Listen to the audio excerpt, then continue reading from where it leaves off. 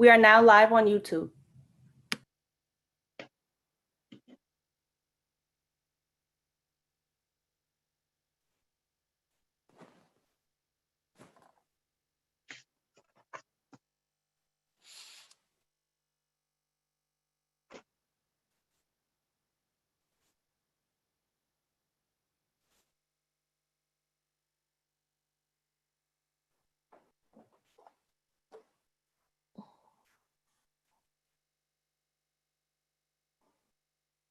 We are live now on the website. All righty, thank you and good morning, everyone, on this snowy day. Pursuant to Section 241 of the New York City Charter, the Queens Borough President is holding this hearing in order to establish our borough's priorities with regards to the mayor's fiscal year 2022 preliminary budget released on January 14, 2021. We are joined today by Council Members Grodenchik and Adams. Hey, good morning to you. The preliminary budget proposes a $92.28 billion financial plan. This is an increase of $4.9 billion compared to the fiscal year 2021 adopted budget, which was $88.19 billion, 8819B. This budget is expected to collect $62.19 billion in tax revenue, an increase of 6.5% from the current fiscal year. Property taxes account for $29.37 billion of this tax revenue, a decrease of 4.3% from the current fiscal year. This budget also anticipates $902 million more in revenue from the state and $294 million less in revenue from the federal government. This is a conservative prediction of federal funds and does not take into account the new administration, which of course is the Biden administration. When looking at several key agencies, we see that compared to the fiscal year 2021 adopted budget, the Department of Social Services is funded $658.2 million more, including a $22.7 million increase to public assistance programs, but also including a $732,000 decrease to food assistance programs and a decrease of $25.4 million to legal services. The Department of Education is funded $921.2 million more. The Department for the Aging is funded $28.8 million less than last year, including a $29.8 million cut to social services, but an increase of $1.9 million for senior centers and meals. The Department of Youth decreased by $47.4 million, mostly coming from items like adult literacy and Beacon community centers.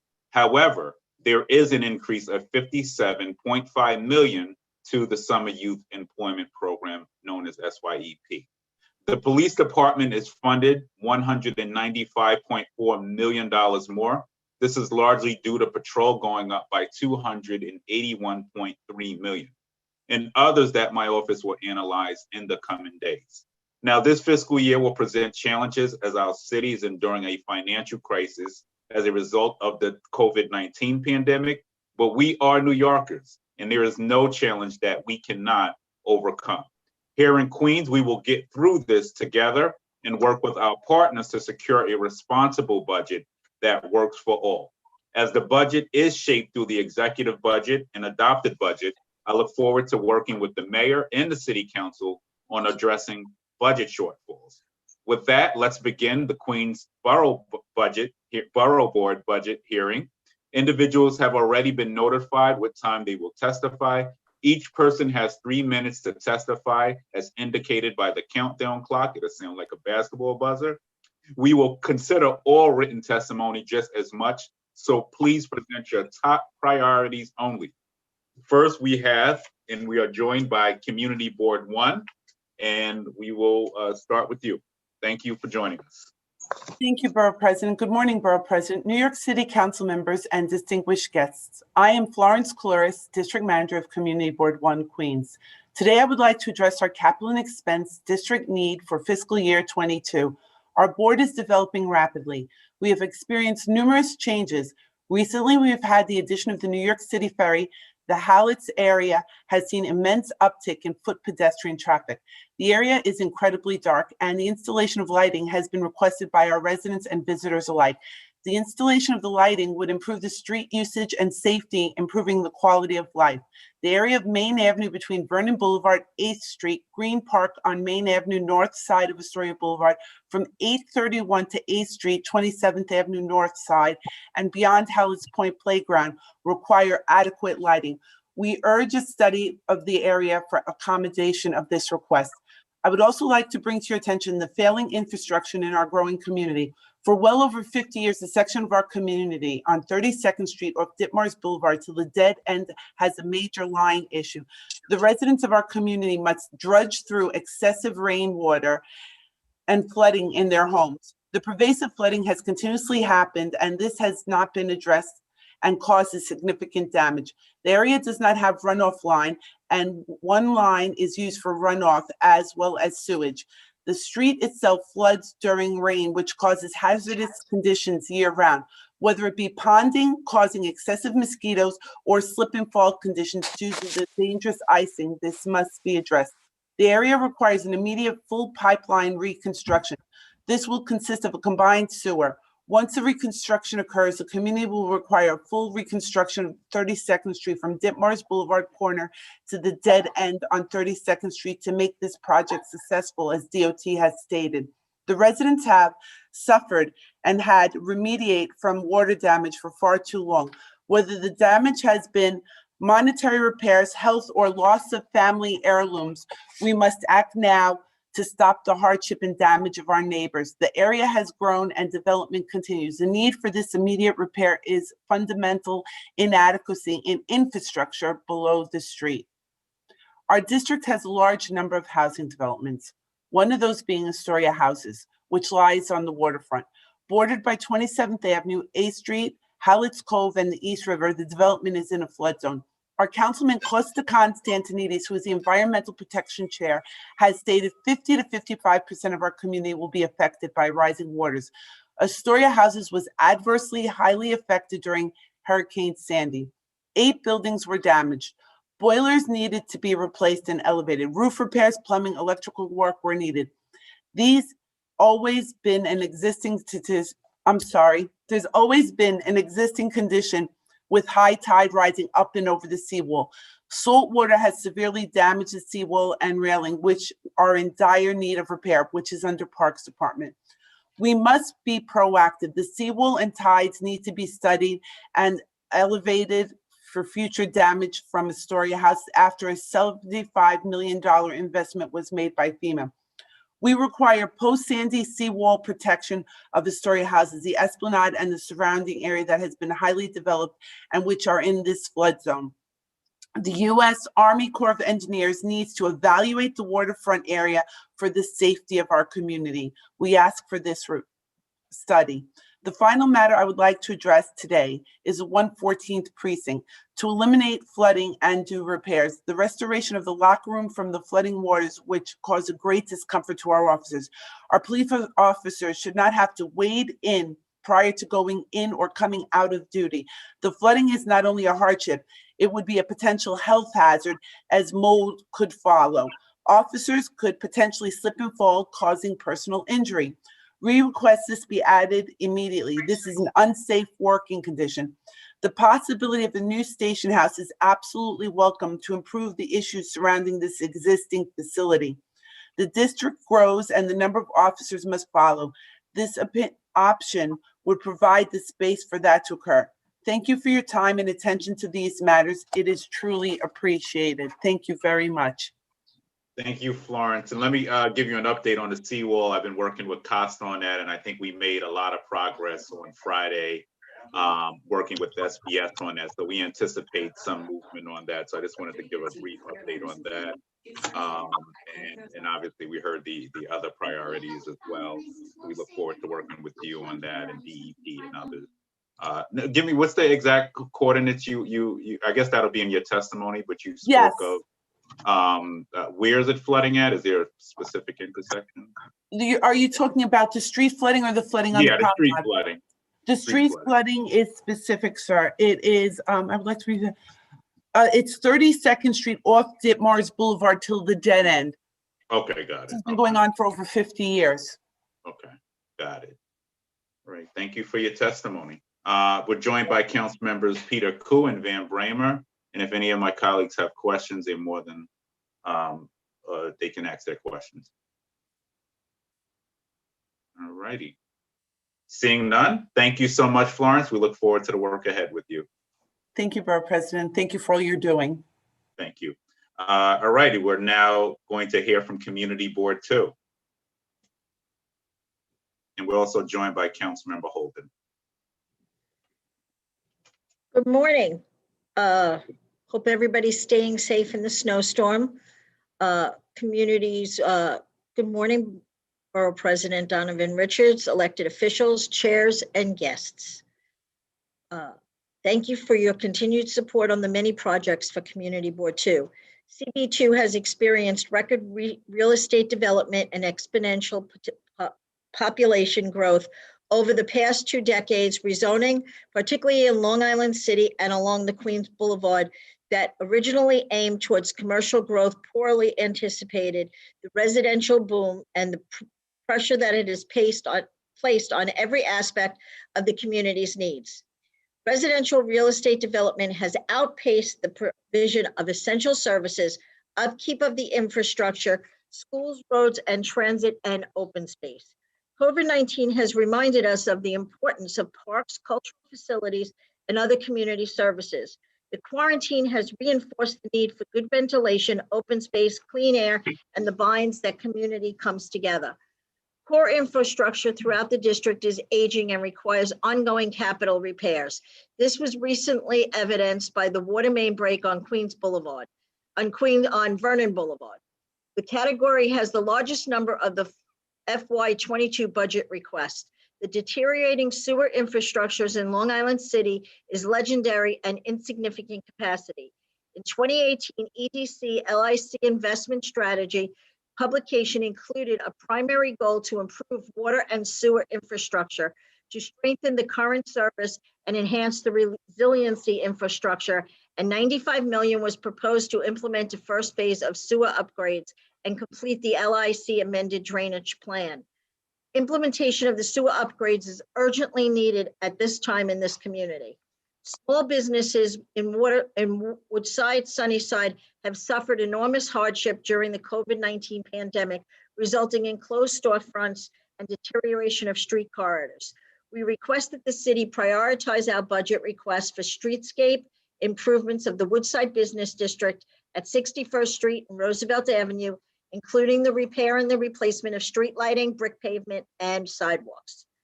Parks. The residents of Blissville community have been seeking to work with the city to identify recreational park space for many years.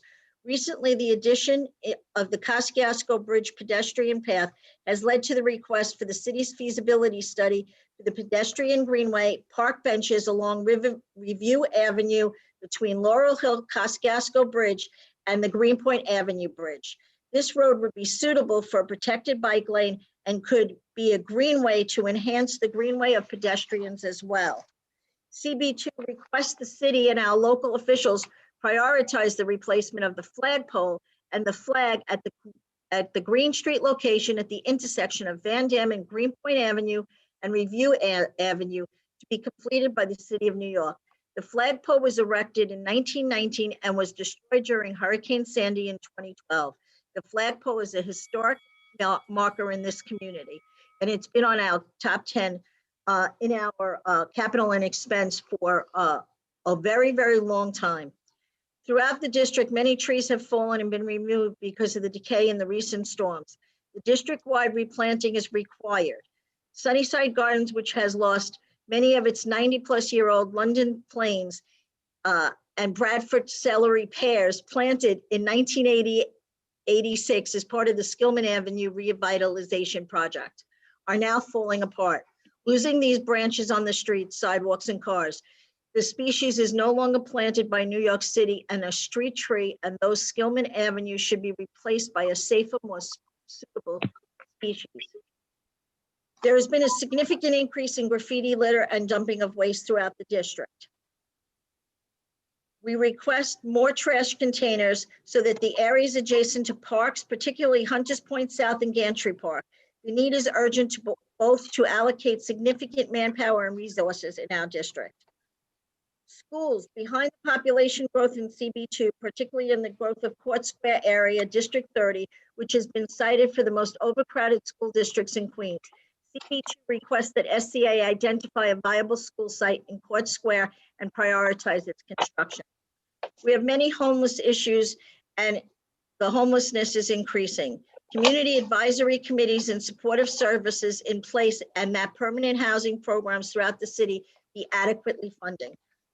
Healthcare, we are requesting a formal food pantry in CB2. While CB2 understands we're in a pandemic, the city is facing significant budget cuts. The decrease in the board's budget for 2022 would hinder the ability to move forward with supporting the community with better and new technology upgrades and changes. We are in need of the information to get out to the public. With the looming cuts, we will not be suitable to upgrade our technology and it will hinder to provide adequate services. We request your support at the community board to restore the budget cut funding so that we may be productive in our charter mandated services. Community board 2 will work closely with the borough president and your staff on many continuing projects. We thank you and thank everyone for your support, as well as community board 2 supports the waterfront upgrade and issues that were just stated by community board 1 as well. Thank you. Thank you so much, Debbie. And let me also just, before we go, if there are any questions from my colleagues, let me recognize we're joined by the chairs of both three chairs, CB1, 2, and 10. We're joined by Marie Tarniali, Lisa Deller from CB2, chair of CB2, and Betty Brayton, CB10. Just wanted to acknowledge them. And if our colleagues have any questions, you're more than welcome to ask Debbie, but thank you, Debbie. I look forward to following up on many of these issues. I just want to, if it's all right with you, raise one issue. Yes, sir. Please go. So Debbie is right. The issue around the flagpole is mind numbing, that DOT and Parks would not agree with the community and us to rebuild a flagpole honoring war veterans. So Debbie, I think all of us are in agreement that that level of bureaucratic, cognitive dissonance is just insane. So hopefully we can all work together to erect that flagpole for Blissville and honor veterans once again. And there are many issues you cite. There's certainly a need for so many of the things that you talk about. And I know we'll all continue to work towards making sure that we get the responses that the people deserve, and the few other things you mentioned there. But the flagpole is one that is particularly egregious and just nonsensical. And I know Lisa Deller has been on those calls and is equally flummoxed by the bureaucracy involved there, but it has to be done and it will get done. Thank you, Councilmember Van Bramer. And let me add, we had a very similar issue. Actually, we had a flagpole and very similar. We have a Veterans Triangle in Laurelton where we were going back and forth with DOT and Parks for like 3 years. It finally got done, but it was the most absurd thing that I couldn't understand why it was so hard to get a flagpole done at a DOT site. I just couldn't understand it. So we look forward and we'll share whatever advice we have on how we got it done as we move forward as well. But bureaucracy at its worst. But thank you for that, Councilmember Van Bramer. Thank you for allowing me to testify. Yeah. All right, great. We're gonna go to Community Board 3 now.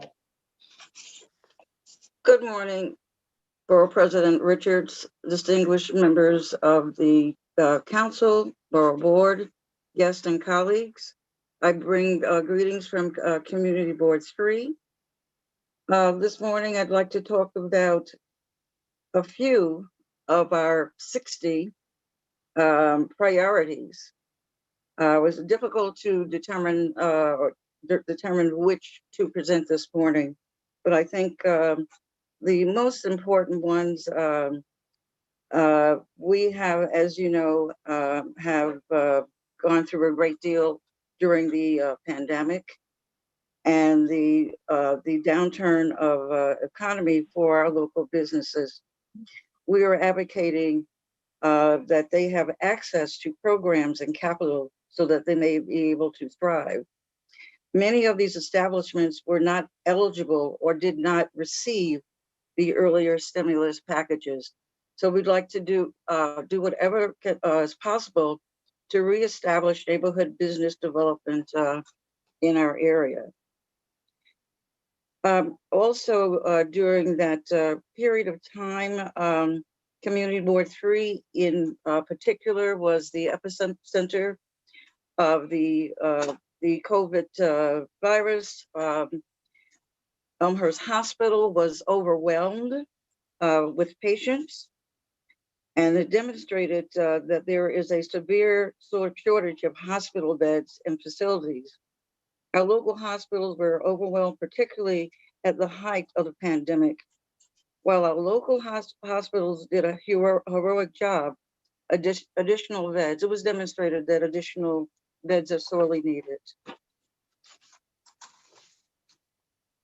I'd like to now talk about longstanding issues that have prevailed for many years, and we would like to see some resolution to this issue. Starting with the upgrade of streetlights at on Roosevelt Avenue from 72nd to 114th Street. Residents, including the NYPD, are concerned about the unsafe conditions caused by insufficient lighting along Roosevelt Avenue. The lights are directed towards the street, leaving the sidewalks dark. DOT reported last year that the problem would be resolved. We still wait for that resolution. Also important to us is the cleanup of Flushing Bay and the upgrade of the promenade. While there are plans for the development of Willets Point and the construction of the air train, there has been little discussion about the cleanup of Flushing Bay. The Army Corps of Engineers recommends that the construction of additional CSO holding tanks and regular dredging would be in order. Guardians of the Bay and river keepers have stated that chlorinating the water is not a viable solution for the cleanup of the bay. Also, consideration has not been given to the much needed repairs to ramps, railing, fencing, and its decorative pavers that are currently raised in our potential hazards located along the promenade. Further, former restrooms that are currently being used for storage should be reinstated and repurposed. There is no laboratory facilities along that stretch. Include these upgrades in the current plans for the construction of the air train. Another long-standing project where there has been little movement is the expansion of the Jackson Heights Regional Library. We have been requesting that expansion because it is one of our most heaviest utilized facilities within the district. We're looking to address the overcrowding at this facility, particularly the Children's Center. Consideration should be given to creating an annex that would be located near the existing site. Keep the current funding in place and provide additional dollars to get this over 20-year project off the ground. Also, we are requesting, with your assistance, additional funding to provide essential sanitary services to our area. Increase litter basket collections, more frequent residential refuse recycling collections, and MILP services. We have a number of other items, but I'd also like to bring to your attention that our seniors and our young people are in need of services, jobs, and programming. And we would appreciate any assistance that you're able to provide in that area, particularly during these critical times. And lastly, community boards. We hope that you will support our request to restore the funds that were removed from our operational budgets, nearly $12,000. These monies will not have any impact on the overall deficit. The cuts, however, do make a significant difference in the operation of community board offices and the services that we provide. I want to thank you this morning for providing this opportunity to speak to you about the concerns and needs of Community Board 3. Thank you. Thank you so much for your testimony. And let me just also add that we rolled out one of the small business grants program, Queens Small Business Grants Program, which I really urge everybody to get their businesses to apply. And I know it's out there just this week, and we've seen a significant amount of businesses actually in your area receive up to $20,000 in grant money. So we want to make sure that that money is being spent. And actually, your community board is actually one of the priority community boards because of the pandemic and how it impacted our community. So there were certain zip codes that we certainly made sure were prioritized as we move forward. But it was actually great to hear from small business owners about receiving that check and how helpful it has been in keeping them afloat during this time. And then I don't have to talk about Elmhurst Hospital. That is a big priority. We are pushing, hospitals period in Queens, but definitely the need for more capital, the need for more hospital beds in the borough, being that we were the epicenter, and then many of the other things that you spoke of, we look forward to following up on. And let me just add, we will certainly be fighting tooth and nail to make sure there's a restoration to our community boards budgets. And we're hoping that, we'll see some state aid, being that we now have a change in the presidential administration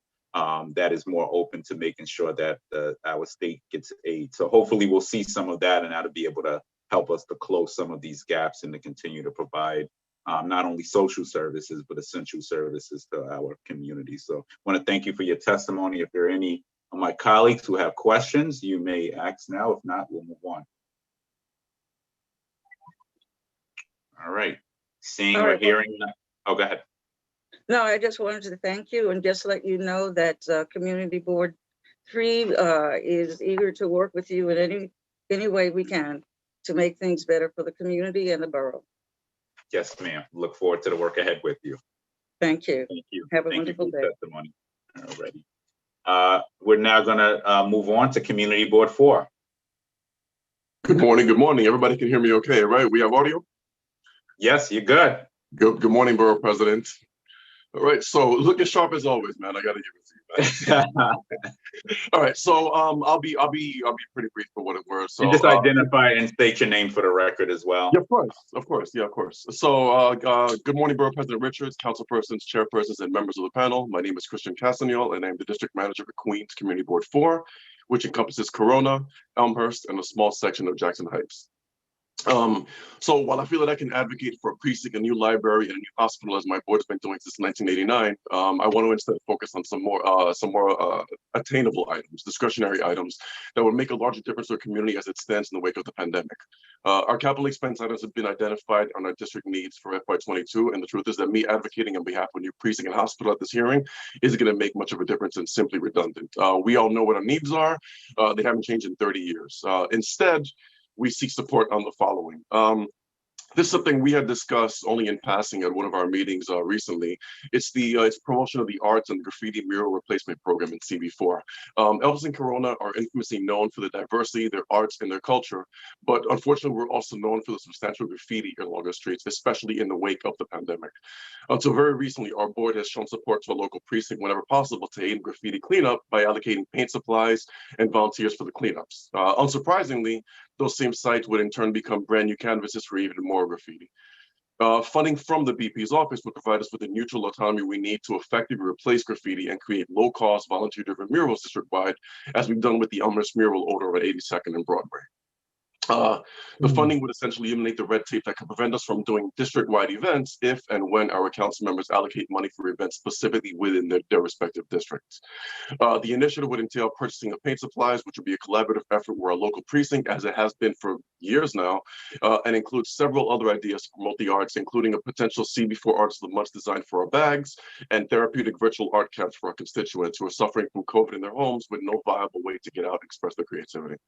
Another item, again, very discretionary. It's in previous years, when the council generously allocated $40,000 to all the boards, we managed to purchase office furniture, supplies, software, with approximately 1/4 or so of the money used for swag, such as canvas bags, stationery, to be given out at community events that are co-sponsored by our elected officials. As such, president funding yet again be allocated to allow us to repurchase these items for the year. Excuse me, sorry about that. I think you muted yourself. For the year to come, as many of our items not outdated, such as our informational brochures, for example. These have to be printed on a year-to-year, month-to-month basis, and we just don't have the funding for that. We will also be using the funding to allocate any supplies and giveaways for community events, should there be any, of which we normally hold maybe 5 or 6 per year. On another item, our youth fair and our youth-related events. There's one thing that I take very seriously within my district is the youth. Since I came on, I try to be a champion for our youth, and as such, me along with some of our board members devised our youth fair that for second set of years has been provided resources, prizes, entertainment for close to 1,000 youth and their families. While we did not hold a youth fair in 2020 due to the pandemic, we're of course requesting support from our respective council members to provide us with funding for potential youth fair and or general youth-related events within the district. And finally, I'm going to stand by all my colleagues in government who have discussed this so far. It's the program Simulating the Gap and how it affects community boards. Community boards, like many other agencies, are seeing cuts to our budget via the PEGs. While not necessarily a budget item, we are in fact requesting support and general awareness from the panel to follow in the footsteps of our council member, council member where I live, Robert Holden, in advocating against such cuts, as community boards have not seen budgetary increases in decades and are infamously known for being grossly understaffed and underfunded. We ask that the panel emphasize to the mayor's office and OMB that these cuts be reconsidered, as they would devastate local municipalities operating on a shoestring budget over what would be negligible returns in the bigger picture. Letters have already been sent to both our council members, both Moya and Drum, where we mentioned that any further PEGs community boards will do little but impede on already stifled volunteer-driven agency. And off the testimony, for what it's worth, I'm not by any means dismissing the fact that we have several capital requests, because we do, and we do have several expense. But again, the redundancy on something like that, where we may not get these things within this coming year, I'd rather just focus on items that are sustainable. And for that, I want to thank you guys so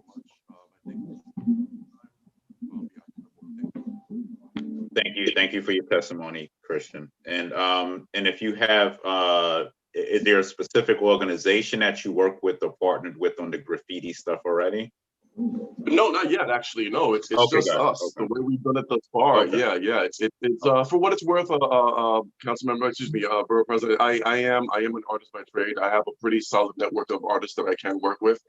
And again, when we just did our recent arch, our last mural, it was done via a public voting system. We would just put it out there saying that we're willing to paint graffiti throughout the district. If you can identify a location, the community board office would provide the supplies, and we allow the public to actually vote on which piece they like the most. That being said, I know for a fact that we can get a lot more out there because the artists are out there, and it actually picked up a lot of steam. Not to reference, another district, but we have the very high potential to create a brand new 5 points right within the wake of Elmhurst, and I know for a fact that I can champion that if it came down to that.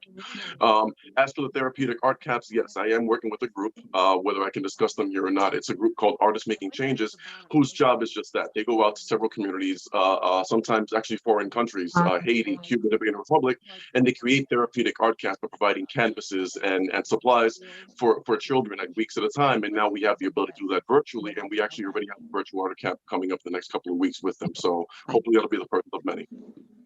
Thank you. Any questions from my colleague? Christian? Yeah. All right. Seeing none, thank you so much for your testimony. We look forward to the work ahead with you. Thank you, sir. We will now move on to Community Board 5. Good morning. Can you hear me? Yes. Good morning, Gary. Good morning, Borough President Richards, council members, and community board chairpersons. My name's Gary Giordano, and I'm the district manager of Community Board 5 in Queens. And, you know, before, I didn't mention it in my testimony, and shame on me to an extent, but the tragedy that so many people have gone through with regard to the COVID virus and all the difficulties that have stemmed from this, both personal and many of them tragic, like I say, and budgetarily putting our city and our country in a real bind.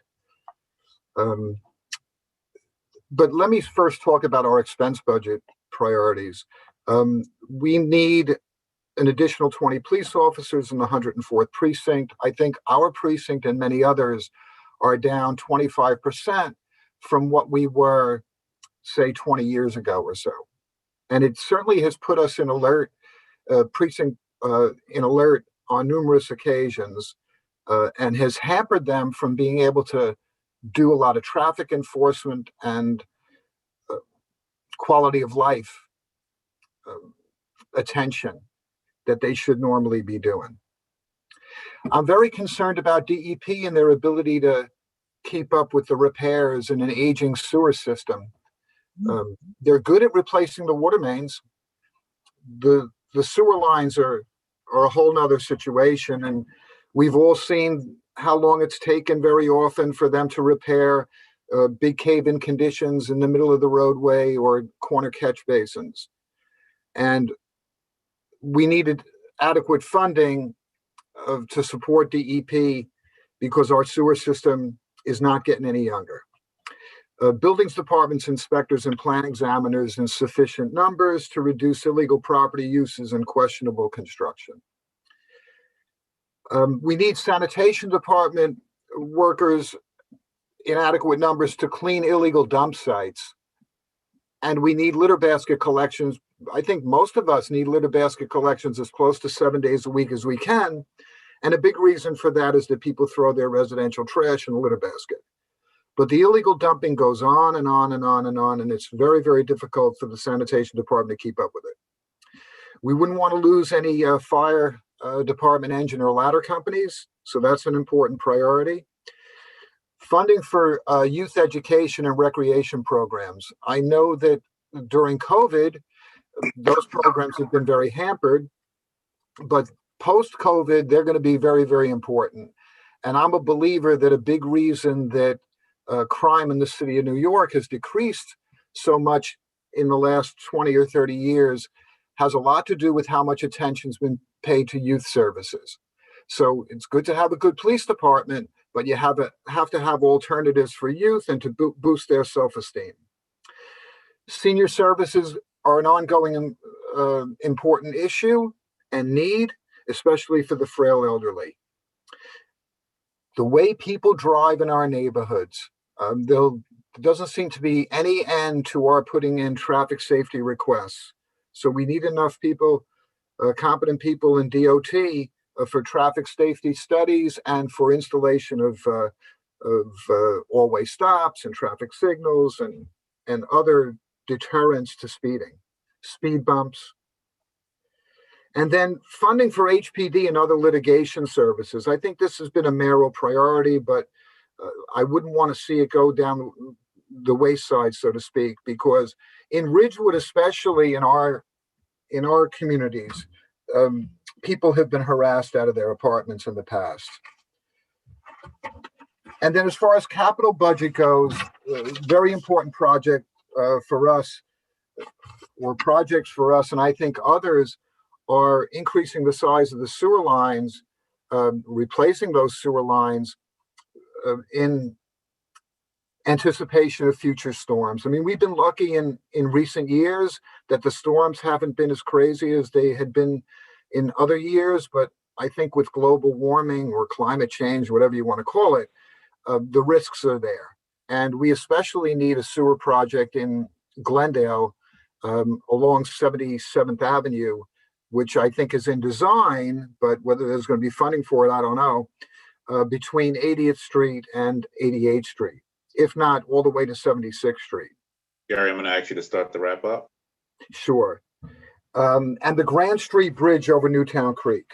An important priority for us. It links us with Brooklyn, and there's a lot of traffic over that bridge.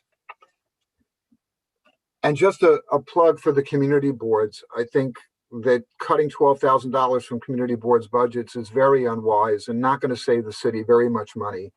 And our budgets have not been increased in recent years like the budgets of a lot of other city agencies. So most of us have been operating on 3 full-timers and a part-timer at best to serve. Most of us have 170,000 constituents and more. So I thank you for the opportunity, and I wish you all good health, and be careful shoveling today. Thank you. Thank you, Gary. Thank you for your priorities. We look forward to the work ahead. I don't know if Councilmember Holden has anything he wants to add. Any members? Okay. All right, seeing none, we'll move on. Thank you so much, Gary. Enjoy your day. All righty, we're going to move on to Community Board 6. We're going to try to ask everybody to stay within the 3-minute mark. We have over nearly 200 people who are going to testify. We want to try to make this, get everybody in so we can close out before midnight tonight. So thank you all for your testimony. All right, Community Board 6 here. Good morning. Yes, Borough President, I am here. All righty. Okay, just give me 1 second to get, okay, here we go. Again, congratulations on leading the way for us. We really do appreciate it. Community Board 6, I'll jump right into testimony.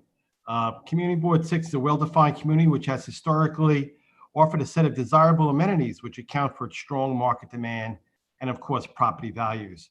We would like to continue to build on our success. Every year, Community Board 6 comes before you to fight for a fair share of services. As you know, these services are vital to maintain the quality of life for the residents of this district. We must, as you know, Mr. Borough President, we must maintain and restore these essential services. Community Board 6 requests support for all our budget items. However, this year it's especially crucial due to the increase in development. Development means more people in the area of Rego Park and throughout CB6. Our infrastructure is choking, and alternative transportation systems are desperately needed. For this reason, we must continue to fight for our city services. It's important to understand that Community Board 6 has a clear priority, the Rego Park, which was funded, by the way, our library was funded many previous fiscal years ago. And it upsets me to see in this week's papers, Richmond Hill Library going ahead and Astoria Library going ahead. Specifically, we request as our #1 priority, the Rego Park Library. Adequate space for library services in the community while under construction takes place. That's very important. We really don't want to hear that there was not enough funding put aside for these services. The Rego Park branch of the library services a large growing population utilizing all the services that the library offers in these pandemic times. By the way, we all know that libraries are the heart of the community, a resource of essential growth for all ages. Look, Mr. Borough President, we appreciate the support that we have received from our council member, our mayor, our borough president. However, CB6 has been waiting, catch this, since 1993 to secure this funding. And to wait until 2024 to see this library built is totally ridiculous. The Rego Park Library ranks in the top 10 in circulation and has on its busy day an average gate close to 750 people. This situation has become worse over the years. 6 is committed to getting something accomplished at this location to better serve our children and our seniors. We understand our project is before the DDC. I'm still waiting to see something. And we encourage our elected officials and Queens Library officials to vigorously push this through. We urge you to support and take this super seriously. Yeah, we do have other capital expense priorities, but this, since 1993, it's unbelievable. No jokes this year. I know you guys are pressed for time. All right, be well, enjoy the snow. Thank you. Is the project in design? They tell me it is. We haven't seen anything. At this point, I don't know. I know that they asked me for $1 million more, and I spoke to Councilmember Kozowitz about it. and she seems to be on it. So we'll see where that goes. Got it. We did fund the whole thing, Mr. Borough President. So Okay. I don't know. So it's fully funded. Okay. So Yes. that's the most important thing. So we just Yeah. got to figure out where they're at in design. We've heard All that right, since awesome. 1993, though. And then they'll come back and ask for more money. Not that Queens Library is on. We just did Far Rockaway. So. All righty. Thank you. Any of my colleagues have any questions, comments, or concerns? I was just going to chime in. I'm sorry, I didn't raise my hand. I just wanted to let Frank know. Hi, Frank. You know, hi. I was a member of the Queens Public Library for a couple of years, and you know that fight even went to the Board of Trustees. It came to us. I'm sure you know that. Yeah. And just to hear the warbling back and forth over why it couldn't be done, and DDC, and you know all of the different push and pull to this day, even as a former member of the Board of Trustees of the library, I'm still baffled why that project has been sitting there since 1993. I'm baffled along with you. So if this is the year that that code can finally be cracked, you know, I'm going to come out and throw the confetti with you. Yeah.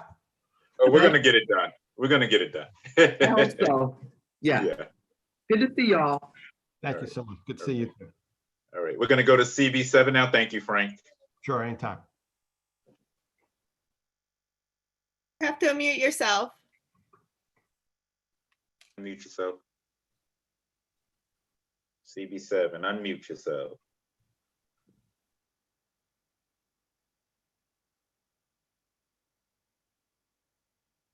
CB7, unmute yourself.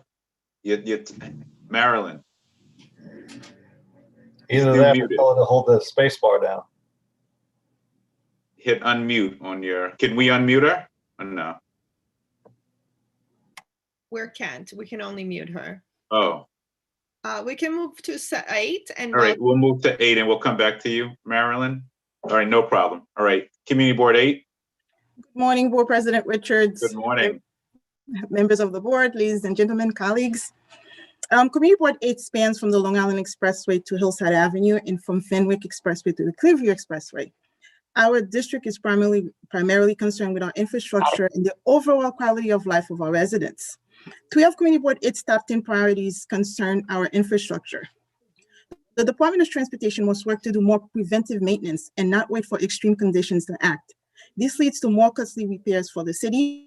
To this end, we ask for the increase of asphalt allocation for road repair.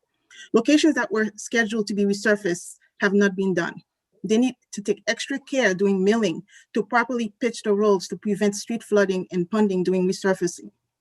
Additionally, there are several bus paths in Hollis and Fresh Meadows that were scheduled to be repaired this current fiscal year.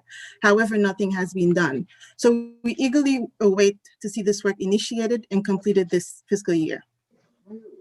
We have asked for sidewalk installation in locations abutting city-owned properties and concrete medians. The city's answer that sidewalks are the responsibility of the property owner was unresponsive. The city is responsible for the installation and repair at these locations, and they must do the work. When the Briarwood Family Shelter was built years ago, it was deemed a model shelter. This model shelter has no air conditioning. Although Community Board 8 has been advocating for it for over a decade. While the staff at the homeless shelter get to work in a cool environment, those homeless families are only allowed to use a cooling room during the day. At night, they must go back to their rooms and sleep in the heat with their children. The city must do better for our homeless families. During the pandemic, filings for new building and alteration applications somewhat decreased. Unfortunately, we continue to receive many illegal conversion complaints. Complaints filed by community boards are more likely to be substantiated than those initiated directly by 311 by the public.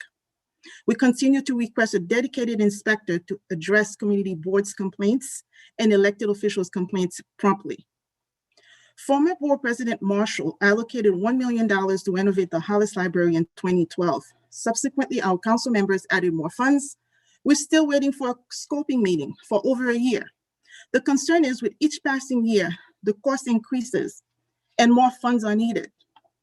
I also advocate for the Briarwood community that has been waiting for improvements to the Briarwood Library. for many years. And we also support an annex at the Queens Hospital Center.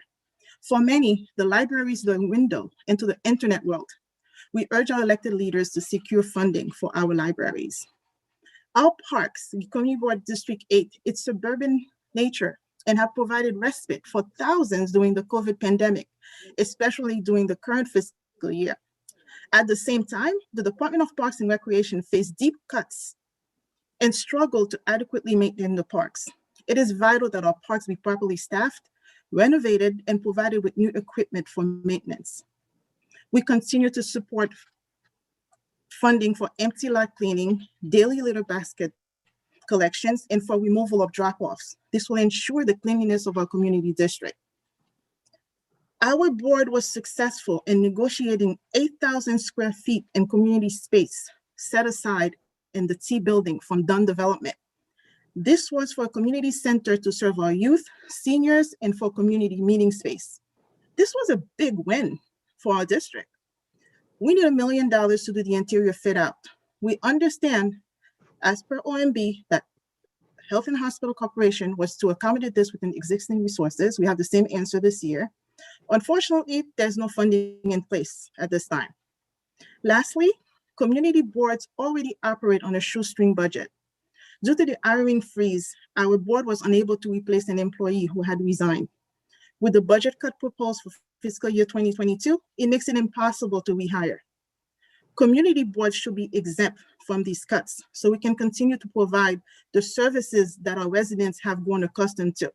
It's just me, the district manager, and 2 full-time staffers at the office to address issues for over 160,000 people. On behalf of the board, I urge you to identify funds for our projects and services for our community. And thank you for your support. Thank you so much for your testimony. Thank you. One of the common things we keep hearing, libraries infrastructure. So we look forward to the work on that and advocating for all of Queens. So thank you for the work you do. Look forward to the work ahead. Any of my colleagues have questions, comments, or concerns for District Manager Marie? All right, seeing none, thank you so much. We'll move on to CB. We'll go back to CB7 now. I also want to say we've been joined by Chair Kenichi Wilson. Thank you for joining us as well. All right, we'll go back to CB7 now. Good morning, everyone. Can you hear me? Yes, I hear you now. Loud and clear. Thank you.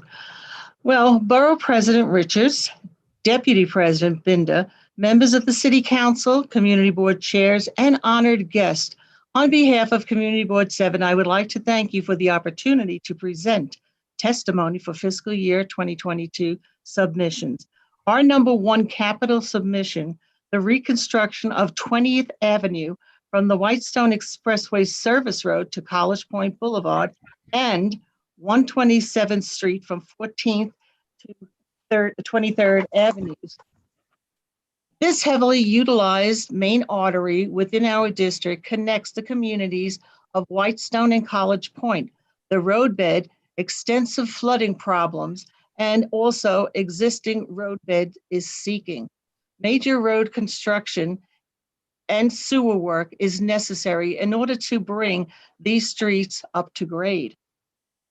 The reconstruction of Willets Point Phase 2 is priority number 4 and has been neglected by the city for too long. It needs total reconstruction, which includes sidewalks, roadbed, sewers, and street lighting. Yet, over the years, the legitimate businesses have paid real estate, sewer, and water taxes without getting any capital reconstruction they so desperately need. They have extensive flooding problems and now extent road impossible.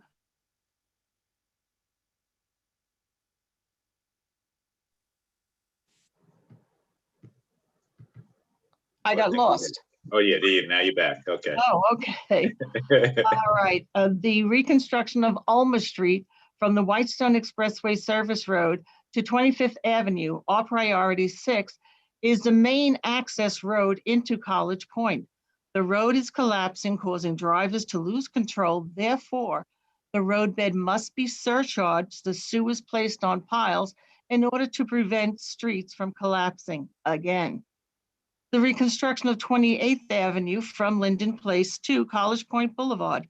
This street is an access road into College Point, as well as the corporate park.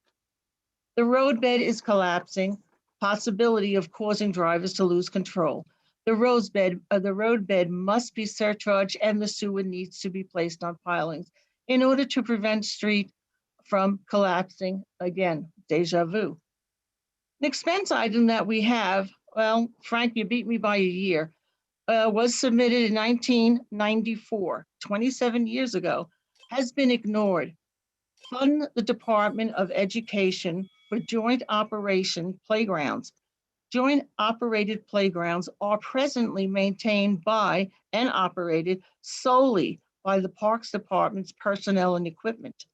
The responsibility must be shared as it implies. The Department of Education must contribute their fair share to this program. This is a matter of safety for children who use these playgrounds. The responsibility, or I should say the response that we received at our register states, and I quote, unable to prioritize funding for this project request at this time. Ignored for 27 years? What a shame.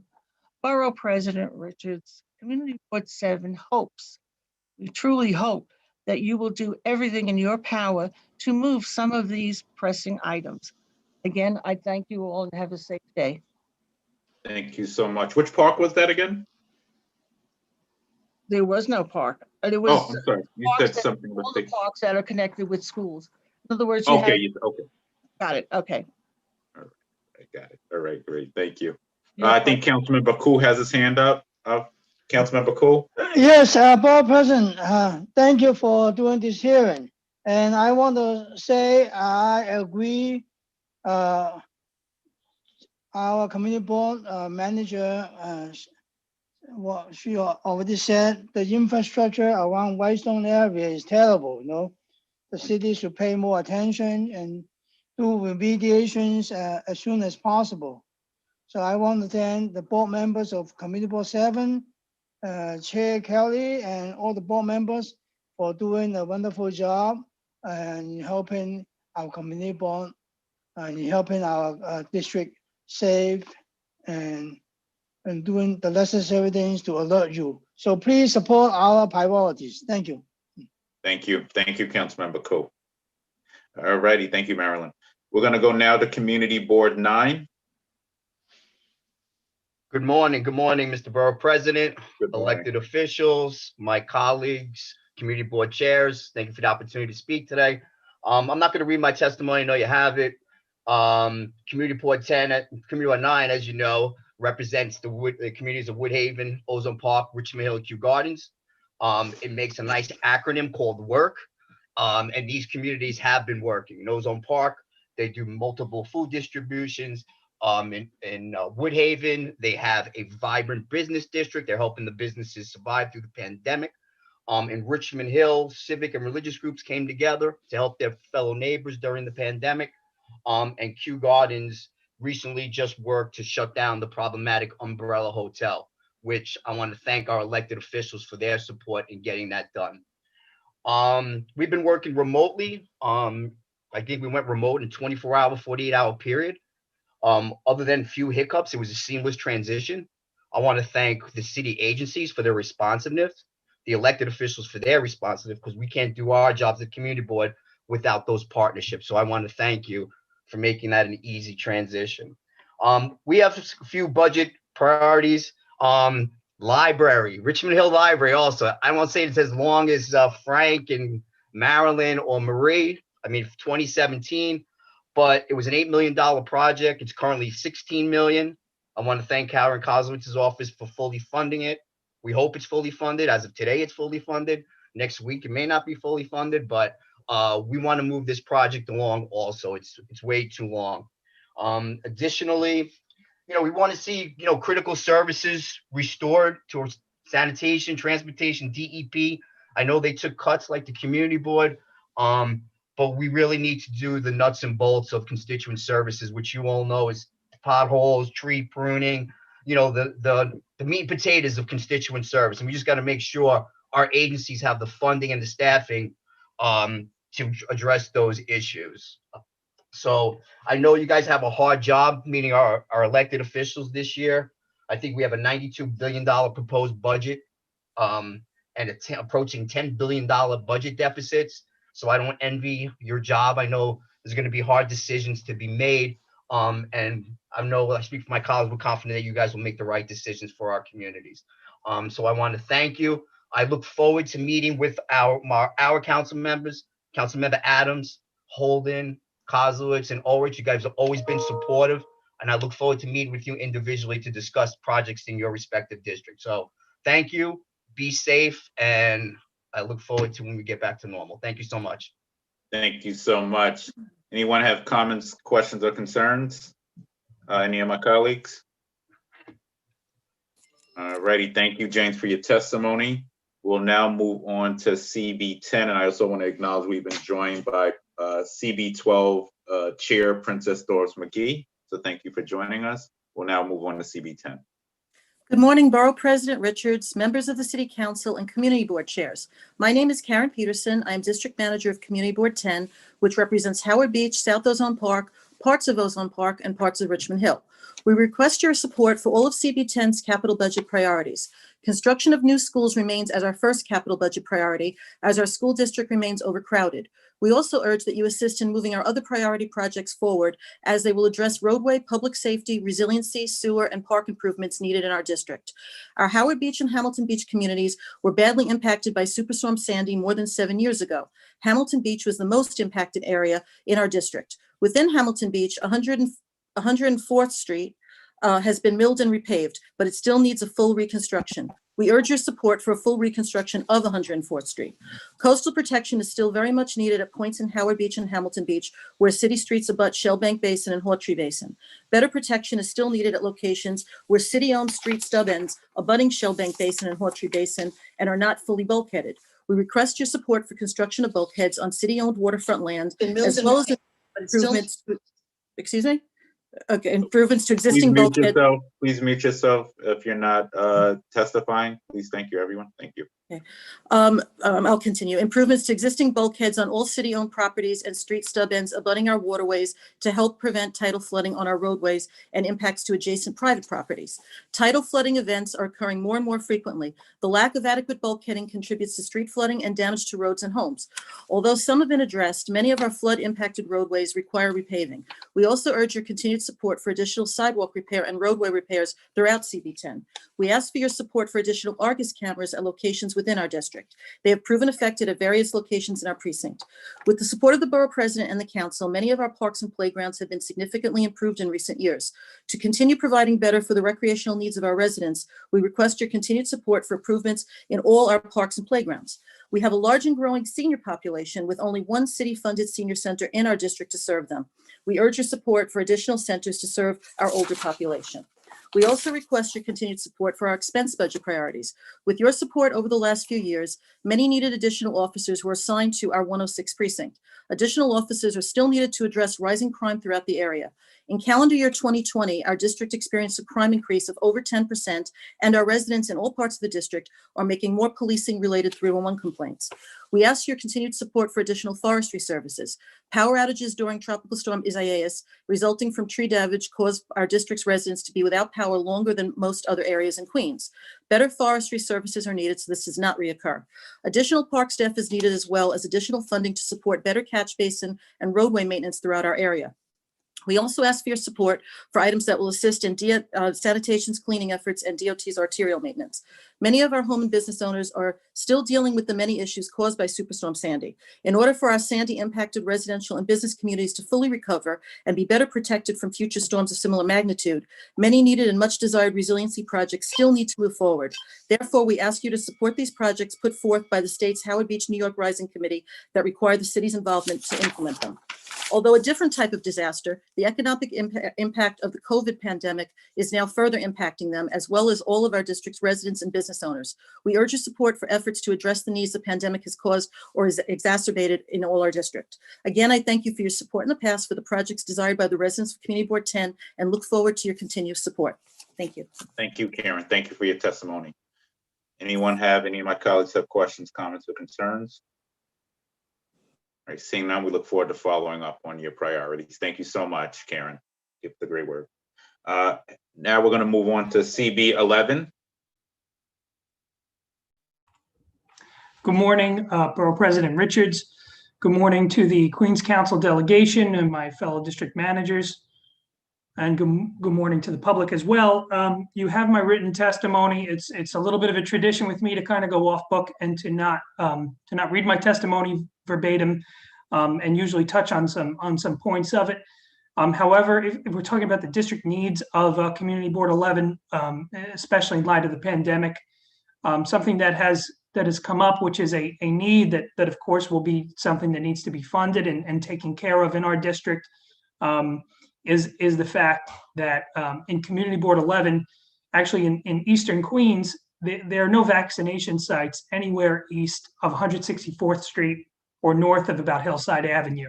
For those of you, hopefully all of us here that are from the borough of Queens, there's about 7 more miles of Queens before the city line ends. So in all of Community Board 11, we don't have a single vaccination site. I understand that vaccine doses coming from the federal government are extremely low. My understanding is that about a week and a half ago, we actually ran out of doses in the city of New York, and appointments were canceled. That being said, we have some of the largest high schools in the borough in Community Board 11. We have Francis Lewis High School, Cardozo High School, we have Bayside High, and there are locations in which we could have vaccine sites, and I believe that it's necessary, and my board believes that it's necessary to make sure that there is some sort of a provision that people that live, essentially in a transportation desert don't have to travel too far to be able to get a vaccine during the midst of the ongoing pandemic. If I have any more time, I'd actually like to also bring up our #1 capital priority, which is the Northern Boulevard Bike Lane Greenway project on Northern Boulevard between 223rd Street and Douglaston Parkway. That project was put up, I believe, 3 or 4 fiscal years ago from now. And, that project used Jersey barriers to create a bicycle lane. Jersey barriers are not permanent infrastructure. Jersey barriers are temporary infrastructure. What we are asking for is a real capital project to turn that temporary fix into a permanent solution, to turn that into a greenway, to make it part of the Joe Michaels Mile, which is an existing park greenway, and to turn into something that'll be beneficial for the community. The rest of my testimony on the capital side and the expense side are in my written comments to you, and I thank you for the time. Thank you so much, Joseph, and look forward to following up on the Greenway and Bike Lane project. So thank you. Thank you. And we obviously are working on the vaccine equity for all of Queens. I'll have to hop off for 5 minutes in a few minutes to talk about that a little bit, but what I would say is that fight is continuing to make sure you should not have to travel more than a mile to get to your nearest vaccination site. So we're gonna work on that and continuing to work on that. We made a little progress with the mayor on it based on the list he released yesterday, but we're still going to be seeking details for Queens and actually how much people have been vaccinated in Queens, in which that information has not necessarily been disseminated that way. So we look forward to the work ahead. I know my colleagues have also been fighting on this front. I don't know if Barry's on or anyone else. Yeah, I'm here, Borough President, and I want to thank you, Joe. We have offered up many sites. We've offered up Queensborough Community College, which has an extremely large parking lot. We've offered up Martin Van Buren High School, the High School for Teaching. The Sam Field Center, which is operated by Common Point, has offered their facility. I did speak to the mayor's office again last night about this. There has been, as the borough president indicated, some small movement, but essentially Eastern Queens, from the top to the bottom, is essentially a vaccination desert. And now is the time, while we have a shortage of vaccines, to make the plans. It should have been done beforehand, but I'm not going to rest until this is done. I spoke on the floor of the council the other day, well, the virtual floor, and mentioned that I knew someone who had to take his mother from North Shore Towers to the Javits Center, which is just absolutely crazy. That's about as far away as you can get from the Javits Center. We need to do better as a city. I know we can do better. So thank you, Borough President. Thank you, Joe, for your advocacy. Thank you. President, can I mention something on that Yes. regard? We had 30 council members send a letter to the mayor to use senior centers for vaccination areas, because most districts have senior centers, and that would be a great idea. They already have refrigerators, they have the space. Some of them have nurses, so we can certainly do this. And I don't know why we haven't received an answer from the mayor yet, but hopefully that will happen.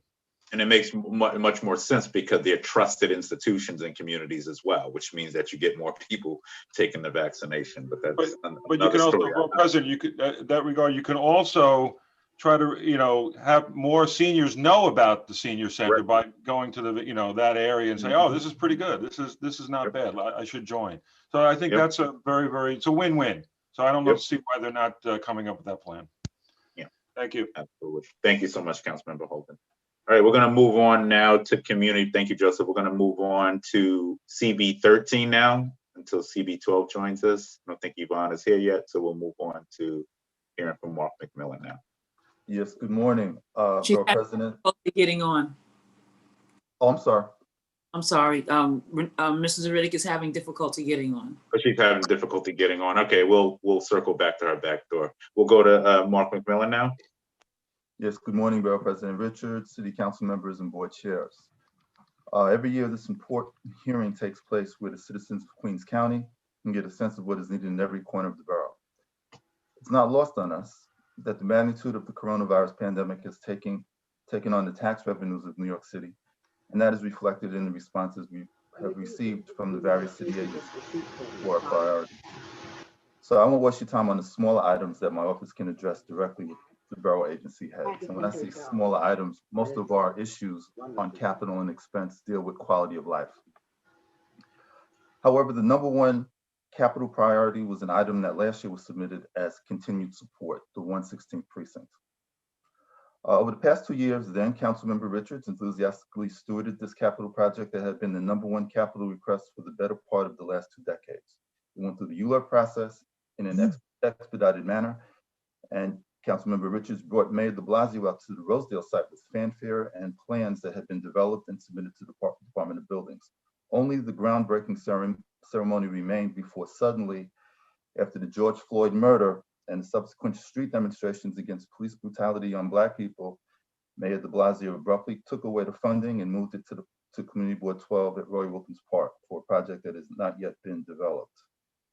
As the largest community board in size in Queens, all of our 15 communities support the building of the 116th precinct. All of the elected officials representing parts of the Community Board 13 support the 116th precinct. Then Councilmember Richards, whose city council office was less than a mile away from the proposed site, enthusiastically supported the building of the 116th precinct. We are looking for the same enthusiastic support from Borough President Richards for the building of the 116th precinct. Our second ask is additional funding for DOT. We're surrounded on 3 sides by highways, and we have major Long Island to Brooklyn or Manhattan commuter traffic. There's a new New York Islanders UBS Arena that's being built just east of our Queens border next to Cambria Heights. And we have a lot of major east-west roadways that transverse the district. Traffic apps and in some instances, clear streets with irresponsible drivers bring numerous requests for traffic mitigations, including stop signs, traffic signals, speed humps, and speed cameras. Each of these requests need a study, a traffic engineer, and if found to be warranted, installation by a DOT crew. The Mayor's Vision Zero program has been helpful, but many of the requests come from residential streets as opposed to main roadways or those near schools, where residents are seriously afraid of serious injury or death because of speeding. We also have in 13 of this district many trees. Each year, the Parks and Recreation through its forestry division has one contract in one of the many areas of our district. However, this one contract isn't enough. And with global warming creating more intense storms, more of our city trees get damaged. Utilities companies come out and prune them, but we still need to have more branches that are trimmed because they lean precariously over cars, sidewalks, and homes. They simply don't have enough money to hire the necessary amount of contracts to address the problems that we have in our district. Finally, Borough President and members of the Queens delegation, we got cut this year in our community board budgets, and I know the other district managers spoke about that. The amount of money that you take out of our budgets in the overall scheme of things in the $82+ billion budget is not even negligible. I don't even know how many zeros would come after the decimal point. We're asking for your support to just reallocate the money that we had in our FY21 budget, and we'll be able to make it through as we deal with this pandemic. Borough President Richards, I know it's a little hard on you in the testimony, but you know our community, you know how important that is, that 116th precinct is to our community. And I've been pushed real hard to make sure that that's put out there, because everybody from Floral Park to Rosedale wants that precinct built. So I thank you for your attention and your support on this matter. Thank you. Well, you shouldn't be hard on me, be hard on the mayor. That's the person you got to be hard on. But there were some positive conversations, and we'll see where that goes. The congressman, I've spoken to the mayor. So, sometimes politics plays into things. And unfortunately, during that period, there was a lot of politics played on this issue, and we're not happy about it. But we're gonna continue to do what we've done, speak up in support of it, and we'll see what the mayor does. So want to thank you, and we look forward to continuing to work with CB13 and on all of their specific initiatives and capital requests. So thank you. Thank you. All righty. I also, Borough President, if I could just say, I just want to thank you, your time in the council. No one was a bigger supporter of the 116 precinct. And I know we've had several conversations since the budget passed, before the budget passed, during the budget passage. So I know that you'll continue to be a strong supporter. All the communities of Eastern Queens want that done to make police services fairer and more equitable up and down the spine of Eastern Queens, and to make them more practical as well. So thank you for your support. Thank you, Mark, for being such a strong advocate for that. Everything that Barry said. Thank you, Miss Adrian. Thank you. All right, we're gonna go to now. I don't know if Yvonne has joined us yet. Not All right, yet. she can't get on. Okay. All right, so we'll move on to CB14 now. Good morning. I'd like to welcome our new councilman, Donovan Richards. Donovan and I have worked together for over a decade, recently as a council member, and before that when he was staff of the council member. And I will tell everyone that he is earnest and hardworking, and he's a guy that you never wonder where he is on something, and he will agree to disagree with you, but it is a pleasure working with him. So congratulations, and quite frankly, good luck with this, because you're going to need it, because you got some tough times. So I was going to dress up as the My Pillow guy. I was going to shave my beard and keep my mustache, but Saturday Night Live ruined that for me, so I'll just go as me, I guess. I just, a few things, I'm not going to read my testimony. So last year at the budget hearing, we had a number of very large scale development projects that were in the throes of being approved by the city process. And we had asked that a full new EIS be done in the Auburn East area. And before that, we had downtown Far Rockaway and another project. So we're looking at about 10,000 units of affordable housing. And quite frankly, the last full study for those projects was done almost 2 decades ago. And a lot has changed. Sandy has occurred, the economy has changed.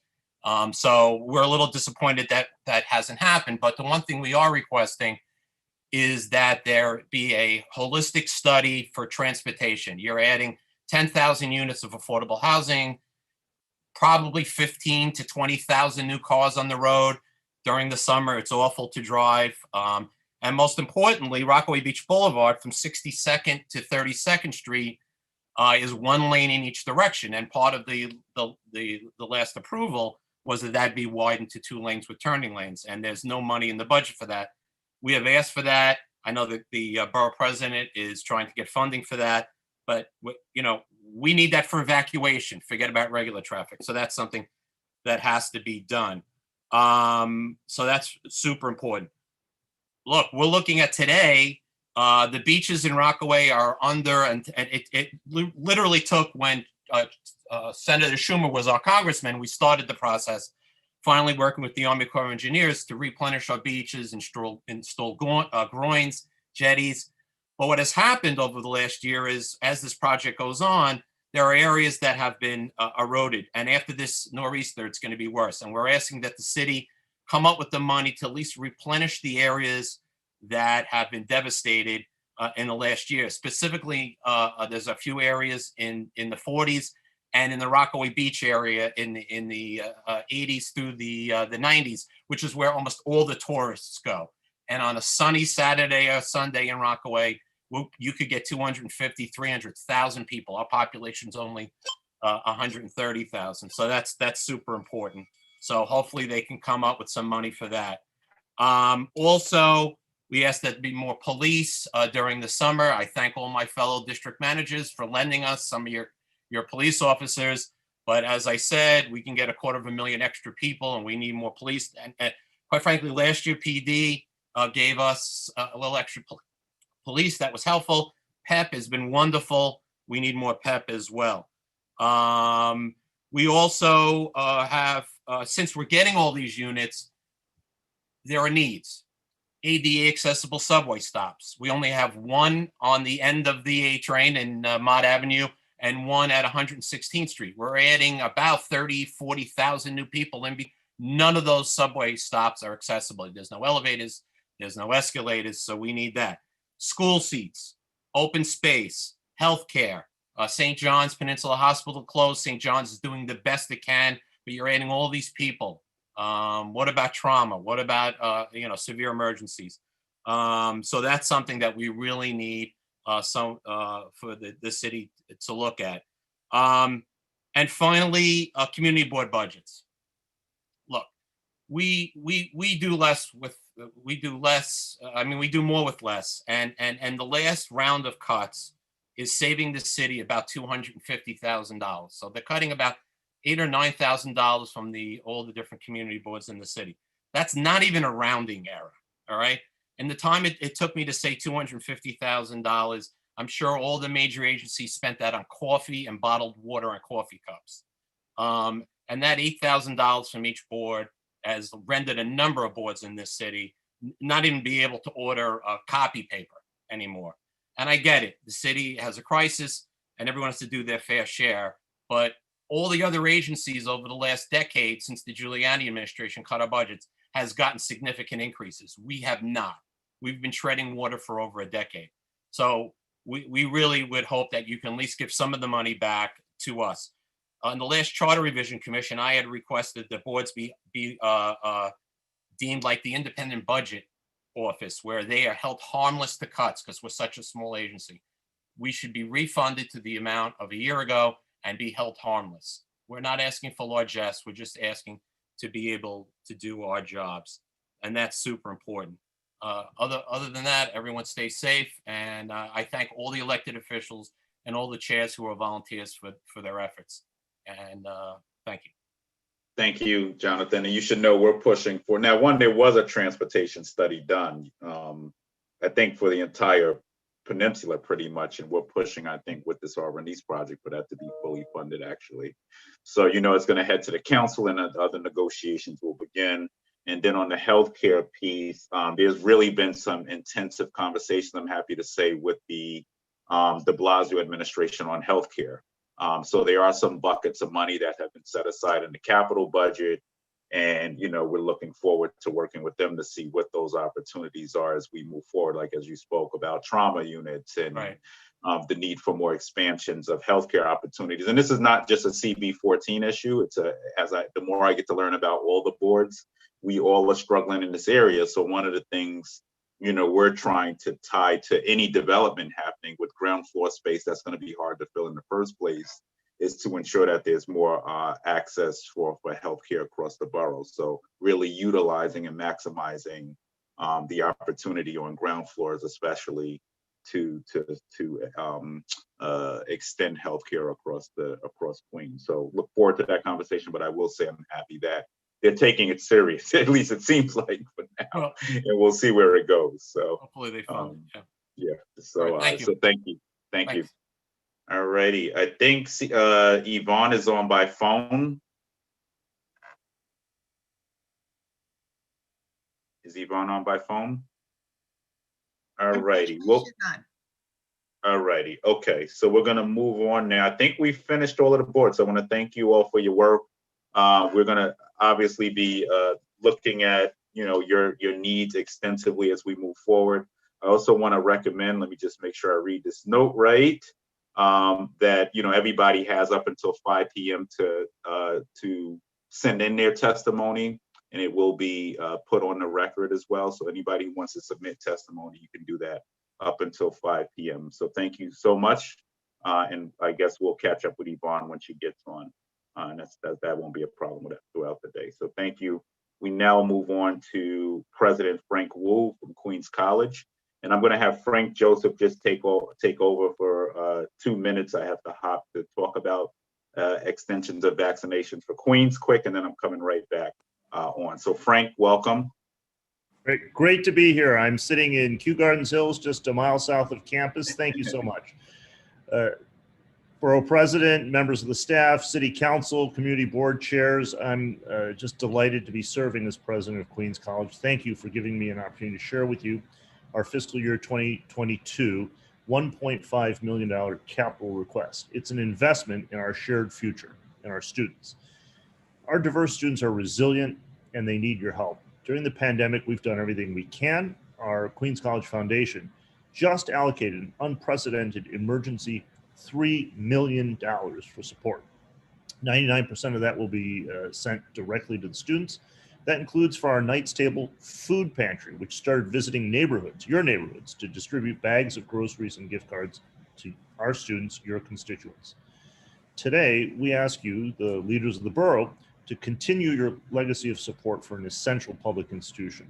We provide high quality, affordable education to talented students from all walks of life, all backgrounds, fulfilling our motto, we learn so that we may serve. Among them are Congressman Adriano Espiat, who entered Queens College through the Percy E. Sutton SEEK program as an undocumented immigrant before we even had the term Dreamers, and Assemblymember Khalil Anderson, dedicated community activist elected to represent us in Albany last year. We're the alma mater of staffers in the Queens Borough President's office, Vicky Morales Casea, Monica Gutierrez, and as of this Monday, the new budget director, Amanda Menicini. Past support has just made such a tremendous difference. It's allowed us to renovate the Benjamin S. Rosenthal Library, the Colden Auditorium, which is a space that is a wonderful performing arts venue you likely know well, and science labs. These have transformed the campus and given our students what they need. The borough president spoke at our recent Martin Luther King program and declared his appreciation. Today, we come to all of you to ask for your help to fully fund the complete renovation of our Food and Science Management Laboratory, the Food and Science Management Lab, 2,000 square foot kitchen and teaching lab. All the other CUNY campuses elsewhere have updated their instructional food labs.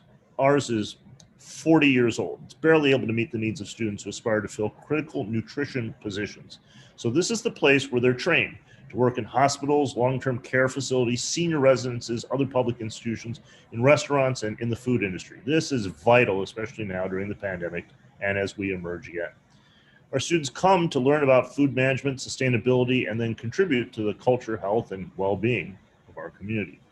The nutrition and dietetics major, that's what this supports. It equips the students to go into specializations in those fields. It's a service profession, it's growing.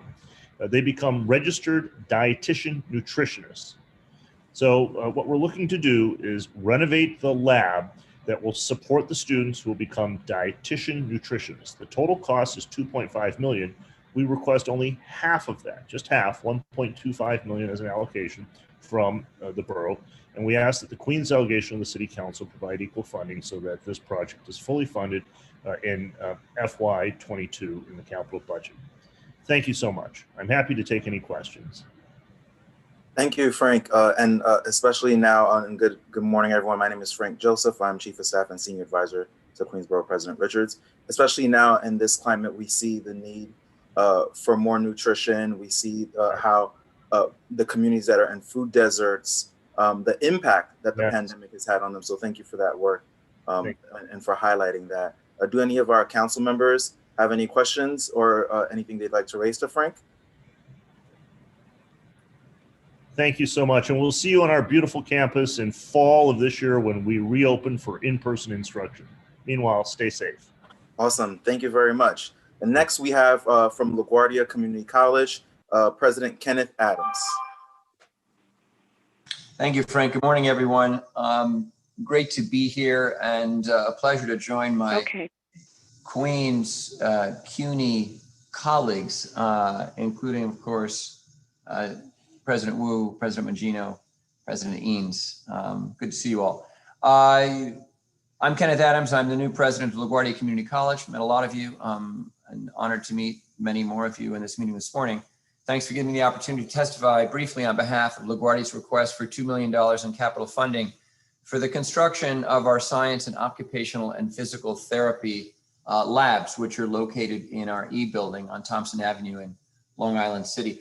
Two quick things before I mention the capital request. First, just what's going on at LaGuardia. Some of you know this, but I kind of important to share it. Our fall enrollment, we had about 14,000 degree-seeking students, 2,000 or so continuing ed students. On the degree side, that was down about 8%. Our spring semester is going to start in early March, so we're very concerned, as we are across the CUNY system, about enrollment for the spring. I can report back to you on that in a few weeks, but the challenge, of course, is that as it was across CUNY, our students had a full semester of online classes in the fall, and now they've got the prospect of another full semester of online classes for the spring. Hopefully by fall 21, later this year, we'll be able to come back to campus and have a hybrid model with some online and some on campus. But again, it's just to be honest about this with all of you. The fall semester was hard for our faculty, our staff, and our students, everybody working online, all of the instruction online. And so that's a cause for concern about re-enrolling students returning for the spring semester. We're working really aggressively now to provide support, just as Frank described, through our foundation and other means to support our students during this tough time so that they do re-enroll and stay on track to graduate, to transfer, to get jobs in Queens.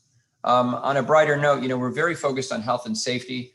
And I say this, I guess there's a risk in saying something like this that could be bad luck. I hope it isn't the case, but we're very, very focused on health and safety at LaGuardia. And so far through the fall semester till today, we've had only 18 positive cases of COVID on campus. And in fact, many of those don't involve actually a campus nexus. In some cases, it's actually maintenance workers, contract workers, DASNY workers coming on campus. So the 18 cases is actually a very small number of those are actually just students or faculty. And all of them have recovered. Something else I wanted to mention quickly, I mentioned this to a lot of you members of the council and to the borough president. We created just before the holidays a new scholarship fund for our workforce training programs in our Division of Adult and Continuing Education. This is important because with so many people out of work in Queens, many of them obviously need job training but can ill afford to pay for it. Remember, as across the board, when you have these workforce training programs that are non-credit, you can't use federal state financial aid to pay for that. It's a glaring omission, in my view, of government financial aid. We don't provide it for people unless they're in a degree program. So we created a new ACE scholarship fund, and we can help cover up to 80% of the tuition for a workforce training program.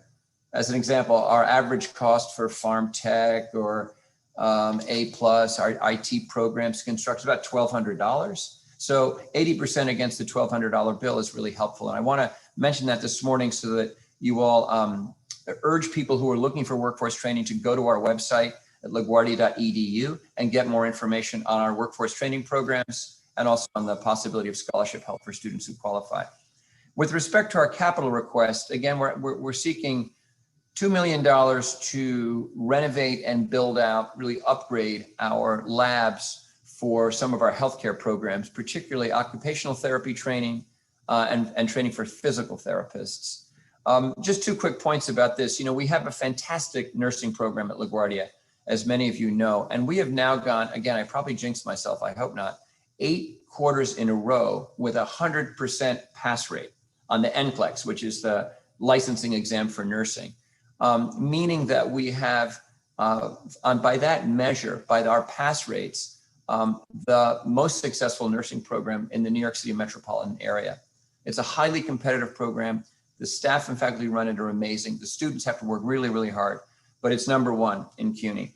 And interestingly, also why we want to invest in our healthcare labs for training like these, for these programs.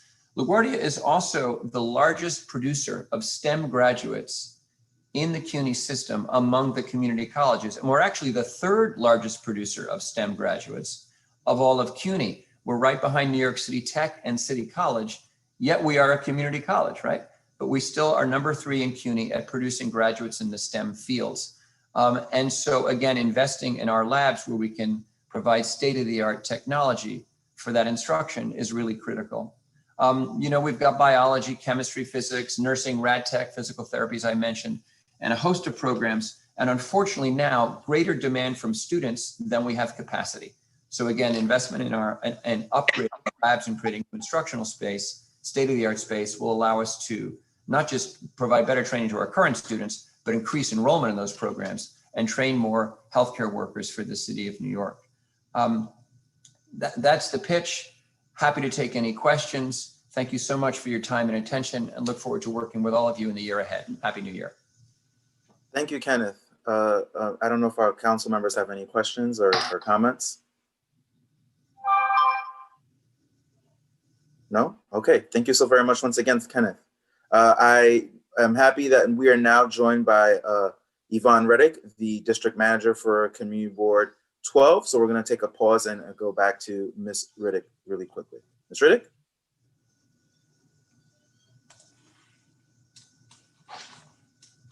I think we have to unmute her since she's on the phone.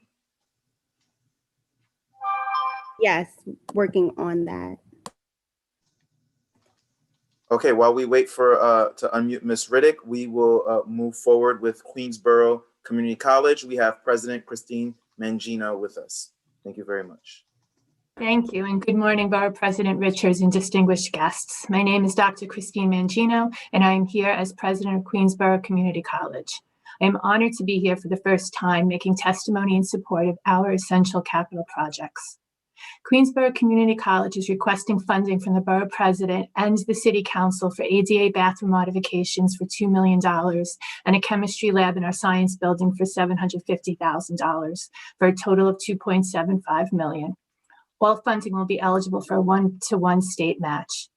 Queensborough, which was built in 1959 for approximately 5,000 students, now serves nearly 13,000 students and another 12,000 members of the community in its continuing education and workforce development programs. Accessibility to the restrooms throughout our campus is of paramount importance for us. QCC serves more students with disabilities than any other CUNY college. Queensborough's buildings contain approximately 50 men's and women's restrooms which have limited accessibility. This project will ensure ADA compliance and meet the needs of the college's growing population of students with disabilities. This project will also address longstanding upgrades needed for replacing deteriorating fixtures, including stalls, mirrors, air supply, and exhaust adjustments, and installation of new lighting, all of which is critical in the wake of COVID-19 pandemic. Queensborough's chemistry department has earned a national reputation for involving students in high caliber research. Queensborough is one of only a few community colleges nationally where students publish scholarly articles and present research before they graduate. QCC was the first ever community college to have a student present research at the American Chemical Society, the New York Section Undergraduate Research Symposium. In addition, QCC students presented the annual Biomedical Research Conference for Minority Students, CUNY Women in Science and Engineering Symposium, and Society for Advancement of Chicanos and Hispanics and Native Americans in Science conferences. Our chemistry department has only 2 research labs, and due to the growing demand in the undergraduate research program and the lack of facilities, faculty conduct research at other institutions. A 3rd research lab is of paramount importance to continue attracting distinguished and diverse faculty and to increase student enrollment.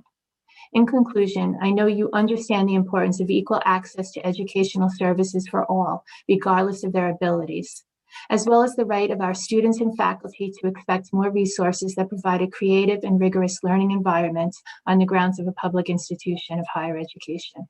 We hope that you will help us with our request in capital funding, and thank you for your consistent support of CUNY and of Queens Borough Community College. Thank you. Thank you. Thank you so much for that. Look forward to the work ahead with you, certainly.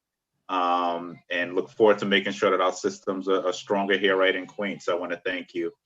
We now move on to Dr. Are there any comments, questions, or concerns from my colleagues? Okay, seeing none, we'll move on to now Dr. Enos, I believe I'm right, at York. Am I right? Yeah, you're right. Good morning. Good morning. Good morning, Borough President and City Council members and members of the Borough Board. Thank you for having me. I'm Bernicia Johnson-Eames, and I'm the president of York College. Thank you for the time. We are here to confirm that we would like your support. And first and foremost, let me say thank you to each of you all who have been friends to York College during this COVID crisis. We've moved from COVID crisis at York to COVID maintenance. And I appreciate all the phone calls and text messages and visits to all of our Zoom events. So thank you for that. I have actually now been a president longer in COVID than I have been out. And York is a gem of this borough. We are really, really happy to be a part of the higher education of 8,500 wonderful students. My request this year focuses on the following needs for York College. The track and field facility upgrade. York College offers an NCAA regulation outdoor athletic field for the use by our students and local residents. For almost 14 years now, neither our students nor the local residents have been able to use the field due to subsurface soil erosion. Our students must therefore travel off campus to practice and are unable to compete in the front of their home crowd. The college is also unable to host the CUNY Athletics Conference track and field events and other things of the sort for the community and for the children of the local area. The project will renovate the track and field and will allow the use by the students and the community residents. Our funding request is $4 million. As a reminder, we did receive funding at $7 million, but the $4 million is to complete it. The total Reso A request for fiscal year 2021 would be $4 million. I want to say on behalf of the students, faculty, and staff of York College, thank you for your consideration. And also please bear in mind that in these times, we very much so appreciate all of your support. Thank you for your time. What was the total on that again? 4. Oh, 4. What? 4. Okay, Can you got hear it. me okay? I'm sorry. Got it. I got you. I don't know, Adrian, you have anything you want to say, or you good? I'm good. I'm going to continue to support my home school. And York, I believe that I have put up funding for that request for the track and field. We'll continue to do everything that we can to support York. Thank you so much. We appreciate it. Thank you, and we look forward to that as well. And thank you for the great work you've done in your short period of time being there and all the projects. So thank you, Dr. Eames. All right. All righty. We'll move on now to Health and Hospitals Corporation. I believe Dean is here. Yep. Good morning. Good morning. Good morning, everyone. I am Dean Mahalsis, Interim Chief Executive Officer and Chief Operating Officer of New York City Health and Hospitals Queens, a member of the New York City Health and Hospitals Healthcare System, and serving the central and southeastern communities for nearly a century. Let me begin by saying that Queens Hospital has just announced the appointment of our new Chief Executive Officer, Mr. Neil J. Moore. Mr. Moore has more than 20 years of executive leadership experience that includes CEO and CFO positions in complex health organizations.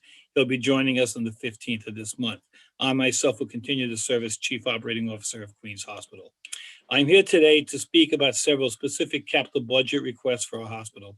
They include the following: the replacement and upgrade of 2 DR X-ray units, the replacement and upgrade of 2 fluoroscopy units, the replacement and upgrade of 4 ultrasound units in radiology itself, and 8 ultrasound units in OBGYN, the upgrade of our STERRAD sterilization system in Central Sterile, and the purchase of an operating room fracture table for orthopedic procedures. So just to say, our radiology department has experienced a tremendous amount of workload of late in the last 2 years, to say, and the volume not only has been intense, but a lot of our equipment is at end of life. The 2 DR X-ray units would require replacement, and that would be about $106,000. The fluoroscopy units in there are also between 15 and 20 units years old, and they're used to upgrade. We need to upgrade this equipment because it's needed to conduct procedures like barium enemas, GI series, and the like. We are respectively requesting $800,000 for their replacement. The next item is the upgrade of the 4 ultrasound units in radiology that have reached end of life. That ask is $460,000.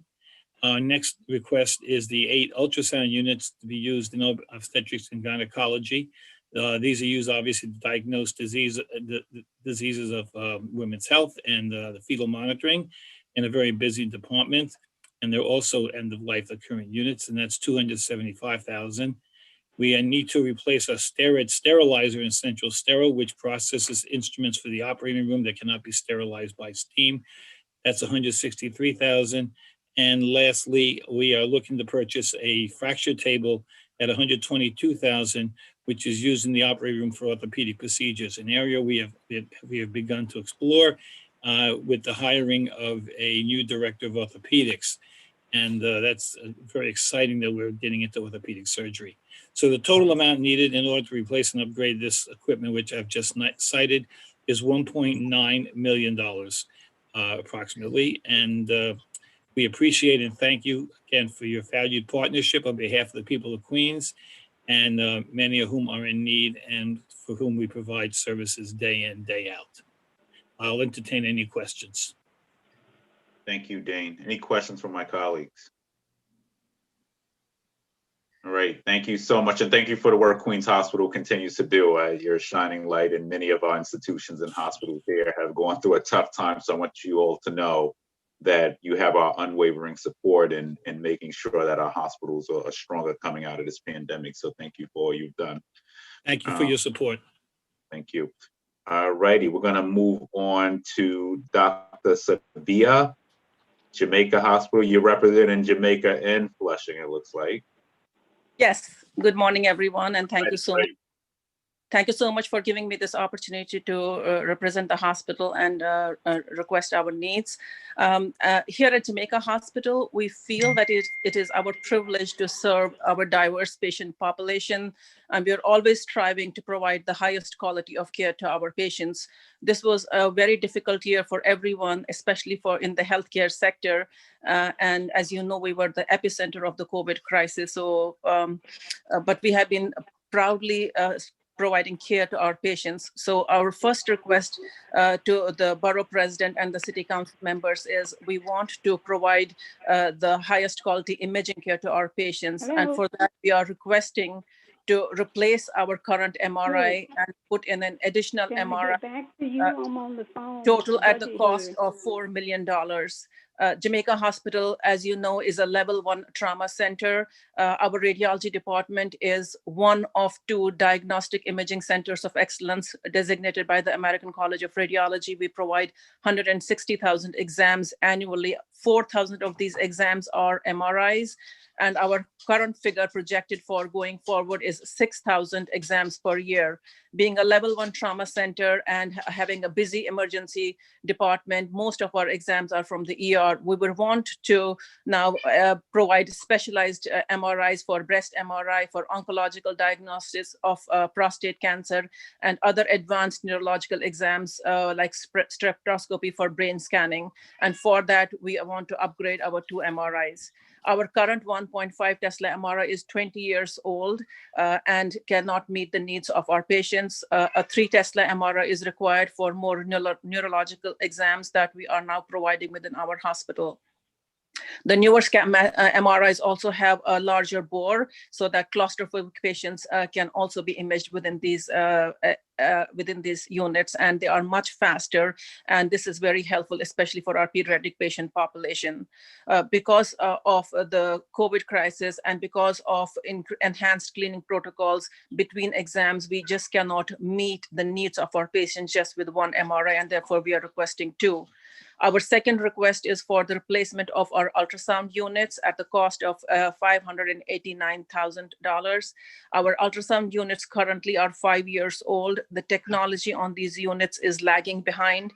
With the new units, we will have the new shear wave technology, which will now allow us to examine patients, especially with liver cirrhosis and breast cancer, and make diagnoses which may prevent biopsies on these patients. These units will also be able to provide better imaging care for our pediatric population. Should I continue on to the Flushing at the same time? Sure, yes. Okay. For our Flushing campus, again, as you know, we are serving a very ethnically diverse patient population there as well. Our request for the radiology department there is to provide a radiographic and fluoroscopic unit, which is at the cost of $564,000. This unit, we have only one unit in the hospital, which is 10 years old. And again, the technology is lagging behind. It also uses much more radiation for our patients. And our focus is to provide safe care to our patients, especially our pediatric patients, and reduce the radiation doses to these patients. We perform about 30,000 of these exams annually on our patients. The new unit will be able to provide less radiation to our patients. They provide much faster exams. The image quality will be better, and we'll be able to provide imaging guidance for physicians who are performing minimally invasive surgeries or even biopsies.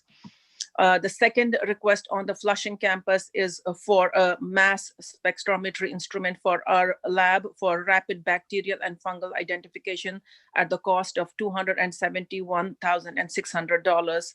At Flushing Laboratory, we examine over 60,000 bacterial cultures annually, and traditionally this methodology takes 48 to 72 hours and sometimes even longer to identify the organisms. This new unit in our microbiology department can cut the turnaround time to bacterial identification to half. The instruments read mass spectrometry patterns of the organisms from primary isolate and identifies it by comparing the pattern to a library of hundreds of organisms. So the turnaround time can be within 24 hours. This will really help us provide timely care to our patients. The system is an excellent tool to further advance the fight against sepsis, improve patient outcome, and shorten the length of time the patients stay in the hospital.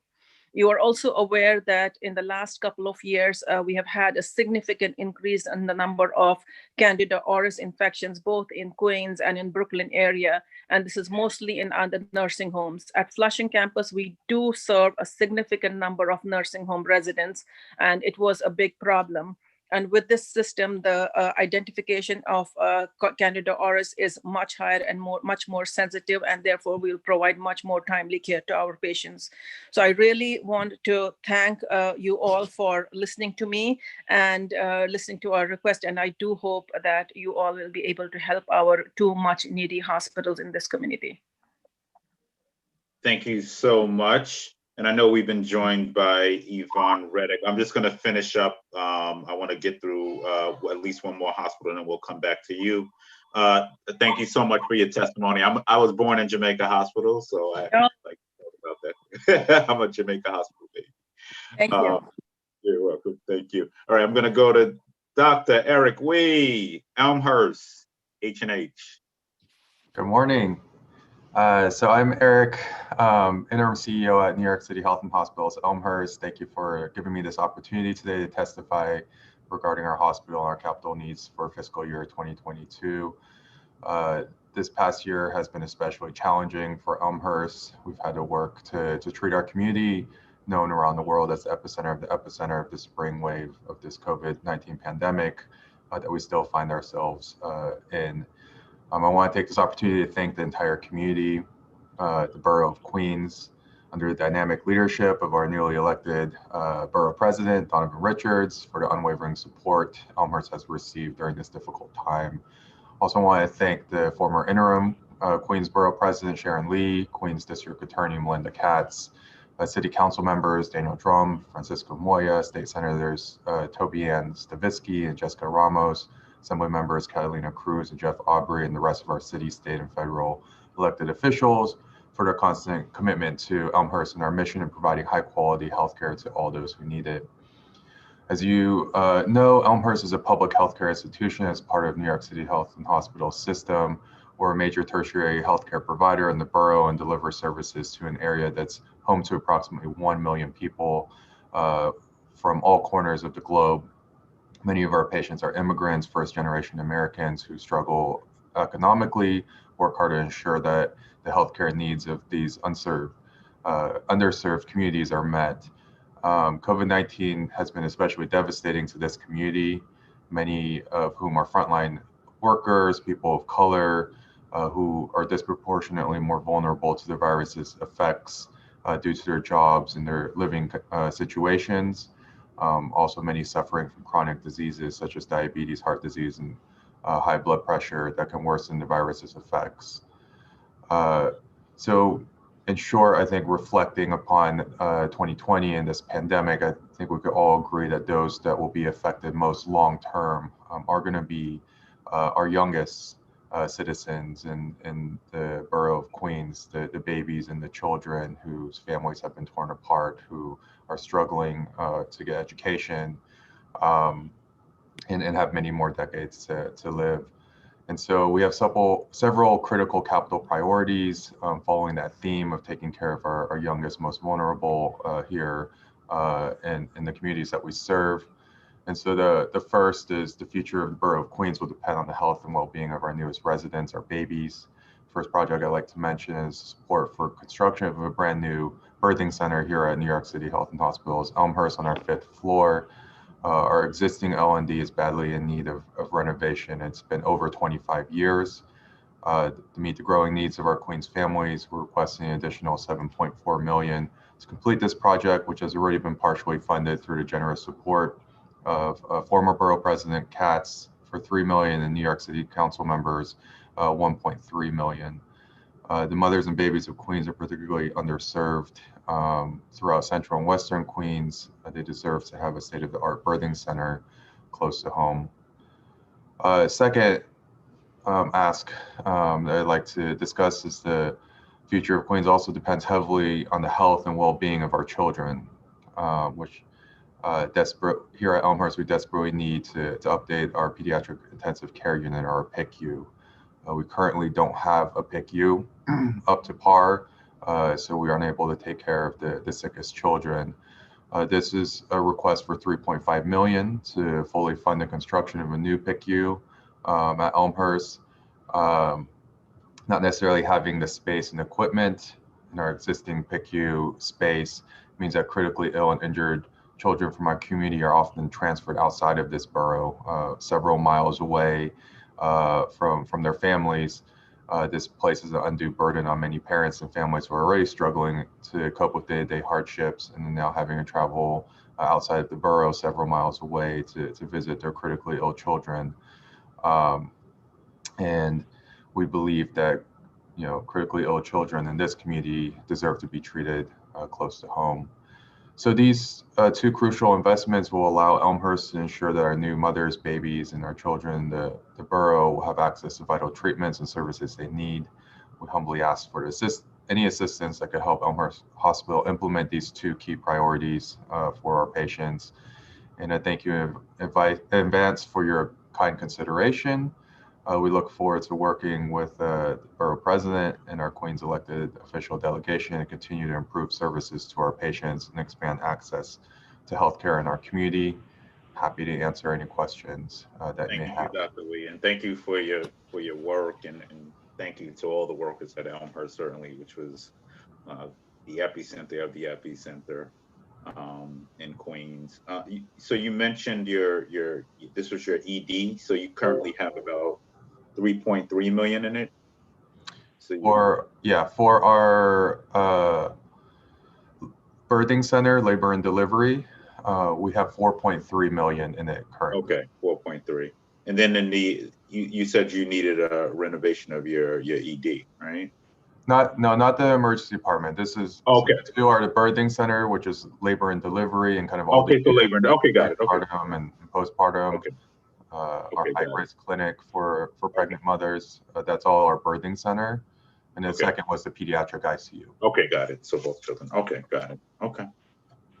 All right. Well, thank you for the work you've done, and look forward to the work ahead with you. And once again, thank you to all your workers there. Keep up the great work there. All right. Thank you so much. Thank you. I'm going to go to Yvonne Reddick now. I think she joined us by phone. Yes. Good morning. Good morning. Good morning, Mr. Borough President Richards, council members, Borough Board members, ladies and gentlemen. I'm Yvonne Reddick, District Manager of Community Board 12. Community Board 12 is the second largest board in the district. Our top priority right now is a hospital. We are getting additional homeowners, tenants in the district. And on my left,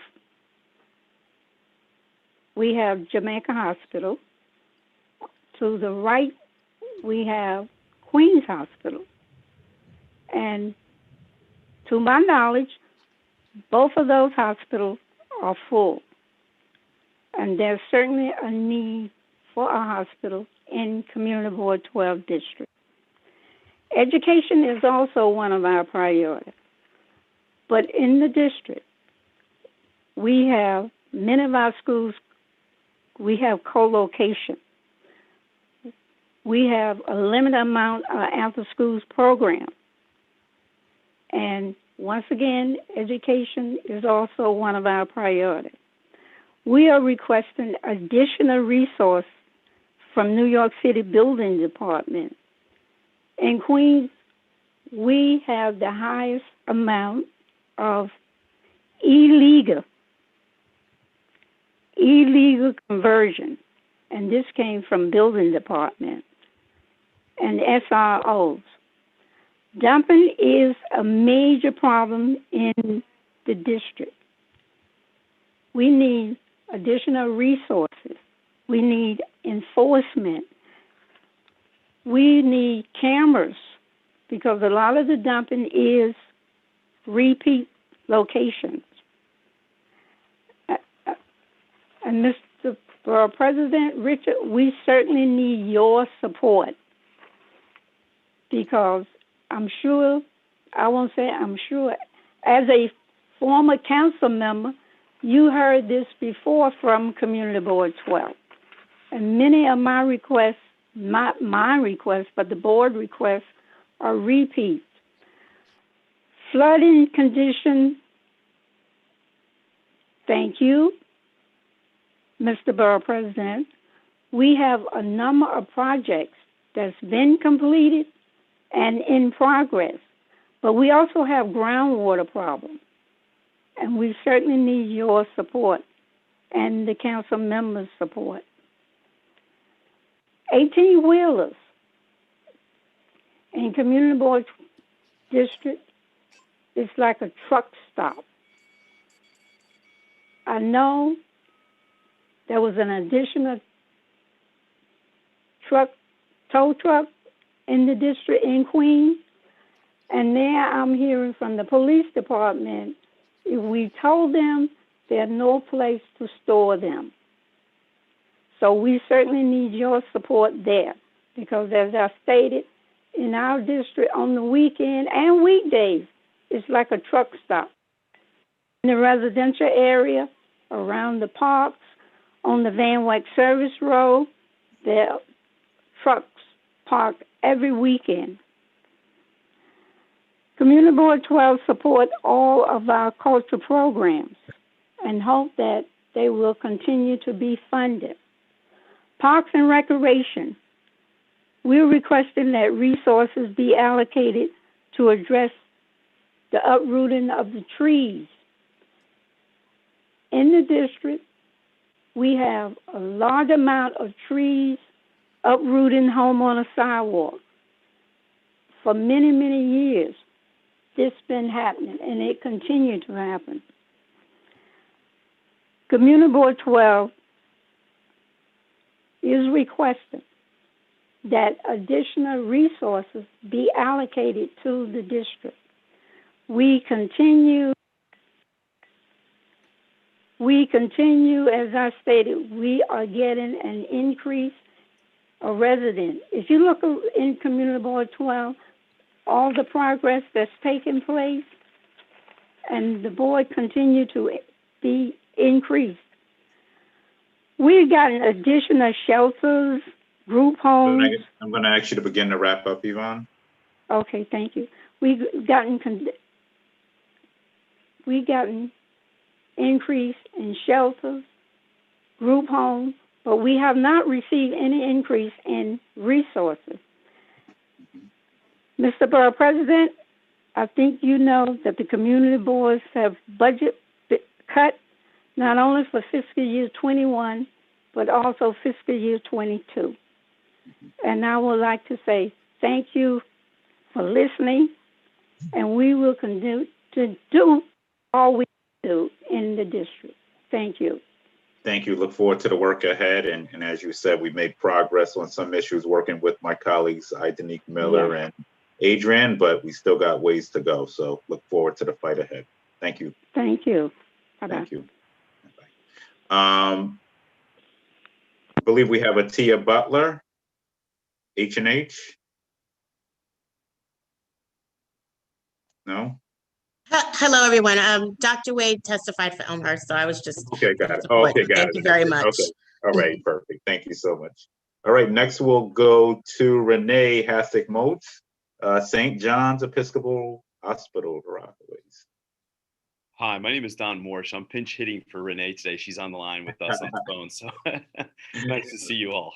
So special thank you to you, Mr. Donovan Richards, our Queens Borough President, for your long-time support of St. John's Episcopal in our community, and thank you for the colleagues for the opportunity to present our capital needs. So St. John's Episcopal Hospital is a 257-bed safety net acute care community hospital providing emergency and ambulatory care to the culturally and economically diverse population of the Rockaways and 5 towns. The hospital provides comprehensive preventive, diagnostic, and treatment and rehabilitative services, regardless of the ability to pay. St. John's Episcopal Hospital trains over 180 residents, 100 medical students, and other learners in 10 graduate medical educational programs that is accredited by the New York State Department of Education. We have a staff of over 1,300 people, many of whom rely on public transportation to travel to and from work. Our ambulatory care sites provide service to over 600 patients per week in our primary and specialty care clinics. Our hospital's mission focuses on providing essential healthcare to our underserved community. Our mission is to invest in closing the healthcare disparity gap our community members suffer due to lack of access to care. Our community needs assessment highlights the increased need for early cancer detection and treatment, quality primary and specialty care services.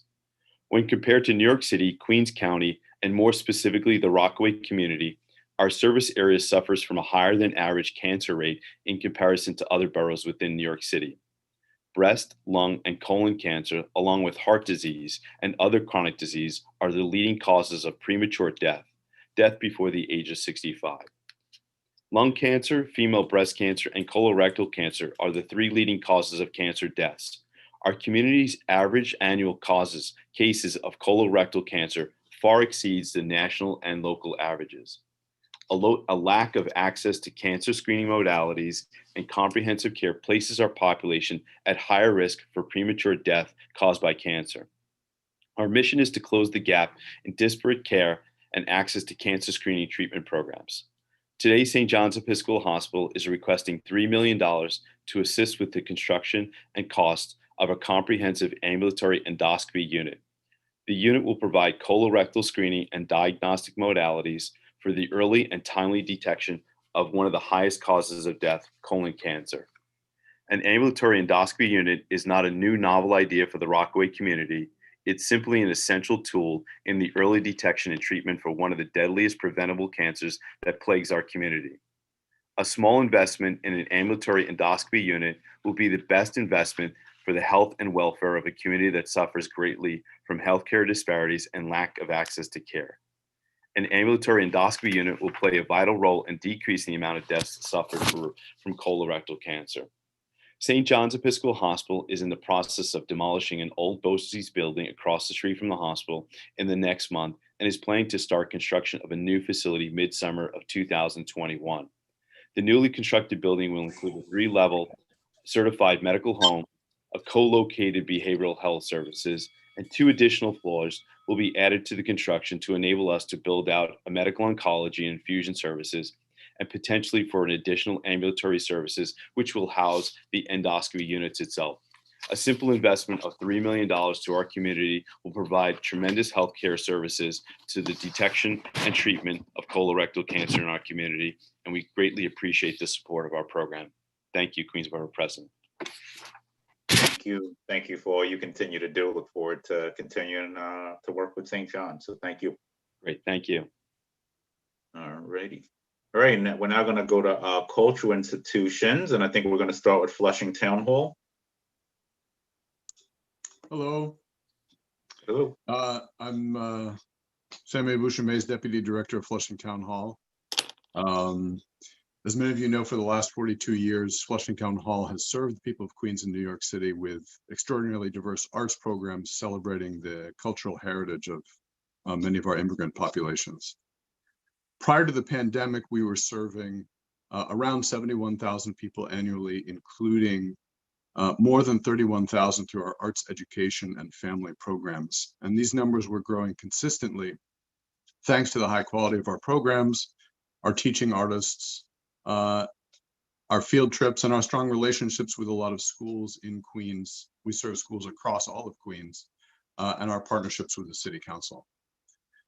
Since closing our doors in March 2020, we made a very quick pivot to online programs using some funds from the Payroll Protection Plan loan to hire back teaching artists who lost work, and we completed our incomplete CASA grants online.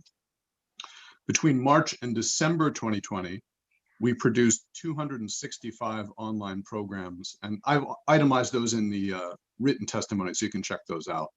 It's a mix of rebroadcasts, new programs in arts education from our teaching artists, partnership programs, across a whole bunch of platforms, especially Facebook and YouTube. We estimated around 30,000 views, not counting the reach numbers, and 345 artists were a part of the programs that we produced in 2020. We've been cautious in reopening the space. In February, actually, this is the 1-year anniversary of our first canceled event, which was our Chinese Temple Bazaar, supposed to be on February 1st, 2020.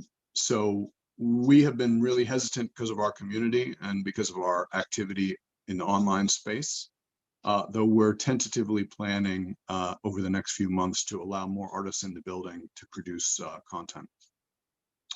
So our requests to the Borough President and members of the City Council are as follows.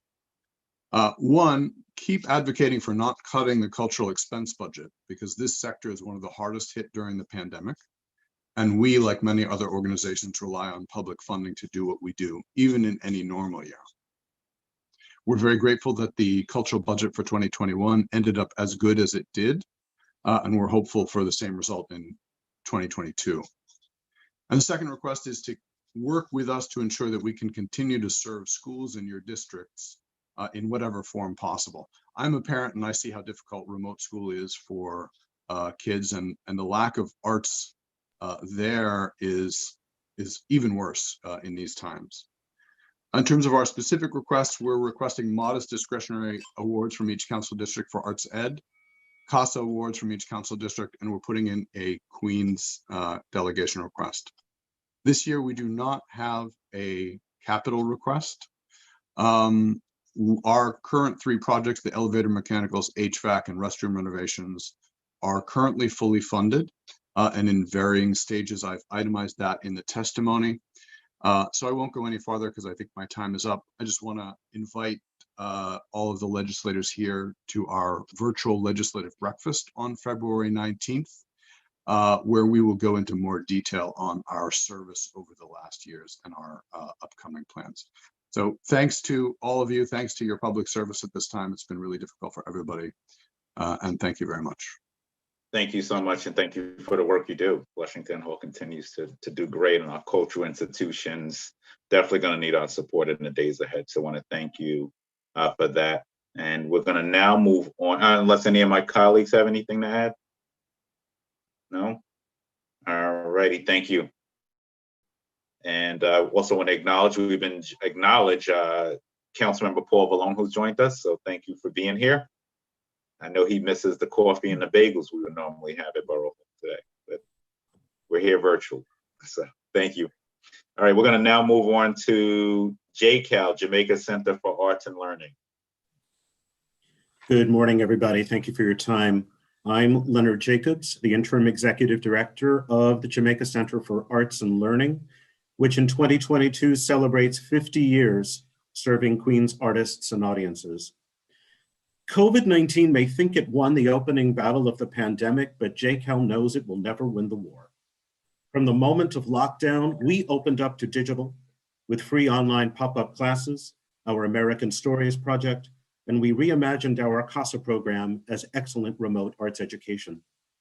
In fiscal 21, JCAL received 5 CASA designations, and we were honored by a speakers initiative for school, Saturday, and summer programs, Queens delegation support for our children's and downtown jazz festivals, support from you, now Queens Borough President Richards, for our Thursday night jazz and Black History Month programs, and support from you, Councilmember Adams, for our school assembly family matinee series and children's festival.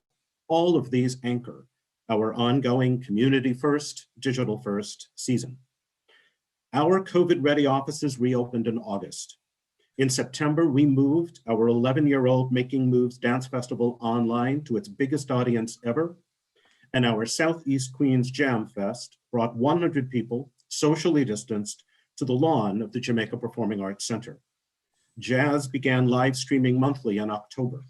Now JCAL begins Black History Month with Rhythm Section, live streamed music of the diaspora, and Meet the Playwright, an online show for local theater. Our online 10-minute film festival coming up in April, giving priority to local filmmakers of color, currently has 100 submissions. And our downtown jazz and children's festivals will be this May and June, whether we are in person or remote. Our partnership with the Department of Probation resumed last fall. Our Prescribing the Arts initiative now has 3 online partners. Our College Access program, now online as well, retained all of its students, and 100% of them received acceptance letters. Our School Assembly Family Matinee series includes a digital commission to a masked high school teaching artist. Remote, in-person, or blended, our CASA programs are ready. Our Building Equity project for BIPOC artists produced an online festival last December for 3,000 viewers on YouTube. And JCAL Talks, spotlighting Queens-based thought leaders, launches this February 16th. Our first guest will be former Deputy Queens Borough President Melva Miller, now the CEO of the Association for a Better New York. Our galleries, at 25% capacity, are open by appointment. This spring, we'll have exhibits from the Southeast Queens Artist Alliance and the South Asian Women's Cultural Collective. Jamaica Flux, our 5th site-specific triennial, opens this summer, and JCAL's 50th year begins this fall with the legendary Danny Simmons as our virtual artist in residence. And yet, challenges remain. JCAL's fiscal 02 income was 1.8 million. JCAL's fiscal 22 income will be 1.8 million. In fiscal 02, JCAL had 18 full-time staff. In fiscal 22, we'll have 9. To break this cycle, we're turning over every philanthropic rock and swimming in every funding stream. In fiscal 21, we've applied for twice the number of foundation grants as we applied for in fiscal 20. We've revived individual giving, corporate giving, and forged a board building plan.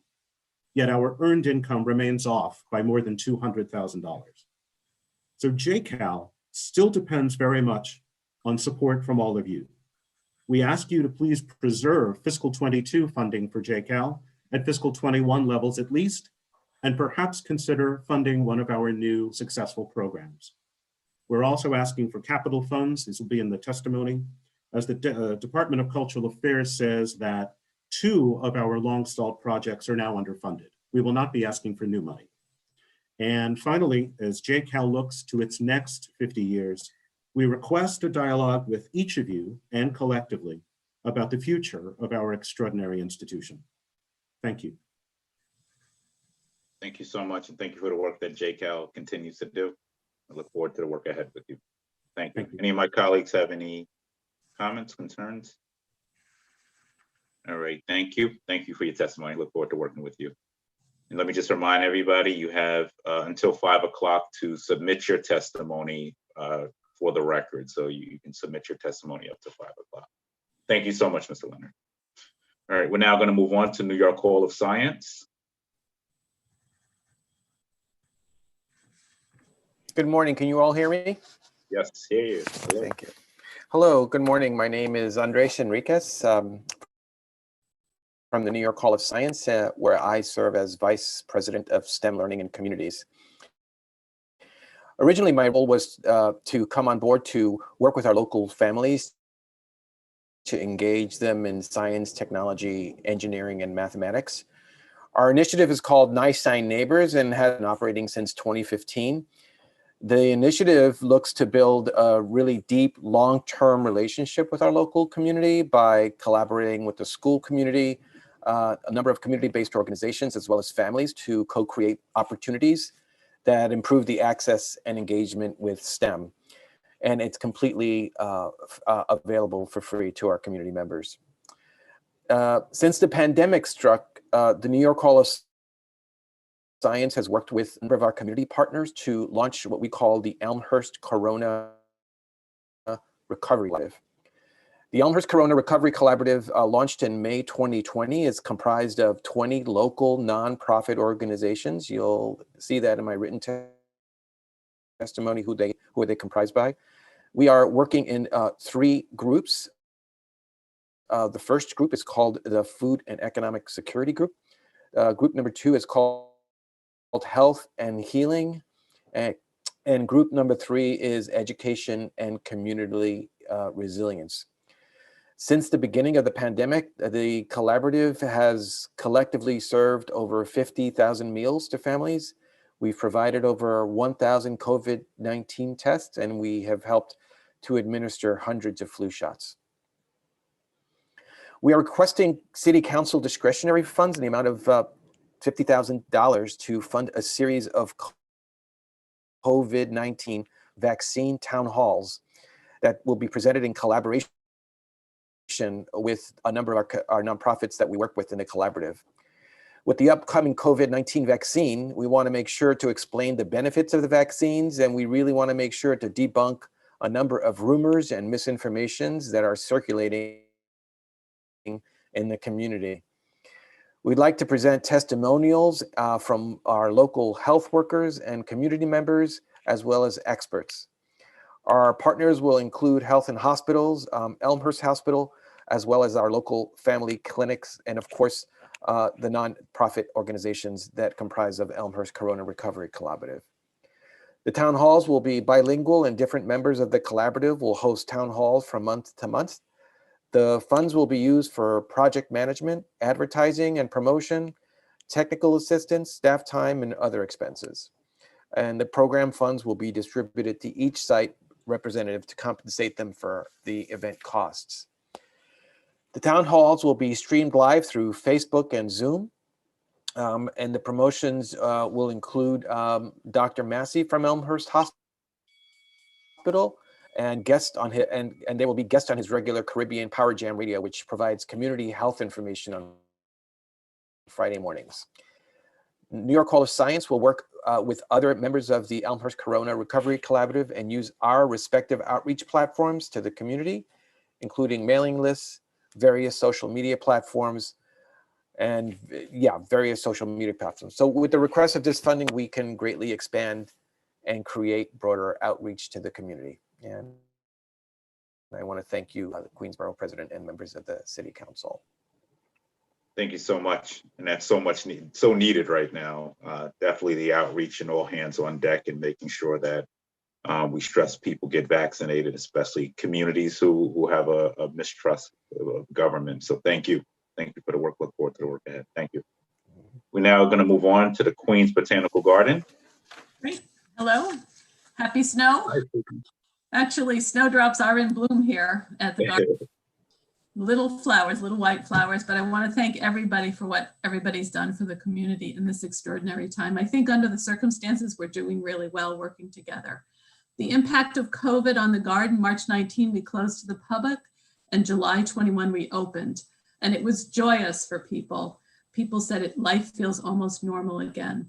We're lucky that we're an outdoor venue and we're in demand. For instance, for weddings, people want a place to get married and they are coming to us.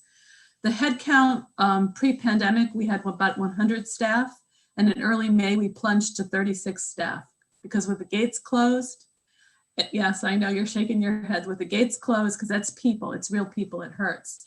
Gates closed, no school children, we didn't have work and we didn't have money. We had 42 staff that we either furloughed or put on pause. We paused hiring 23 seasonals, but then we got one of the Federal CARE Act's PPP loans and we were able to hire again. The earned revenue during this time is plunged by about 300,000 as we had 73 rentals, primarily weddings, and 51 public programs canceled or postponed. But again, with the PPP, we were able to bring people back and start planning for a new way of operating. We also got about $250,000 in foundation COVID relief grants, which was really nice. New York Community Trust, Lily Auchincloss Foundation, City Parks Foundation, HSBC, and a little later, Queens Chamber. This year we have a head count of 67 because most of the PPP is being used in this year. There was much creativity by the staff during this time and everywhere in the world, really. We had QBG at home where we were posting 4 videos a week. We have supported students through CASA, and I really appreciate the advocacy of council members for keeping CASA intact and Urban Advantage. We had a children's garden that was virtual. How do you have a garden program when you're not in the garden? Well, we shipped boxes to kids every week and they did activities at home. It was really sweet. We had a virtual Rose Gala, which exceeded expectations. We hope to be in person this year, we'll see. And then we have a new program called Greenhouse Gossip. We can talk about plants and spring and planting and all kinds of things. We also back in person. In the summer, we have the Borough President Seeds program where a lot of people involved with community work came together. We distributed seeds and hope, and it will help fund 5 apprentices this season. With a grant from New York State Ag and Markets, we started from plants to plates with SNAP eligible people who are identified through the Queens Museum's food pantry program. Classes taught in English and Spanish. And with food grown in our farm, we distributed 2,600 pounds to Astoria Values in Life Camp in Jamaica. We brought back Taiwan, a World of Orchids for the 7th time. We had to move it from August to October to meet with distancing guidelines, but we did it. We had music in the garden. MoMA PS1 reached out to us, so we were the host site for one of their classic concerts. We did Pumpkin Patch, timed entry with parents were delighted, the kids were thrilled. And we also are helping with community needs, like New York Presbyterian, we allowed them extra parking while we were closed to the public. We're part of the Elmhurst Corona Recovery Collaborative launched by Margaret Honey and NYSI, as you just heard about. We were census polling station. We did a flu shot event with Councilmember Koo, an e-waste event, an e-scooter event. Yes, thank you, Elaine. And we're going to be a hub for collection of food, not collection, but distribution of food. Bianca Eng and the Flushing Lions, that food comes in and that gets distributed to others. And we received a call from Councilman Koo's office last week about that. We average about 10,000 people a month at the garden, which is great because people have somewhere to go. We epitomize public life, public health, and public benefit. Our request this year is for $215,000 to continue these efforts, to have a coordinator for the farm so we can continue to produce so much food to give away, to help with food need, to do green jobs training for youth with summer youth. We hope that comes back and green opportunity. People are appreciating being able that we have John Bowne High School, Lexington School, Goodwill, CUNY, Services for the Underserved, Chinese Planning Council, KCS, and more. We will have the Orchid Show in mid-August again. We'll be in touch about that. We appreciate the CASAs this year and reaching out to help the teachers in whatever way makes most sense for them and their students. We're up for SUCASA. And of course, we're doing Greener Initiative projects and community projects with Councilman Ulrich again, and Councilmember Koo, and Councilmember Moya. We love doing those in the community. So that is our request. Our education building is in design development. We don't need more funding for that. And we put our Kids Culture Garden project on the hold for the moment. So that is it. Thank you very much. Thank you, Susan. Yep. Thank you for the work you do. Thank you Yep. for the work ahead. All right, we're going to move on to the Queens Museum. Queens Museum. Hi, everyone. I'm sorry, I had to unmute. Good afternoon. Thank you for this opportunity to testify today. I'm Deborah Wimpheimer. I'm the COO at the Queens Museum.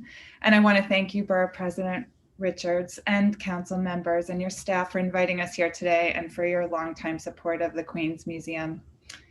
Your recognition of the value of arts and culture to the quality of life in our borough is critical as our entire community struggles to recover from the effects of COVID-19. At the Queens Museum, we understand that we have a role to play in the recovery, and in partnership with our colleagues in the park and with La Jornada, the Queens Museum has served as a food pantry site for our neighbors in Corona, Elmhurst, Flushing, serving more than 17,000 families since June.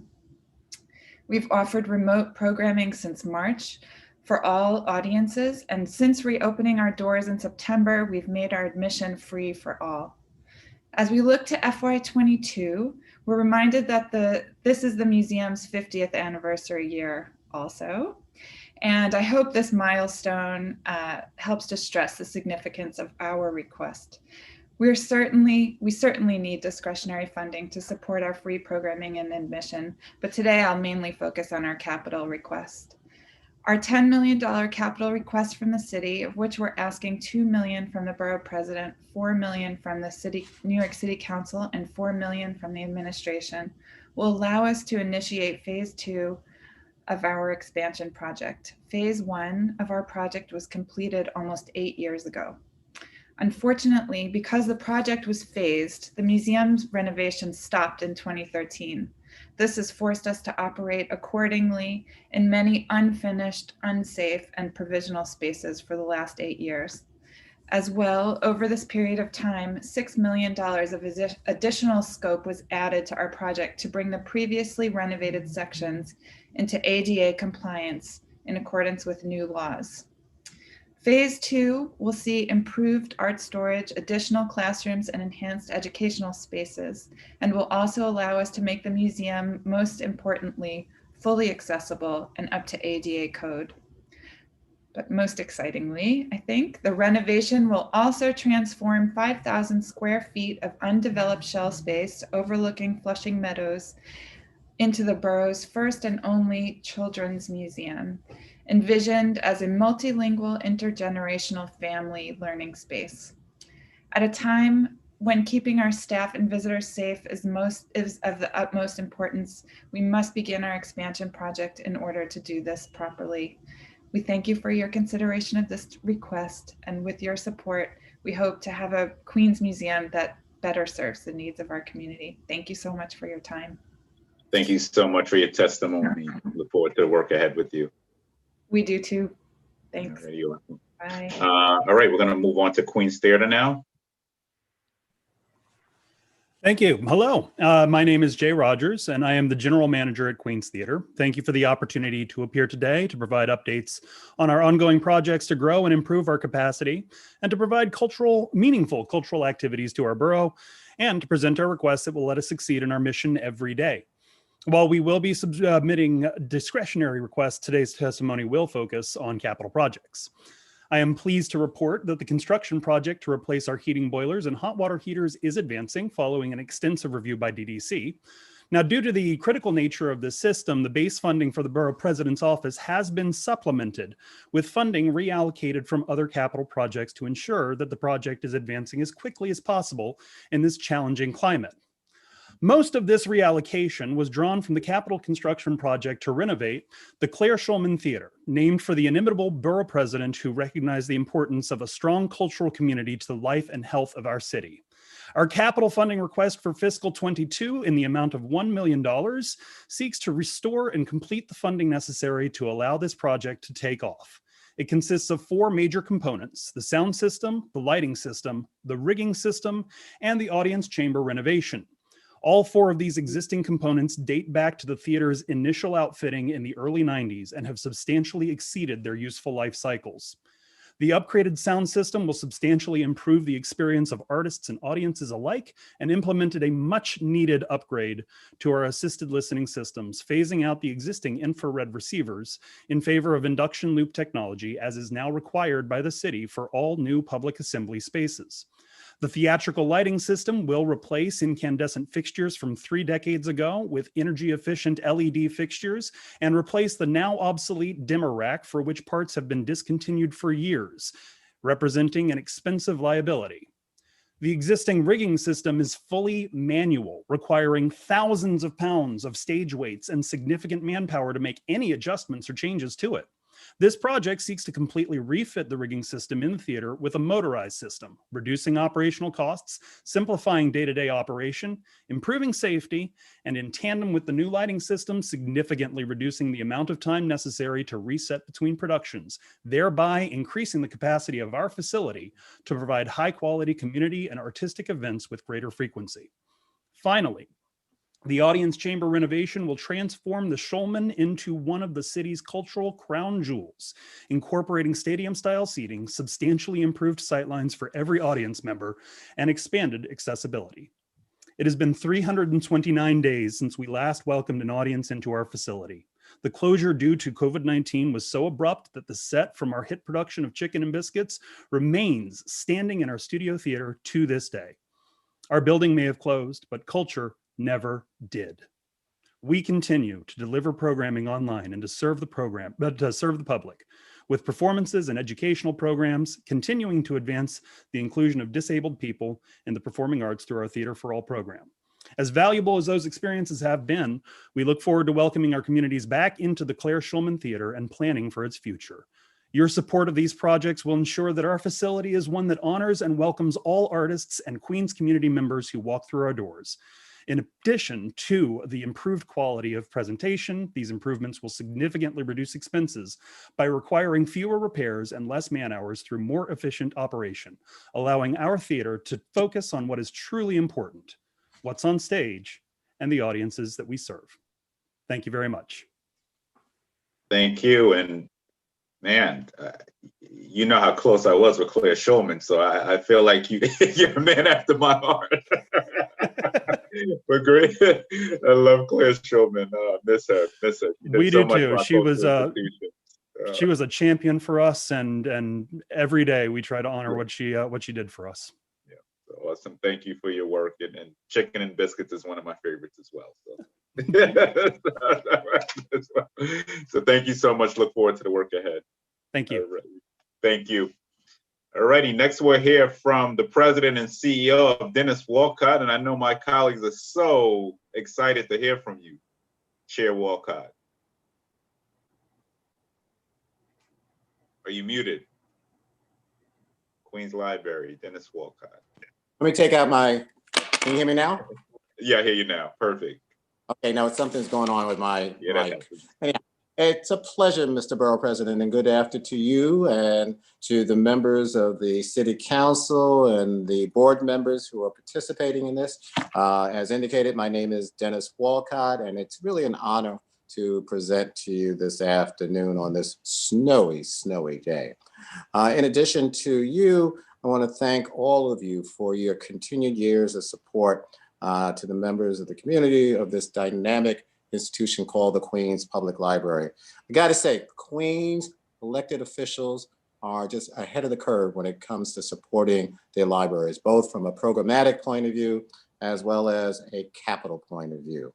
As you know, the COVID-19 pandemic has affected every individual, business, and government in the world. It has changed the way we interact with one another and has forced us to reconsider all the things we take for granted as normal. Queens Public Library had to make difficult decisions to close, as you know, all of our locations and shut our doors to the public on March 16, 2020, to serve the greater good and try to mitigate the spread of the disease. Despite the abrupt but necessary shift, our exceptional, high-quality staff swiftly migrated popular in-person programming and put it online. Within the first 2 weeks of our closure, Queens Public Library established a full calendar of virtual activities, including our beloved children's story times, Zumba classes, Facebook Live, Ask the Census Bureau session, and of course, our weekly hip hop DJ session with the Honorable Ralph McDaniels on Instagram Live. Over time, our virtual offerings became even more diverse and expansive, including the range of our traditional programming from ESOL to resume help to author talks to coding classes. Our staff also pursued new and innovative initiatives such as QPL at Night, a virtual nightlife hotspot for entertainment, civic engagement, and learning geared towards the millennial audience.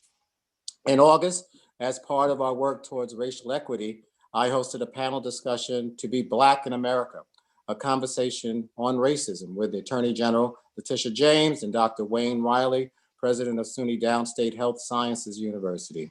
This vital and necessary conversation addressed racial inequities concerning COVID-19, but also in the daily lives of Black and Brown people living in this country.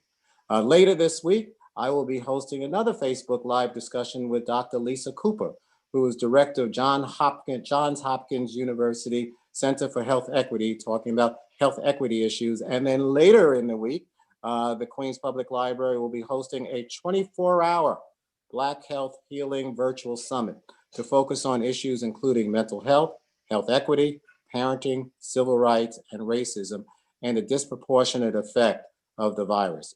We've collaborated with BrainFuse, one of the nation's leading online tutoring providers, to provide access to free homework help, including live online tutoring, test prep in a wide range of subjects for K-12 students and adult learners.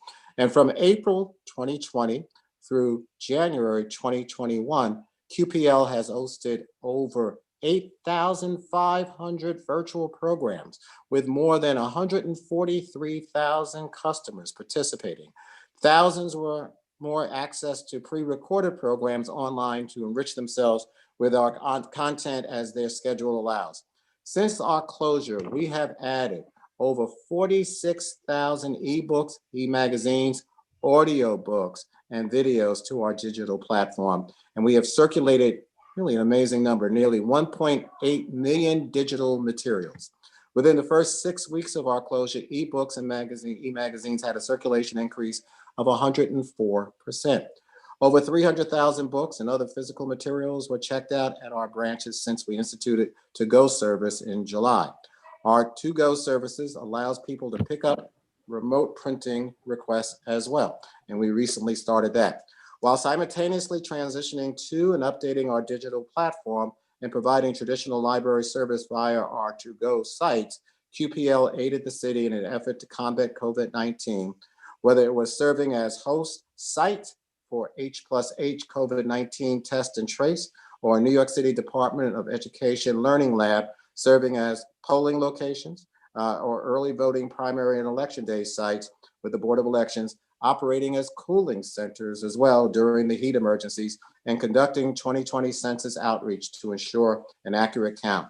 Queens Public Library has been and will continue to be there. As you know, President Walker, I'm gonna ask you to hop right into your priorities. I am going there. You read my mind and I saw the body language as well. So the capital budget has a 1.2 million one-time reduction to our operating subsidy during the current fiscal year and a 2.9 million reduction to our fiscal year 2022 operating budget. While no one welcomes any reduction, we have understood the need and we're making extraordinary changes to address that. But our priority need is also in the area of capital. With 66 locations across the borough and more than 1 million square feet of library space, QPL has a large capital program with a variety of needs. Maintaining our physical spaces is no more small feat. In our 10-year capital plan submitted to the city, we have identified a need of $435 million over the next 10 years. We did not receive any funding at all from the administration this fiscal year, and we have not been allocated substantial new funding for the city's 10-year capital plan since fiscal year 2016. It is absolutely crucial that we receive significant capital funding this year. For fiscal year 2022 alone, the library has projected a $63 million need just to address anticipated shortfalls for several existing renovation and expansion projects. Every day we're transforming the lives of people, but our capital pieces are so important. We will need the Borough President's Office and community leaders to advocate for libraries in order to help us meet the challenges as we move forward. So, Mr. Borough President, I just want to say to you, thank you for your leadership. It's been an honor, and we look forward to working with you around addressing both our programmatic but our capital needs with the specific libraries. Thank you so much. All right, I'll go to my colleagues if they have any questions first. Quick question, Mr. Borough President. Please proceed.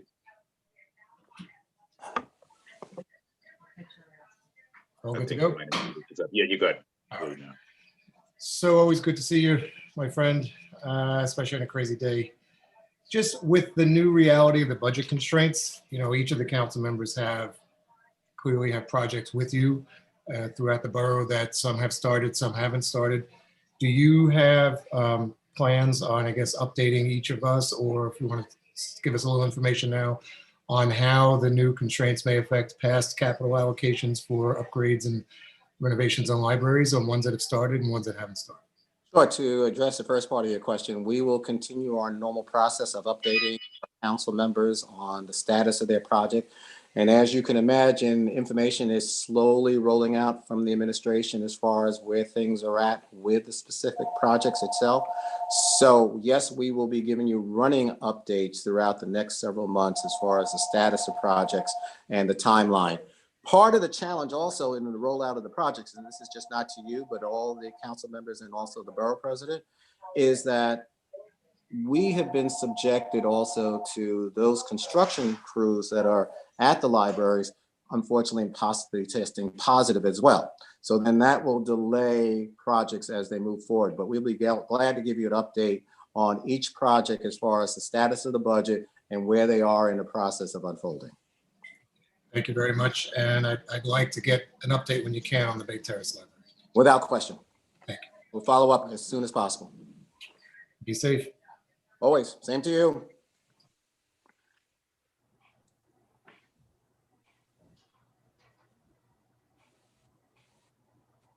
Alrighty, thank you. Anybody else have questions?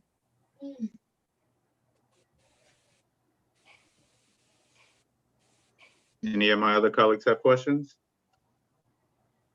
Alrighty, thank you. We'll now move on to Jeffrey Rosenstock, Queens Rising. Thank you, sir. Thank you. Borough President Richards, members of the City Council, Community Board chairs, and members of your staff, greeting. I stand before you today representing a broad coalition of Queens cultural organizations and artists who share a common goal: amplifying and celebrating the cultural and artistic richness of Queens, its roots deeply embedded in its diversity of languages, traditions, ethnicities, its restaurants, small creative businesses, and the glorious landscape of neighborhoods which make up our borough. We envision this project as a 2-week large-scale initiative in June 2022, touching every corner of our borough with a feast of activities, enticing residents of our borough and folks from outside of Queens to our many neighborhoods to come see a show, an exhibit, a concert in a park or library, and also to stop in a nearby restaurant and visit local shops. We're planning a major marketing strategy to do this and to build the website of websites to compile all of the events and partners in a way that would allow a visitor to discover events by neighborhood or discipline or by when events are taking place. A cultural asset map, so to speak. No small task, but one that we as a coalition are committed to doing. Then came the pandemic and the closure of our theaters, museums, performance spaces, dance studios, artist galleries.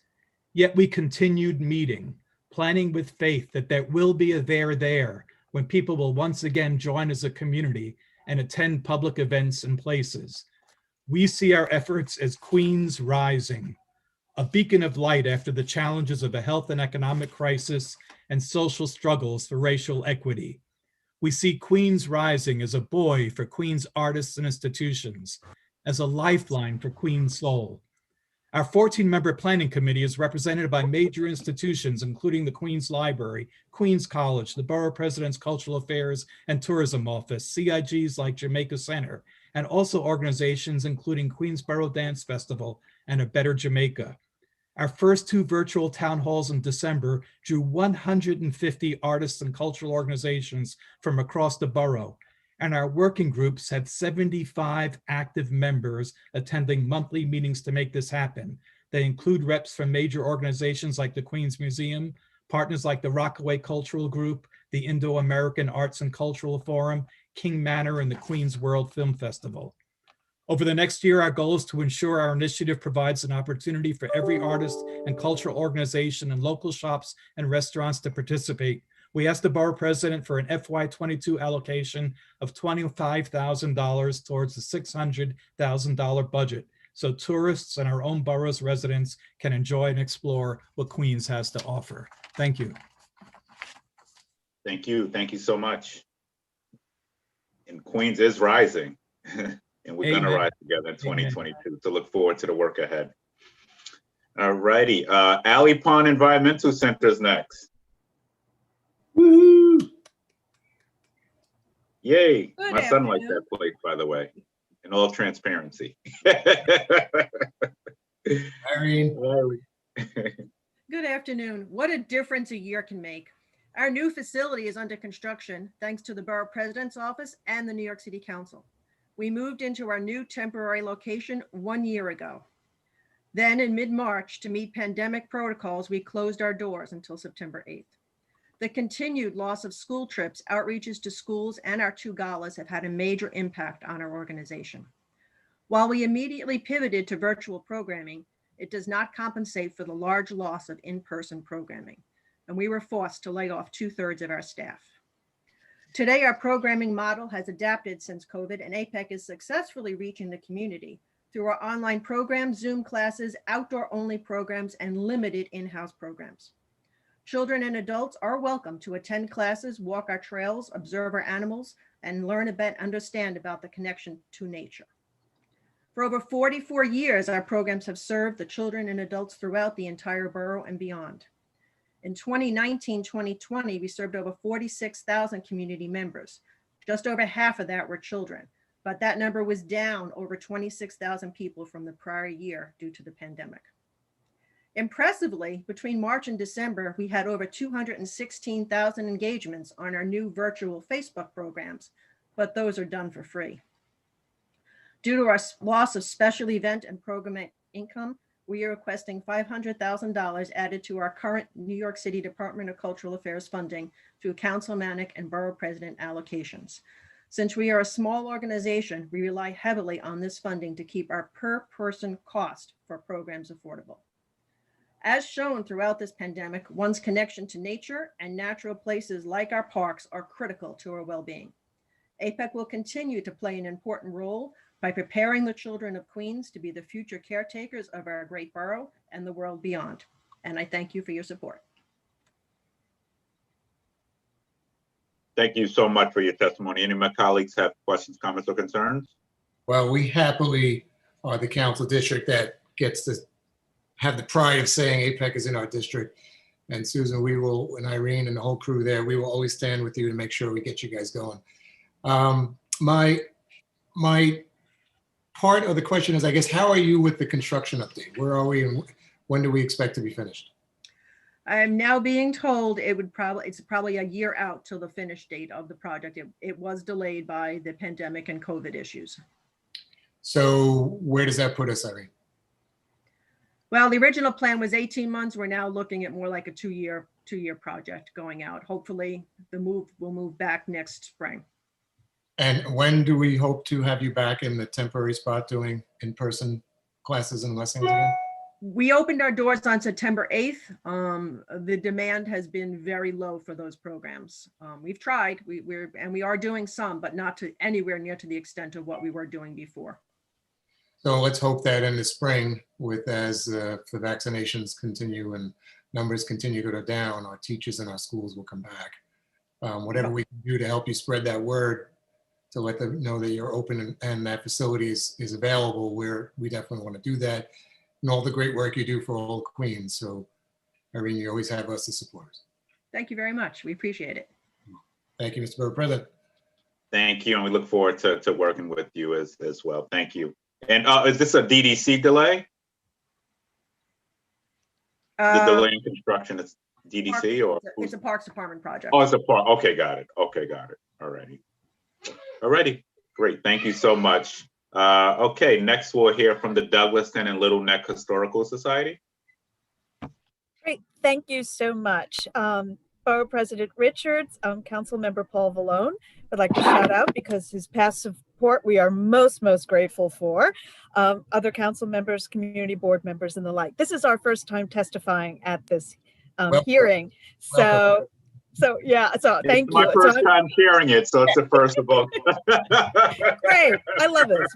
We're all budget virgins. Anyway, so I thought I would start by giving a quick introduction to us. The Douglaston and Little Neck Historical Society, we were formed in 1989 to secure landmark designation for the important historic districts in the two communities, offer educational programs, and maintain an extensive archive of the town's history.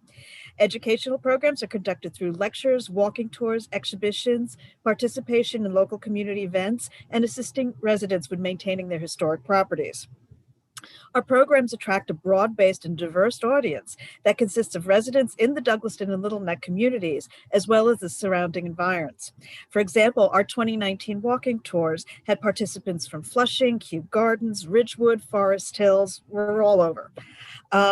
Those who attend our programs are interested in art, history, architecture, the decorative arts, and landscape design.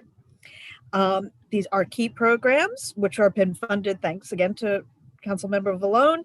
They're funded through the discretionary, they're funded through private foundation grants and membership dues, and they're all offered to the general public free of charge. And these include things like our annual meeting lecture, which is offered every May. And this year, obviously, it was virtual. Last year, it was virtuals. And our topics have included the lost waterways of Queens, abandoned Queens, I'm going to say this wrong, the Manicock tribe and their history, Queens Modern with Architecture, which was this year's talk, and researching your historic home. Our walking tours are the cornerstone of our offerings, and we participate every year in Open House New York and Jane's Walk. And then on top of that, we'll offer occasional walking tours that may focus on the development of the area, the original farmhouse structures, or maybe that will focus on a particular architect who designed houses in the neighborhood. And it should be noted that these are always sold out. Often we have to do like 2 tours in a day to just meet with demand.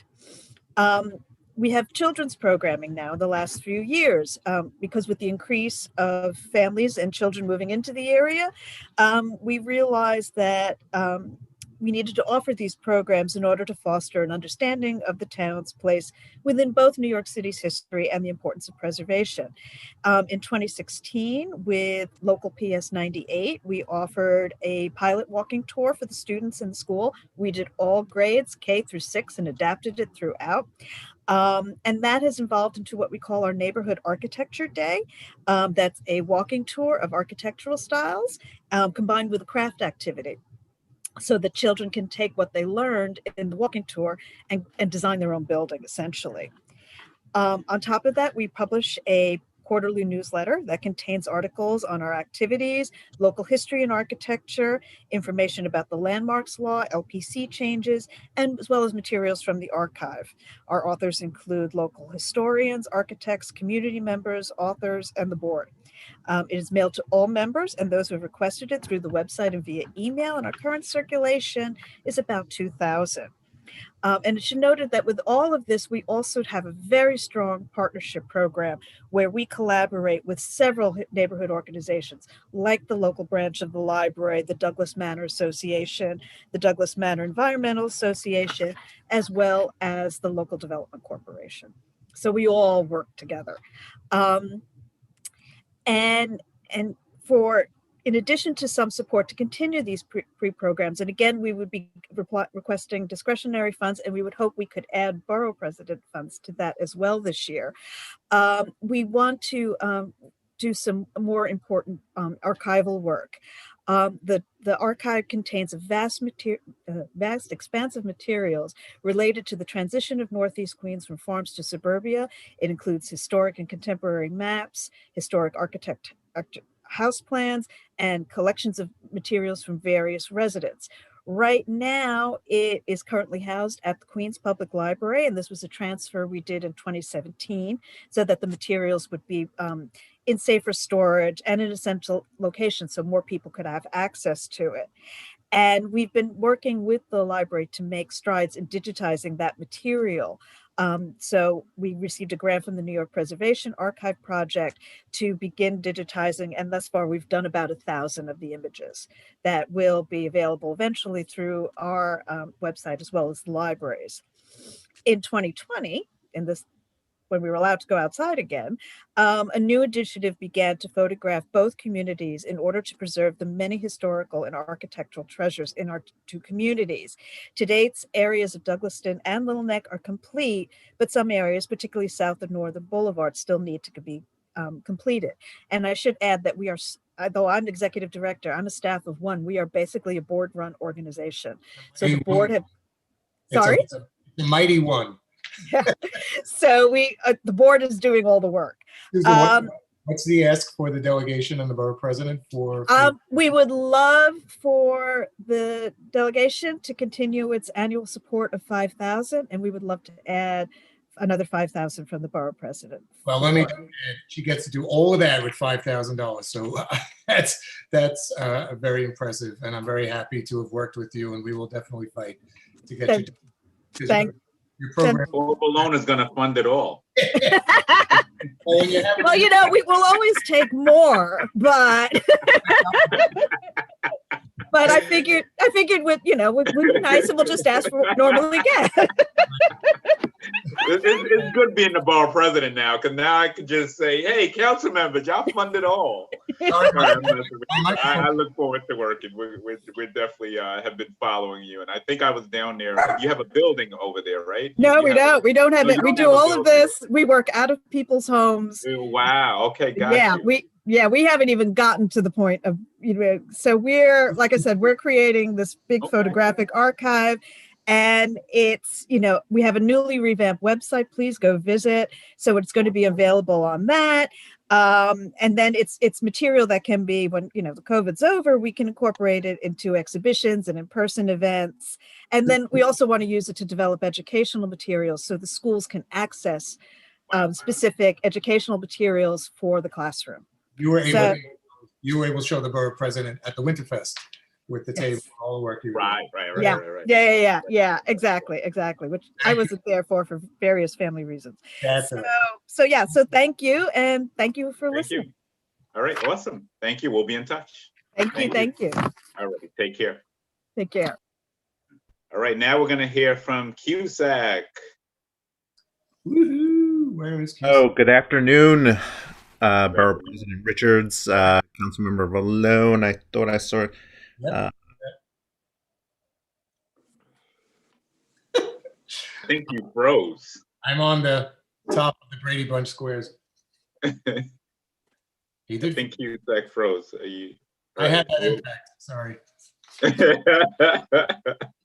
Paul Valone's fault. All right, we'll come back to him. We'll move on to Conrad. Poppin. Are you back? You're good now? You're breaking up a little bit. So you may want to sign in and out or do your Wi-Fi. And Susan from Conrad is here, so she could jump in and then. Okay, got it. Oh, Susan's. Okay. Susan, we'll go to you, and then we'll come back to him once he. Okay. Susan Brusman. Okay, good. Susan, you're muted. Yeah, just unmute yourself, Susan. Good to see you, my dear. I'll just turn mine off. Susan? All right. Oh, I see Danny. Hey, Danny Drum. Danny Drum's in the house. Councilmember Danny Drum. Good to see you. Can you hear me now? Okay. Gotcha, Susan. All righty. Susan is here already. Okay. Good afternoon, everybody. I am Susan Brustman. I am the executive director of the College Point Cultural Center and Museum at the Poppenhusen Institute. And we appreciate this opportunity to come before you today. And like everyone else in the city, the Institute struggled through the many challenges of 2020, but we survived by rising to the occasion and tapping into our creativity and that of our supporters. Some of the programs that we were able to implement were virtual piano lessons, family painting in the garden throughout the summer and fall, virtual musical performances, and a ventriloquist show. And what was a really big hit, we rented a vintage trolley several times that had a balcony on the back, and we took different musical groups around the community in and out of the streets and kind of surprised people because we couldn't advertise it ahead. We didn't want people to cluster together, but they were so appreciative of that. The community basically was appreciative and grateful of everything that we did since the city was basically shut down, and we were determined to remain a strong and positive presence, bringing some hope and encouragement to our neighbors during a very dark time. And in FY22, we hope that we can get back to doing in-person programs. And in order to do that, the programs that I just listed and that are on the testimony I submitted previously, and to resume in-person school tours and our multicultural programs such as for Black History Month, Cinco de Mayo, Immigration, Heritage Month. We need funding to do that because we were hard hit like everybody else financially, and it had a great impact on our operations, but we're not giving up. Our association is 153 years old. We plan on being here serving our community for a long time to come. And still, even now, the Poppenhusen Institute is the anchor organization of College Point. We spark and lead change, encouraging and promoting connection between the various cultures of the area, helping to bridge the gap across cultural and other divides. We're a safe, welcoming, and neutral place. And we accomplished a great deal. If you've ever seen a picture of a facility, we're huge, but we accomplished a great deal with only one full-time and one part-time staff. But we have a great many volunteers, and we do have an active board. We are not asking for an increase from last year because of the city crisis, but we are asking that the funding is maintained at the same level. Our request to Councilman Paul Bamone, and we thank him for our past support, is $25,000, to the delegation $15,000, and for CASA from Councilman Bamone, $20,000. And I hadn't included it on our testimony that I had submitted, but we are requesting $3,500 from you, our Borough President. We do have capital requests as well. We have a window and surrounds project, and right before COVID hit, the design phase was almost completed, and we believed that we were totally funded, but now DCLA plus our consultants are afraid of the unknowns in the construction field. They're afraid the prices, the bids are going to come in really high, and they want me to submit for more funding so we can be sure to move ahead with this project, because we don't want any more deterioration of this landmark building to take place. The windows are in desperate need of restoration. So we are asking $500,000 to cover any shortfall that might take place. And we do have a second capital project request. The rest of the exterior restoration and the details are on the testimony. I submitted.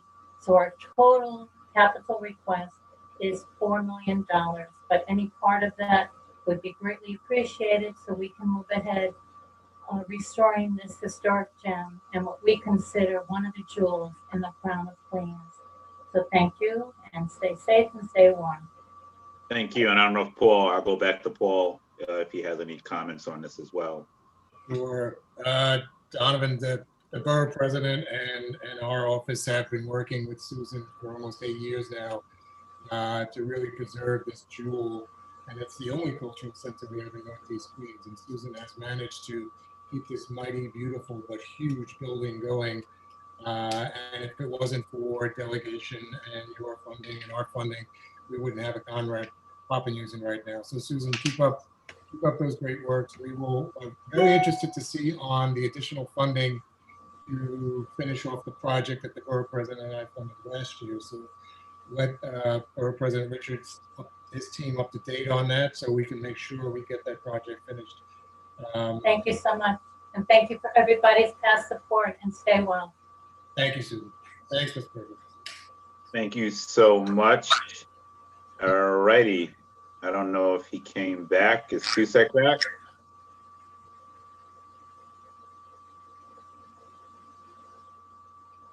All righty. We'll go to Woman for Afghan Woman. Hi, everyone. Good afternoon. My name is Roshni, and I'm the Advocacy and Outreach Coordinator for Women for Afghan Women. We're the only social service organization serving the Afghan community in Queens, where we speak 6 different languages. 60% of our program participants are Afghan, while 40% are from a diverse community of South Asians, Muslim, Latinx, and East Asian immigrants. I want to thank the Queens Borough Board and the New York City Council for your committed support these past 7 years. And on behalf of WA, we are respectfully requesting $20,000 to support our programs and services for Queens residents. Last year, WA supported the highest number of New Yorkers to date, taking on over 4,100 client intakes and transitioning our 15 programs virtually. 2020 pushed us to find creative ways to check in with our community members, including weekly calls with all survivors of domestic violence under our care.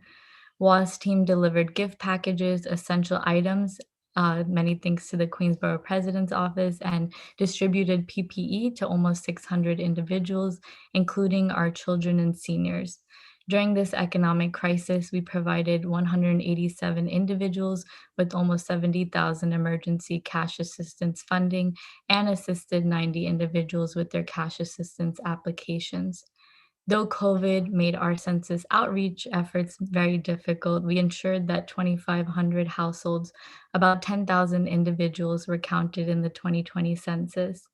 We began to operate a 24/7 hotline as a result of an uptick in gender-based violence during the pandemic.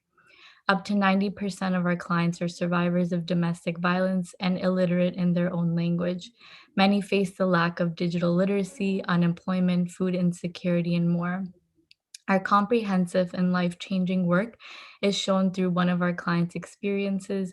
Her name is Hasna. During the lockdown, a former student of ours, Hasna, reached out to WA for help. Hasna's husband had physically assaulted her during a dispute and left their home. He took her debit and credit cards, and her unemployment benefit checks were automatically deposited into a joint account with her husband, which she no longer had access to. This left Hasna in a vulnerable position and unable to feed her 3 children. Our team immediately assisted her to secure her home to prevent her husband from assaulting her again. We applied for additional public assistance benefits and helped her open a bank account in her name to transfer her unemployment benefits. WA provided Hasna with $500 cash assistance to support her family, and we continue to follow up with Hasna to provide counseling and have connected her to other financial aid opportunities to cope with this difficult crisis. Once again, WA respectfully requests $20,000 in program support for our community center. This support will be imperative in supporting underserved New Yorkers as we navigate recovering from this crisis together. Thank you so much for your partnership and your time and consideration today. Thank you. Where's your organization based at? Where do you do majority of your work at? We have a office based in Fresh Meadows, Oh, okay. 71st Ave and 62nd Street. Okay, great. Thank you.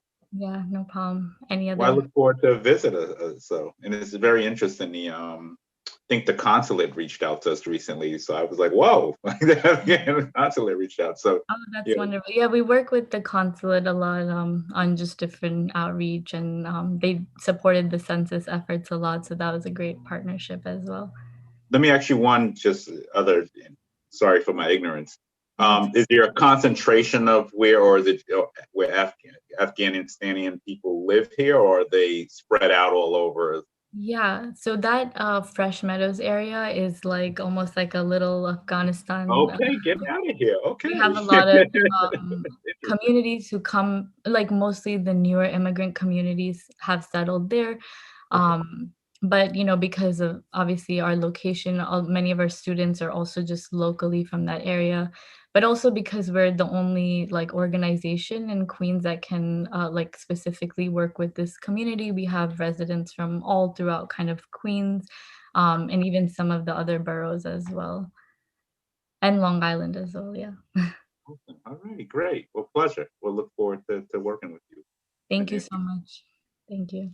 Okay, we're going to go back to QSAC now. Is Pat ready? Yeah, I'm ready. Sorry, I apologize. It's okay. It happens. Good afternoon, Borough President Richards, Council Members Drum, Council Member Malone and Holden before, staff and members of the Community Board. I'm going to be very brief because time is always good. Brevity is the best. QSAC is the last year has been challenging for all of us as a borough and as a city, and QSAC has really stepped up in that time for our families. We have served as outside of our normal circle of families that we normally do. We've provided support to more than 150 families in home services, which was very difficult during the pandemic as we're still in it. There are some other achievements that we have. We've now been certified to provide alternative methods path to getting a high school diploma. So we're looking forward to expanding that program in addition to our Access VR program. And we're providing, we have our hybrid model for education for all our schools so that our students can get the education that they need. And, we're doing a lot of stuff virtually for now. And a lot of that could not have been done without the support of the City Council, the support of the Borough President's Office. And we thank you on behalf of the families that we serve in the borough and our staff. And that leads me to ask for your support for FY22, the continued $10,000 level of support that the Borough President has provided QSAC for the last few years. It is, we've come a long way despite the pandemic, and 2021 and 2022 are going to be even more amazing year. The next 2 years are going to be great. And we can thank you all for your partnership. And so that's my ask. Thank you so much, Pat, and thank you for the work that you do. Any of my colleagues have questions, comments, or concerns?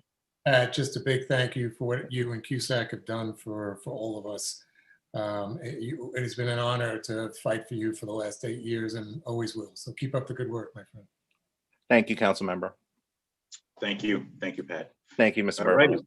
Take care. We're going to move on to the Queens Jewish Community Council. I think we have Cynthia with us today.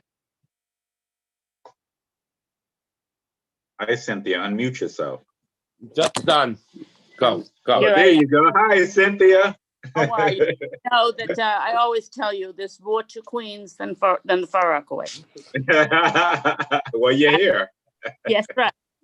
The Queens Jewish Community, certainly Honored President Donovan Richards and his distinguished members of the Queens delegation. The Queens Jewish Community Council, known as QJCC, is comprised of 146 Jewish synagogues, schools, and organizations in the borough. While initially was established to serve the Jewish population, we're very proud of the fact that our clients represent every ethnic group in the borough: Asians, South Asians, Hispanics, and African Americans as well. Since QJCC is borough-wide, our more than 15,000 clients live all over Queens and are constituents of most of the members of the Queens delegation. Anyone who comes to our doors is served. QJCC has worked through the current pandemic crisis nonstop, even as challenges of feeding our clients has grown immensely, increasing our client base by 35%. Record numbers of Queens residents are now turning to us for delivery of food, Meals on Wheels for the homebound, and at our food pantry for basic survival every day. This has caused a tremendous drain on our resources. As the pandemic does not show any signs of abatement in the near future, we are appealing to you to help us with funding so we can continue our work. Everything we do at our agency is to serve the residents of the borough. Our unofficial tagline is that we serve clients from birth to advanced senior years through a wide array of services and programming that we offer. Each and every day, members of the community of Queens are positively impacted by the work of QJCC. Among our programs, which are of course food insecurity and poverty, is protecting the elderly, immigrant services, entitlement and assistance, advocacy, and women's issues. Of the 65% of our clients are seniors. That runs the gamut from the ages of boomers to baby boomers' parents. I did a survey of 150 clients that receive our Meals on Wheels. The average age is 92 years old. Medical science is keeping them alive, but no contingency plan has been made to care for them. The money that they have saved through the years has dwindled as they now are living from hand to mouth. QJCC provides these elderly citizens with entitlement assistance, medical insurance facilitation, and with the meals if necessary. Since limited mobility is a serious issue with this group, QJCC provides programming in the area now virtually to avoid depression and isolation, and providing them with stimulation to give them something to look forward to. This is a costly proposition for our agency, but an essential one for our clientele. QJCC is very concerned about the plight of the families in the borough. The economic crisis has had a devastating effect on our community with unemployment now and the loss of medical insurance coverage. The need is great, and QJCC must be able to sustain itself to be able to serve those who seek our assistance. Since 6% of the clients are immigrants, special emphasis is to help them with their pressing needs. QJCC is very busy and needs necessary funds to help us continue our work. We know well that what we do for families is good for Queens. So requesting $150,000 for the next fiscal year. And we thank you for your friendship and your continued support. And stay safe. Thank you so much, Cynthia, and thank you for the work that you've done across the borough and for the services you're providing. So thank you so much. Look forward to the work ahead. Any comments or questions from my colleagues? All righty, seeing none, look forward to seeing you out in the neck of the woods. Absolutely. All right. Thank you. All righty. Take care. All right, we're going to move on to Self-Help Community Services Incorporated. Thank you so much for the opportunity to testify today. My name is Katie Foley from Self-Help. Last year, we served about 14,000 individuals from Queens. We offer robust services to Queens residents, including case management, friendly visiting, senior affordable housing, home care, specialized services to Holocaust survivors, NORCs, senior centers. We're the Queens New York Connects provider, social adult day program, our virtual senior center, and more. During the COVID-19 pandemic, Self-Help has continued to serve our elderly and vulnerable clients through our range of home and community-based programs. We've been checking on our clients by phone or Zoom to ensure access to food, safe shelter, medical care, and more. Our team is working every day to ensure that our clients continue to live with dignity through this challenging time. I'll briefly highlight 3 areas of need within the self-help community. First, we're seeking to expand our established program that provides free round-trip transportation to medical appointments for seniors. The pandemic has significantly increased the need for safe, private transportation options for older adults.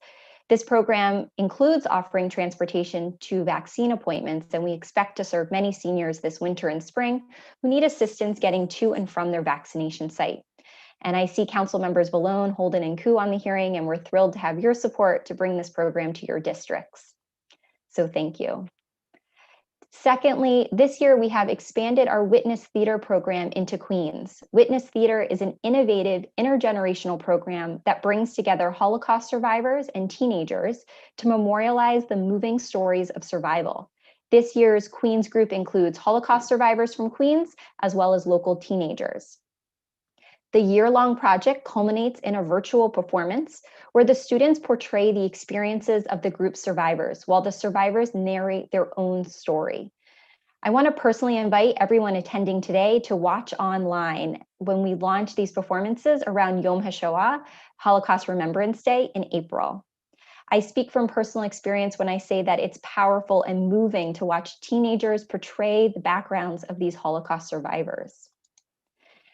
And thirdly, for seniors who are homebound, especially during the pandemic, Self-Help's virtual senior center is a vital source of face-to-face interaction, which allows participants to join interactive live classes and peer-to-peer chats. Older adults use personal computers or tablets to log into the virtual senior centers for daily interactive classes. Classes are offered in English, Mandarin, Russian, Spanish, and Korean. And many seniors have a new interest in virtual classes and finding virtual community. And we believe that this program should become a permanent part of the city's infrastructure to support older adults. More details are available in the written testimony I submitted earlier today. And I want to thank everyone for the opportunity to testify on behalf of Self-Help. Thank you so much for your testimony. And thank you for the work you're doing. Mind if I jump in for a second? Yes, sir. Please, Mr. Vallone. Yeah, that has become, the program that we created has become the #1 program that we get phone calls on. So for those who haven't jumped in on that yet, we created out in Northeast Queens a free transportation for seniors that has been expanded with Self-Help to do COVID vaccination and doctor visits. And it has been tremendous success. And like she said, some of the council members have jumped in to expand it throughout Queens, and the delegation last year also put funding in, and it's been a tremendous success. So for my fellow Queens council members, I urge you to take part of that, expand it. It is the #1 phone call we get for gratitude and thanks. Free senior transportation, no one else has done that. So through Thank You with Self-Help, been a great partner at getting that launched. It's a lot of work. I know we had increased funding to get additional staff just to handle the phone calls. But all the work you do with the virtual programs and everything else at Self-Help, we're very happy to have you in the district and always lobby for all your efforts. Thank you so much. Thank you so much, council member. We very much appreciate your support. Borough President, can I say a couple of things? Yes, sir. Please. Katie, thank you for all your hard work. And I want to really echo Councilmember Vallone's comments on the free senior transportation to certainly doctor visits and hopefully the vaccine, if we can get it rolled out to our seniors fast enough, and it's not happening yet. And that's why we've, in the council, 30 members signed on to try to get senior centers open for the vaccine. And I think you're certainly Self-Help, I think, can handle that. Has anybody reached out from the mayor's office or the governor's office to any of the Self-Help centers? I'm not aware of a conversation between the mayor, the governor's offices with Self-Help. We're certainly open to conversation. So we want to be a resource for the older adults who already know and trust Self-Help senior centers, NORCs, et cetera. So because DFDA did tell us at a hearing that they're assessing the rollout of the vaccine to senior centers, and they're doing a survey. And I just want to see if they reached out personally and at the time, we didn't get any senior centers that were contacted. So I'm just wondering what they're waiting for. So hopefully I'll reach out to our senior center and I'll ask specifically, and I'll follow up with you and your team. Absolutely. Thank you, Katie. Again, thanks for the great work. Thank you so much, council member. President. Thank you. Borough You have a lot of President. fans. I remember being in the council and your organization always coming up. Mr. President, if I could just say a word. And Gradential. I'm still here. I'm still here. I was out traveling, but I'm back. I just want to thank them for the virtual senior center. We work with them and SNAP, which I know provides services in your old council district as well. And the virtual senior center is really a lifesaver. I see Peter Koo's got his hand up also, so I'm going to yield my time back. Thank you. Thank you, Councilmember. Councilmember Koo. Yes, I want to say we have a very good virtual center, senior center in our district. And I want to thank Self-Help for doing a good job, especially the senior center in my district under the director, Jane. She's a really good director. And the transportation program is also really popular in my district. So I asked the board president to fully support Self-Help. Yeah. Thank you so much, Councilmember. Thank you, Councilmember Koo. Yeah. I'm going to go to Community Board 12, Princess Dobbs, I believe. McGee has her hand up. Good afternoon, everyone. Thank you, Borough President, for this opportunity. Ms. Kathy, with the Self-Help Community Group services, do you extend into South Jamaica, into District Community Board 12? We do serve all of Queens. Okay. So we'd be happy to talk to you about any of your constituent needs and the services that we can provide. I can follow up with you directly. Okay, great. Can you please put your contact information in the chat? Absolutely. Thank you. Thank you so much, Chair Clerk McGee. Okay, thank you. Thank you for the work you do. Thank you, Borough President. We're gonna move on to Together We Can Community Resource Center. Shannon Getzell, please. Thank you so much. Thank you so much for having us here to the Borough Board and all you amazing individuals that are doing really meaningful work. My name is Shannon Getzell. I'm the founder and director of Together We Can Community Resource Center, Inc. We are a community-powered, volunteer-led nonprofit. We started in 2017 with the goal to empower the community with resources and educational opportunities.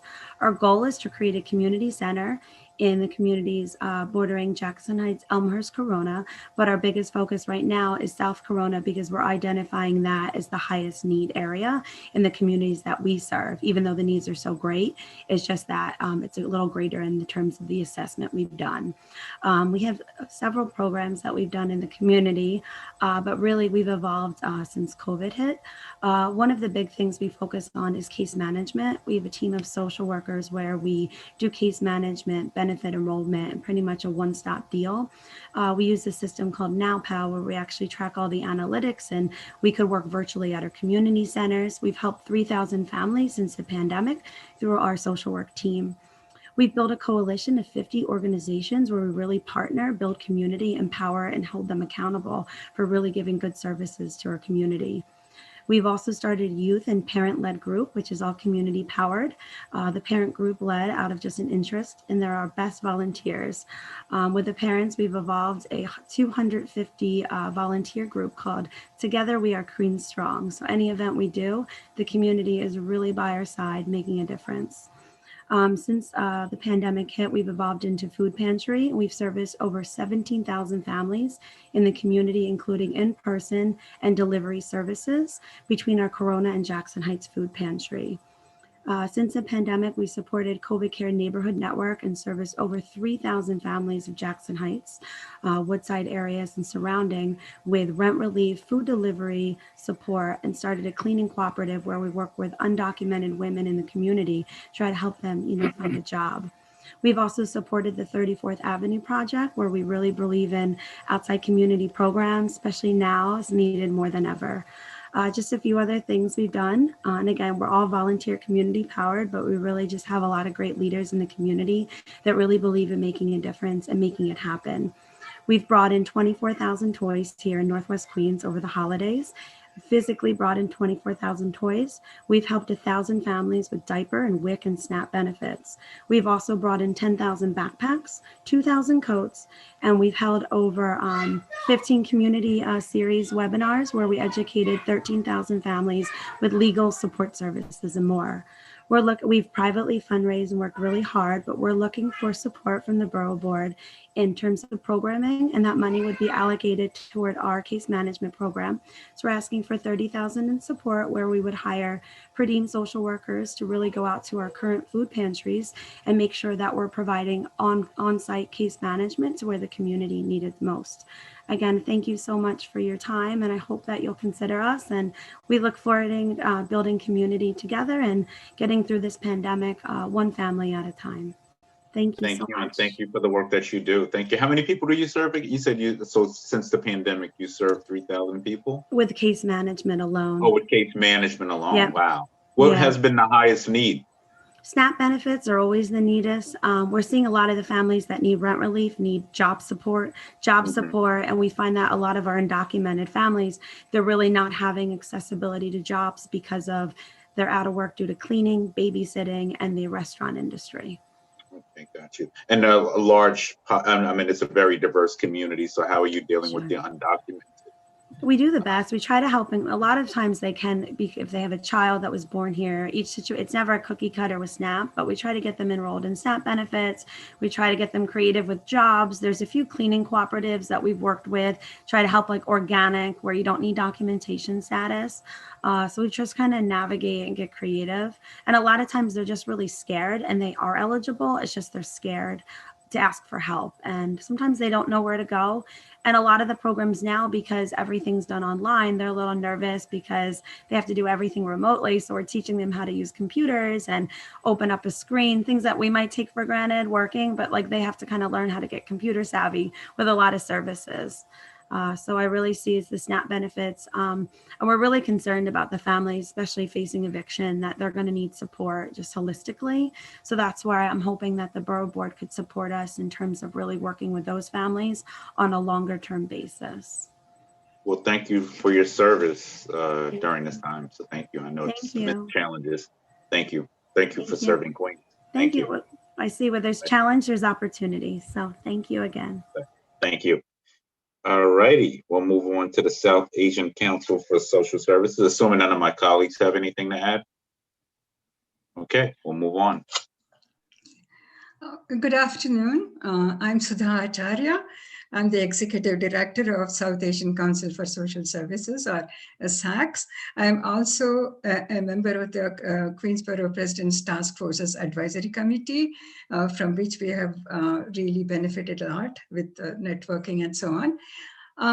First of all, thank you for this opportunity to give our testimony. And very first thing I'd like to do is convey the organization's warmest gratitude for the capital funding that you awarded us in fiscal year 2021, both the Borough President and the City Council. This funding made it possible for us to acquire a building, much needed building, right in the heart of Flushing. But you know that our clients come from all over Queens, even the furthest corner of Queens. We're in the process of signing the contract and have also secured the necessary bridge loan from our bank. So we hope to be in possession of the building in a few months. The original award from the city was based on the appraised price of the building, which was $3.65 million. So the award was $2.625 million.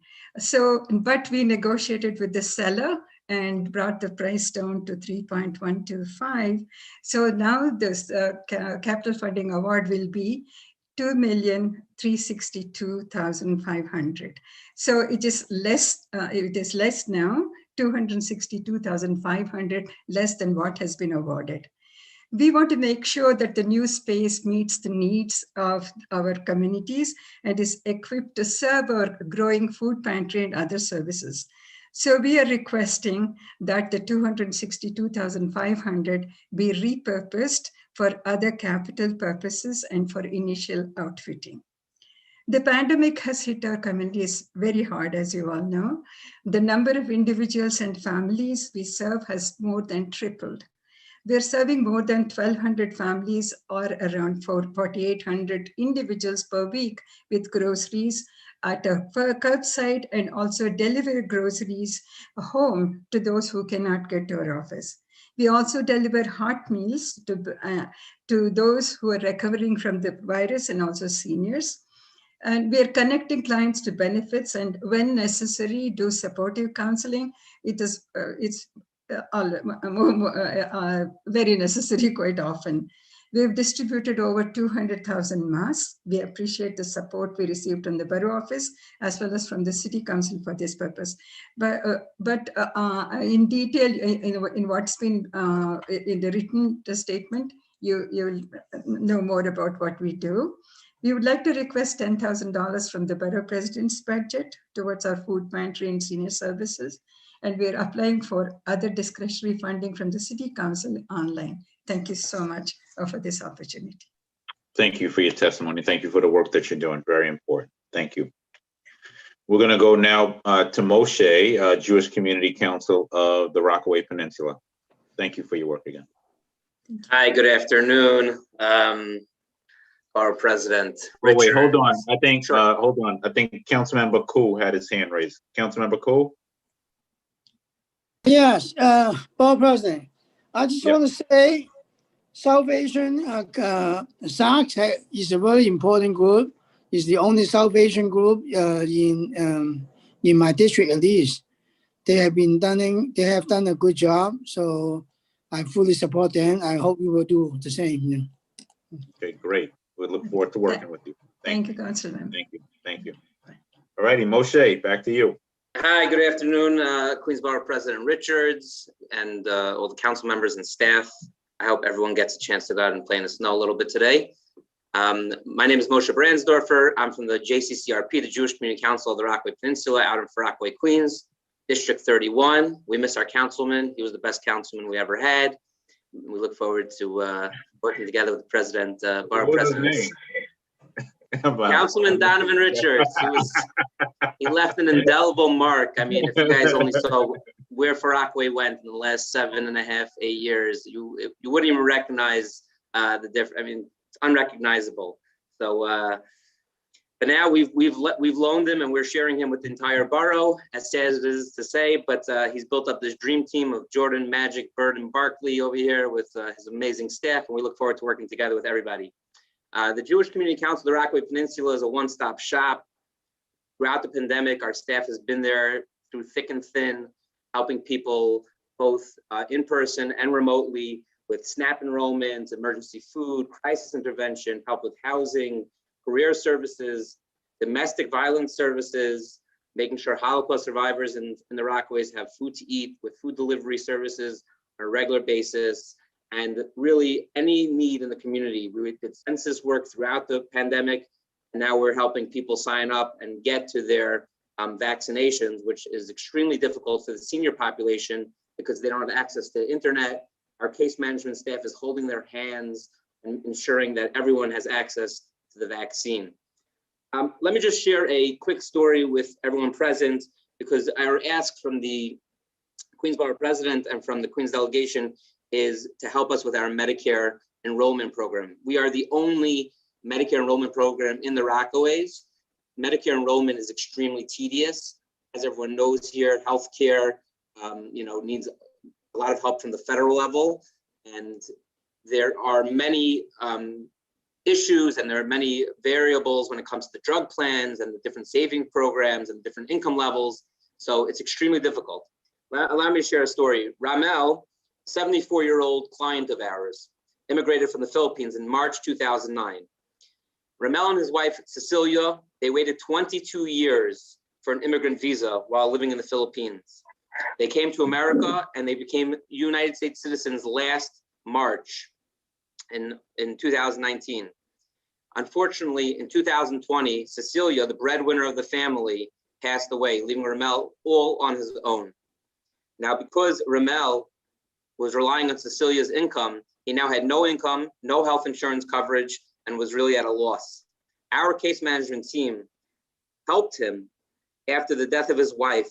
They reached out to him, they offered their condolences, they provided a listening ear and expressed empathy over the loss of his wife. He didn't have any income or support system. And unfortunately, due to the COVID-19 pandemic, his two sons that live in the Philippines couldn't get here to help him. We were the only family he had to help the 74-year-old immigrant. He was in quarantine in his apartment.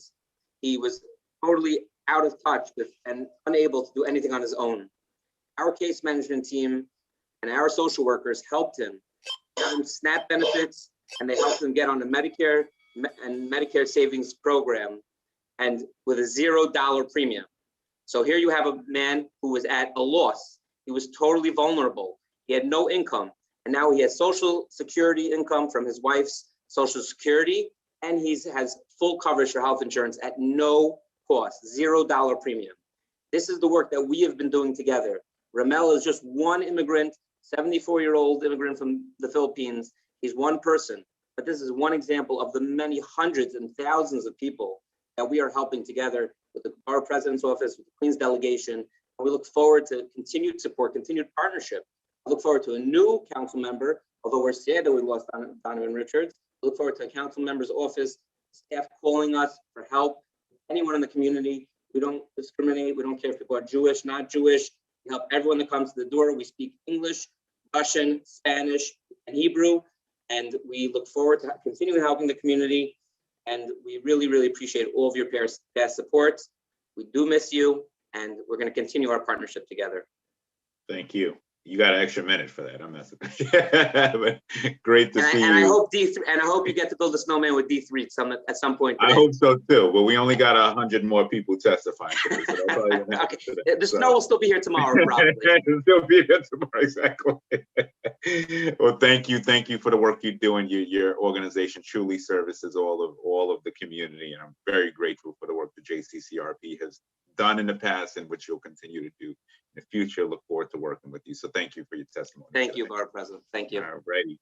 We're gonna now go to Turning Point for Women and Families. Robina. Good afternoon, Borough President. Very happy to see you in your new role. Congratulations. My name is Rubina Niaz, and I'm the founder and executive director of Turning Point for Women and Families. I thank you for the opportunity to testify this afternoon. New York City's Muslim community is estimated at 1 million, with a majority residing in Queens. Despite this, Muslim women in Queens are underserved when it comes to domestic violence prevention and intervention. Their situation is further exacerbated by language or cultural barriers, poverty, and limited knowledge about their rights. Turning Point was founded 16 years ago and is the first nonprofit to address domestic violence in New York City's Muslim community. We help Muslim women and girls affected by domestic violence empower themselves and transform their lives through a wide range of culturally competent services focused on safety and self-sufficiency. We are also the first nonprofit to start a youth program for teenage Muslim girls and young women. And we are also the first nonprofit to address and speak to issues of elder abuse in the Muslim community. Our senior program offers an ESL class to senior women so that they can learn to take their citizenship exam and become citizens. And over the last 4 years, many senior women have become citizens, and they've even voted in the last election. So we are very proud of that. When the shutdown happened, when most agencies had to close down, we took only 3 days to come back to business. We set ourselves remotely, and the number of domestic violence calls went up by 33% in the first 3 months. And they continue to spike. These are only the women who feel safe calling us when they are locked up in their homes. The ones who are living with their abusers really don't have any recourse. And we have tried to, for their safety's sake, not reach out to them. We hope and pray that they're able to reach out to us. So the issues of domestic violence were bad and really out of control before this, and now it's become 10 times worse. There are many survivors who we had worked with for almost 2 years and finally helped them find their feet. They found jobs. They were in a good place because they were earning for themselves. And with the pandemic, they lost their jobs and weren't entitled to unemployment or anything. So from day one, we've been providing financial services to at least about 20 women. In November, we bought brand new coats and jackets to help many families. We bought about 45 coats and jackets and gave it to our clients. In 2020, we provided almost 3,360 units of services to women across New York, including domestic violence survivors, seniors, and youth. And despite the pandemic, we were able to reach over 4,000 individuals through outreach and education initiatives because we were doing so much virtual work. For fiscal year 2022, Turning Point is requesting $100,000 from the Queens delegation, which will support our 4 core programs and help strengthen our infrastructure, especially during the pandemic, which has challenged us in unprecedented ways. And we want to continue being there for Muslim survivors of domestic violence. If I may just put that out, that every year we request the Queens delegation for support, and we haven't gotten lucky yet. So I hope that you, Borough President Donovan, will bring us some good luck. Funding from the Queens delegation will also help us continue with our current services, domestic violence services, senior support services, where we are not just teaching them English, but we were teaching them how to advocate for themselves about their rights as senior citizens. And we are also gently addressing incidents of elder abuse in their families and homes. It's very, very hard, as we know, for seniors to talk about abuse that's perpetrated by their children or their children-in-law. And, Muslim women find it very, very hard to even bring up the subject. So we are trying to break those barriers. Our youth program has continued uninterrupted. We are offering our weekly youth group for Muslim girls and young women ages 13 to 20. And our leadership program has gone on our annual leadership workshop series called Mecca to Manhattan, Muslim Women Moving Mountains. That is going to be happening in March, in April, end of February, to April, uninterrupted. I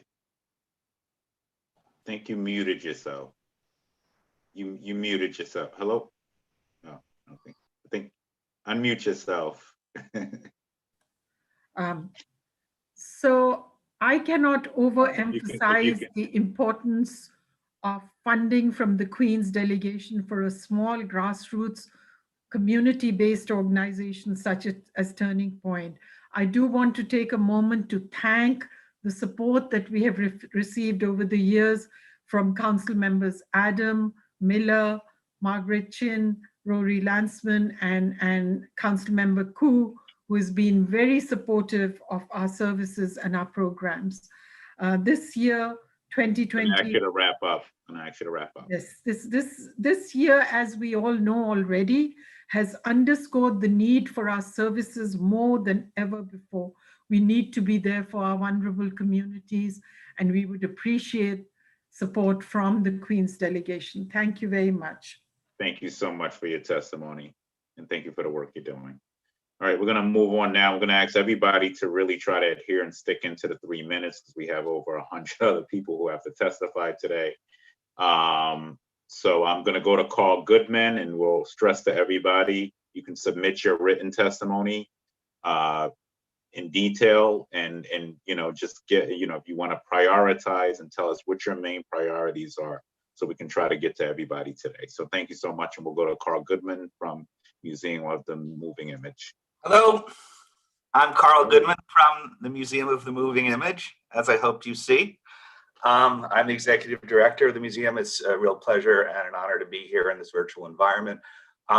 Sorry about the timing. We had to temporarily lay off the person who keeps me from writing 3 instead of 12.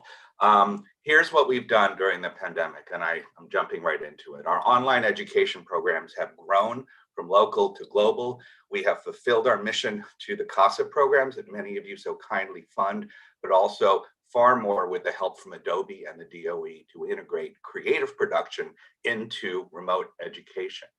Our online live programs are attended by thousands. We've been an early voting location. We've served as for meal distribution. Please come in June for a primary. Some of you have no choice.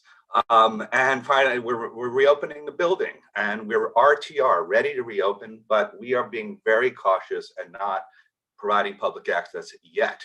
However, we look forward to, hopefully, things go right, being open with Henson and the Muppets being available in April. The most important vehicle at the moment, what we did when we were free, was called the Queens Drive-In. It was a partnership among the Hall of Science and Rooftop Films.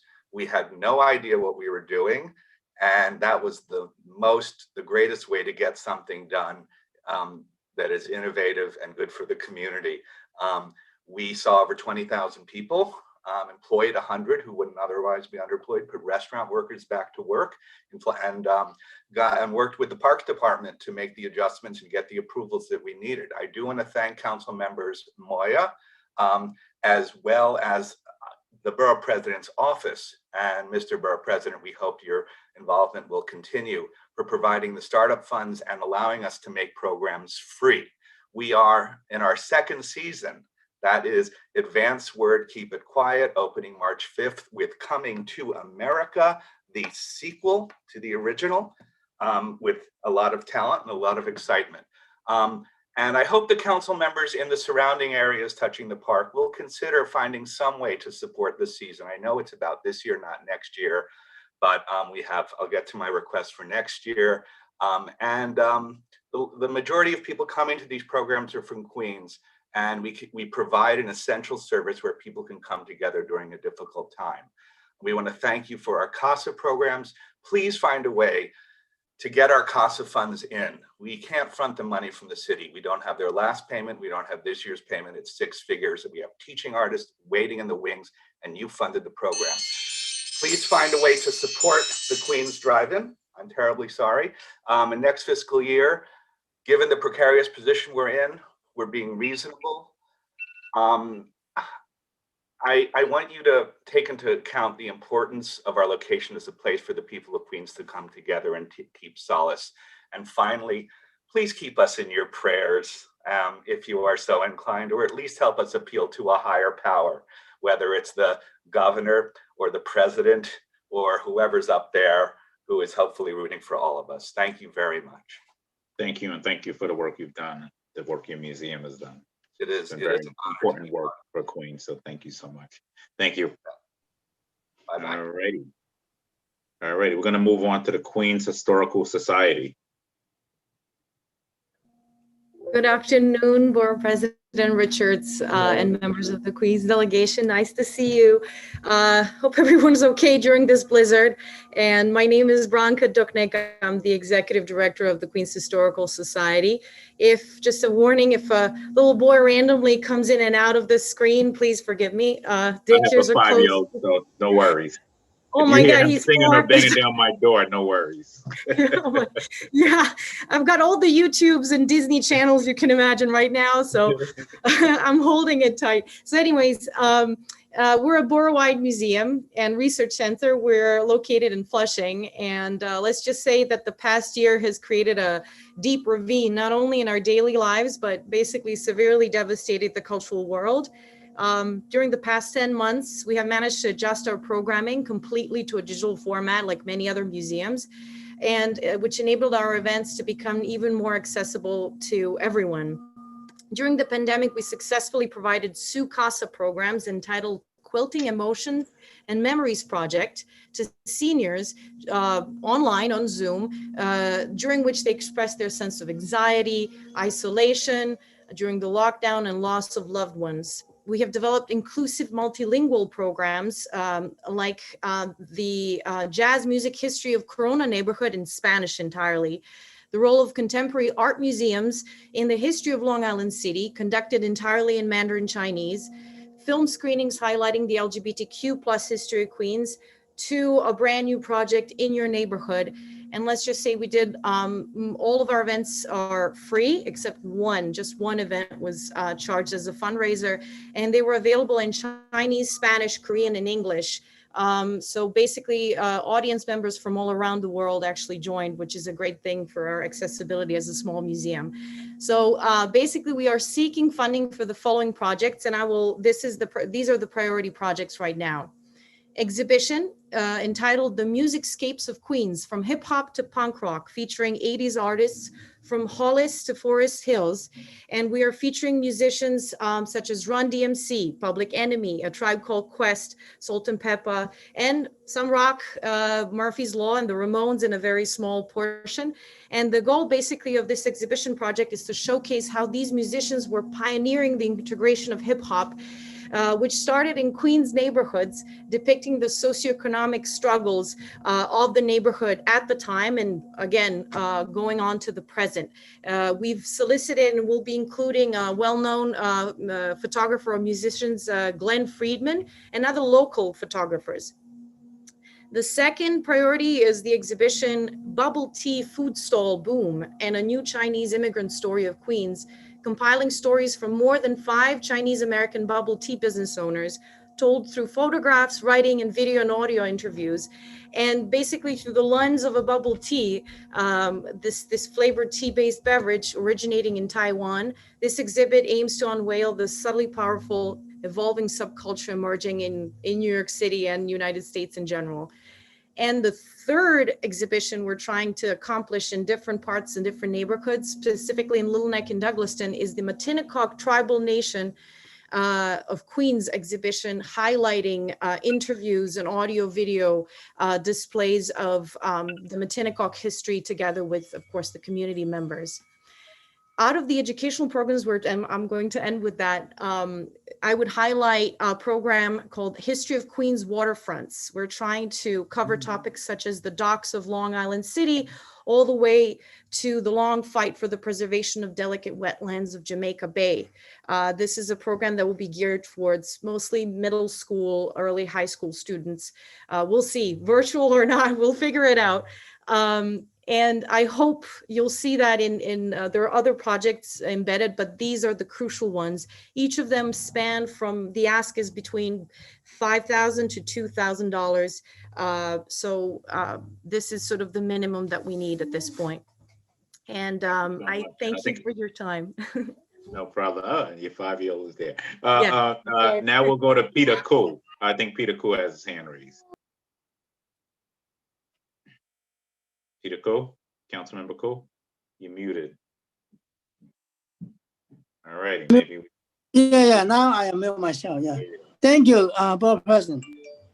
I must say Queens Historical Society makes history learning fun. No? History used to be very boring, but our new director have a lot of programs, make it very interesting for young kids to learn history, especially that one Queens history.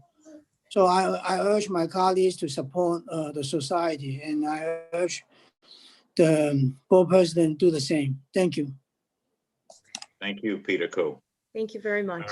All righty, we'll now go to the Bound House. Good morning. I'm Charlotte Jackson, the archival consultant for the Bound House Museum and Historical Society. And I thank the board for the opportunity to present today. For anyone who's not familiar, the Bound House is the historic home of John Bound, a 17th century Quaker known for his defense of religious freedom. Dating from 1661, it is the oldest house in Queens and the second oldest house in New York City. and it is also a stop on the Underground Railroad. Our primary mission, aside from preservation, is education. In response to the COVID-19 pandemic, Bound House Education shifted to digital platforms and created live virtual programs for school children in accordance with distance learning guidelines. Our offerings follow the New York State curriculum and the social studies scope and sequence guidelines published by the New York City Department of Education. We have also developed website resources for youth and adults in the general public. And we remain committed to expanding our digital offerings even as in-person visits resume, in line with our commitment to outreach and accessibility. For fiscal year 2022, Bound House is seeking funding for 2 initiatives that will both support our education mission and make our historic collections and archives accessible to the public on the web. We are requesting $9,600 for professional photographic documentation of the museum's original furniture collections and $15,000 towards digital preservation of the Bound House archives. The resulting images and metadata from these 2 initiatives will aid us in developing robust online educational programming and also make our collections discoverable to all through an online search discovery tool. The Bound House archives 300 years of Queens and New York history. These primary source materials date back to the colonial period and include Bound and Parsons family correspondence, early land deeds, local maps, and vintage photographs and ephemera that document a bygone Queens. To date, most of these materials have only been accessible to the public by special appointment, and access to old or fragile materials is limited. Creating high-resolution digital images and metadata for up to 4,500 pages or images from these materials will allow us to feature them in online exhibits and digital libraries, as well as curriculum modules. The Bound House furniture includes fine examples from the 17th through the mid-19th centuries. These furnishings are original to the house and treasured by 9 generations of residents. Many are the work of local cabinet makers and represent the fusion of techniques and styles from the different nationalities that mingled in Queens. Most of these pieces have never been professionally photographed in a way that would allow their details and workmanship to be studied up close by a remote audience.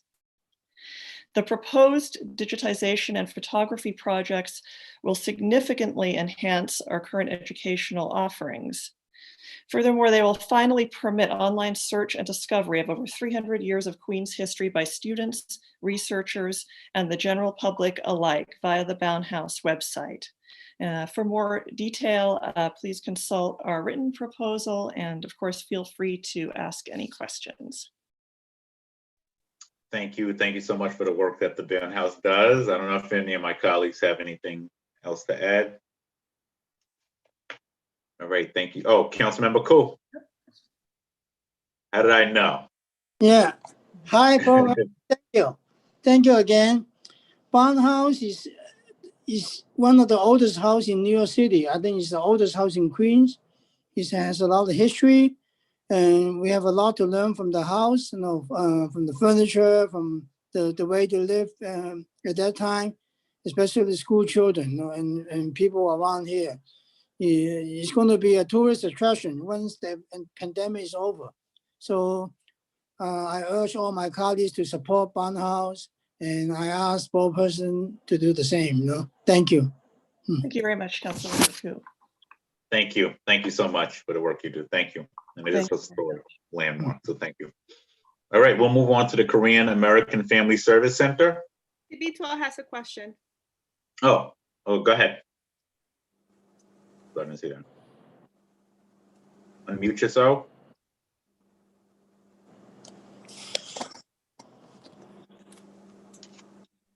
Hello. Hi.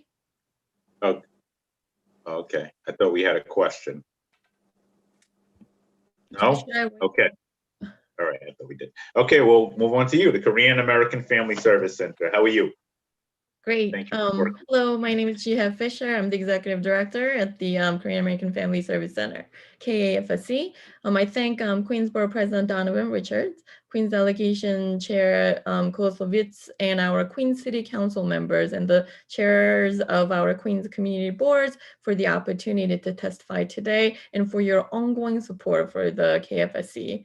Since its inception in 1989, the KFSC has committed to preventing and ending domestic violence, sexual assault, and child abuse, and all our services are provided in a culturally competent and linguistically appropriate setting.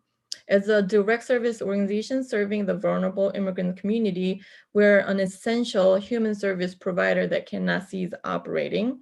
Throughout the pandemic, KFSC never closed its doors, and our frontline essential workers stepped into the role of providing a myriad of services that have not normally been our target area, such as COVID-19 related services, including assisting our clients for small business loans, emergency fund applications, public benefits, health insurance enrollment, and more through both in-person and virtual appointments.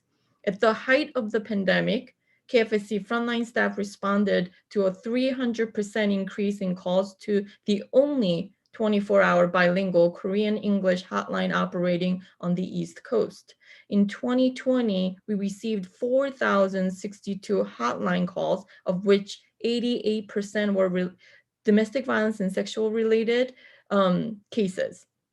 90% of these callers were Asian Americans, 95% were women, 100% were immigrants, and 98% had limited proficiency in English. Each year, over 2,500 individuals benefit from one or more services, and the majority of them are from Queens. Our community is disproportionately at risk and left without a safety net in the wake of this global pandemic. The essential direct services we provide to an already marginalized and vulnerable community are critical for the survival of Korean American New Yorkers and will be even more so in the recovery efforts. Prior to the pandemic, families didn't spend too much time at home together, which helped prevent conflicts, as there were less opportunity to be in contact with a partner. The pandemic forced families to be together, which resulted in increased incidents of violence and also an increase in the severity of abuse. Women who had never called the hotline before finally reached out because the abuse has reached a dangerous point. In order to meet the increasing number of calls to our hotline, we actually hired 2 new case managers.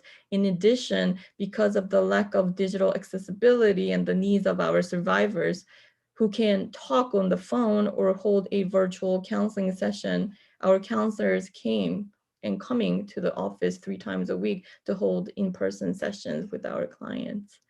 I urgently ask for your support for KFSC and the essential work we provide to the vulnerable and marginalized members of our community.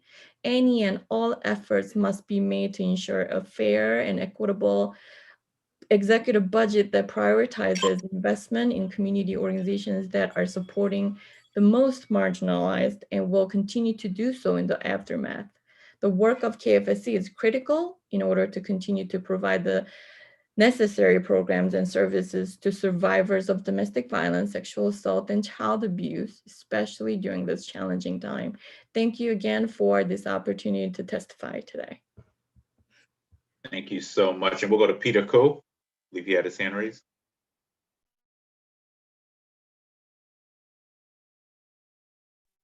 You're muted, council member. Unmute yourself, Peter. See, I always forget to unmute myself. Okay, so domestic violence increased, especially in a time like this, you know. And KFSC and their work are more important than ever. They are the only Korean-speaking domestic violence service agency in the East Coast area. And so it's really important that we fully support them, because domestic violence and sexual abuse is a big problem. Even in the Asian American, because sometimes people think, oh, even Asian American, we don't have a problem like this, but we do. You know, we have domestic violence, you know, and sexual abuse. So, and then it's always keep quiet. Nobody want to talk about it. So it's important that we support them, make sure they have a safety net there. Thank you. Thank you, and thank you for the work you're doing. I know you do a march every year on domestic violence as well, so I recognize the work that the Korean American Family Service Center has done on this issue as well. So thank you, Peter. All right, we'll move on to the Lewis Lattimore House Museum. Hi, everyone. Good afternoon. Dear Queens Borough President Richards and City Council representatives, thank you for this opportunity to testify.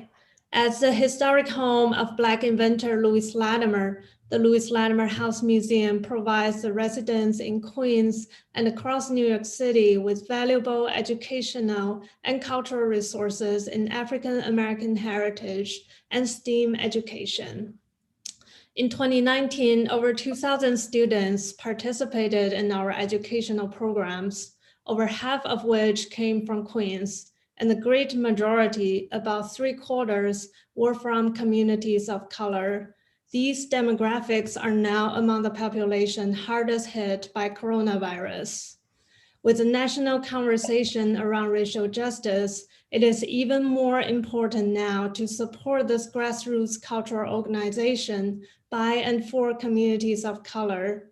Equity and diversity are not the extra toppings for us. They are at the core of our work, and we have been doing the work on the ground with limited resources. The landmark site needs to be better preserved and maintained.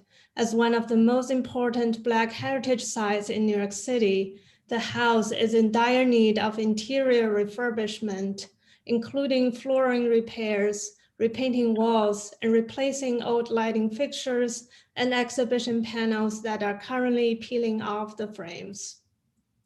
Additionally, the site needs a comprehensive landscape architectural design in order to present to the public a complete and curated vision to highlight Lewis Latimer's singular achievements in history and unique impact on our everyday lives.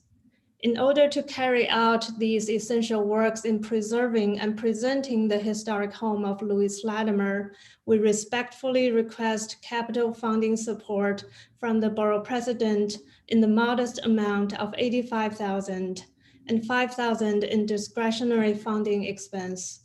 The communities of color we serve need more support now, not less, and this Black History landmark needs more investment from the city. We ask you to consider this request for help so the Latimer House can collaborate with the Borough President and City Council to rehabilitate and empower the demographics most affected by COVID-19. Thank you. And on this Black History Month, we certainly celebrate the contribution of Lewis Lattimore to our society, to Queens, to everyone. So thank you so much for that, and look forward to the work ahead. So thank you for what you do. Very important institution. Thank you, Borough President. All right, thank you. All righty, we're going to move on. Oh, and anybody want to comment on that? Yeah, I want to add something, Borough President. The Latimer House provides a lot of STEM programming, which is in high demand now because of the remote learning. And Mr. Latimer was an African American. He invented the light bulb, and he has achieved a lot in science. And we want to make sure the school children know about this because he's a good role model, a good scientist, and a good African American for the new generations to learn. We want to make sure we support the house. It's a very small house, museum, but in the past, nobody paid attention to them. So from now on, we should pay more attention to them. Thank you. Thank you, Councilmember Ko. Thank you, Councilmember Tu. Cool. And I should add that, like Councilman Ku said, we've successfully completed our virtual CASA programs last year. And this year, we've started two new CASA programs with both middle school and elementary school kids. They're learning about coding through gaming design. And so it's going really well. And we would love to bring this amazing program to more council districts in Queens. Thank you for the important work you do. Thank you. Thank you. All right, we're going to go to Art Transforms Incorporated, Wanda Best.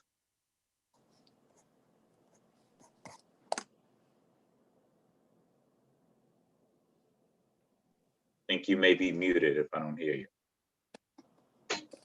So Art Transforms Incorporated. One Okay. Beth. Yes, everyone can hear me now, right? Hey, how are you? Okay, so thank you, Borough President Richards, for the opportunity to testify and talk a little bit about Art Transforms. We are a little different because we are an art organization. So I'm going to give you a little history real quick. In 2016, I discovered there was a gap in affordable visual art learning opportunities in Southeast Queens. When at an art exhibit where my art was on display, a little African-American boy, he was about 7 or 8, said to me, I didn't know there were any Black artists. And I was saddened by his revelation.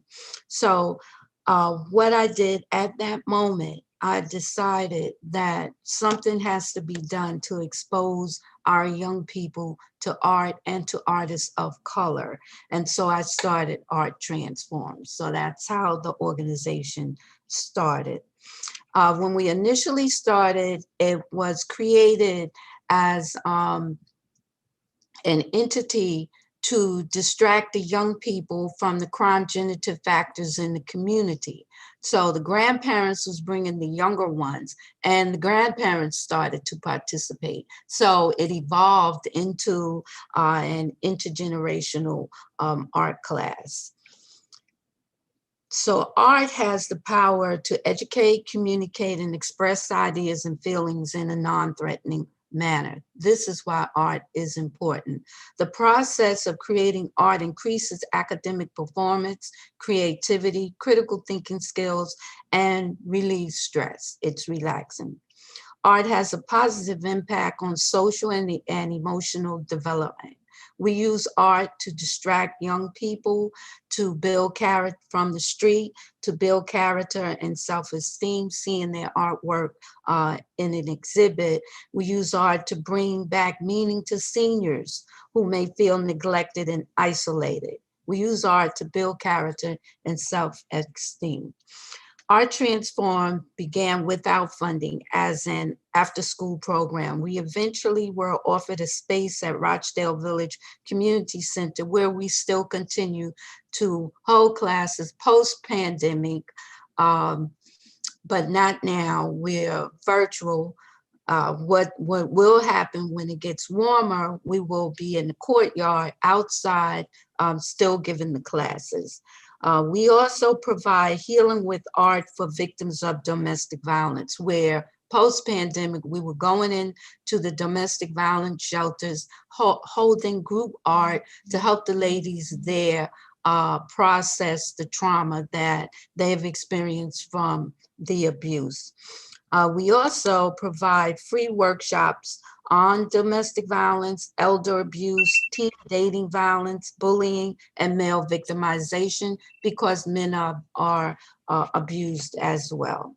Most of the time when you think of domestic violence, you see a woman's face, but it's also men who are abused. You look at the statistics, 6 million women annually, cases of women being abused that's reported. But there's also 3 million cases of men. And that number is underreported because of the stigma that's attached to men being abused. Since 2018, annually, we host a Together We Can Heal the Community Conference. And the conference focuses on issues that impact the community and society. We host Diamonds Among Us, honoring women who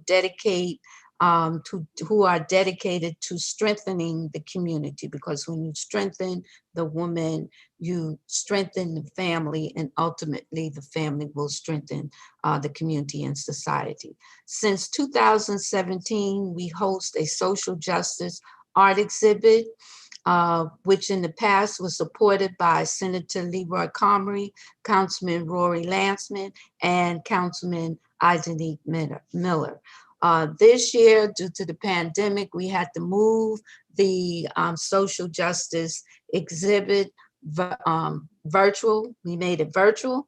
And we have a video up on our website at www.arttransforms.org. And you can see the artwork. And some of the artwork includes people who are Can I ask you to incarcerated. wrap up? Okay, so we are seeking $10,000 to help us take our programming to the next level so that we continue to provide support to the community, especially during the time of COVID, where people are sheltered in. With the funding, we can help more people, provide more support and resources. It is our hope to use art as a process of healing to build character and self-esteem. Thank you. Thank you for your testimony. Very important points you made today. Thank you. All righty. All righty. I am going to move on to Best to Beat Them, the 116th Precinct Task Force.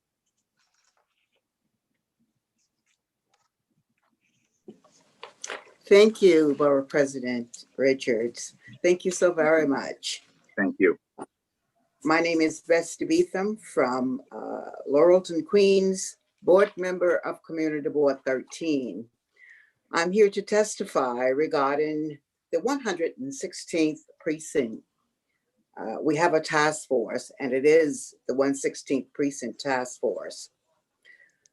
To the Borough President, City Council members, and board chairs, good afternoon. The 116th Precinct Task Force is a group of civic leaders representing the diverse neighborhoods in the north and the south areas of the 105th Precinct. The task force was formed in 2007 to support the efforts of the numerous area civic associations to advocate for an independent and fully staffed precinct to cover the southern portion of the district. Police response times to crime and other needs in the area are often delayed due to the distance from the 105th Precinct building in Queens Village, with increasing traffic and a few alternate routes. Following increasing concerns of crime and drug activity in southeastern Queens, a new precinct was proposed in the early 1970s. In 1977, then Mayor Ed Koch designated the 116th precinct, but no action followed. In 1983, Queens Community Board 13 voted the 116th precinct its #1 capital budget priority, where it remained until 2016. Finally, after over 30 years of united efforts by the northern and southern communities, Mayor de Blasio included a construction budget in the 2017 capital budget, ultimately reaching $92 million. The mayor and local officials repeatedly and proudly highlighted this great success for their constituents. Design of the state-of-the-art precinct building was reviewed and praised by the community and nearly finalized. A required street demapping was concluded with the overwhelming and enthusiastic support of the community. However, members of the community were devastated on June 30th, 2020, to learn that Mayor de Blasio reneged on his promise from the 2021 budget. The $92 million funds remain in the budget, but was diverted to other uses. On an overwhelming vote, Community Board 13 once again included the 116th precinct as its #1 capital budget priority.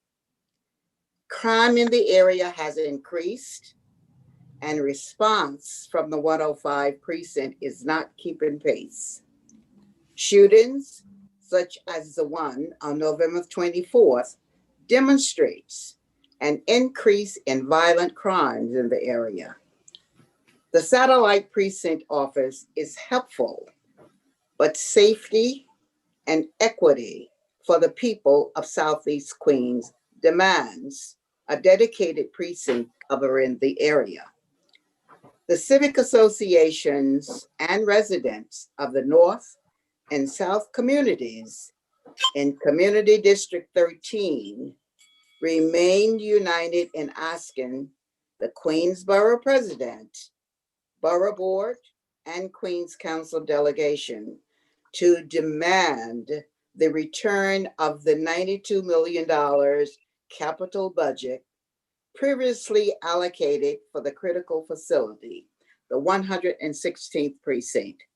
I can say to my then council member and currently our Queensborough president was instrumental in getting help from the mayor.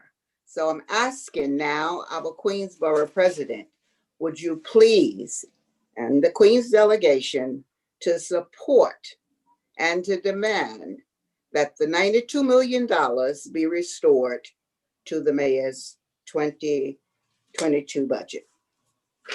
Thank you. Thank you, Beth. Thank you for your testimony, and we look forward to revisiting this conversation with the mayor. And I know he's spoken to our congressman. We've had conversations, so we're going to continue to fight to make sure that that restoration happens. So thank you.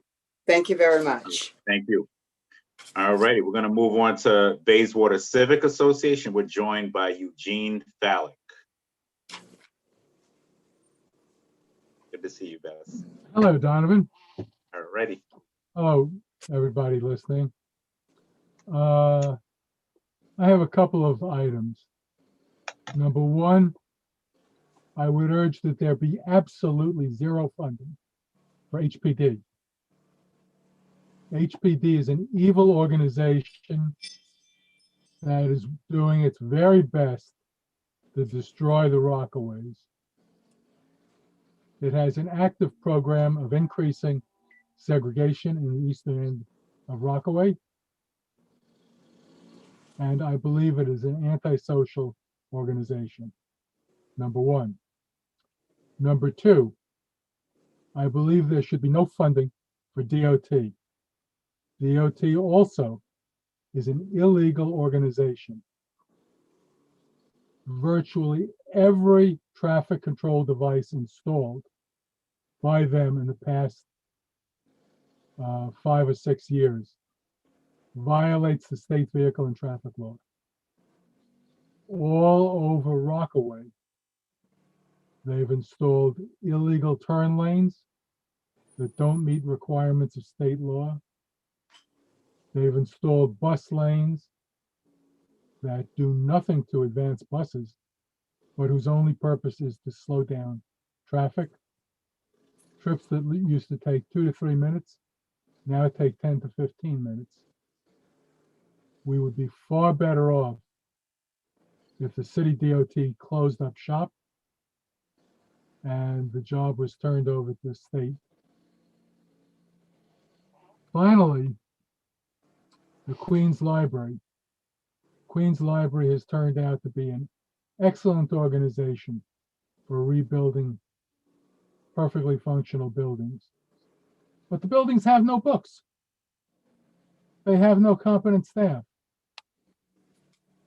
All Queens Library money, I believe, this year should go to buying books and providing staff. They should not be given any money for new buildings. Queens Library, for a number of years now, has had an edifice complex. They love new buildings. The only thing they don't want to do is provide library services to Queens County. Thank you. Thank you for your testimony, Eugene. Thank you. All right, we'll move on now. We'll hear from Enterprise of Destiny. Enterprise of Destiny, Freddie?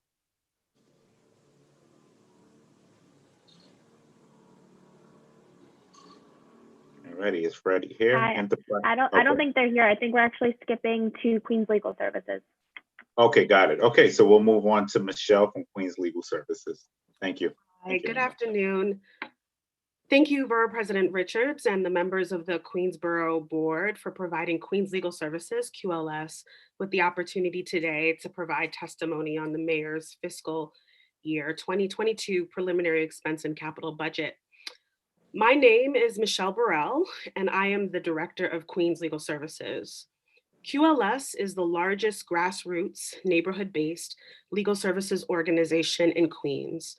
We serve the entire borough through free legal counseling and representation in civil legal matters, including homeowner and consumer rights, anti-hunger, family law, housing rights, HIV, LGBTQ+, advocacy, unemployment, disability advocacy, low-income taxpayer rights, immigrants' rights, domestic violence, veterans' justice, as well as trusts and estates work.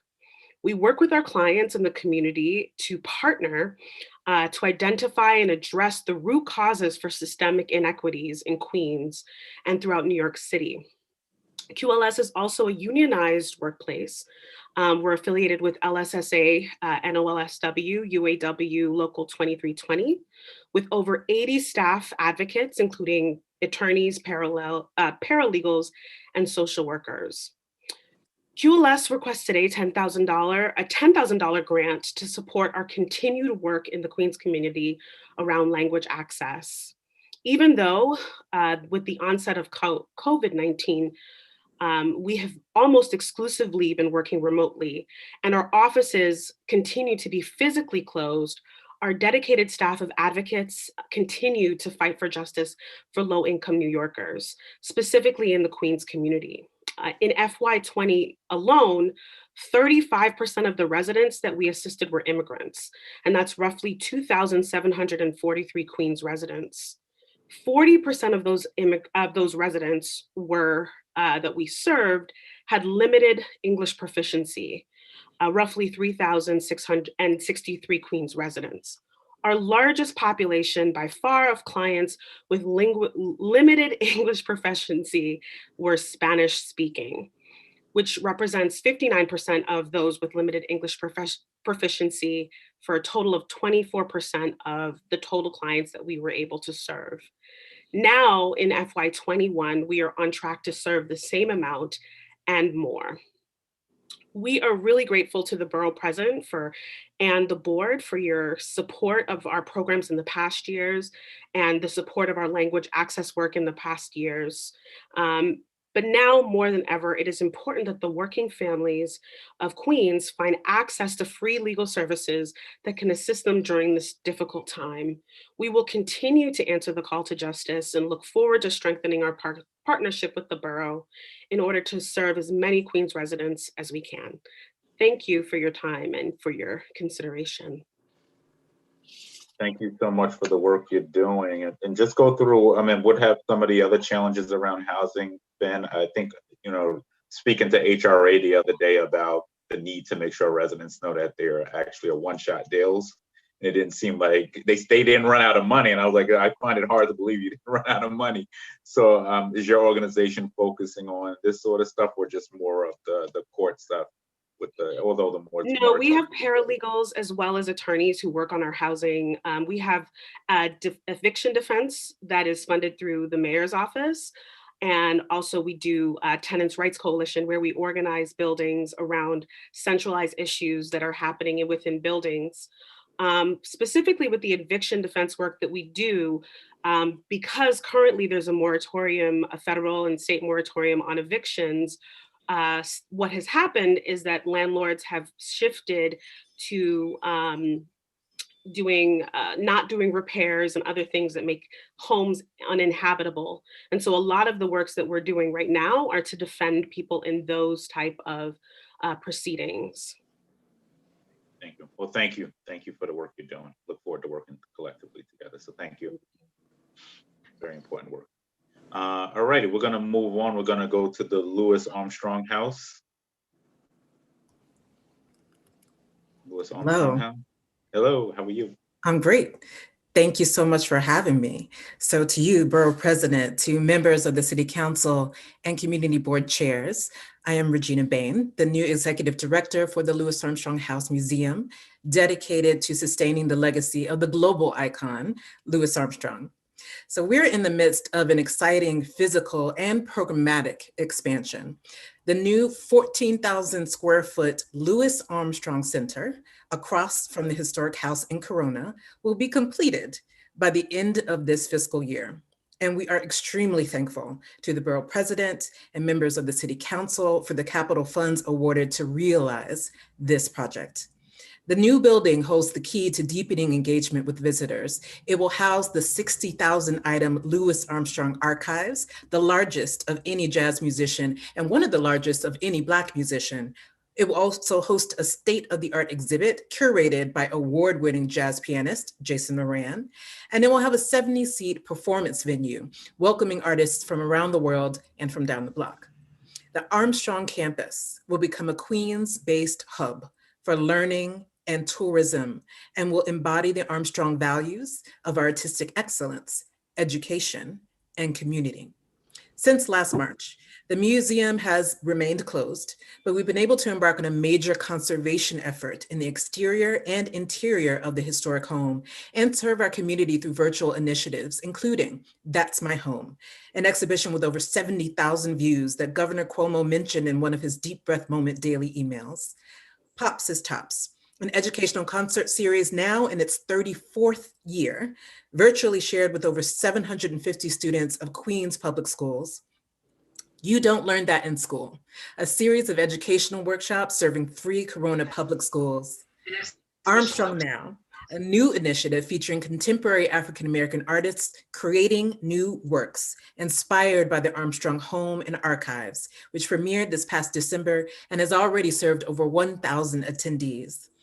And Voices of Freedom, a new educational programming launching this month that will explore the role of art as a vehicle for social change.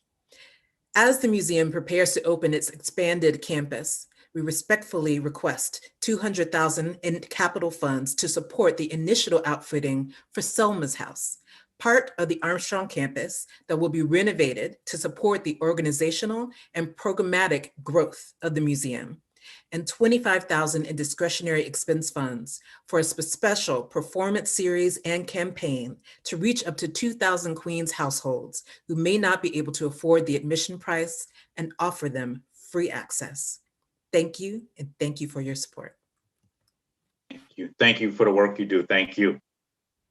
All righty, any questions from my colleagues? All righty, thank you. Louis Armstrong in the house. All righty, we're gonna move to Variety Boys and Girls Club. Hi, everyone. Thank you, Borough President, City Council members, and other guests. My name is Elspeth Grant, and I am the Chief Advancement Officer at the Variety Boys and Girls Club of Queens.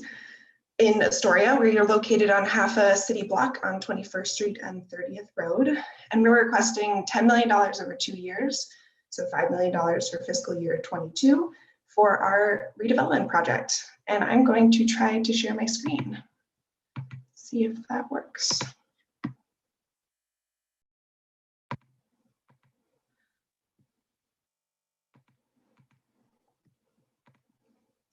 Can you see the screen? Yes, I do. Yeah. Awesome. So about the Boys and Girls Club, we opened in 1955, so we've been open for 66 years this spring, and we do after school and summer camp programs at 5 sites: the Astoria Clubhouse, our teen center, which is located on the ground floor of the Vlone Senior Residence Building. We have a beacon site at IS-10, and then 2 program sites at Academy of the City Charter School and PS-70. We're also currently serving as a learning lab site, doing as a space for kids to do their remote learning, and then also doing virtual and in-person programming for children of essential workers. We normally serve over 4,000 youth per year, and more than 50% of our members come from the nearby Astoria, Ravenswood, and Queensbridge houses. Size constraints are a big issue with our current building. We always have a very long wait list for after school summer camp and learn to swim programs. And also building age. It was built 66 years ago, and that means that we have huge expenses. We've spent over $300,000 in repairs since 2015, and that number goes up every year. But now I get to show you the fun part, the schematics for the new building. So to give a little context, this road here is 30th Road, and this here is 21st Street. On the first floor, we will have a lobby, a pool, athletic areas, including fitness studios for the kids, locker rooms, docking space, and a research center for the BioBus, one of our longtime and much beloved partners, a daycare center, and a universal pre-K space. On the second floor, we'll have a 1,000-seat basketball arena, office space for a nonprofit incubator for local nonprofits and small businesses, a 175-seat theater, which we always are open to partnering with other community-based arts organizations, so we'd love to have them there. On the third floor, we'll have more arts education spaces, including a dance studio, visual art studios, media rooms, music rooms, a black box theater, and a teaching kitchen. And then on the fourth floor, we plan on having our STEM education spaces, including a maker space, a planetarium with 65 seats, more general education spaces, a rooftop garden with a greenhouse and play areas for kids. And then just some more pretty pictures. There's the lobby where you can see the pool and the basketball court. And then the basketball arena with 1,018 seats, which is a big deal for us. We have a big basketball history here at the club. And then this is the view from 30th Road and 21st Street. You can see that on top of the club, we'll have a full affordable housing apartment complex with approximately 229 apartments that'll be financed as an ELA project. So 30% of the apartments will be set aside for youth aging out of the foster care system. And those youth will receive wraparound services from a nonprofit that we're in the final stages of interviewing the nonprofit partner for that. And the other 70% of the apartments will be affordable to a broad range, including extremely low, low, and moderate income households. And at the end, Variety will own the entire project. In terms of funding, the entire project, the club and the apartment building, will cost approximately $200 million. And we're currently anticipating a capital campaign of $30 million. The rest of the funding will come from other sources. We're wrapping up our feasibility study with our capital campaign firm that we've hired, and that will launch in the next few months. And that will focus on the club's close corporate, foundation, and philanthropic connections, as well as asks from City Council and the Queens Borough President. And we're super excited about this project. It's going to be transformational for kids in Queens. We'll be able to serve 3 times as many kids in this building. And I'm happy to answer any questions anyone may have. Thank you so much. I know that club very good. Well, long overdue for a new facility there. I'm very happy to see you got a bigger project for that site. So look forward to working with you and hearing more about that as we move into the future. But thank you. Me and my colleague. Oh, we're joined by Councilmember Casa Constantinides, who I think represents this area too. I'm not sure if he wants to say any words, but just want to acknowledge him. And we look forward to working with you as we move forward. So thank you. Thank you, Queens Borough President, and good to see you, brother. And look, this club has been around for, as Elizabeth talked about, 60 plus years. A staple in our community, serves the students of, the children of Astoria houses, Ravenswood houses, Queensbridge houses, and the ULURP has already happened, and we're talking about a 229 units. 160 plus are going to be at 50 AMI or below.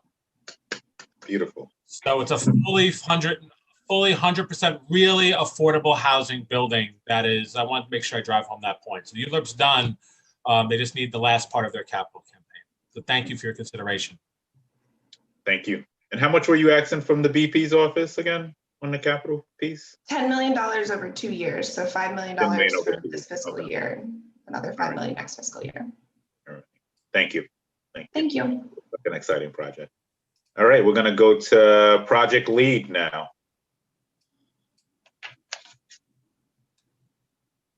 That's Rabbi Heck, I think. Yes, it is. So good afternoon. There you go. And I'd like to express my appreciation to the Queens Borough President, to the Honorable Donovan Richards, and the Deputy Borough President, Rhonda Binda. Also, all the members of the City Council have been extremely helpful this year, including the Queens delegation. We were able to increase the fresh produce in our pantry. We have several hundred families who come weekly to our pantry. We also have over 90 elderly who are receiving home visits and deliveries of very large, bountiful packages of nutrient-dense foods. We also have over 200 youth that are being assisted. Most of the youth are immigrant youth. So we've been a partner with Queens City government for 27 years, and we're very appreciative. We are a real grassroots group, and we seek to encourage everyone from all walks of life to be empowered. And we also like to address the root causes of hunger and poverty. I just want to mention, just COVID-19 has been a very, very big problem. A lot of heads of households have lost their jobs. Parents are suffering with homeschooling. We've seen an increase in the mental and emotional problems which have increased because children are staying home. There's not even enough technology equipment for all the families. Kids have to share the equipment. There's not enough machinery available for all the kids in the family to properly learn. And the elderly have been homebound, and they've been really suffering because of the quarantine. It's almost a year now, including Holocaust survivors who are having nightmares because of all the added stress. They're having nightmares because of the problems they had in their youth. So we're seeing an increase in people coming to our pantry, and therefore we would like to request a $22,000 expense funding request. Most of the funding will be used for fresh produce, poultry, and eggs. We're also going to use money for the youth services, which is very helpful. And also in the past, we've also used some of this money for our independent audit. We are also considering a capital expansion, and we will be asking for $350,000 in capital funds. We've been working with the buildings department over the past 2 months, and if we could take care of everything, then we're going to expand and buy the property, which right now we have for free. So thank you very much, and I appreciate everyone who's been helping us. Oh, thank you. You are right on the 3-minute mark too. Very good. Thank you. Great to see you, Rabbi Heck, and look forward to the work that with you, and absolutely, I'm very appreciative of the work Project Leaders continue to do across Queens. So thank you so much. Okay, sure. Be well. Have a wonderful day. You too. All right, we're going to move on to Flushing Meadows Corona Park Conservancy.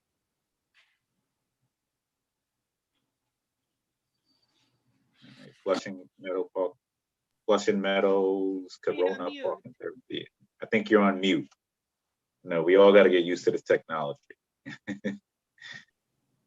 You're muted. Hello. Good morning, new borough There you president. go. All right. Now. Hey, here we go again. Feel like I'm with you like every day this week. Oh, well, Yeah, at least right, this is the beginning of this week, but at 8 least o'clock last in the week. morning, today at 3 o'clock in the afternoon. Next time we meet is going to be at night, and you pay for the drinks. Good company, good company. Okay. My name is Jean Silva. I'm the president of Flushing Meadow Corona Park Conservancy.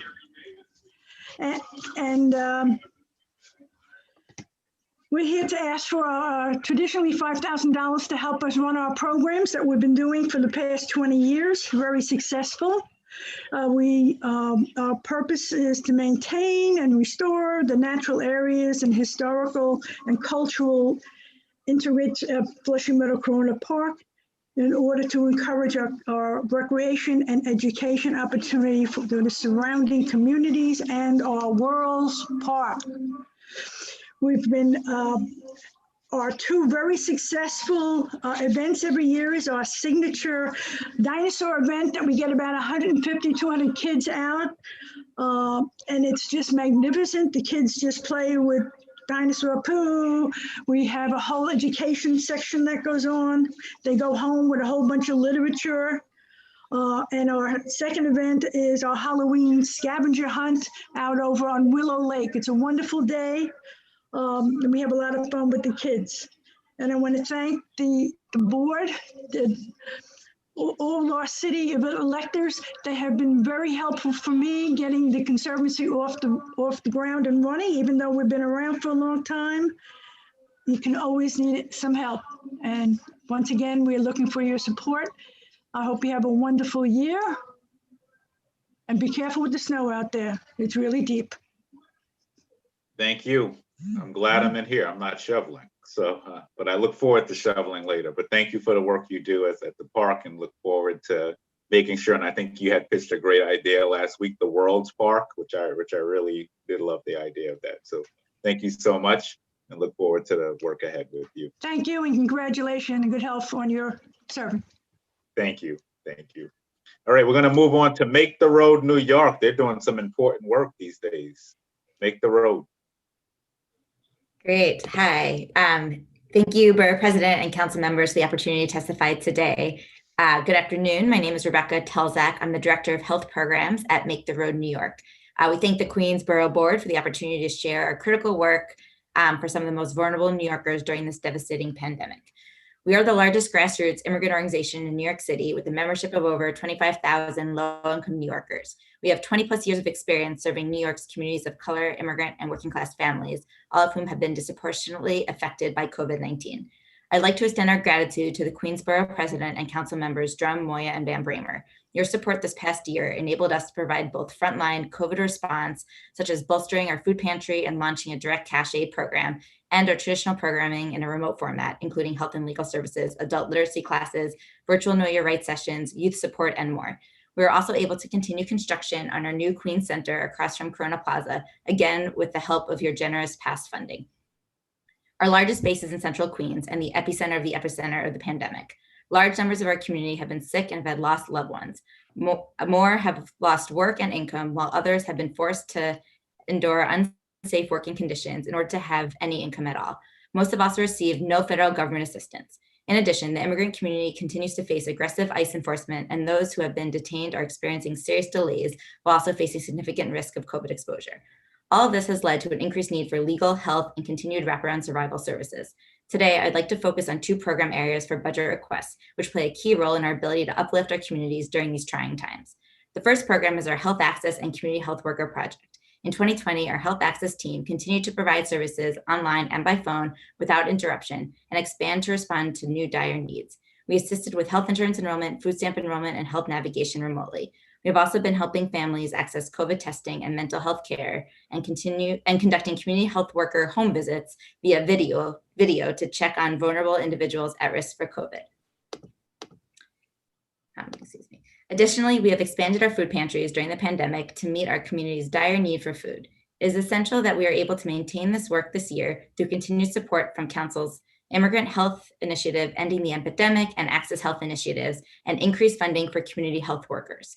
The second program is our Deportation Defense Project, which provides critical outreach and legal services to our communities. Through this project, we spread accurate information about immigration enforcement and support individual families facing detention and deportation. We also provide legal representation and guidance for DACA enrollment, citizenship, green card applications, and much more. All this work is supported through critical council funding from the Speaker, supported by the Queens Caucus. Our Health Access and Deportation Defense projects are core pillars of this effort and directly serve the most COVID vulnerable and affected populations. We must continue to scale up these indispensable emergency services in 2021 if we are to fully overcome the health and economic devastation of COVID. We thank the board again for your past support and partnership. We look forward to continuing to work together this year and kindly request continued funding support through the above mentioned council initiatives. Thank you so much. Thank you so much, and thank you for the work you do. How many people are you seeing at your pantry now? So we have several thousand. So we expanded in Queens, so now operating 3 days a week. I think it's about, I want to say it's about 3,000 a week. Okay. Okay, got it. Okay. All righty. Thank you. thank you for the work you do. Yeah. I know the important work you do. So, and you actually connect with the community, which is most important during this period of time. So thank you for what you do. I don't know if Councilmember Drum is still on or if anybody else is on who wants to make any statements, comments? No? All right, seeing none, we look for, oh, and what was your request number for the pantry stuff? I didn't hear a number. I don't think we have a specific request for the pantry, but it's more okay. within the initiatives that we mentioned in our community health worker program. So just more the council initiative. Okay, all righty, great. All right, thank you. Thank you for the work you do. So much. Take care. All right, take care. All right, we'll go to Queens Council on the Arts. Hong Yi, are you here? I'm here. Hello. Oh, wow. You really are here. You're blasting off. Well, listen, you know, I've been living on the Death Star for a year, just like everybody else. And so this is just a metaphor for my life. But anyway, Borough President Richards and members of the New York City Council, thank you so much for the opportunity to speak to you today, and to personally thank you for your past and continued support of the work that we do. And this is on behalf of myself, our Board of Trustees, our junior board, and the entire constituency of the borough that we serve. We hope that you will extend a renewal of your support to our organizations as we continue to help artists and cultural leaders throughout the borough. We respectfully request an investment of $70,000, which is basically $5,000 per council district, to continue the support of growth of artists and as part of a growing creative workforce and the business communities of Queens. Speaking to that, we have been heartened by being invited to participate with the Rockaway Development and Revitalization Corporation in Far Rockaway in part of their downtown revitalization initiative, which is, as you know, close to my heart because I'm a Rockaway girl myself. But this alliance is going to establish public art projects on the roll down gates of the streets to bring vibrancy to an area that has been neglected, as we know, since 1960, right? So, and it's going to set the stage for related activities throughout the Queens business communities, how local artists can be part of the answer to vibrant streetscapes in the business corridors of their communities. So we look at community impact as being right in the tool house or the wheelhouse of the local artists. Last year, 100% of our high school students who come from socially and economically disadvantaged families throughout Queens, I'm very proud to say, got into the art schools of their college, and their combined portfolios generated $2.1 million in full and partial scholarships. These are children from diverse backgrounds, immigrant backgrounds, they are BIPOC families, and they are able to create killer portfolios in our program and go on to get into galleries and all kinds of things that their parents really had no idea how to help them do that. So we look at this as a real equity piece, real access piece, and we're very proud of that. So anyway, some of the schools they get into are Cooper Union, Parsons School of Visual Arts, Maryland Institute, Chicago Institute of Art. These are big deal art schools, and many of them go on to create amazing careers that were a dream. And so we're happy to be part of that dream. Every year, over 1,000 artists and close to 5,000 or 6,000 online are able to learn skills to bring more art into their communities. And here is where we as QCA are uniquely positioned to ensure equity and access to artists of color, BIPOC, creative citizens through our work with the other arts councils and foundations that are actually focused now on issues of class, privilege, power, that are facing new American BIPOC communities. And so we're very happy to be at the forefront of that.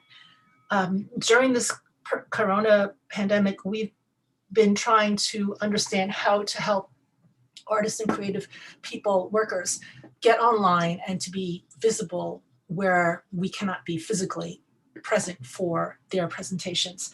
And so this is another way of equity or digital equity that we are championing with our colleagues across the nation.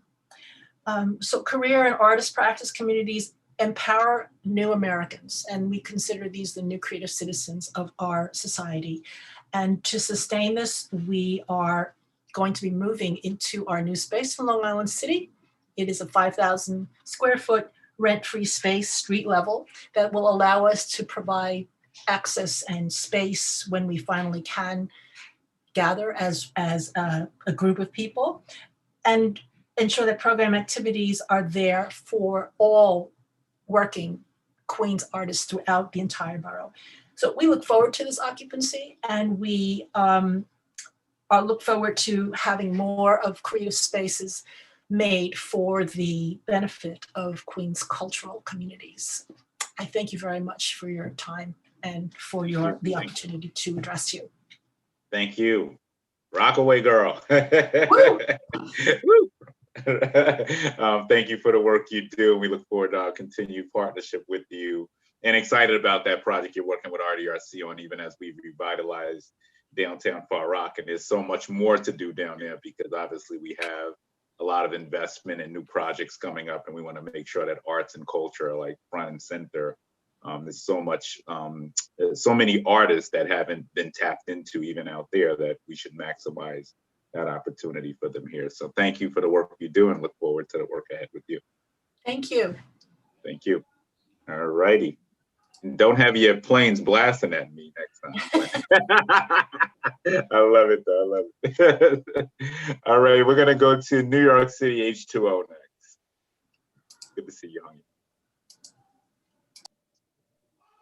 Good afternoon. Hi, everybody. Thank you so much for having us and for your time today.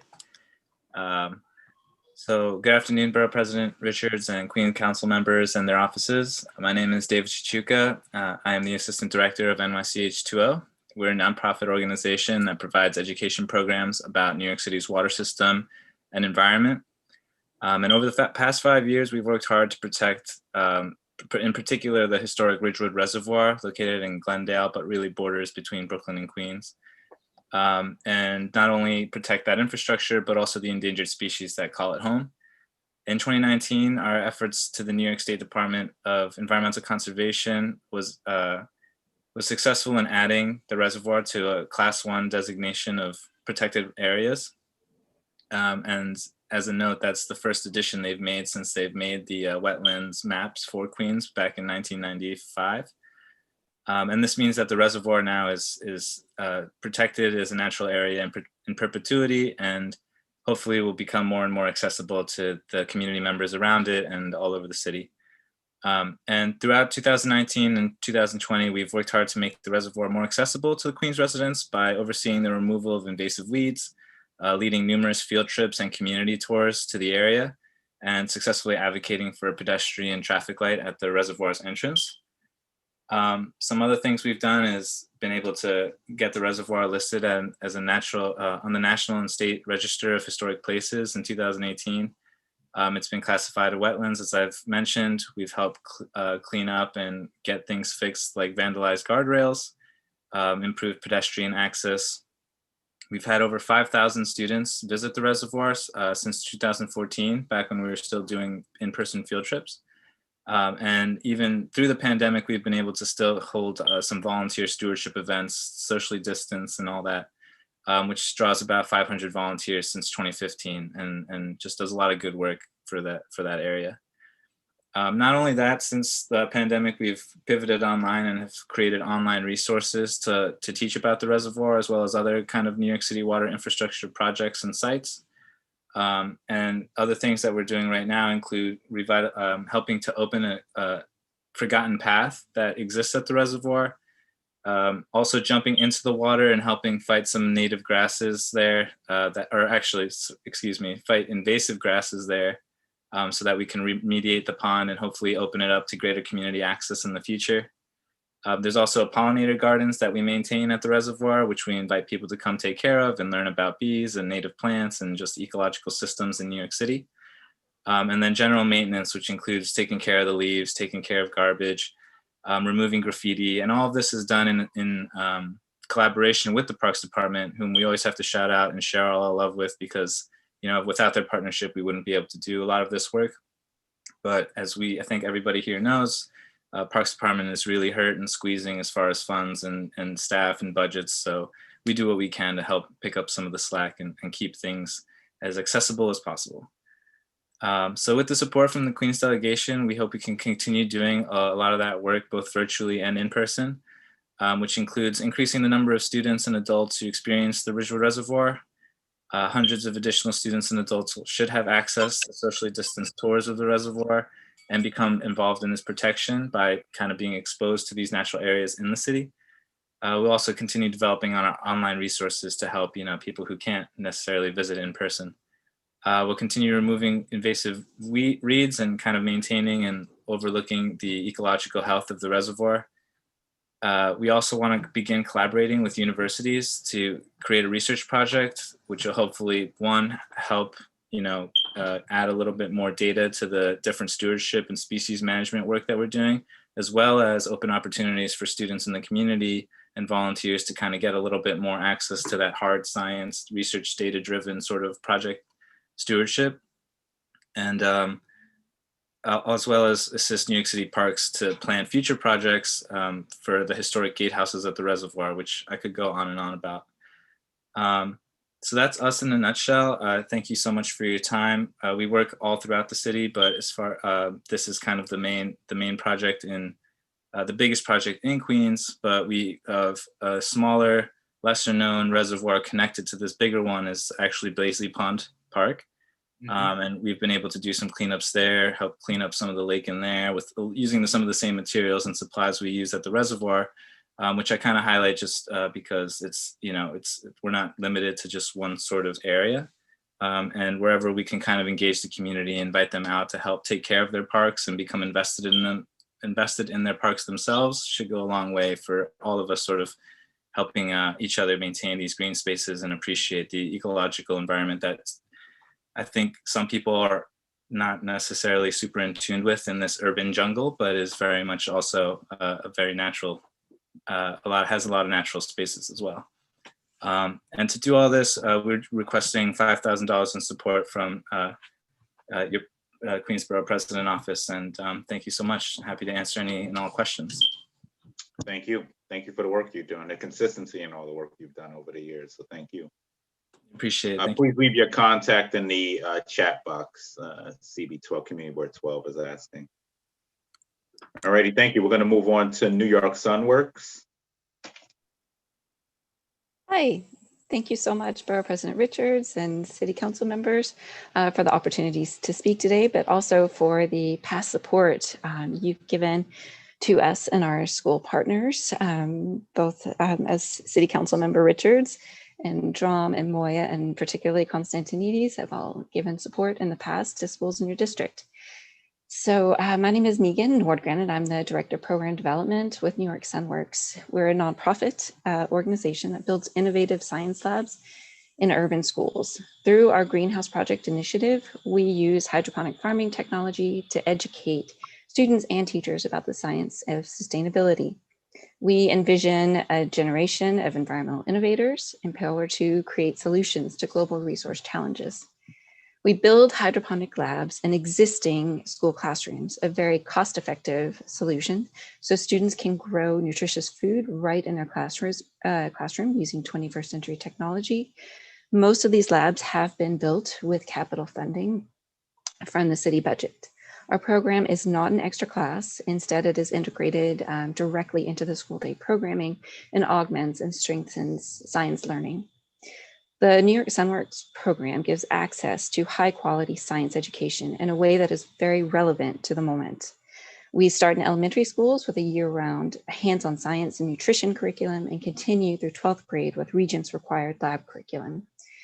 We are working to build a geographic pipeline of schools so that students may continue to learn science through hydroponic urban farming through all 12 years of grade school.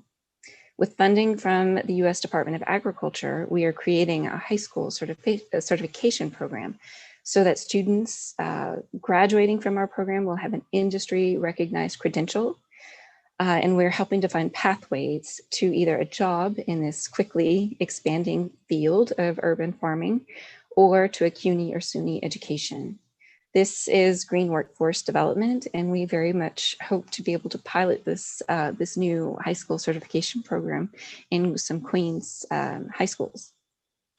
We are currently working with 22 kindergarten through 12th grade schools in Queens, and an additional 11 schools have funding allocated to build a hydroponic lab after the COVID-19 crisis ends.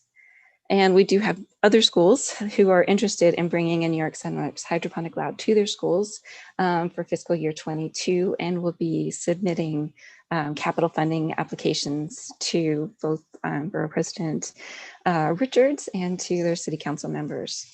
We urge you to invest in STEM education for our children attending public school in Queens, to bring equity in science education, and to help bridge that green divide, particularly for communities of color. So we respectfully request that you fund at least 5 new hydroponic science labs in schools, as well as help us to provide ongoing support to our 22 current labs through expense funding for seeds and other grow supplies and maintenance support to keep the program going in subsequent years.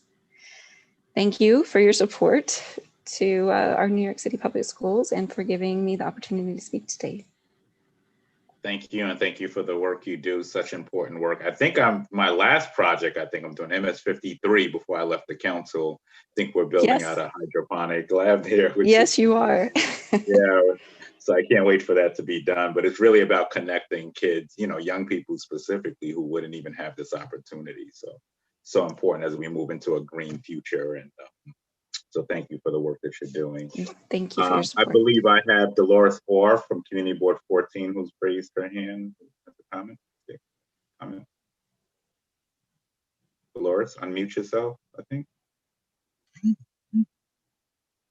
The question or comment that I had was for the New York City H2O, but it's fine.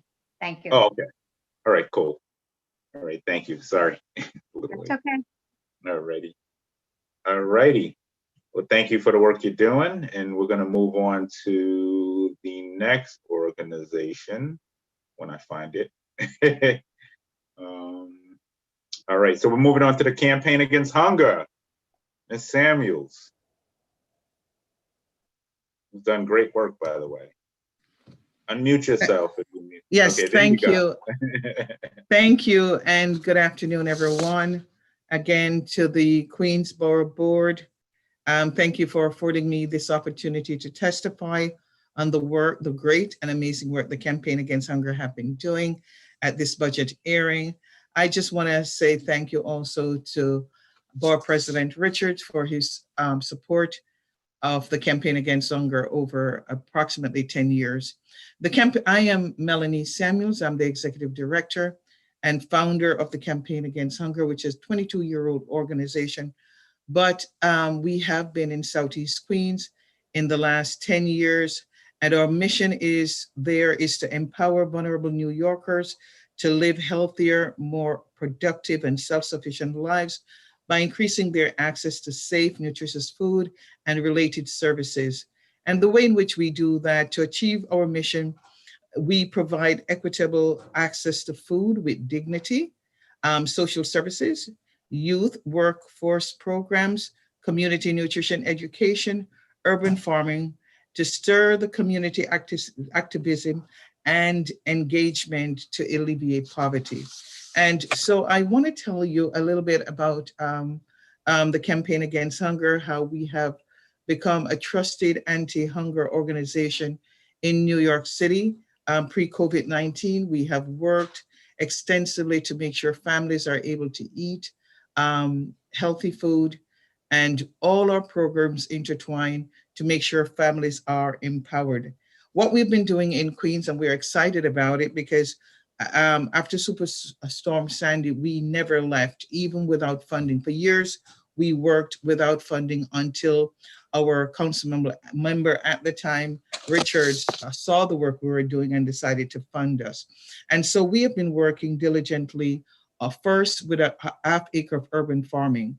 That farming space have not only given access to our seniors to do exercise program, but also to the schools, the local schools in the areas have come in and used the farm to do some of their science work, working with our compost bins, working with our livestock. But the farm itself also yield approximately 12,000 pounds of food on a given year. And we've been able to infuse that food in several different areas of the community. That 12,000 pounds of fresh fruits and vegetables are giving at, we have partnered with many of the pantries in the areas to make sure that they're able to use this naturally grown produce to help families that are in need. Another thing that we do at our local farm, at our half-acre farming, is that we hold what we call our Far Rock Children's Harvest Festival. We host approximately 400 to 500 children with their families every fall. And that has been amazing success. Even with COVID-19, families, even though we canceled, families turned up with hope that we would still have the festival. Also during our Thanksgiving, we actually distribute this Thanksgiving to 750 families. So we have an extensive work that we've been doing when it comes to urban farming. Most recently, we have been awarded 2 acres of land at Auburn East, where we will be farming and starting farming this farming season. And our desire is to produce 40,000 pounds of food that can be used in the community. And we have so many other activities that will be there, from our paid workforce program with young farmers. We will be also cultivating a lot of new green space right there and working with the youths that are there to sustain them, but also to teach them peer-to-peer, working with them with entrepreneurship and other things. Another project that we're working on in the Rockaways is our Beach Dune Cafe. Thank you again, Borough President. That cafe is slated to be opened in April of this year, finally, thank God. It's been a tough time during COVID-19, but we will be putting a culinary arts center, culinary arts there for our youths. Not only that, but it will have at least 6-day farmers market. So the produce that will be growing in the farm will actually be accessed at the farmers market, which is something that the community actually asks us to do. So not only will that be there, but then we have the ability to offer very healthy food at a very low cost to every family member, from breakfast to lunch and some takeaway dinners. And that's the model that we will be working with. Since COVID-19, we have been working extensively with quite a few organizations in Southeast Queens. And the good news is that on last week, we opened a 9,000 square feet food distribution center at Auburn View. What we have done with that is that already we have over 20 partners on the ground that we have been working with to distribute food. We are now weekly taking care of the needs of 6,000 individuals right there in Southeast Queens. Some of the individuals, some of the organizations that we're working with, 100 Suits, Ocean View Family Residence, Queens Defender, Ocean Park, First Church of God, Shelter in Arms Children and Family Services, International Pentecostal City Mission, and so many more that we have been working with, and we continue to work. There are so many other organizations that are asking us to partner.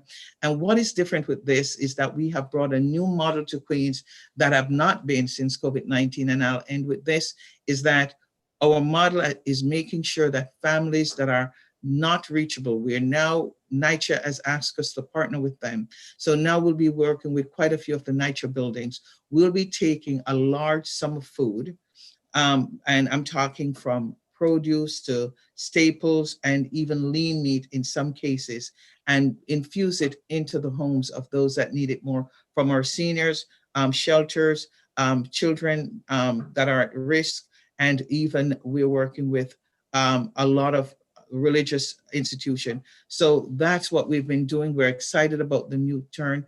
And we have also employed quite a few individuals from Queens. Right now, we are hiring in different areas, and we're excited that we are able to bring jobs, not only green jobs, but we're bringing culinary arts program, etc.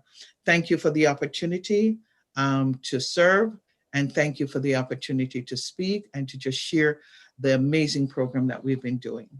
Thank you, and thank you for all your work you've done, that which I personally witnessed through this pandemic. So I just want to thank you and let you know that we recognize the critical work you've done around Queens and specifically in my prior capacity. So just want to thank you for all you've done to put food on people's tables. So thank you. Thank you so much. Thank you. All righty, we're gonna go to Queens County Farm Museum. Jennifer. Hi, thank you for having me. And it's great to see everybody. And it's an honor to be among these other green and community-based organizations, listening to all of them testify. I know I'm here to talk about the farm, but I really want to network with all of you who've come before me, so I have a chance to share some of our best practices and hire some of the folks that you're training. Queens Farm, believe it or not, has been continuously farmed for 324 years. The land at Queens Farm goes back to 1697. It's a 47-acre site currently. It is the largest single tract of farmland in New York City. It is one of the longest continually farmed sites in the state, which is quite fascinating to me that we're in Queens. It is home to over 200 farm animals. We have the largest single apiary in New York City, home to almost as many bees as residents in Queens, which is a favorite farm fact of my own. We've been composting since 2008 and expanding all these programs as we go. We welcome over 400,000 visitors a year, which makes us the second largest cultural institution in Queens based on visitor data. And over 100,000 of those are New York City students. They come from every single councilmatic district in Queens, but certainly except for Staten Island, in the entire city. And I think what I wanted to share today is the work that we're doing to build this planned education center. It would be the first new construction on the site since the 1920s. We've done some restoration work over time, but this is the first new building built for its current purpose. We have an education building on site, which was originally for farm animals and farm work, and had been retrofitted, and it floods, and all those fun stories that you hear about working farm in the city. But the new education center, 17,600 square feet, really helps us expand capacity to be able to service more communities, educate more New Yorkers. For so many of the 100,000 plus school children that come to our site, it's their first time visiting an actual working farm. And predominantly, these students don't get to travel elsewhere upstate, go apple picking with their families. This is not the demographic that gets to do those activities. So that's why it's such an important organization right here in Queens. This education center would be state of the art. It would have a teaching kitchen. Currently, our indoor capacity, if it rains and we have to cancel, we get on the phone in the morning, cancel all the class trips that are coming to the farm that day, or snows, for example, our indoor capacity is about 150 students at one time. So building this building will bring out capacity up to 1,050 per day, which is an incredible game changer for the organization and our ability to service the communities in Queens. What else can I share with you? I have so many great notes here. What else? Yeah, any questions, I guess? I was very succinct today. Well, thank you. I love the museum, so I'm biased a little bit. Yeah, thank you. Yeah, so the capital request is what I didn't add is that it's a $26 million project for the 17,600 square foot building. We've raised 15.1 based on the generosity and the support from the borough presidents prior to you, as well as the Queens delegation and the city.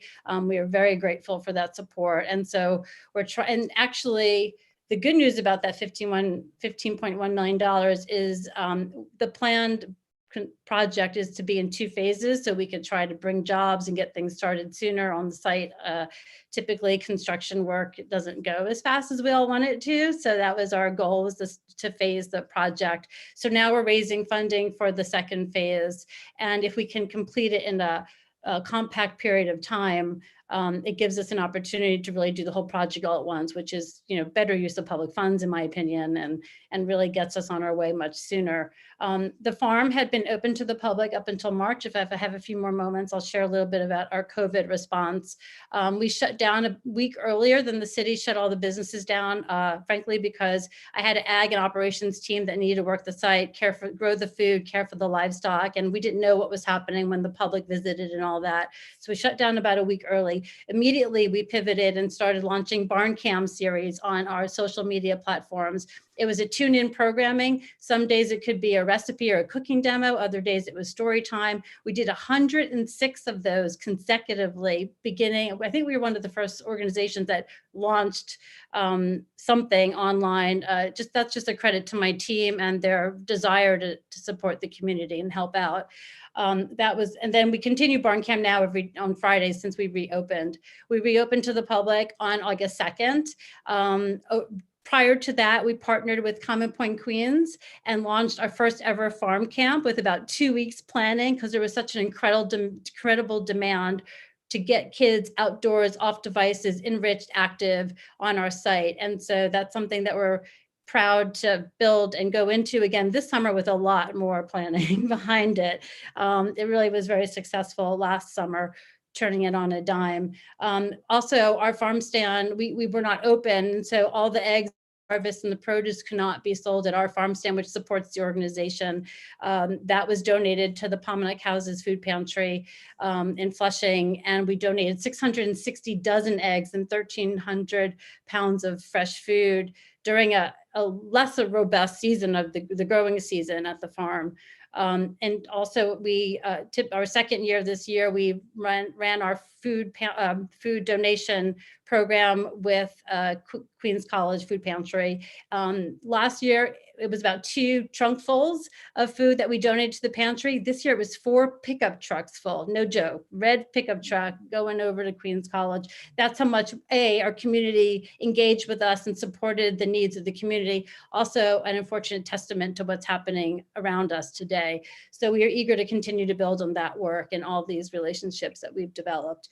The farm is open 354 days per year, free admission, except for a handful of holidays and special event days. And it's a completely accessible site. So we're excited to share that with all of you and continue to work with all of you to service Queens. Thank you so much, Jennifer. Thank you for the work you're doing. Thank you. Thank you. All right, next we're going to move on to OHEL Children's Home and Family Services. Hi, good afternoon, Borough President Richards and members of the Queens Borough Board. First of all, we hope that you and everyone is well and safe throughout this time.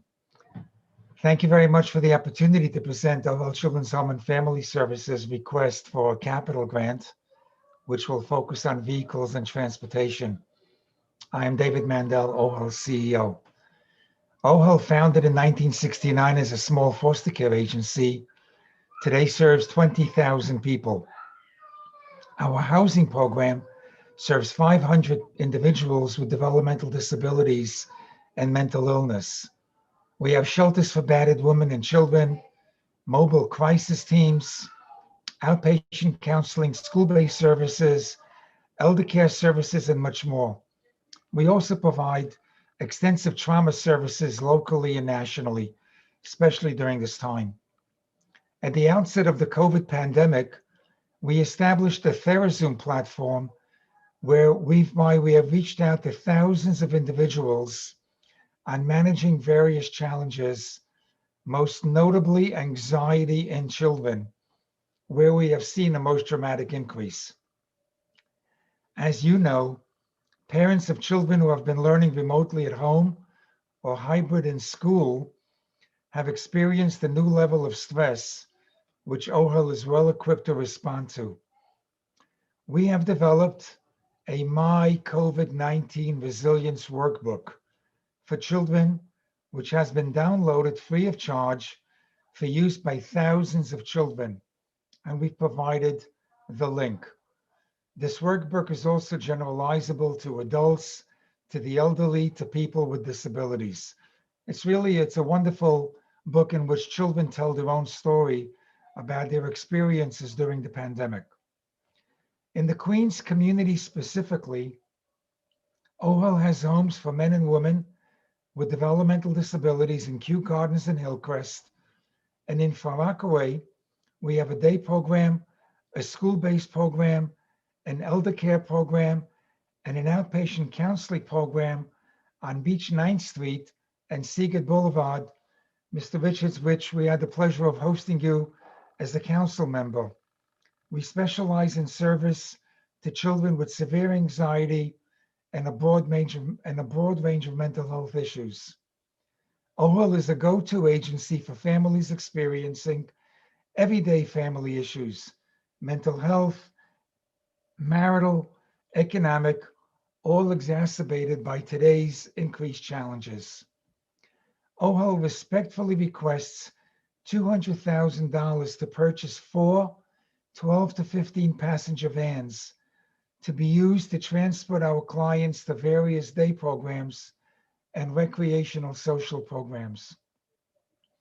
Our clients have enjoyed living in these communities as neighbors and friends over many years.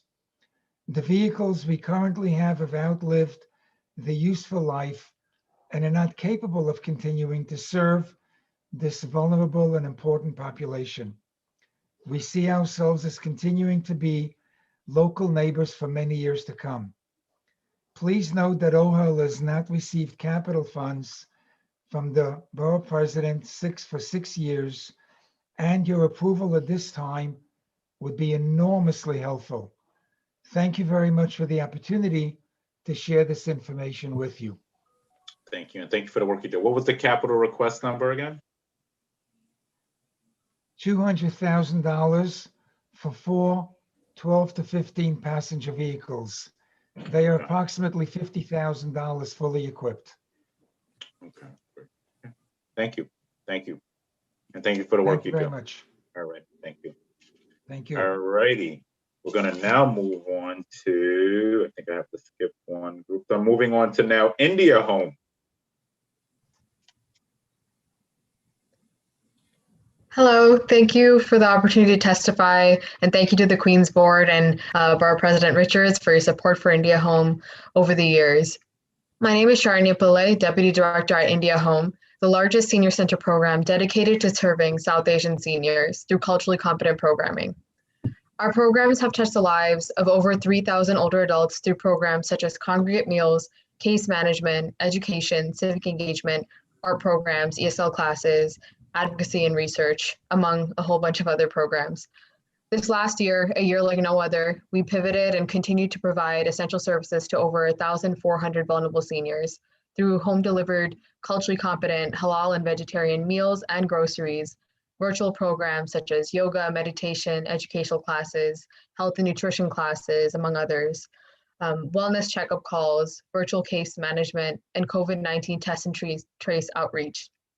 Our COVID-19 relief reach has included nearly 15,000 home-delivered culturally competent halal meals, 1,200 plus grocery package deliveries, 18,000 plus service units of virtual programming, over 15,000 wellness checkup calls, and over 23,000 case management service units.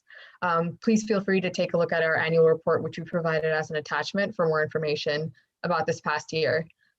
This year, we're continuing to ensure the safety of seniors through our holistic and comprehensive programming.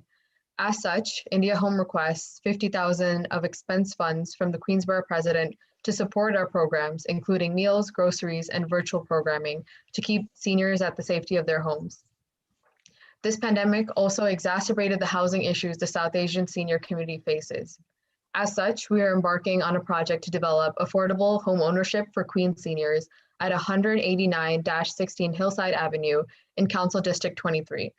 You can also see the attachment for more information. We're working with the developers at Asian Americans for Equality, or AFI, for this project. The total cost of acquisition for the land is $2.3 million. and we ask 1.5 million of funds from the Queens Borough President's Office this year towards this land acquisition. We have especially proven this year our abilities to continue providing a variety of critical services and increasing access to resources to underserved immigrant older adults. Our housing project will play an integral part in bringing much needed housing equity to underserved populations in Queens. Through the QBP support, we were able to establish our South Asian community home at Jamaica Estates through our first capital grant in FY19. We hope the new Borough President, Donovan Richards, will support our request this year to continue to bring crucial programs to the Queens immigrant community and support the South Asian Senior Housing Project. Thank you so much for your time, and we greatly appreciate your consideration. Thank you so much for your support also over the years. Thank you. Thank you. Great. Now, where's this project at? How are you doing with AFI? I know I was with AFI Saturday and they mentioned it. Yeah, at 189-16 Hillside Avenue. Right. Okay, Yeah. got it. Okay, great. All right, look forward to working together. Thank Awesome. you. Thank you so Great much. work. Okay. Thank Great. you. All right, we'll move on to Hannick now. Good afternoon. I am going to share my screen.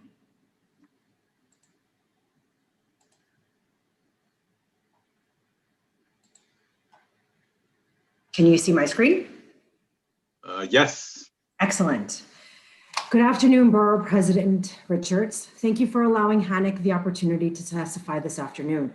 My name is Stacy Bliagos, and I am the Executive Director of Hannick. And today we will be presenting on the Affordable Homeownership Project located at 2260 46th Street in Astoria, Queens. Hannick is a citywide social service organization serving 30,000 New York City residents annually of multiple vulnerable populations.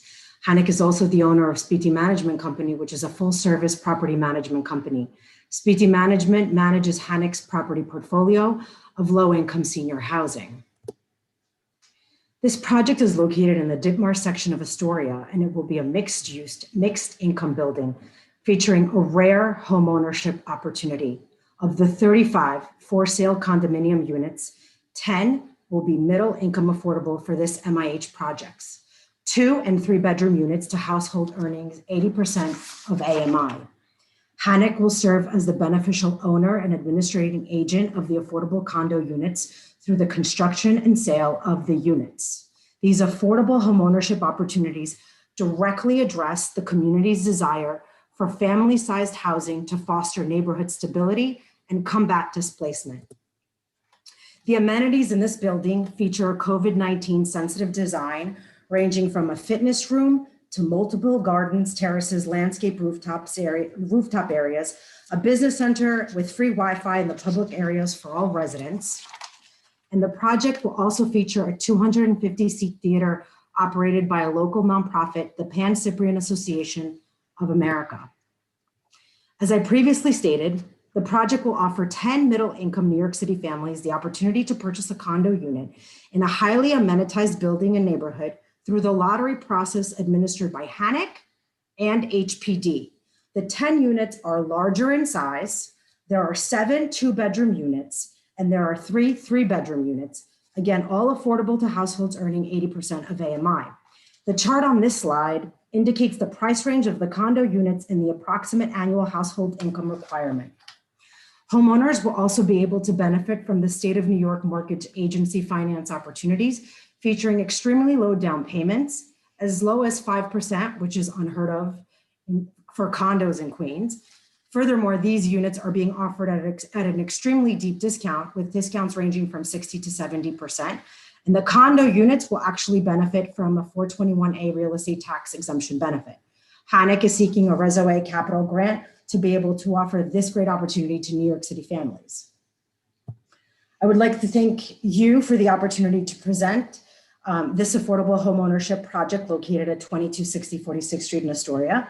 Now more than ever, it's important to provide the community with affordable homeownership opportunities. The city has worked hard, really hard, to expand affordable housing, and the missing link is affordable homeownership to New York City residents. Homeownership in New York City is not feasible for many living in the 5 boroughs. Providing affordable homeownership opportunities within existing communities allows residents stability to remain in their communities and build equity within that community that they're currently living in. We hope that you will join in this endeavor. Thank you so much. Thank you so much. And you made a lot of great points coming out of this pandemic on how we create that upward mobility, especially as we try to close the wealth gap, and that starts with ownership. So thank you so much. Look forward. Mr. Borough President? Oh, Mr. Costa, go ahead. Costa has a lot of good projects in his district, by the way. Good afternoon, council member. Good afternoon. Good afternoon, Stacy. Good to see you. Good to see you. I heard your voice and I ran back into the room. Thanks. I just want to say, Mr. Borough President, you talked about the 47th Street development, correct? 46, yes. 46, yeah. So I mean, this would be a state-of-the-art theater.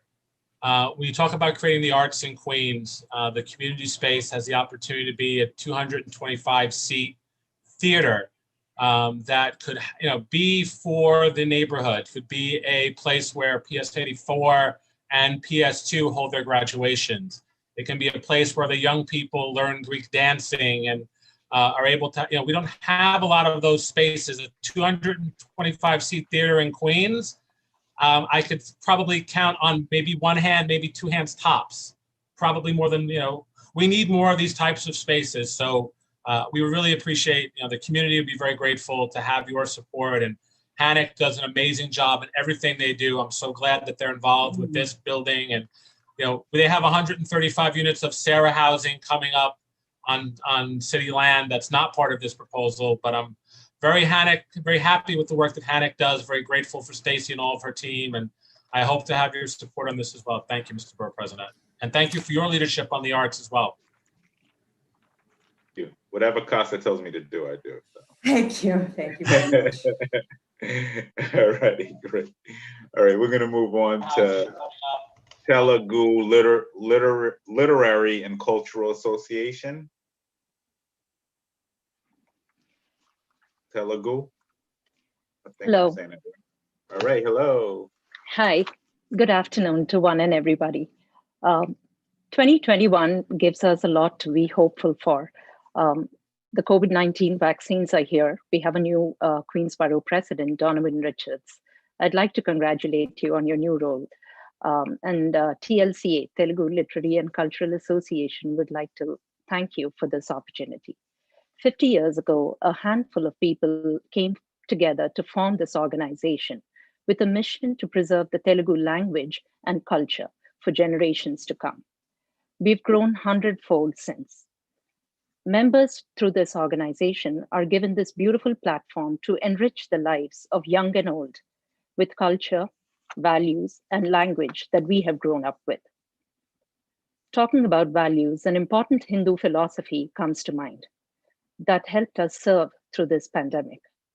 Vasudhaiva Kutumbakam, which means the world is one large family. And TLCA stepped up to the plate and did just that. Digital connections were established so people could be instantaneously connected, so they could be given a safe place to ask for help during times of most need. Virtual programming was rolled out with a special emphasis on programs to sustain the human values for health preservation, both physical and mental health and financial health. COVID-19 outreach programs were embarked by the organization with PPE distribution to healthcare workers, health centers, and long-term care facilities. Fresh groceries and hot meals were distributed to vulnerable sections of the community in collaboration with India Home. We also worked with Councilmember Adams' office to help set up a food pop-up in very hard-hit areas of her community. New Yorkers in general were educated on the importance of COVID-19 and the availability of resources from the Test and Trace Corps for safe, free, and confidential testing for COVID-19. All of these goes to show that the organization stepped out of its role above and beyond the mission of Telugu and literary activities in response to connecting humans together during these unprecedented times. We also did fun programming for people who, just to bring back a smile on people's faces during these difficult times. We collaborated with Rubin Museum of Art for a fun Diwali segment, which was a virtual block party. We also made inroads in an important interfaith initiative connecting Jewish and Hindu communities together. All of this and so much more would be possible, President Richards, if we were to continue to get support. We really look forward to working with you, and TLCA has stood for 50 years tall, trying solely just through benefactors in the community, and the entire organization runs on the efforts of an executive committee, all of whom are voluntary workers. At this time, we're requesting for 20,000 funds in expense funding.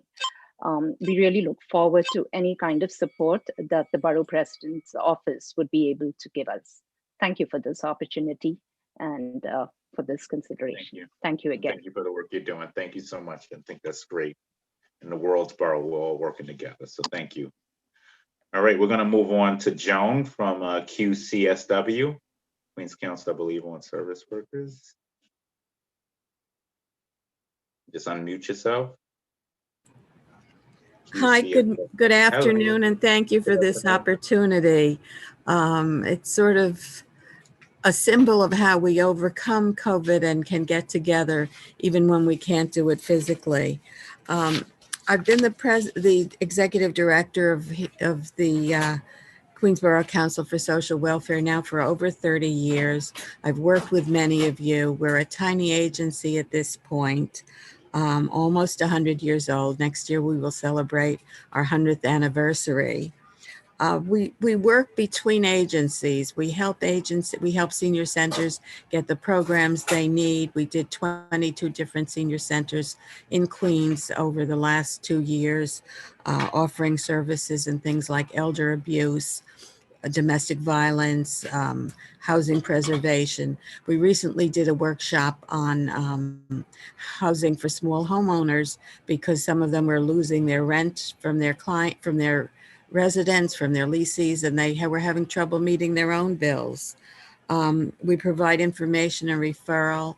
Yesterday, I got one from a homeless senior looking for shared housing. We connected them with the program that does it for New York City. We do social work. Interns get training with us. We have 2 from Lehman this year. Last year, we had 2 from York College. They've all been Queens residents. We do neighbor news. We just sent one out today with information on the COVID and on Con Ed programs to prevent people from losing their space. I submitted my 2 pages in writing as everybody else did, so I'm not going to take up time to read it. I do want to say that we're working closely with the Center for the Women of New York at the Queens Borough Hall, and we appreciate that when we became homeless as the people we serve, we were able to share their room, and we hope that continues. And we have a small staff. We have 3 of us working on a part-time basis because of budget cuts. We would very much like a $25,000 grant to allow at least one of us to be full-time. We think that our services, while they're not always direct services, enhance the programs that other Queens agencies give, and we hope that this can continue for the next 100 years. Thank you so much for this opportunity. Thank you for what you do. Thank you. I remember coming to one of your luncheons a few years ago, actually, so thank you. We do 3 events a year. That's one of them. One is in the fall as an orientation to Queens services, where we get 50 or 60 students in social work or new leaders in social work agencies that come and learn about the services in the borough. And then in March, unfortunately, this year it didn't happen, we do a salute to social workers who have a job that is hard to do and don't get the recognition as community leaders do at our luncheon. And they're nominated and they've done some amazing things. Thank you. Thank you. Thank you. Unsung heroes. Thank you. All right, we're going to move on to the Asian American Federation. I believe we have Ravi with us. Yes, just 1 second. I'm sorry.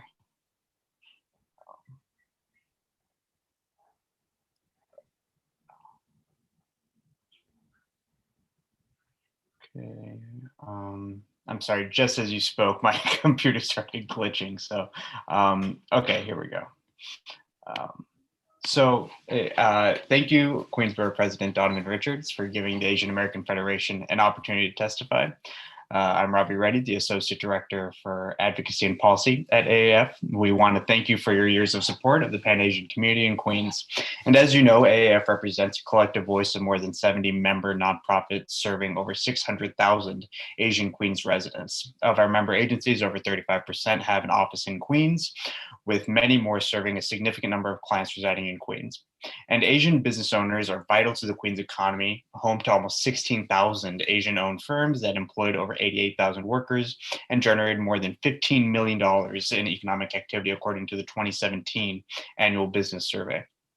And from meal delivery services to ensuring the safety of residents in the face of anti-Asian hate incidents, our member agencies have provided services to tens of thousands of Queens residents this year, demonstrating exactly why investing in community-based organizations that have trusted relationships with residents is so critical. And they've innovated and built new processes, like direct service providers combining meal delivery and mental wellness checks, or mental health counseling when connecting DV survivors to urgent food or housing support. AAF also recently completed a 3-year program that provided technical assistance to Asian small business owners on Union Street in downtown Flushing.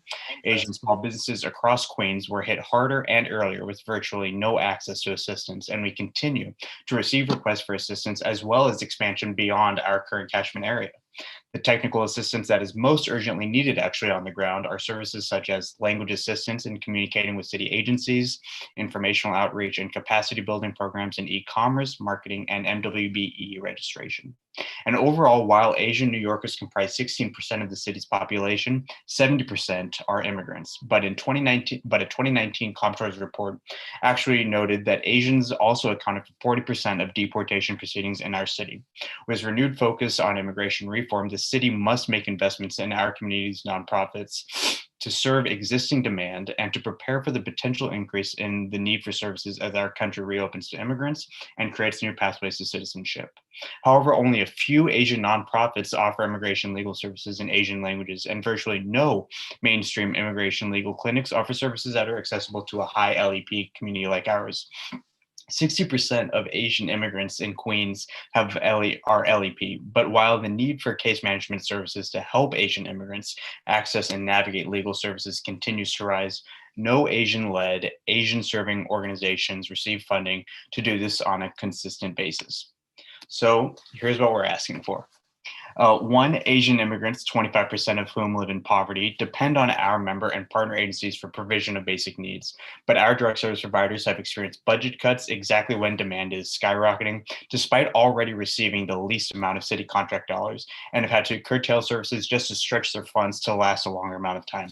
So the city must do more than restore funding to Queens-based Asian organizations. They must increase investment in the largest immigrant borough in NYC if they're to truly commit to restoring the viability of the city as a whole. Second, AAF requests $25,000 in funding to provide comprehensive tech assistance to small businesses in Northeast Queens, a robust immigrant neighborhood without a nonprofit nearby to support their needs. Our small business center will help this immigrant hub with convening merchants, educating them on their rights, and representing their interests in broader conversations around language and community education, especially as we look to the pandemic recovery. And finally, we urge the Queens Borough President's Office to invest an initial $2 million in immigration legal services and to recognize the critical work of Asian-led, Asian-serving organizations whose deep roots and trusted relationships with communities they serve make them uniquely positioned and equipped to build capacity for immigration legal services. Critically, these services include case management support to help clients navigate the daunting legal process from beginning to end. We congratulate you in your new role as the Queens Borough President. We have a long track record of working on issues that impact the Pan-Asian community, in particular vulnerable New Yorkers, and we look forward to working with you and supporting you as you work to shape the figure of Queens. Thank you. Thank you so much, and please send my regards to Joanne. And will do. She's a bit under the weather today. I apologize. Oh, okay, no problem. I get it. But thank you. Just let her know I send my regards. Thank you for the work you do. All right, we're going to move on to, I don't think Habitat for Humanity has hopped on, so we're going to move on to Rima for us. I'm here. Oh, Habitat is here? Yes, sir. All righty. How you doing? I am good, sir. How are you? Good. So I first want to thank the Borough President. Thank you, Mr. Borough President, and the Borough Board for allowing Habitat to testify today. Since 2013, Habitat for Humanity has worked to rehab dilapidated single-family homes, which we received from NYCHA in the Southeast Queens area of the borough. Our first phase was QP1, which was 13 single-family homes, which I can say all of those homes are occupied by your constituents today. QP2, which is Queens Phase 2, is 23 homes, which we can say today 20 of those constituents are in today, and all 23 will be in by the end of the city's fiscal year. But today we are testifying as it relates to our net zero project, which we are requesting $600,000 to finalize the financing for this project. And this is in Councilmember Miller and Councilmember Adams districts. We are planning on building 16 homes out of 13 lots. We are structuring by demoing 13 homes demoing 10 homes to build 13, and we'll rehab the additional 3. Based on HPD's open door term sheet, this request is essential to the closing of the financing for this project. Unfortunately, OMB is not willing to go over term sheets for any of HPD's new projects. And unfortunately, open door is not enough financing as it relates to closing net zero. Councilmember Miller has also been committed to this project by last year putting in $200,000 of his capital funding. And this will ensure that we are not building on the energy grid of Southeast Queens by building to net zero standards and building solar panels. Lastly, I want to, on behalf of Habitat for Humanity, welcome the new borough presidents. This will be our 4th borough president that we are working with to bring home ownership to the district, to the borough. First with Helen Marshall, Melinda Katz, Sharon Lee, and now yourself. Unfortunately, because this project was not financed through the interim borough president, this project has yet to be closed. And these projects, whether it is QP1, QP2, or net zero, has only been seen as viable by having the support of the borough president's office. Helen Marshall and Melinda Katz both ensured that they put capital funding into this project. We would hope that the borough president Richards do the same. So again, our request is for $600,000 to close the gap of financing for this project. Thank you. Thank you, and thank you for the work that you've done. And I know I've certainly been out there. I think I worked on one house, and God willing, the nails that I nailed in are still up there. So I want to thank Habitat for the work that they do. We would hope so. Thank you, Mr. Harper. We haven't got any complaints, so it's good. So thank you. All righty, we're going to move on to the Joseph P. Adabo Health Center. I don't think. Hi, yes, on. Good afternoon. Hi, Queens Dr. Borough Baker. President, how are you? Good, congratulations. Congratulations. I think you made the city and state's top 100 list. Yes, I did. I made the top city 100 in part due to, you know, how good you make me look with all your support as well. It's a partnership here. So thank you so much for allowing me the opportunity to provide this brief testimony.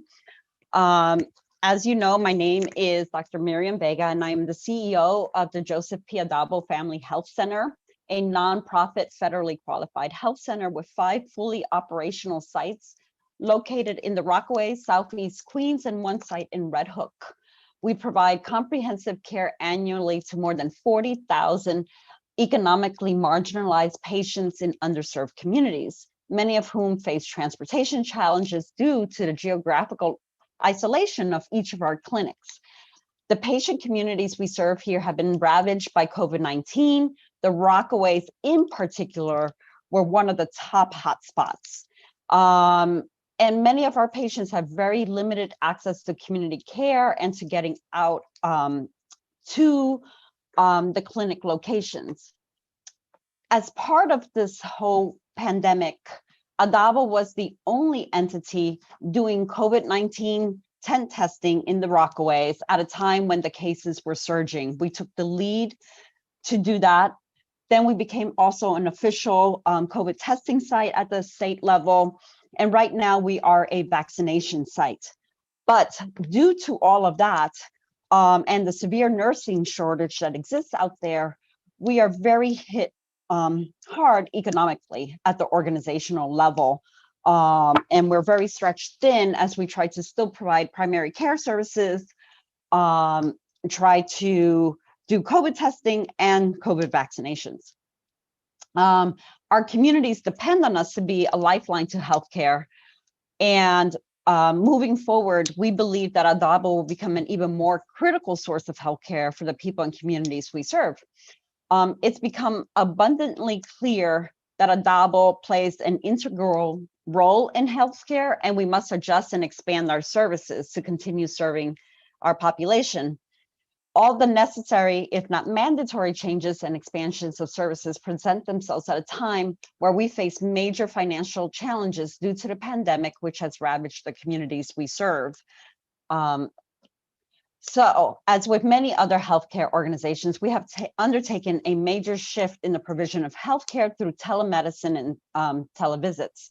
Many of our patients are over the age of 65 or have chronic illnesses, making them a very vulnerable population, and are more comfortable now being able to connect with their providers via telemedicine. Since March of 2020, we have had nearly 25,000 televisits alone, a number which continues to grow. And healthcare experts are convinced that as we move forward, telemedicine will play an even more critical role in the provision of healthcare. As a matter of fact, Cuomo today noted his support for telemedicine, although he did not commit dollars to it, and he encouraged the insurance providers to pay us a fair rate. Anyway, unfortunately, Adabo has been financially unable to upgrade all our computers and our IT infrastructure to meet the ever-growing need. Our providers were quickly trained in telemedicine, but were faced with challenges such as outdated computers with no or limited video capabilities, or computers that are unable to effectively execute various telemedicine programs or apps. Plus a shortage of staffing through furloughs and/or COVID-19 illnesses, making it very hard to fully implement our IT infrastructure. At the moment, where we're also doing COVID vaccines, we now are looking to see how we can use technology more, such as remote check-in, in order to maintain social distancing. But we must keep abreast of all the technological challenge capabilities that exist out there right now. So initial costs for the necessary upgrades are estimated at $500,000, and that is what we'd like to ask. This amount will cover the necessary costs of server upgrades, as well as transitioning to a new VoIP phone system, making it easier for patients to connect to us when they need us. We need to train our patients on the use of telemedicine and make it more comfortable and easier to use. By increasing the use of telemedicine, we also help mitigate the COVID spread. Part of our infrastructure development will also entail database development to track vaccine and PPE inventory to ensure timely and efficient workflows and distribution of resources. We are committed to providing high quality care to our communities, and enhanced technology infrastructure will allow us to continuously adapt and fine tune our services to the need of the community. We thank you, sir, for your time and consideration, and wish you the best as you get started in this new role. Thank you. Thank you so much, and thank you for the work you've done out in the Rockaways. Without a doubt, I was there during the height of the pandemic, and we lost some folks from your institution. Yes, we did. To COVID-19. Many individuals sacrificed themselves while we were screaming for assistance, and I just want to let you know that will never be forgotten. And I want to thank the workers of Adabo, who really, truly are unsung heroes. And continue to be every day. So thank you for what you do. And the expansion is going good, I trust. The expansion is going good. We're looking to see the building open in June. So hopefully this pandemic will be over by then and we can have a big party. Great, great. Thank you, sir. Fingers crossed. All right, thank you. All righty. We're going to move on to South Asian Youth Action. Hi, good afternoon. I'm Sonia Sisodia, the Executive Director of South Asian Youth Action. Good afternoon, Queens Borough President Donovan Richards, Community Board representatives, council members, and all of your team members. Thank you for the to the Queens Borough Board for giving me the time to speak to you today on behalf of the organization. Some of you may be familiar with Zaya. Some of you have supported us in the past, and some of you maybe less so. SIA was founded 25 years ago, and since then we have offered a range of essential services to Queens youth, including leadership, college access and success, and enrichment programs. We pride ourselves at our flexibility and adaptability. When the pandemic forced school closures in the spring, we pivoted quickly to online learning, where over 700 youth across Queens and across our programs were able to continue to receive support and classes and enrichment with my colleagues. Beyond that, we also checked in on families, tirelessly providing case management, connecting families to services as well. Our elementary and middle school youth have engaged the past several months in a range of STEM activities, arts, dance, martial arts, as much as we can do virtually since until September. And then in September, we did start in-person programming again for our elementary, middle, and high schools. Our community center is open in Elmhurst, Queens, and we are able to safely provide in-person programming. We thought it was really important to open in September once we figured out how to do so safely, because our young people really needed, our teenagers really needed a place to be that wasn't their small apartments, and that wasn't only a computer screen. So we've continued to remain open, and when our school-based programs, if the school is open, we are in there. So currently we have an elementary school program in Ozone Park, PS 124, which a couple of you have supported, and we are open there as elementary schools are open.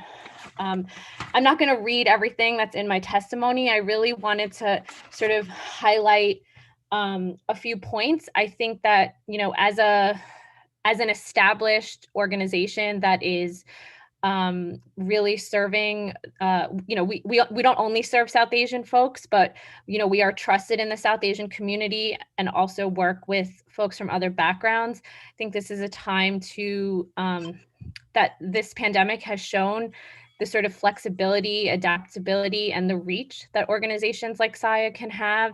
We are not really big, but we are also not really small. So we were able to, pivot really quickly, and we were able to raise direct assistance funds from foundations. We've given out over $90,000 directly in cash, in a check, organizational check to families in need. We established a application process and a screening process for families.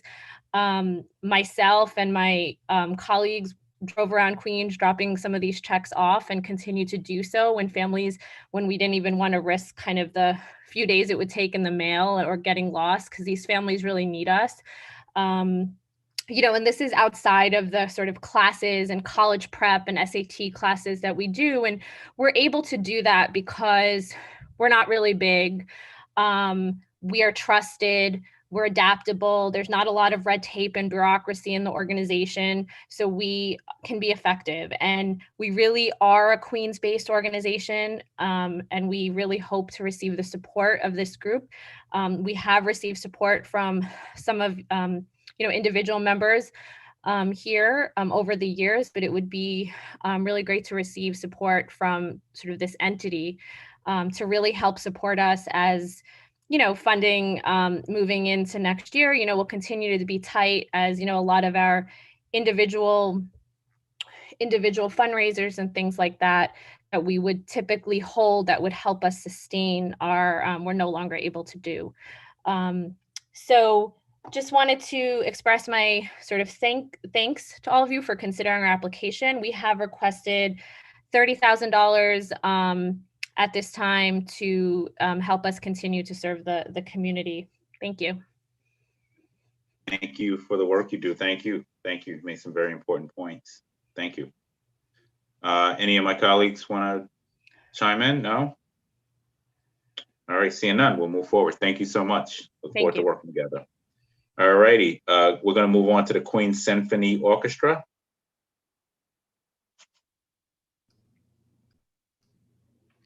Hello, and thank you for the opportunity to testify today. My name is Deborah Surti, and I'm the Executive Director of the Queens Symphony Orchestra.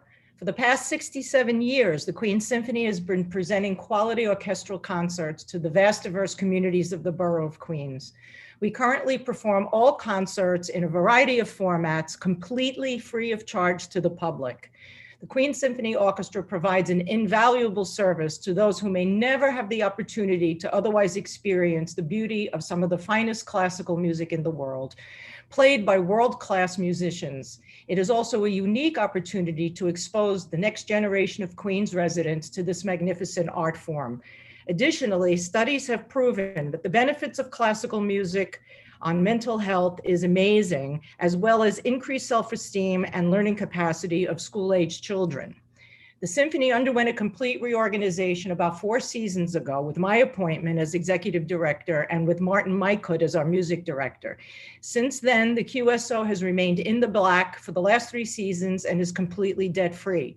Maestro Mycood brings vital energy to the organization along with new innovative programming. Our president, Kenichi Wilson, is a grounding influence and along with our board of directors is instrumental in finding new sources of funding to the organization. Our core programs includes Masterwork Concert Series, Family Concert Series, Concerts on the Green in the parks, Salon Concert Series through Cultural Immigrant Initiative, which are small concerts which are presented throughout the borough, Symphony 101 in schools and libraries, and in-school learning program through CASA. We are happy to report that these changes have been noticeable on a number of levels. On a musical level, our musicians have a newfound pride and exuberance in their performance with Maestro Mycood on the podium. The enthusiasm from the players is palpable and has reached across the footlights, resulting in larger and more enthusiastic audiences. Until this past season, we have increased our salon concerts and Symphony 101 programs thanks to the funding through the Cultural Immigrant Initiative, thereby helping us reach out to an even more wonderfully diverse and underserved communities of the Borough of Queens. We continue to strive to expand our diverse board, and we look forward to welcoming new members who share our vision. With our leadership and board slate, we are poised to move forward and expand our vision.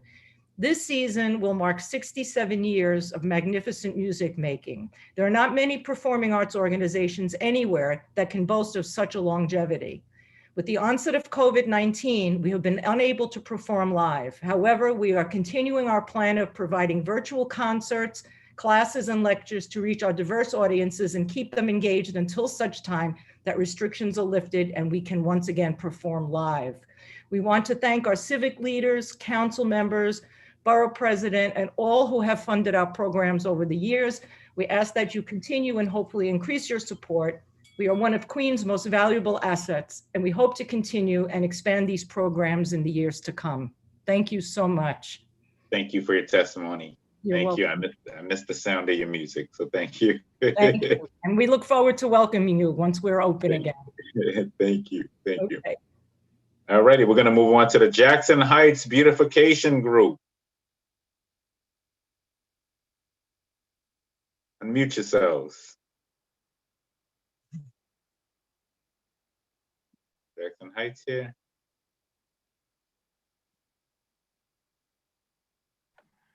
Jackson Heights is in the house. All righty.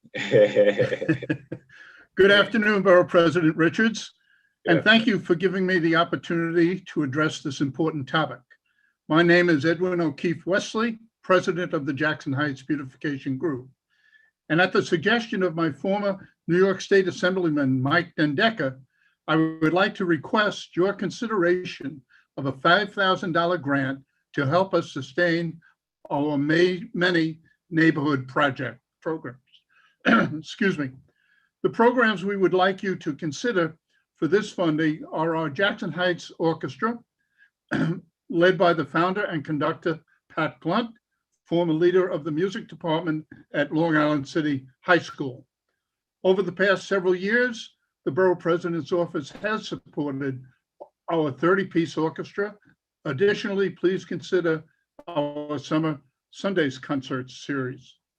During the first quarter of 2020, we were able to have one performance of the Jackson Heights Orchestra, obviously due to the COVID-19 pandemic. This year, we are scheduling one performance during the fourth quarter. The concert will include the educational component before the concert and outreach to young children and families. Our Summer Sundays concert series began in 2004, and we had strived to celebrate our diversity through music. There's something for everyone, from classic rock to South Asian drums, along with dance and jazz. Proposed performers for 2021 season include Grammy and Oscar winner and composer and drummer Antonio Sanchez, Grammy-nominated vocalist Thea Alexa, and the Red Barat, and also the star of Broadway Passing Strange, Stu. The Jackson Heights Beautification Group will be celebrating our 33rd anniversary. We have been a not-for-profit 501c3 organization since 1988. Our mission is to build community by supporting our all-volunteer group to follow their passions to make a better neighborhood. We touch the lives of just about every resident within our wrapped around programs that serves our youth, families, and seniors. Our board of directors recently approved a budget of $49,475 for 2021. This is a far cry away from our 2019 expenditures of $103,000. But this is a transition year. Hopefully in 2022, we will be back to our full service for the neighborhood. I did want to add that we did pivot during the virus last year. We were able to continue some of our programs, namely the Tree LC, which takes care of the garden for the post office and all the tree gardens along 37th Avenue. We were also able to continue our dog run and our composting area. The pivoting went into helping people in food pantries. Through the Borough President's program with Fresh Direct, we were able to help the lion's share at St. Mark's. We were the volunteers that unloaded the truck and handed out we got 100 boxes of food. Finally, in Giving Tuesday, our board of directors had pledged to meet dollar for dollar whatever money we raised, and it was going to go to and is being distributed as I speak to food pantries within our neighborhood, within the 11372. Including the match, we were able to raise $6,000. So we have now given out $1,000 to each of our 6 food pantries, including Blessed Sacrament Church, the local Kahila, Salvation Army, St. Mark's, and a recently formed gay group that operates out of the tavern on Roosevelt Avenue, French Tavern. So that's what we've been doing, and I thank you very much for listening, and I hope everyone has a healthy new year. Thank you, and thank you for the excellent work that your organization does, and we look forward to working with you. So thank you. Thank you. All right, we're going to go to Ad Hakir for Human Rights and Social Justice. Great. Ad Hakir. Yeah, Adhikar. Good afternoon, Borough President Richards, City Council and Community Board members. Thank you for your time today. My name is Pavitra Kati Benjamin. I'm the Executive Director at Adhikar for Human Rights and Social Justice. Adhikar is the only women-led worker and community center serving and organizing the Nepali-speaking community on workers' rights, immigrant rights, access to healthcare, and language justice issues. The Nepali-speaking community is one of the newer immigrant communities, and according to Asian American Federation, the fastest growing Asian ethnic group in the city. Our members are domestic workers, nail salon workers, restaurant workers, gig drivers, and other informal sector workers. We serve more than 10,000 Nepali-speaking people a year, most of whom are in Queens. Through our services, we build trust and create a way for our members to gain confidence and skills they need to become leaders. One example is our adult literacy program. Our English for Empowerment program has served 1,000 immigrants in 14 years. Together, we improve literacy and language capacity in our community while expanding community consciousness towards civic participation, city navigation, support for children, and improving working conditions for all. On average, 200 people, 90% women, attend our EFE classes every year. Together, facilitators volunteer over 500 hours a year. Our staff have developed a robust project that has received minimal funding. Another example is our TPS campaign. Adhikar has been active on TPS since we fought and won redesignation in 2015. Through our legal clinics and case support, community members come to us for all sorts of immigration services. And through town halls, Know Your Rights, and trainings, we built a cohort of leaders that are helping make decisions about our campaigns. We are often considered a one-stop shop for Nepali-speaking immigrants in the city. Being at the epicenter of the COVID pandemic made this powerfully clear.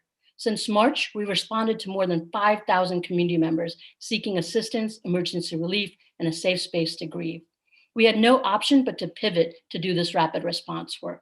Central to these efforts was our language access work, translating policies, facilitating language support between community members and government agencies, information that saved lives. Since March, we provided direct support on COVID to more than 4,000 people. We provided nearly $500,000 in direct emergency relief to over 750 community members, most of whom are in Queens, delivered and distributed food, emergency PPE supplies, and care packages to more than 600 households. We ran virtual unemployment clinics for over 360 members. We directed 450 healthcare inquiries to healthcare providers. We created a 15 public education video series seen by more than 20,000 people on COVID. We advocated for quarantine facilities, better language access with administrative agencies, including benefits for all, regardless of status, and reopening guidelines for nail salons. For 15 years, we provided critical direct support and created pathways for Nepali-speaking immigrants to be seen and heard. All of this with minimal government support. To meet the demands of our growing community and provide resources to help them become tomorrow's citizens, we're requesting $200,000 from the discretionary funds to continue and expand our adult literacy programs, especially in this age where we need to do digital literacy, immigration services, and COVID-19 support.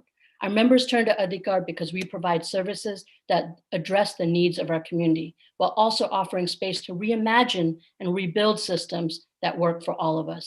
This transformative work needs resources.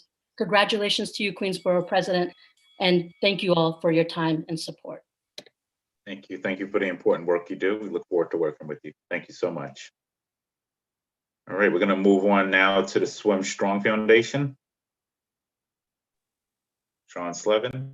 Hi, greetings all. Queens Borough President Richards, good to see you and good luck in your new role. Our council members and team, community board members, and esteemed colleagues, thank you for being here to listen to our testimony. Many of you have heard this before, but for those of you that have not, do you know that on a global basis, a person dies every 70 seconds due to drowning? For every death, 5 more people are suffering life-altering brain and spinal cord injuries. So truly, drowning is a global epidemic.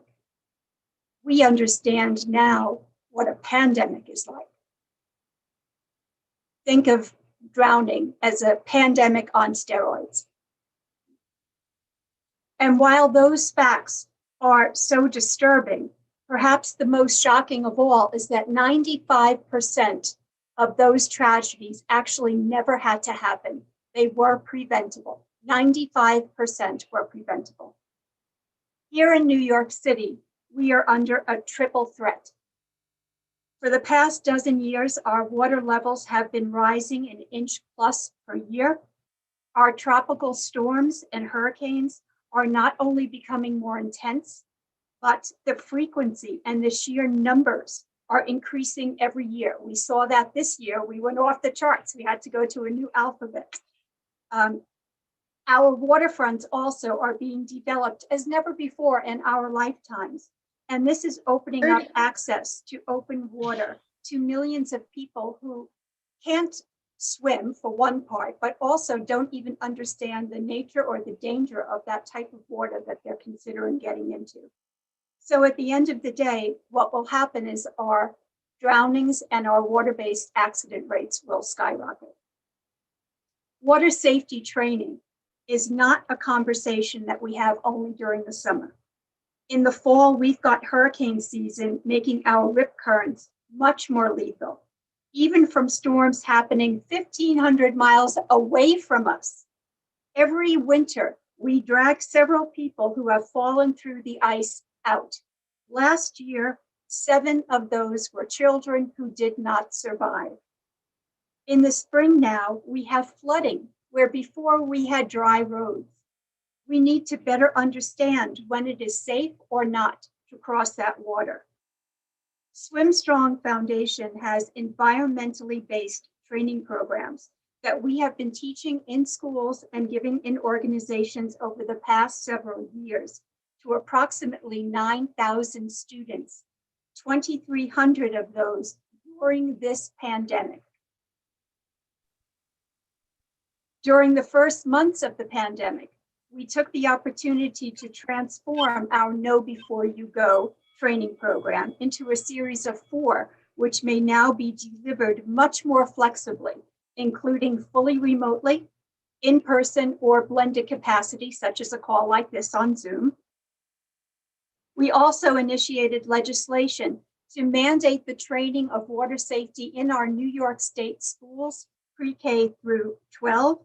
And Senator Joseph Adabo has transformed that into Bill S2207, that's S2207, and Assemblymember Stacey Fever Amato has transformed this into Bill A728. Both are in the education committees of each of their respective houses, and we ask that you advocate with us by writing to your senators and to your assembly members, urging them to co-sponsor these bills. And when they do get to the floor, vote yes. USA Swimming Foundation has acknowledged us for the criticality of our training by bestowing their Heroes Award upon us, which is our first national award. In closing, no one goes to the water and expects a bad outcome. Swim Strong Foundation is ready to continue to teach our affordable in-water, learn to swim lessons when the pools reopen and safety allows us. But we also want to teach another 3,500 students our Know Before You Go environmentally focused water safety training. Fees for the school-based programming are $15 per participant, and together, with your financial support, we can provide this training to the schools at a lower or no cost basis, which would be ideal, and make a true difference in the safety of all of our New York families. So we are asking the Queens Borough President to support us with $62,000 for this budget period. 55 of that would represent the 3,500 students that we wish to cover. The balance would be to cover free swimming lessons when we eventually get back in the pool, and God willing, we will do so soon. So thank you very much. And if you have any questions, I'm happy to answer. Thank you. Thank you, Sean. Thank you for the important work you do. Thank you. All righty. Any questions from my colleagues? Yeah, I just want to congratulate Sean for all the work that's being done from Swim Strong, the foundation. It's a week doesn't go by, I don't get an email, a reminder how important this program is. So I want to thank you, Sean, for certainly your great work. Money well spent. Thank you, Bob. Saves lives. And so I want to thank you. No, I want to thank you for just the education you provide weekly to the council members, but also the work you do to save lives. So thanks so much for that. And we do this together as a team. You know, without your support, we couldn't be doing this work. No. So pile on in, guys and gals. Oh, you're amazing. Thank you so much. Let's go. Thank you all. Thank you. Thank you. Great to see you, Sean. Thank you very much. All righty. We're going to move on to company capital. Yes, so good afternoon, or is it almost good evening? I don't know what it is. I've been on this thing since 10 a.m. It's a very strange reality because I have snow piling up on my windows on both sides, but I do not dare run out and shovel in case I miss my turn. So good afternoon, everyone. And in one afternoon, I've heard, you know, from so many incredible and wonderful organizations and services in Queens. Then in the 20 years, we've been very active in Queens. So we were obviously missing something by not taking part in an event like this. So congratulations again to Borough President Donovan Richards. The pleasure of, you know, attending the press conference about the Queens Grant Program, where one of the CDFIs that's involved in administering that program. So just tell you a little bit about me. I'm Yanki Shering. I'm the ED of Company Capital, and we thank you for this honor. Just to give you a little bit of background, because as I mentioned, this is our first time doing this, so please, you know, bear with us. So we are a New York City-based nonprofit. It's ARIS rated. We're a CDFI, federally certified by SBA as a microlender and as a CA, Community Advantage Lender. Lots of acronyms. What it means is we can make loans from $500 to $250,000. So a company capital, through its many programs, has created, our mission is to create pathways to self-sufficiency for thousands of immigrant and refugee entrepreneurs in New York City by providing access. What's most critical is access to credit. And as I mentioned before, we make loans from $500 to $250,000. We also believe in empowering business owners with financial education, offering training in best business practices and technology. What we've realized during this pandemic, the digital divide and how critical it is to have technology for a business to do well and survive.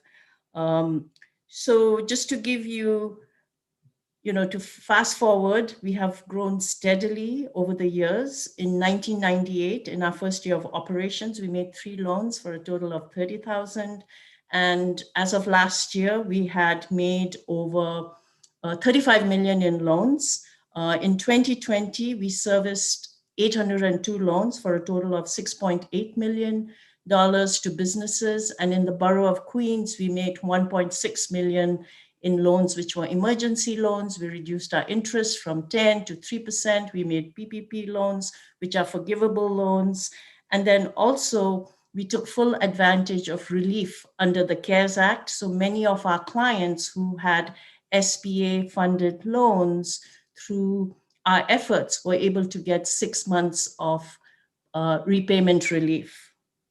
So we have a full staff of 14 and 10 part-time. We also work very closely with LaGuardia Community College. So at any given point, we have 3 to 5 interns working with us. So we have one located in Queens, 79th Street, 37th Avenue, you know, staffed with 4 full-time staff and 3 or 4 part-time. Last year we served people from 55 countries. Most of the people businesses we're serving in Queens are from, you know, speak Bangla, Nepali, Tibetan, Urdu, Spanish. So in total, our staff, we speak 14 languages and dialects. So 14% of our clients were refugees, 88% were immigrants, and 46% of the loans we made were made to women-owned businesses. So I don't need to go into detail about the, you know, importance of supporting our small businesses. That's something, you know, our borough president and many of the other city council members who are here and all the rest of us know very well. And also I have submitted a 2-page testimony to one of your staff, but I will quickly go over what we've done. I think mentioned we made over 6 million in loans. We had 34 webinars that were attended by 700 businesses, majority of them from Queens. We also launched a GoFundMe program because for some of the businesses, it didn't make sense to make loans. People were ill, they were very anxious. So we were able to raise 50,000 and we matched that with 50,000 of interest income we had made from processing PPP loans. And we made small grants of 500 to 1,000 for some of our micro businesses that were street vendors or many hair braiders, many who had small businesses and just didn't have the means to apply for a loan, or at that point it just didn't make sense to give them extra stress and make them go through the underwriting process. Can I ask you to begin to wrap up? Yeah, so we have applied for $5,000 to help to cover the costs of our space in Queens, and from where we conduct many webinars on relief available to small businesses. And thank you for this opportunity. Thank you. Thank you for the great work that you've done. I think being out on the streets with you last week, I think it was Thursday or Friday in Jackson Heights, it was really great to see your connection to the community. And most importantly, how those businesses were benefiting from city services during such a tough time. So I want to thank you for the work that you've done. It's always good to see it firsthand. All righty, thank you. All right, any of my colleagues have any comments, concerns? No? All right, we'll move on to dance entropy. Valerie Green. Hello. Hi. Borough President Richards, thank you for having me. I want to acknowledge to you all that I realize it's a very long day and you're probably very tired. So I will be brief, sincere, and speak from my heart about the impact that dance entropy and green space has. So my name is Valerie Green. I'm the founder and artistic director of the company, and we are a professional modern dance company founded in 1998. Our stronghold is in Queens. We've performed all over Queens, but also throughout New York City, the US, internationally. The main part of our mission is to use movement and dance to create multicultural understanding amongst people, and that is more important now than ever. Just to share more about what we do, we have also a studio called Green Space that's in Long Island City. And in 2005, I chose to continue to build my organization in Queens because there was only one studio that was in Woodside, and there was a need for dance in Queens. So it's like the saying goes, if you build it, they will come. So I have built my organization in Queens. The rehearsal space serves about 350 choreographers a year of all ranges, levels, disciplines. We have reopened in July. People are dancing safely. We're one of the very few in the city having people come to dance for rehearsal. Our performance programs take root in fertile ground, support dance makers of all kinds, and that's all gone virtual. We have a new conversation series called Uncommon Ground, featuring our artists of color that we've presented over the years. We do outreach with senior citizens. We've moved all that programming online, DOE residencies online, working with at-risk youth in the neighborhood. Also, we do a lot of work with trauma survivors. So I lead, just so you know what that is, it's expressive movement to heal and process emotions. So in this global pandemic, this is a global trauma. All those workshops are online and they're free, and they're helping people with their mental health, finding safety in this time of chaos. It's so critical to move the energy through the body. I just want to say that the work that this organization does, it's very, it's personal, it's intimate, it's on the ground, it's upfront, and it makes a strong impact in very personal ways. Last year, there was not funding for arts organization, I was informed, and the year before, somehow we were not included in funding. And I just want to point this out because we were supported by the Borough President's Office for many, many years, and suddenly disappeared from that. So I just want to mention that I really hope to be a part of that again. That we are needing your support. I'm respectfully asking for $10,000 to support all our programming, making it happen. And I just want to give you a taste of movement. So I know you're all tired and sitting there. Can everybody just take a breath and reach their arms up in the air? Take a big breath. And then just wiggle your whole body around, shake out your head. Maybe you're just like, oh, I'm tired of sitting on the Zoom all day long. It's exhausting. Oh, when are these guys going to be done? And then just take another breath in. And then just feel that release in the body. Letting that energy go. That's just a small sample of how movement can impact one's life and make a difference. It's so simple, yet so profound and so needed. I thank you very much for all of your service, for giving me the time to speak, and for hopefully your support in the next year. Thank you all. Thank you. Thank you for that. Certainly needed that. Thank you. Look forward to working together. Thank you. All right, we'll move forward to the Flux Factory. Hi, can you hear me okay? Yes, I hear you. Great. Perfect. Wonderful. So thank you so much for taking this time and taking a really long You're a little day. staticky though. That could be your headphones. Thanks for letting me know. My name is Nat Rowe. I'm the executive director of Flux Factory. We were founded in 1994, actually in Williamsburg, Brooklyn, and we moved up to Queens in 2001. Today, what we do is offer an artist in residency program. So we have 16 affordable studio spaces for interdisciplinary artists, both local and international. And we also have, in addition to those private studios, we have workspaces like a woodworking shop, a print shop, and a gallery space, which these artists in residence are able to use to do group exhibitions, solo exhibitions, and it really runs the gamut. We work with emerging artists, and these people like to experiment a lot with different media. So we feature all different kinds of art, all different kinds of artists. And really the idea behind what we do is to get a tight-knit group together with really diverse backgrounds, different ages, different media that they work with, different heritages, different age groups, all different kinds of things. So it really is an arts community space, I think, foremost, and art is sort of a means for community building. So our gallery space does host about 50 events per year.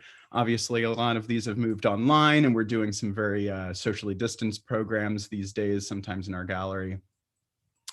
And so, that's what we've been doing for about 25 years. And periodically, our mission has been thwarted because we are renters ourselves, and we're trying to provide affordable rent for these artists in residence. And so in the 7 years that I've been an executive director, my goal has been to make this organization sustainable, which is well on its way and going incredibly thanks to the city of New York. In fiscal year 19, Melinda Katz and others made a $4 million allocation to purchase our currently rented space, which is on 29th Street in Long Island City. Currently, OMB, it was delayed due to COVID. OMB is currently reviewing it, and we expect to close on that by July of this year. Seems like it's going fine on the OMB side right now. Meanwhile, part of that overall sustainability campaign involved opening up a new space, which is to be opened in the spring of 2022 in Hunters Point South. So this is the Parcel F building you may be familiar with. It's kind of right where the Newtown Creek hits the East River. It's a once in a lifetime opportunity, and we're so humbled to be in the community facility there. In fiscal 20, Councilmember Van Bramer made an allocation of almost all the money to acquire that space. So we have a little bit of a loan for the rest of the acquisition. And then last year, Borough President Sharon Lee and others made a capital allocation for a PA system, a sound system, projectors, and then a computer system so that there can be a print lab and people using creative technology. This space is going to have a public event area, so there'll be art exhibitions and performance events as well, and then artists will be able to create new works using the tools there. And also we're going to feature education on how to use these tools and how to create. And we hope to be doing this in partnership with a lot of the organizations nearby. We've got Rise Borough with a seniors program upstairs. We've got the Park Conservancy that is kind of surrounding us. There's an elementary school that's across the street that we hope to be partnering with once they're opened. And so we really want to have an emphasis on, hyperlocal partnerships and producing our programming. So this is, it's about to go down. A year from now, we'll be open. And it's, at this point, it's happening, it's real. We've secured enough funding so that it will certainly happen. And what I am requesting in fiscal 22 is funds for the build out of this space. I've attached some schematics to the PDF that, I sent over earlier today. So sorry if you haven't gotten that yet. And really we do have a loan lined up if there were to be no allocation for this, for the construction, but really what this would mean for Flux Factory is that there are fewer loans, and so that we can focus our revenue on things like staff, things like paying artists fairly, making the most out of our program. So, if you were willing to make a capital allocation this year, it would really mean more money for our programs, going directly for our programs. So I've had a wonderful time speaking with Richard Lee in past years about this. He's quite brilliant with the more esoteric aspects of this. And we are wondering about some of the eligibility aspects of this regarding the DDC process and when the construction happens. But, I will plan on reaching out to Richard again soon about that. And I am probably over my 3 minutes right now, but you are, but it's okay. So much for your time, and have a wonderful evening. Stay dry, and congratulations. Thank you. Thank you so much. And thank you for the great work you're doing. Thank you. All righty, we're going to move forward to Solace House Incorporated. None of my colleagues have any comments. Hi, everybody. You can hear me okay? Yes, perfect. Good. So thank you all for this opportunity to present in front of you today. And in advance, thank you for your consideration as well. So at Solace House, the services that we provide are free, easily accessible counselling and support for individuals who are experiencing suicidal ideation, have made a suicide attempt, engage in self-harm, and or have been bereaved by suicide. So we also offer family support for our clients' loved ones, free group bereavement counselling, and community awareness workshops and training. As I said, all of the programs that we provide are completely free of charge, confidential, and are conducted by highly qualified licensed clinical social workers who all have a vast amount of experience in the area of suicide prevention and mental health. The kind of services that we provide, they remove stigma, they remove financial stress, and they remove any worry or concern that any of our clients might have around their immigration status. Our mission is to break down the stigma of mental health and suicide by creating an environment where people are comfortable seeking help for themselves, talking about their feelings and their emotions, and supporting suicidal loved ones. We first established ourselves in Long Island City in Queens in 2015. Since opening our doors, we have directly provided free services to over 9,000 individuals. 9,000 sessions. The need for our life-saving services in the Queens community is absolutely critical. Not only are we faced with a mental health and suicide epidemic, this is also accompanied by a global pandemic, as everybody knows too well. Since COVID-19 spread rapidly amongst our communities in March 2020, over 178,000 people have reported frequent suicidal ideation. 37% of people have reported having thoughts of suicide more than half or nearly every day in September of 2020. At this really, really difficult and uncertain time, Solace House needs your help. We have been inundated with clients, and our team is going above and beyond to help the increasing needs of our community. But as the future fundraising remains incredibly uncertain for us after a really difficult 12 months of all of our fundraisers being cancelled, we are faced with many funding challenges for the foreseeable. As we all know, every single member of our community has been impacted by COVID-19. A lot of people have lost their jobs, shut down their businesses. There's a huge sense of disconnect from our family, from our friends, from our co-workers. And although we are literally all in this together, the whole world, it can feel incredibly lonely. Solace House, the services that we provide are a lifeline. They're a support system for so many people. It's a place to turn when these people have nowhere else to go. It is so crucial that we're able to continue our mission right now and to be able to provide support for our community. As depression, anxiety, fear, and isolation continues to peak, the demand for our services has reached an all-time high, and we're currently operating at absolute full capacity with a waiting list, and a large percentage of referrals continue to come in from NYCUL, the city's suicide prevention hotline. In an attempt to maintain our service and meet the critical needs of our community, we are really hopeful that we can support funding from the City Council and the Queens Borough Board. We have not been lucky enough to get funding from the Queens Borough Board in the past, so we're really pleading with you guys to consider us at this increasingly difficult time. By choosing to support Solace House, you are directly impacting the health, well-being, and safety of your community. You are directly saving lives. We respectfully request that the Queens Borough Board consider the provision of much-needed funds to Solace House in the amount of $50,000 to contribute to our clinical operating budget that we anticipate for the fiscal year ahead. Support from this board will help us to continue our mission and better improve the lives of many people. Thank you so much for your consideration.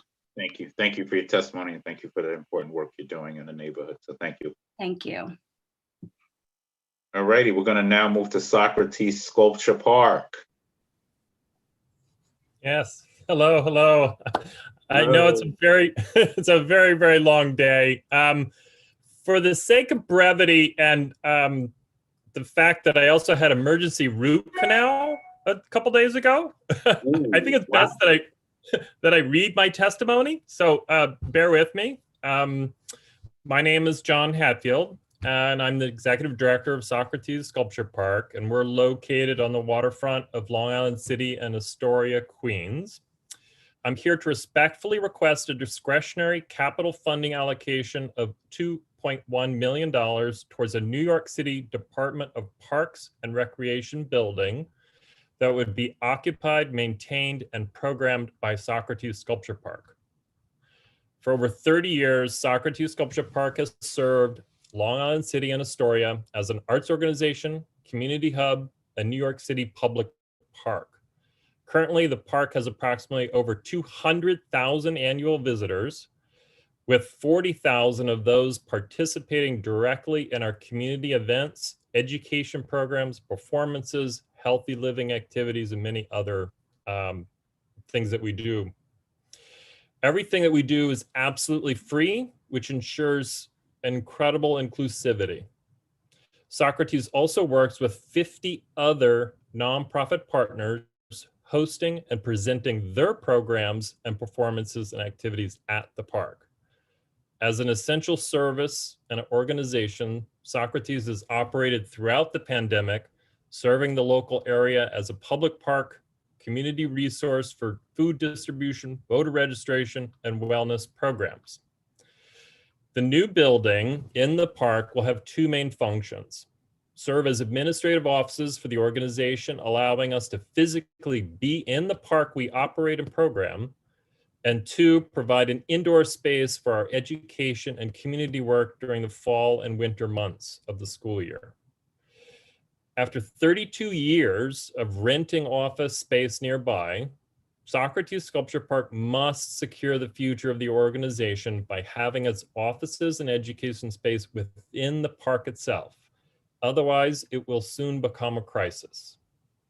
The current building location of Socrates' office across from the park entrance will be demolished in the near future for commercial residential development, leaving Socrates displaced and its future in jeopardy given all the buildings in the adjacent area are becoming residential developments. Without a permanent permanent home, the existence of Socrates as a nonprofit organization will be constantly vulnerable to escalating rents and displacement. By having a dedicated administrative and program building on park land, Socrates will be able to control its own destiny, expand its activities, and be sustainable into the future to serve this Queens community. Socrates has been working with the New York City Department of Parks and Recreation for 7 years on this project and completed all aspects of design, construction documents, including value engineering, and paring the project down to its essential functions and utilities.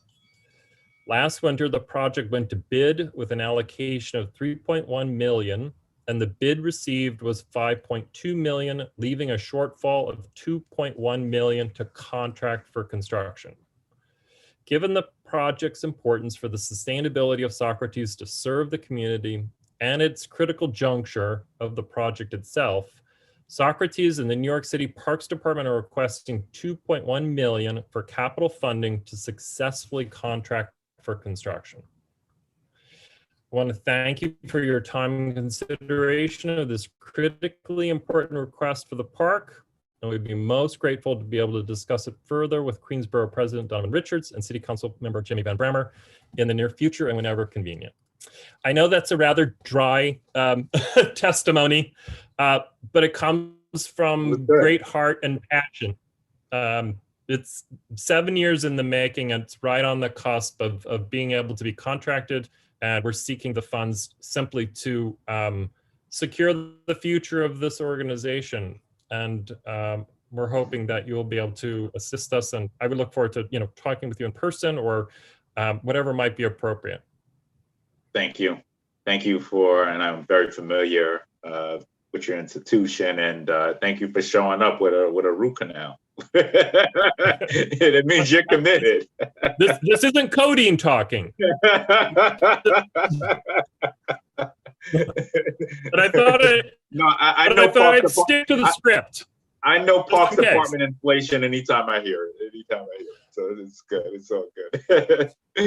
Thank you for the work you're doing. We're gonna go to South Queens Women's March, and then we'll go to Queens Chamber of Commerce. Good afternoon, everybody. Testing, 1, 2, 3, making sure you can hear me loud and clear. Hello, I hear you. Okay, awesome. Alrighty. My name is Candace Prince Modest. I'm one of the founding board members of the South Queens Women's March. We are new kids to the block, but we are not new individually. So inspired by global and national women's rights movements, the South Queens Women's March is a volunteer-run organization that amplifies the voices of South Queens' diverse women. So we're just under a year old. We were really established around February of last year, so we're just coming up on a year. But we were founded with a mission to bring women in Southeast Queens together to raise awareness about gender-based violence and gender equity issues in the form of a mass mobilization on our local streets. We were moved to formation after the death of Donna DeJoy in November of 2019. She was brutally murdered by her husband, who subsequently committed suicide. So because of the pandemic, our immediate goals shift, right? We couldn't get together by the thousands to have a march in South Queens. So initially we set out to be connectors of resources, but have transformed to actually become providers of those very resources. We realized that our community, especially its Black and Brown working class, had several pressing needs during this time, such as wellness, food, menstrual supplies, as well as just an end to gender-based violence, which statistics show have actually increased during the pandemic. So we recognize that survivorship is a result of survivorship that's a result of gender-based violence itself requires sustenance. So we are a volunteer-run organization, and we did quickly develop responses to promote food justice, curb inequities in education, and promote healthy relationships and civic engagement within the South Queens community. We launched mechanisms to, again, promote civic engagement and census completion in our neighborhoods. And so even though despite the overwhelming support of individual donors, in-kind support and grant funding, we're actually running low on resources to cover the costs to serve our community and provide support. Let me skip down to our ask very briefly. So we are obviously grateful to our community, individual, private, and government partners who generously provided much needed support thus far, but today are humbly requesting $30,000 in expense funding to hire a part-time administrator. We're hoping that that person will help us build on the progress we've made this past year, and as well as streamline our services for 2021 and beyond. We also want to use the funding to purchase virtual office services to ensure that we survive and thrive in a post-COVID world. Just a couple of quick notes about our services and impact. We offer 5 areas of programming and services. So community service, healthy relationships and addressing gender-based violence, youth and professional development, civic engagement, and art. Specifically, we've hosted several pantries in the past year and impacted thousands of families, specifically concentrated in council districts 23, 24, 27, 28, 29, 31, and 32. So that's about half of Queens, a little more than half of Queens. More recently, we had partnered with organizations like the Caribbean Equality Project, Campaign Against Hunger, and Chaya to host 3 pop-up pantries, which just those alone served over 1,000 families. So long story short, we've done a lot on a little. We are all professionals. It's 6 of us on our board, and we have over 40 members / volunteers who help us execute all the different projects we do day in and day out. But we really want to build on the progress that we've made and would love the support of the Borough President's Office and everyone else within the sound of my voice to help us do that in the long run. I'll pause there for questions. Thank you, Candace. Anyone have questions, comments? Thank you, and thank you for the work that your organization and many who are part of it continue to do. Certainly recognize. So thank you. Awesome. Thank you. Good to see you. Happy New Year. All righty, we're going to move now to Queens Chamber of Commerce, followed by Queens Chamber of Commerce. We're here from NHS of Queens and then Sunnyside Community Services. All right, Queens Chamber.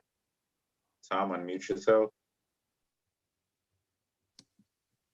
Can you hear me? Yes. Okay. Good afternoon, Borough President Richards, esteemed colleagues and staff, members of the community boards. This is Tom Gretsch from the Queens Chamber of Commerce. It gives me great pleasure to be here today to speak about some of the things we've done over the last 12 months, 11 months, and let folks know what our goals and are for 2021. This year, we're celebrating our 110th anniversary. We're very, very proud of that, to have emerged from this COVID situation stronger and bigger than we were even beforehand, thanks to the hard work of our entire staff. From day one, we organized and rallied our membership. We called each and every member starting on March 16th and made sure that they were okay in one way or the other. In fact, we opened our doors to all small businesses in Queens, whether they were a member or not. My feeling was that we would forsake the short-term needs for membership dollars, which we live and breathe with as a membership organization, and the fact that our small businesses needed us. And that's what we did, week in and week out. We organized a weekly call with each and every Queens-based bid and merchant association, acting as a sounding board, a crying board in some cases, and really bringing action to the table. When there was issues with the Department of Buildings, we brought their leadership. When there was problems about crime and graffiti in certain areas, we had Police Commissioner Dermot Shea on not once, but twice. We brought in Congressman Meeks and the entire Queens delegation when people were not getting their PPP funding to let them know the challenges that we faced.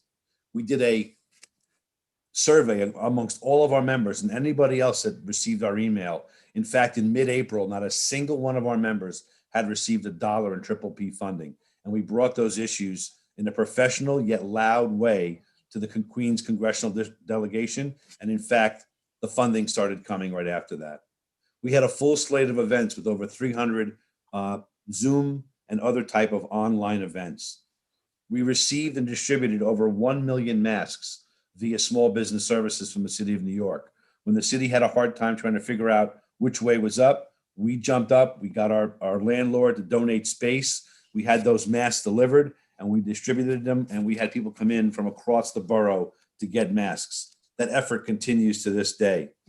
We worked to save literally hundreds of small businesses, most notably Near's Tavern, that received the most press, not by a very, very loud voice, but by a persistent voice. We brought together the landlord that had a problem with English. We brought together the ownership and had them sit down together with one of our members that was multilingual, and we solved the problem.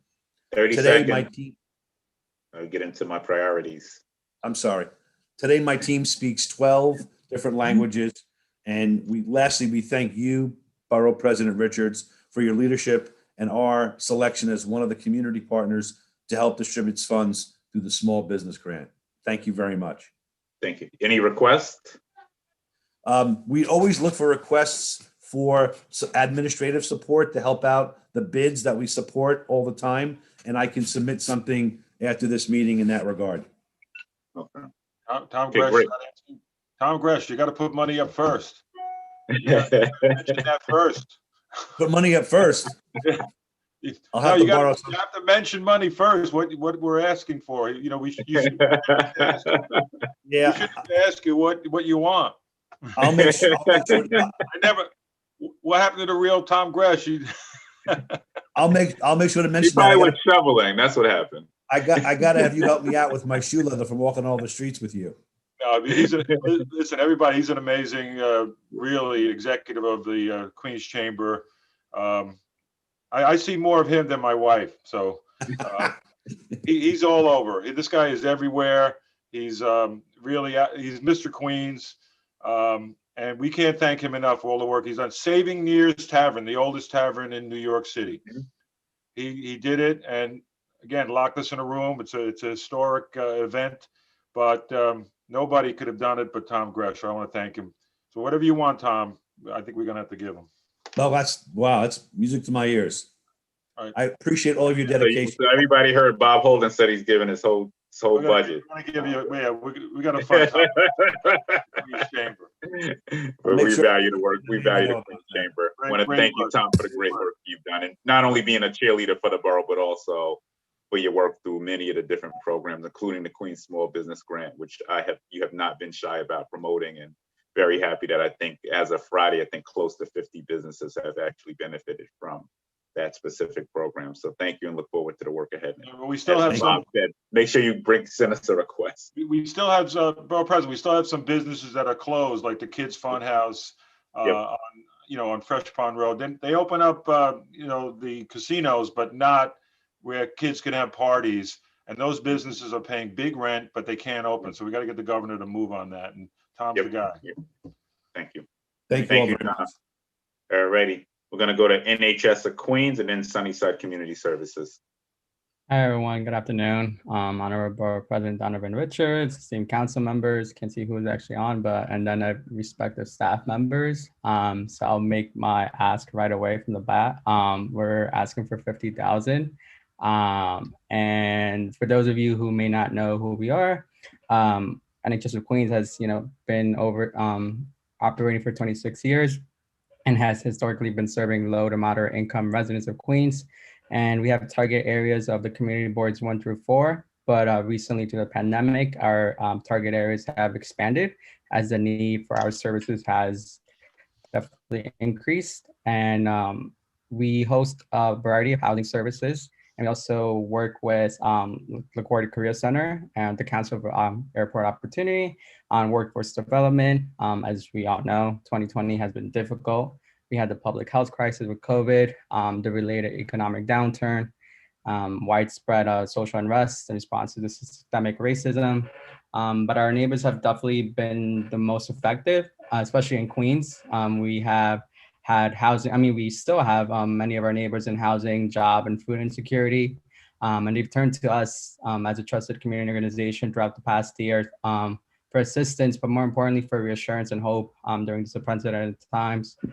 And like I mentioned, our target services are housing, but our work has extended beyond that. As many folks have called, the calls have doubled during the past year as we've helped folks from one-on-one counseling to helping them apply for small business loans and unemployment insurance, but also food assistance. We've all seen it, the food bank lines, we've all seen it. And while we applaud the work that many of the food banks and other community organizations have done, the demand just surpasses what there's available. So we took it upon ourselves to try to help was that demand. And we created our own initiative, the Adopt a Family Initiative, in which we adopt families and provide them a 2-week supply of groceries. But before I even get into that, just overall in 2020, like I mentioned, the need for our services has expanded and increased overall, not only in our target areas, but across all of Western Queens and beyond, and Eastern Queens as well. So in 2020, we've touched the lives of close to 10,000 folks throughout Queens, which is close to 30% increase from last year when I testified. And then we've educated and counseled over close to 900 low to moderate income neighbors. We had to adjust, so we conducted over 42 virtual seminars and reached over 2,000 residents. But I think the most part is, even during these times, we were still able to help families achieve their American dream. As you know, for some, it's an opportunity to buy. So we made that opportunity available to our residents of Queens who want to live here in Queens.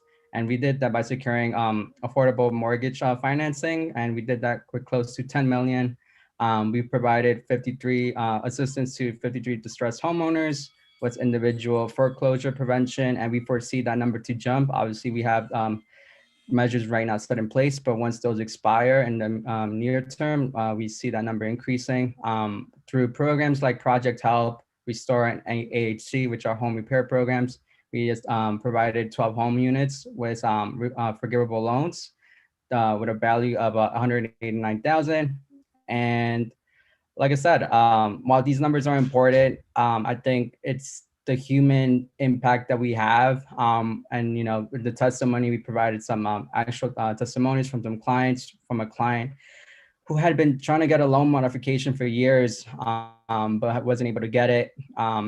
They went through personal problems, death in the family. But once they came in contact with one of our counselors, they were able to get that loan modification and have that sense of security and being to live in their home that they've lived in for years. And then from the food assistance program, many of our neighbors that we actually provide the food assistance to are neighbors that don't qualify for these assistance relief programs that have been rolled out throughout the past year.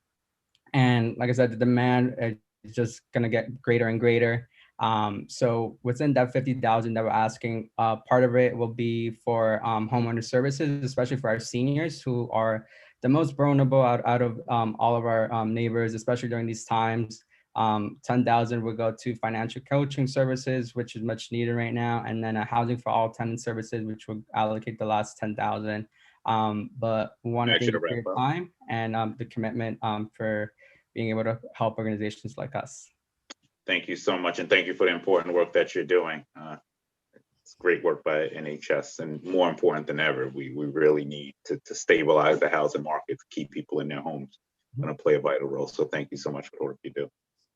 We're going to now head to Sunnyside Community Services, followed by Sunnyside's Drama Circle, and then Gara Sadato Global.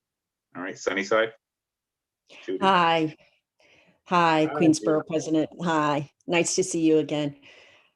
City Council members, Queens Borough President Richards, Community Board chairs, everyone else, hello, good afternoon. I am Judy Zangwell, Executive Director of Sunnyside Community Services. We are a settlement house serving 16,000 people annually, seniors, families, and children, located in Western Queens, but serving the entire city. I'm actually going off script, just not to confuse you, but the last paragraph about our request and the specificity, the specified list, that is the same. In my 30 years as executive director, yes, 30 years, I have not witnessed a crisis of this magnitude and consequently a greater need for our services. Over the last 10 months, SCS opened food pantries in Sunnyside, Woodside, and Elmhurst, handed out more than 142,000 packages of food, gave out more than 100,000 masks. I guess that pales in comparison to the Queen's Chamber million masks, but nonetheless, made 24,193 wellness calls to seniors and created virtual activities to keep them active and connected, engaged 700 youth in remote and in-person activities, and distributed more than $500,000 to over 500 people, families struggling to pay for rent or food, most of whom did not qualify for other aid. These are just a few examples of a very long list. And this response, as you know, is not unique to Sunnyside Community Services.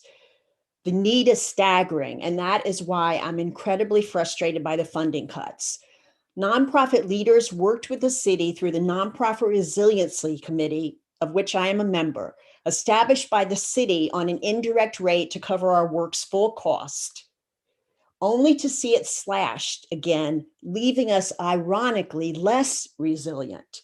This past year, when seniors needed mental health support more than ever before to combat further isolation from the pandemic, we were left with a smaller budget than the year before, yet for more clients. The current budget essentially covers one staff person and doesn't even cover all of his fringe. Just in response to the pandemic alone, we need budgets to cover costs like PPE and space modifications and sanitization. We call on the city to meet the digital divide that exists for low-income seniors. Most of our members can't participate in online activities without equipment or Wi-Fi. We also ask that you push the mayor to designate centers like ours as a vaccine hub. We are trusted members of the community who can help facilitate this process. Just to let you know, I put in a request the beginning of January and haven't heard as yet to be a vaccine hub. Yes, we know there are both state and city budget deficits. We also know that there's budget prioritization. And we ask that we, the human services sector, rise to the top of the list rather than what always feels at the bottom of the list. This pandemic has clearly illustrated that the human services sector is critical to the social safety net and the city's economic recovery. Please, please, please continue fighting for the increased funding for the nonprofit sector. Would you like me to talk about what we're submitting, or do you just want to rely on our testimony? Yeah, if you want to just give your top priority. Okay, well, we've got a very long list, and it's all there with amounts, but I will tell you that we're submitting discretionary funding requests to support our youth services continuum, including pre-K, after school, summer camp, college, and career prep. For immigrants, we seek support for our ESOL classes, and our full range of senior services needs funding for the senior center, case management, geriatric mental health, as I articulated before, and caregiver program. And we also are going to submit a capital funding request to you and to City Council for a new workforce development space in Long Island City for training for home health aides. And you have all the other specificity. Thank you for the opportunity. Thank you, and thank you for the important work that you do. It's been such a challenging time. And yes, we are going to be fighting for our fair share in this borough, especially since we were the epicenter of this crisis. We should be seeing more funding, not less, during this period. So look forward to having that fight on another day with the mayor and working with my colleagues. So thank you so much. All righty, we're going to now move to Gara Abad, Queens College. President, could I just? I think Councilmember Holden has a question. Oh, Councilmember Holden, please. Yes. Yes, Judy, I just want to thank you for all the amazing work that your organization does and you do. 30 years is amazing to do anything, but the hard work that you have, and I appreciate that you said this is the worst times that you've seen. And it's really disgraceful that we're cutting the budget when so many people are in need. Your organization, like I said, is an amazing safety net for so many people. And they should be giving you more money. And I know it's bad times, but people need support now more than ever. So I will do whatever I can for your organization, and the Queens delegation, I'm sure, will step up, and we have to step up for certainly the people in need. So thank you, Judy, for 30 years of an amazing, dedicated organization like yours. It helps so many people in my district, and I want to thank you for that. Thank you. I appreciate that. Thank you very much. Thank you, Judy. You hang in there, right? All righty. We're going to now go to Gara, then Chabad of Queens College, United Black Men of Queens, then Hazak. Good afternoon, and thank you, Queens Borough President Donovan Richards, and Queens Council members and community board chairs. My name is Stephanie Malcock, and I am Executive Director of GARA, a community-based organization advocating on behalf of Brazilian immigrants in New York City. GARA was previously known as Cidadão Global. We appreciate the opportunity to present testimony to you today in support of GARA's discretionary funding request. GARA's mission is to increase the economic and political power of Brazilian immigrant women and youth living in New York City by providing them the tools needed to increase their political visibility and economic independence in order to make a positive and tangible social impact for all immigrants. GARA is the only organization providing language-specific and culturally appropriate services to the Brazilian immigrant community living in New York City, estimated at 200,000 individuals. 85% of those who access our services reside in Queens, the epicenter of Brazilian immigration to New York City, especially in the areas of Astoria, Long Island City, Sunnyside, Jackson Heights, Elmhurst, and Woodside. 90% of our members are women, and 75% of those are low-wage workers. Some of the biggest problems impacting the community are fraud against immigrants, wage theft, and partner abuse, which has been exacerbated by the COVID-19 crisis. Lack of correct information available in Portuguese and scarce resources keep the community in a cycle of oppression, harming everything from their ability to keep their immigration status to their ability to be paid for what they earned. Our organization is invested in a number of projects that seek to provide the community members with leadership development, knowledge of rights, community organizing, public education, in order to strengthen civic participation and collaboration within the community. These projects include a Know Your Rights workshop series on domestic violence, immigration rights, health care access and employment rights, weekly legal clinics in the area of immigration law, direct legal services, opportunities for civic engagement, and domestic violence counseling and referrals. In connection with our immigrant empowerment and leadership program, we offer bilingual forums and advocacy opportunities that aim to involve immigrants in the political process and civic debates. The program has existed since our inception in 2011. And today it continues to fulfill a vital need to the community to understand the political process and participate in decisions impacting their lives. This program provides a platform to build leaders from within the community and empowers the most underrepresented members of our immigrant community. Any funding will be used to support GARA's work in increasing civic engagement of immigrants, increasing knowledge of rights, and increasing the economic and leadership development of immigrants. Funds will be used to conduct legal clinics geared specifically towards giving accurate legal information and ascertaining whether the person qualifies for any immigration relief. We've been hearing that the Biden administration is going to roll out an immigration plan.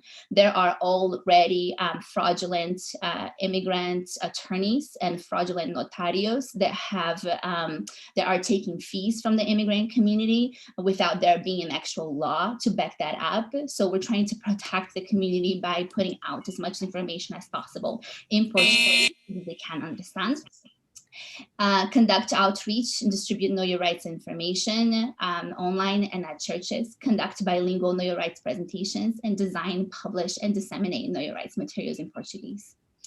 We encourage the board to invest in immigrant organizations as a way to empower the community and lift immigrant populations out of the shadows. When you choose to support a community-based organization, you legitimize an entire immigrant population. You make it clear that you see their struggle and you legitimize their experience and you embolden them to join you in making Queens a better home for us all. Thank you.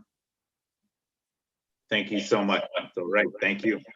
And as the son of an immigrant, I could tell you that's so true. So thank you so much. Thank you. All right, we're now going to move on to Chabad of Queens College.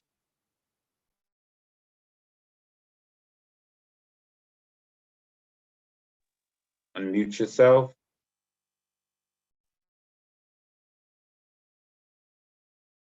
Looks like they're not here.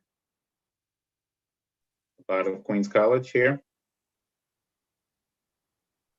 All right, we'll come back to you. United Black Men of Queens, are you in? Ronald or Stephen?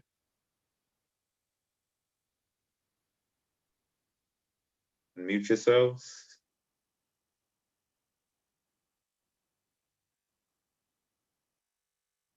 Ready. Hazak? Hello? All righty, I hear you now. Hi. I am. Hello, how are you? Good to see you. Obviously at home, all my presentation papers are at the office. Looks like I should turn the light on. It's okay. Energy efficiency works as well. All right, I'll be all whatever you're comfortable with. Hello, President Donovan Richards. Hello, Councilman Holden. Hello, Richard, Gil, and Amanda. It's good to see you so soon after I said goodbye to you. And hello to everybody else. I don't have any papers with me. I don't have any presentation. It's all in the office, so I'm going to speak from my heart.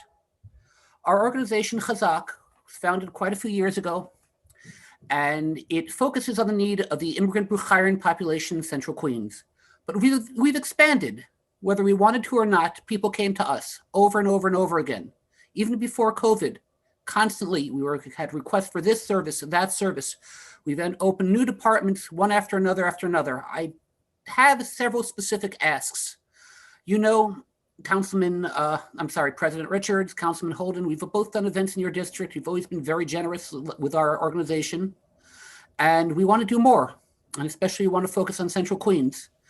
We have a block away from Forest Hills High School. We have a big teen lounge. We have hundreds of teenagers coming there.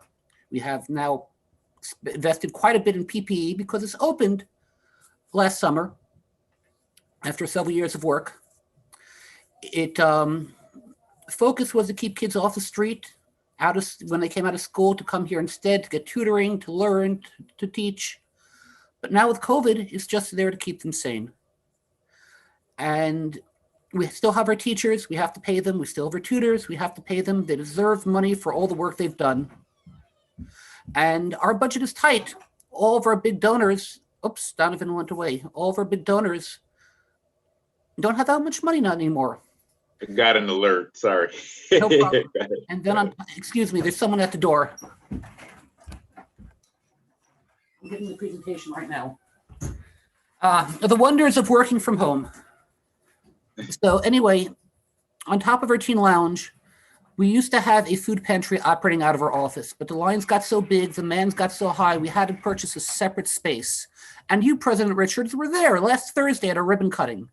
And we'd like to invite you to come any Tuesday when we're doing the food pantry to see the line around the block and down Main Street, people waiting for food, people who didn't need food assistance a year ago, people who've had to swallow their pride and come to us. And we give them all. But renting a space is expensive. Paying our leaders are expensive. Taking PPE and taking care of our volunteers are expensive.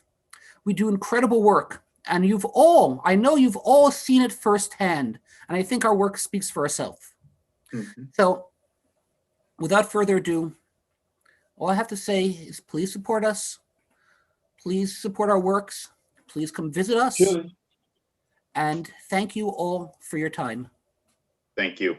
Thank you. Thank you for the work you do. All righty. We're now going to move on to Stephen from United Black Men of Queens. I believe he's on now. You want to unmute yourself? Yes, I am. Thank you. All right. There you go. Okay. Nice bow tie. Thank you very much. Well, greetings, President Donovan Richards and members of the board. Again, my name is Stephen Board, and I'm the treasurer and mentoring chair of the United Black Men of Queens Foundation, Inc. We build mentoring programs for Black and minority males and females on the elementary, middle, high school, and collegiate levels. The mission of United Black Men of Queens is to actively assist and support the education of these young people in their journey to adulthood. We have been mentoring for over 4 decades within the Southeast Queens community. And this year, we've actually reached a major milestone in our efforts. And we request your support to continue. Since 2020, we have been able to expand our program audience and introduce new programming which utilize social media, of course, due to the pandemic. We have added conflict resolution, entrepreneurship, podcasts, social and emotional intelligence, robotics and coding sessions into our mentoring program, preparing the 40 to 50 youth that we currently mentor at New Visions High School in Math and Science for careers in computer science, as well as engineering or entrepreneurship. Additionally, we are teaching scholars how to develop and host their own podcasts, which have allowed us to triple the number of scholars that we've been able to reach. Through our new initiative, we are conducting mentoring sessions with 40 to 50 school scholars from 20 different public schools, and job preparedness training will begin shortly. Excuse me. Furthermore, we have health and wellness town hall meetings that we have planned to launch, and those will be a series that are geared around COVID-19 informational sessions, and we'll do that at senior citizen centers as well as the Southeast Queens community. The FY2020, we were fortunate enough to receive our largest level of support to date. And we thank the Honorable Danique Miller, the Honorable Adrian Adams, the Honorable Donovan Richards, the Honorable Rory Lanceman, and the Honorable Corey Johnson for that. And because of this generous award, we are able to expand our support and bring much needed services to the youth of Southeast Queens and Far Rockaway. We have developed a solid plan and a means to collect the data to highlight our success and community impact. We are again requesting your support, and to continue to make a positive impact on the Southeast Queens community. So the Queens Borough President Donovan Richards, financial support would greatly be achieved, would greatly be appreciated. And we thank you for your support and consideration. Thank you so much, Stephen. Thank you. And thank you and the organization for all the work you do. So thank you. Look forward to the work ahead. Thank you. All right. I don't know if Habad of Queens College got on. They were on for a moment and they hopped off. I'm trying to get them back. Okay, no problem. All right, we'll move on to Project Hope Charities. Project Hope, followed by Forestdale and A Better Jamaica. Forestdale is here. Is Project Hope here? Project Hope. All righty, you may begin. Okay, well, thank you very much. And good evening. Thank you all for your commitment and sticking with us all day. Honorable Borough President Richards, Queens community representatives, city council members, community board chairs, basically the leadership of Queens. It's wonderful to be with you this evening. And of course, Amanda, too. I'm Bill Weisberg. I'm Executive Director of Forestdale. We're a New York City family service nonprofit based in Queens. And since last year, back in Brooklyn too, where we started 166 years ago. Today, I'm going to talk about fathers who are striving to be great parents and young people who are exiting the foster care system. As a member of the City Council, Donovan Richards, you were a great champion of both groups, providing critical support to fathers and to young adults that we serve. We're pleased to be able to continue to partner with you in your new and very important role. So thank you for everything that you do. And for fiscal 22, Forestdale is requesting discretionary funding to help with our Strong Fathers program. We're also asking the City Council to maintain funding of our Strong Fathers program and our life coaching program for young people aging out of foster care. So backing up for a minute, in an average year, Forestdale helps about 2,500 families, ensuring they have physical and emotional supports they need to confront trauma and establish healthy bonds and flourish. This work can be challenging in the best of times, and this year was not the best of times. Since March of last year, Forestdale has been a vehicle. Please mute if you're not speaking. Thank you. You may continue. Thanks. So we've been happy to be a vehicle for tremendous outpouring of generosity from people in Queens and across the city to help families in the pandemic, particularly those who've lost income and jobs and couldn't obtain government benefits.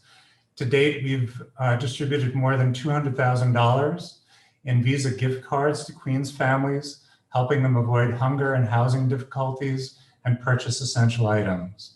In partnership with the Queens Borough President's Office, we've been pleased to distribute food from Fresh Direct and toys and games for kids from IKEA and blankets and household items.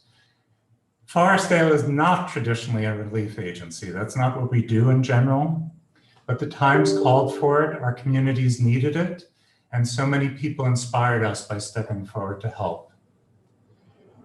Similarly, we were inspired in 2018 to be one of the founders of the Fair Futures Coalition. As you know, Mr. Richards, a lot of youth exiting foster care do not fare well nationally. But in New York City, we've taken a much more progressive approach. We have life coaches for kids, we have intensive academic support, career support, and that's coming out of our Fair Futures campaign and coalition. And we are asking, we found that with the right academic support, our kids can have 88% high school graduation rates, which is higher than most kids in the city. And it just takes that kind of support to help them succeed. We're asking the city to baseline $20 million for Fair Futures this year. That would really be through the city council and mayor's office, but we appreciate any support you can give to that effort. On another important topic, fathers are too often overlooked despite their critical importance to children's long-term well-being. And so more than 23 years ago, we started our Strong Fathers program, which has now served more than 4,000 fathers in Queens. And we help fathers move past trauma and mistakes they might have made in order to have great impact on their children with greater financial support, greater engagement. And again, you and the City Council have really stepped up to help us, as has the Borough President before, and we hope you do now, to fill a gap when DYCD changed its funding, and so we lost funding in Queens. And the numbers of fathers seeking our services only increased. We went from 150 to 200, and last year more than 260 fathers seeking our help to really be the great fathers they want to be. So we appreciate all your support for Fair Futures and Strong Fathers, just two pieces of what Forestdale does. And while we're all working toward recovery from disaster, these two programs become even more critical to building a promising future. Thanks for listening. I know it's been a long day for you and everyone else. I appreciate it. And we look forward to working together to fashion a New York that builds back better, more vibrant, and more equitable, in which every child shares the great opportunity that he or she richly deserves. So thank you for being a champion of that. Thank you so much, and thank you for the important work that you do. Thank you. All right, we're gonna now go back to Chabad of Queens College. I think they're back on, and then we'll hear from a Better Jamaica, assuming Project Hope Charities didn't get on. So Chabad of Queens College. Hi, everybody. Thank you so much, Queens Borough President, and thank you everyone else for taking the time to be on this call and to join us today. So I'm the rabbi at the Chabad House at Queens College, which operates on and off campus for Queens College students, together with my wife Tzippa. And we provide various types of religious, social, cultural, and educational programs for the students. And I'd like to just share a brief story, if I may, that I think is indicative of the need for Chabad's programming on campus, and now particularly virtually and off campus. So there was a student who graduated approximately 10 years ago. I don't remember exactly the year, but it was about a decade ago. I'll just call him Joe for the sake of our conversation today. And Joe was a great guy, into music, into all good things, did well at Queens College, had a nice group of friends, and graduated on time and moved on with his life. Thankfully, we retained a connection over the years, sometimes just speaking on the phone, other times getting together in person over the last decade. He's someone, unfortunately, who has struggled with substance abuse since the day I met him. And it was about 2 months ago, myself and another Queens College alum, a dear friend of Joe's, who I'm in touch with still as well, were unfortunately forced with the necessity to do an intervention, as he was getting into heroin and various other things, unfortunately. And thank God it was successful. The intervention was successful. We were able to send him to a rehab in Utah. And I just shudder to think what would have happened if he hadn't met Chabad when he was a student about a decade ago. I shudder to think what would have happened if we had not retained contact with Joe, as we'll call him, over all these years. And thank God he completed the rehab program and is now in a home that's hopefully going to continue to help him in this area. Of course, this is one example that sticks out on my mind as it's just happened now recently during these challenging COVID times. Happier things have been student weddings during COVID, outdoors and with proper precautions, of course. That's on the happier note of areas where Chabad's experience. We've been on campus since 2004, full-time, both my wife, Sipa, who I'm here with now, and myself. This is our full-time job, is working with the students in these ways, whether it's something unfortunate like a drug intervention that needs to happen, or whether it's something on the more upside of an officiating alumni wedding. Our experience has positioned us very well to work with the college students who now more than ever need support. Anxiety and uncertainty are always a challenge. And I think that now, at least we've seen, they're at an all-time high. Both my wife and I have completed mental health first aid training, although we are not therapists, and we don't claim to be, but as it's well known, clergy is often the first place where someone reaches out for help. And thank God, not only do we have the experience on campus and the context in the campus community, but we also have experience and contacts in the larger Queens community to send students, whether it's to rehab or just to, a therapist locally, whatever they may need. And Chabad is able to provide stability in a constantly changing world.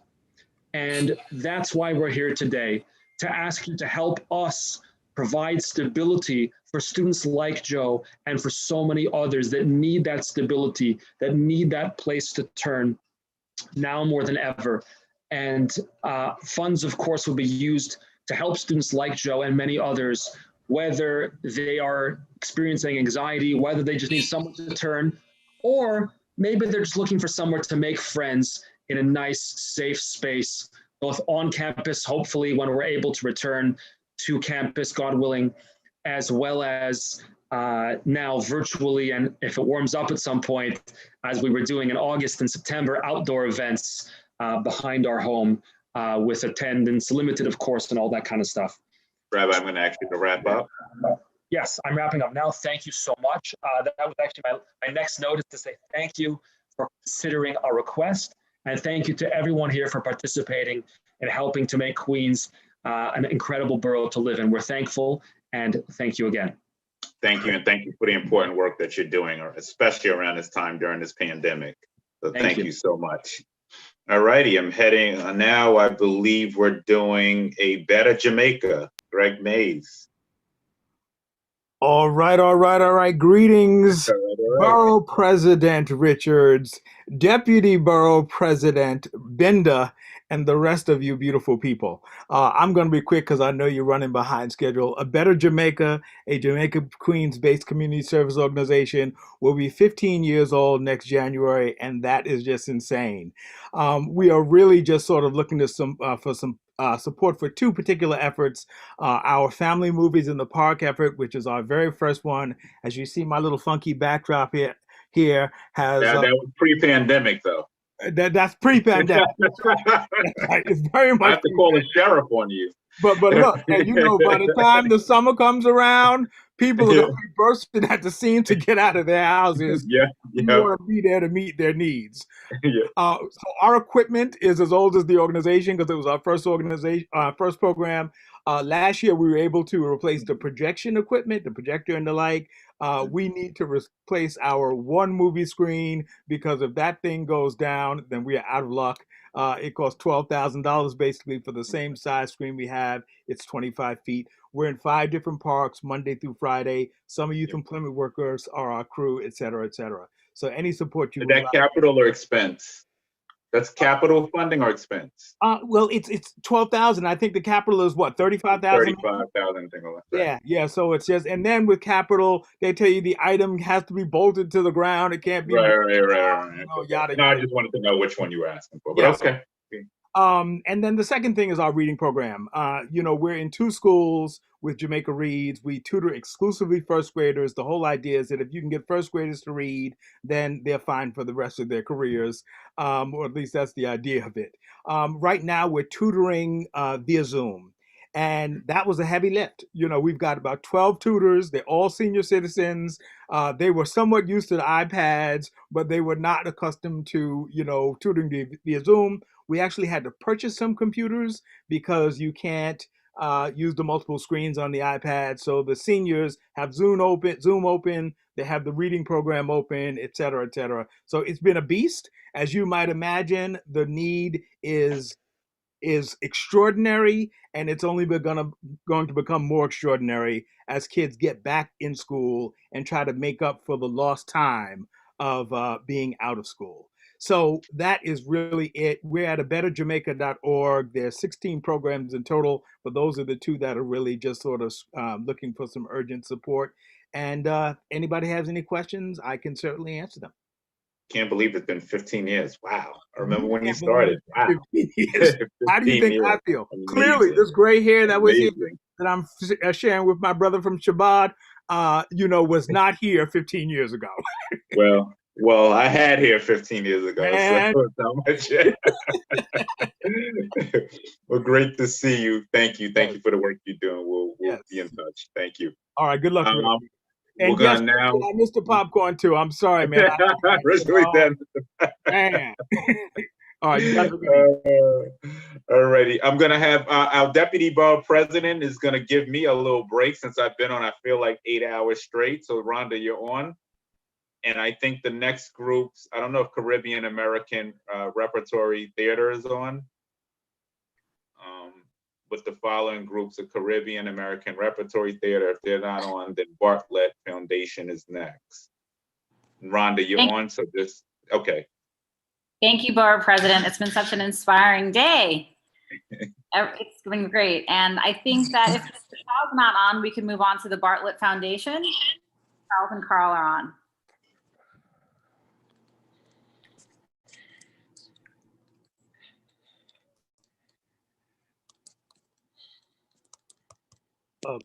Carl is there. I think he has to unmute himself. Please unmute. Thank you. Oh. Love the look, Greg. Thank you, Rhonda.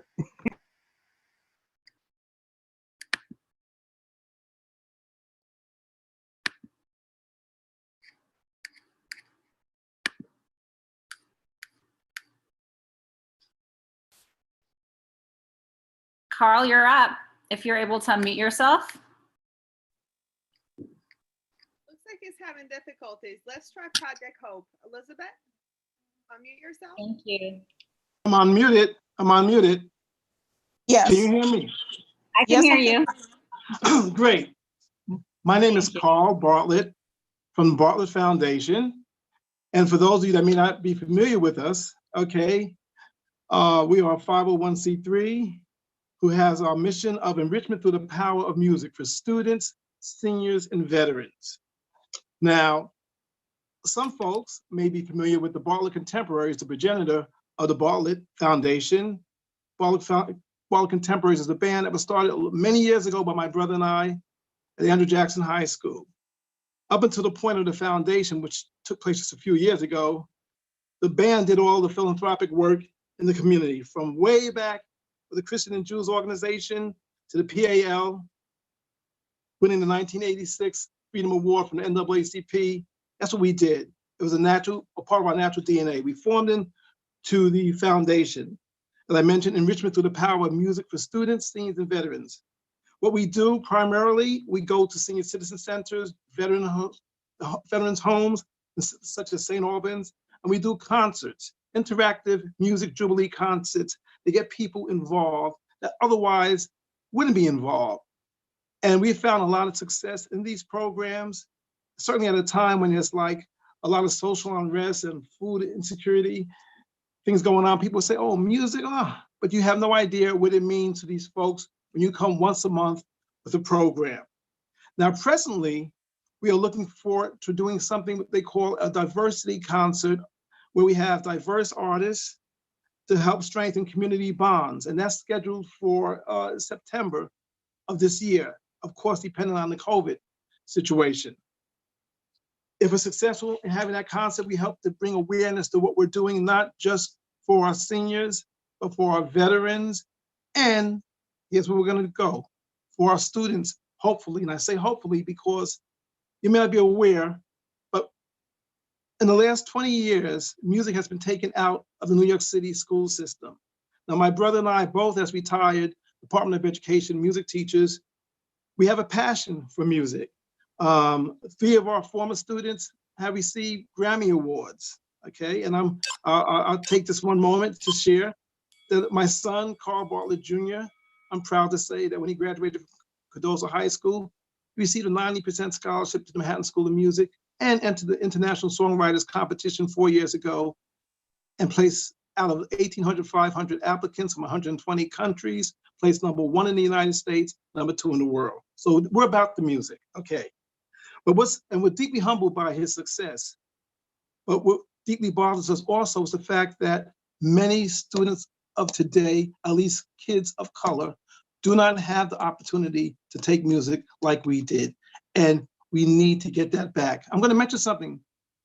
Last year, not last year because it was COVID-20, but 2019, my brother and I both had the occasion to be judges at the NAACP AXO program. Now that's a program that takes care of all disciplines for high school students.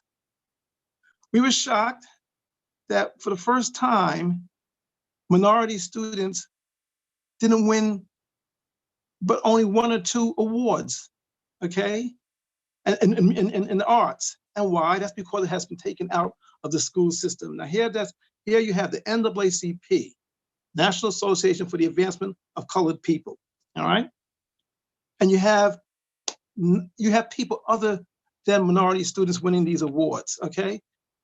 Not mad at anyone, but we're just saying that there's a reason why. When my son participated years ago, okay, he won, okay, the gold medal in New York.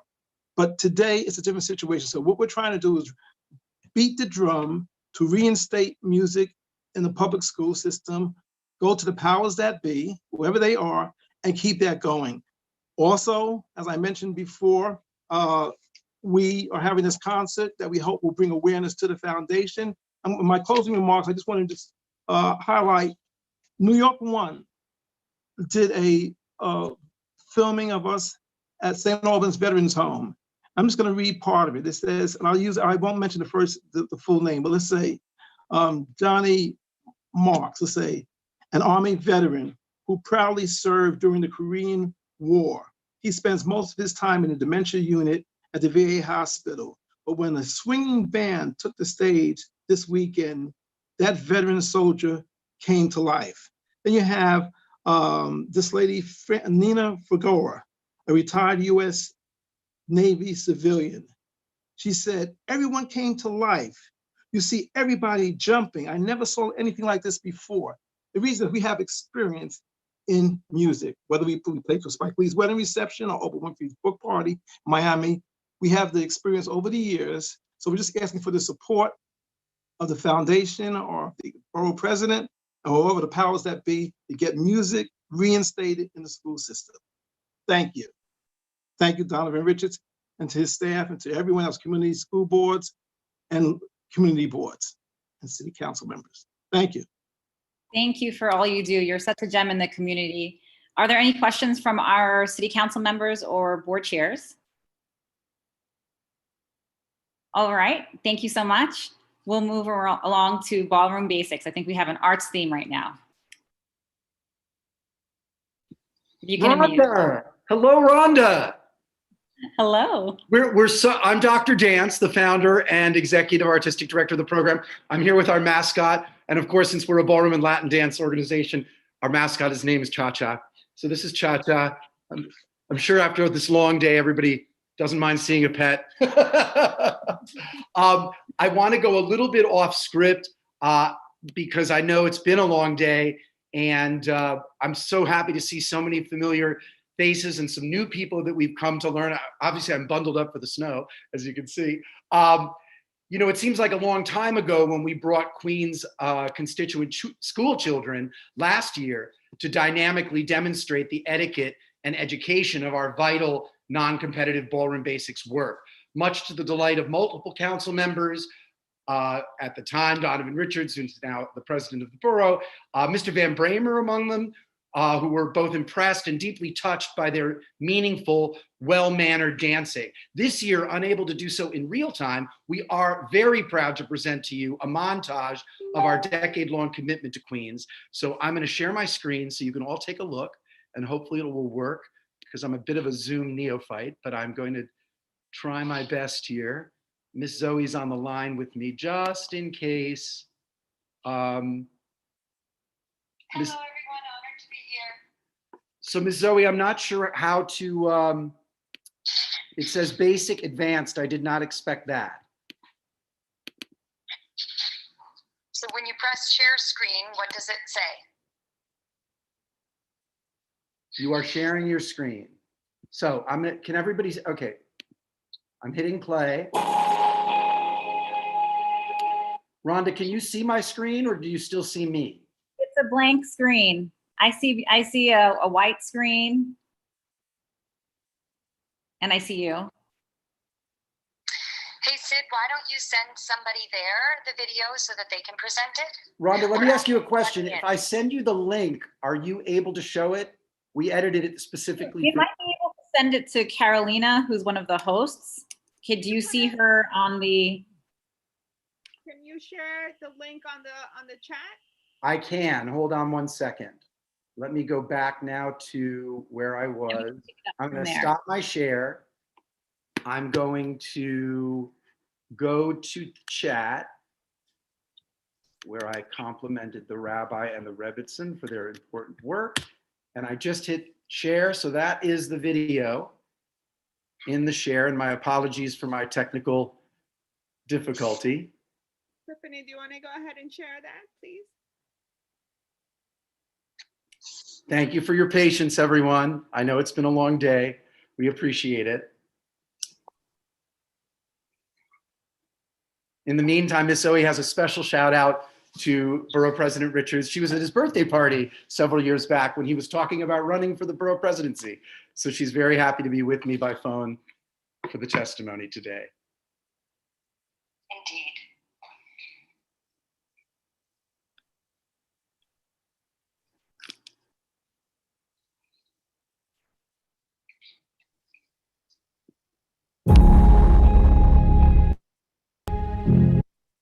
Thank you.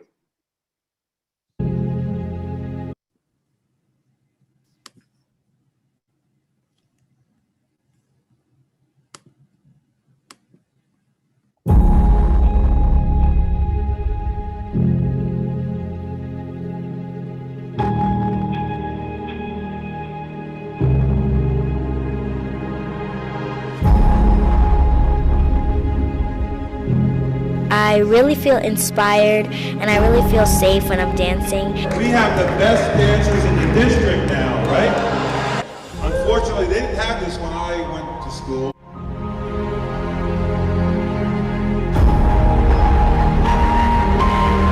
Ballroom Basics felt really good because now I am more confident to dance in front of people. You learn manners and you learn how to interact with other kids, socialize, and I think it actually improves our friendship. I felt good dancing with my classmates. We don't get to move around in virtual school that much. It was big because we got to work with other people that we haven't met before, and it was great because we got to get in a big circle and work together. At first I felt nervous and scared, but it got easier dancing with my peers.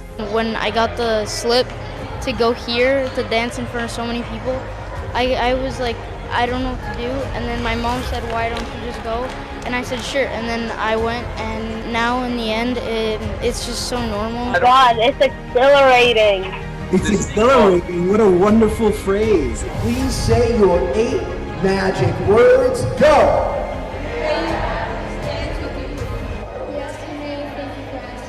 You can always ask anyone for a dance, and that dance is an art of manners. I want to say a special thank you to Danique Miller.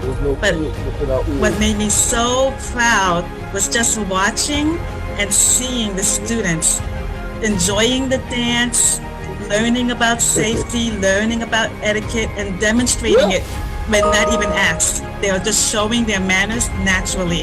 And I really, really want to encourage them to continue to do that.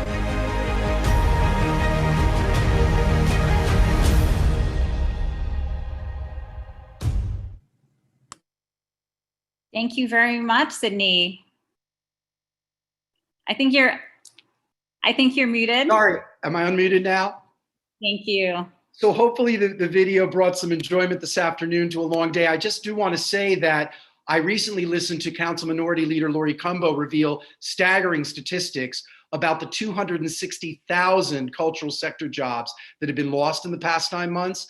We've kept our entire team employed, but it has required austere measures, and we need the support in FY22 now more than ever, because our social and emotional wellness engagement of children, educators, and families brings so much connection after so much disconnect, depression, and isolation during COVID-19. So we're asking the Queens Council members and the Borough President to, first of all, continue to support our work and the transformative impact that we have, but to please support a delegation-wide initiative to fund one additional school in each of their Queens district.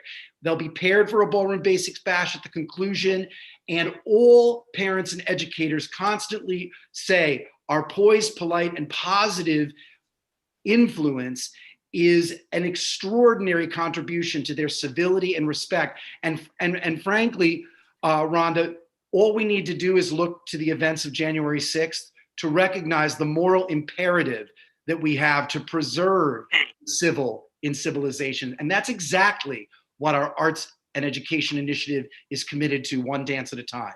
As our meaningful motto says, we are making manners matter every move we make. So thank you for allowing us to testify today. And thank you so much for your support, and have a great rest of your day. Thank you, Billy and Cha-Cha. And we just started an employee engagement committee. So you're giving us some great ideas here. Thanks a lot. Are there any questions for him? I have one, yes. Well, it's a statement. Dr. Dance, you lift everyone up around you.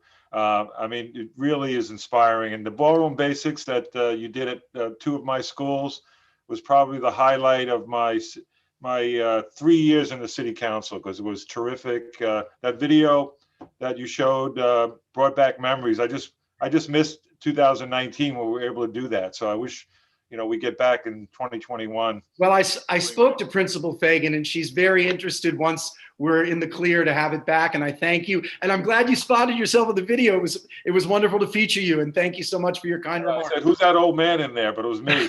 So and I promised you in your office some dance lessons. So I don't think I've forgotten my promise. I know, I'm waiting, but I have 2 left feet, but I know you'll help me a little bit. I'll be sure to. Thanks so much. Thank you. Borough Hall is next, so we'll be calling you when things open up. You got it. Thank you. Sorry, we had a false start earlier with Project Hope. I'd like Elizabeth to unmute. Thank you. You're up next.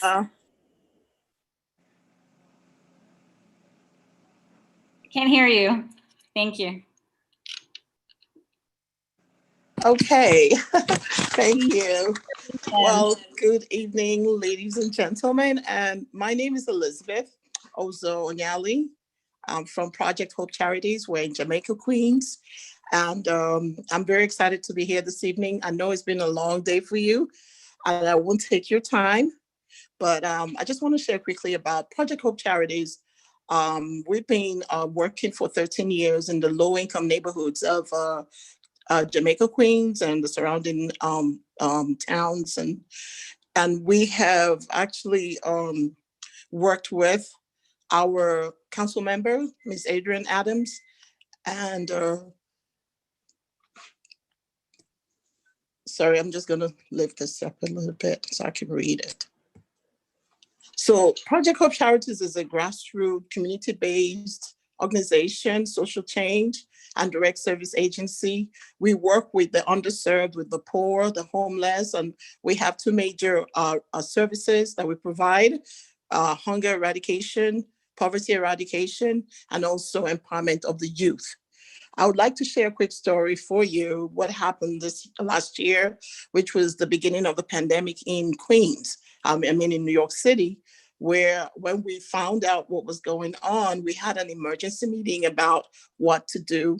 And our group of volunteers decided that our pantry was going to stay open for the city, stay open for the people, because we knew that people would be needing food. So we were just one of the few pantries that stayed open in Queens area, and we were overwhelmed with work. We were overwhelmed with people.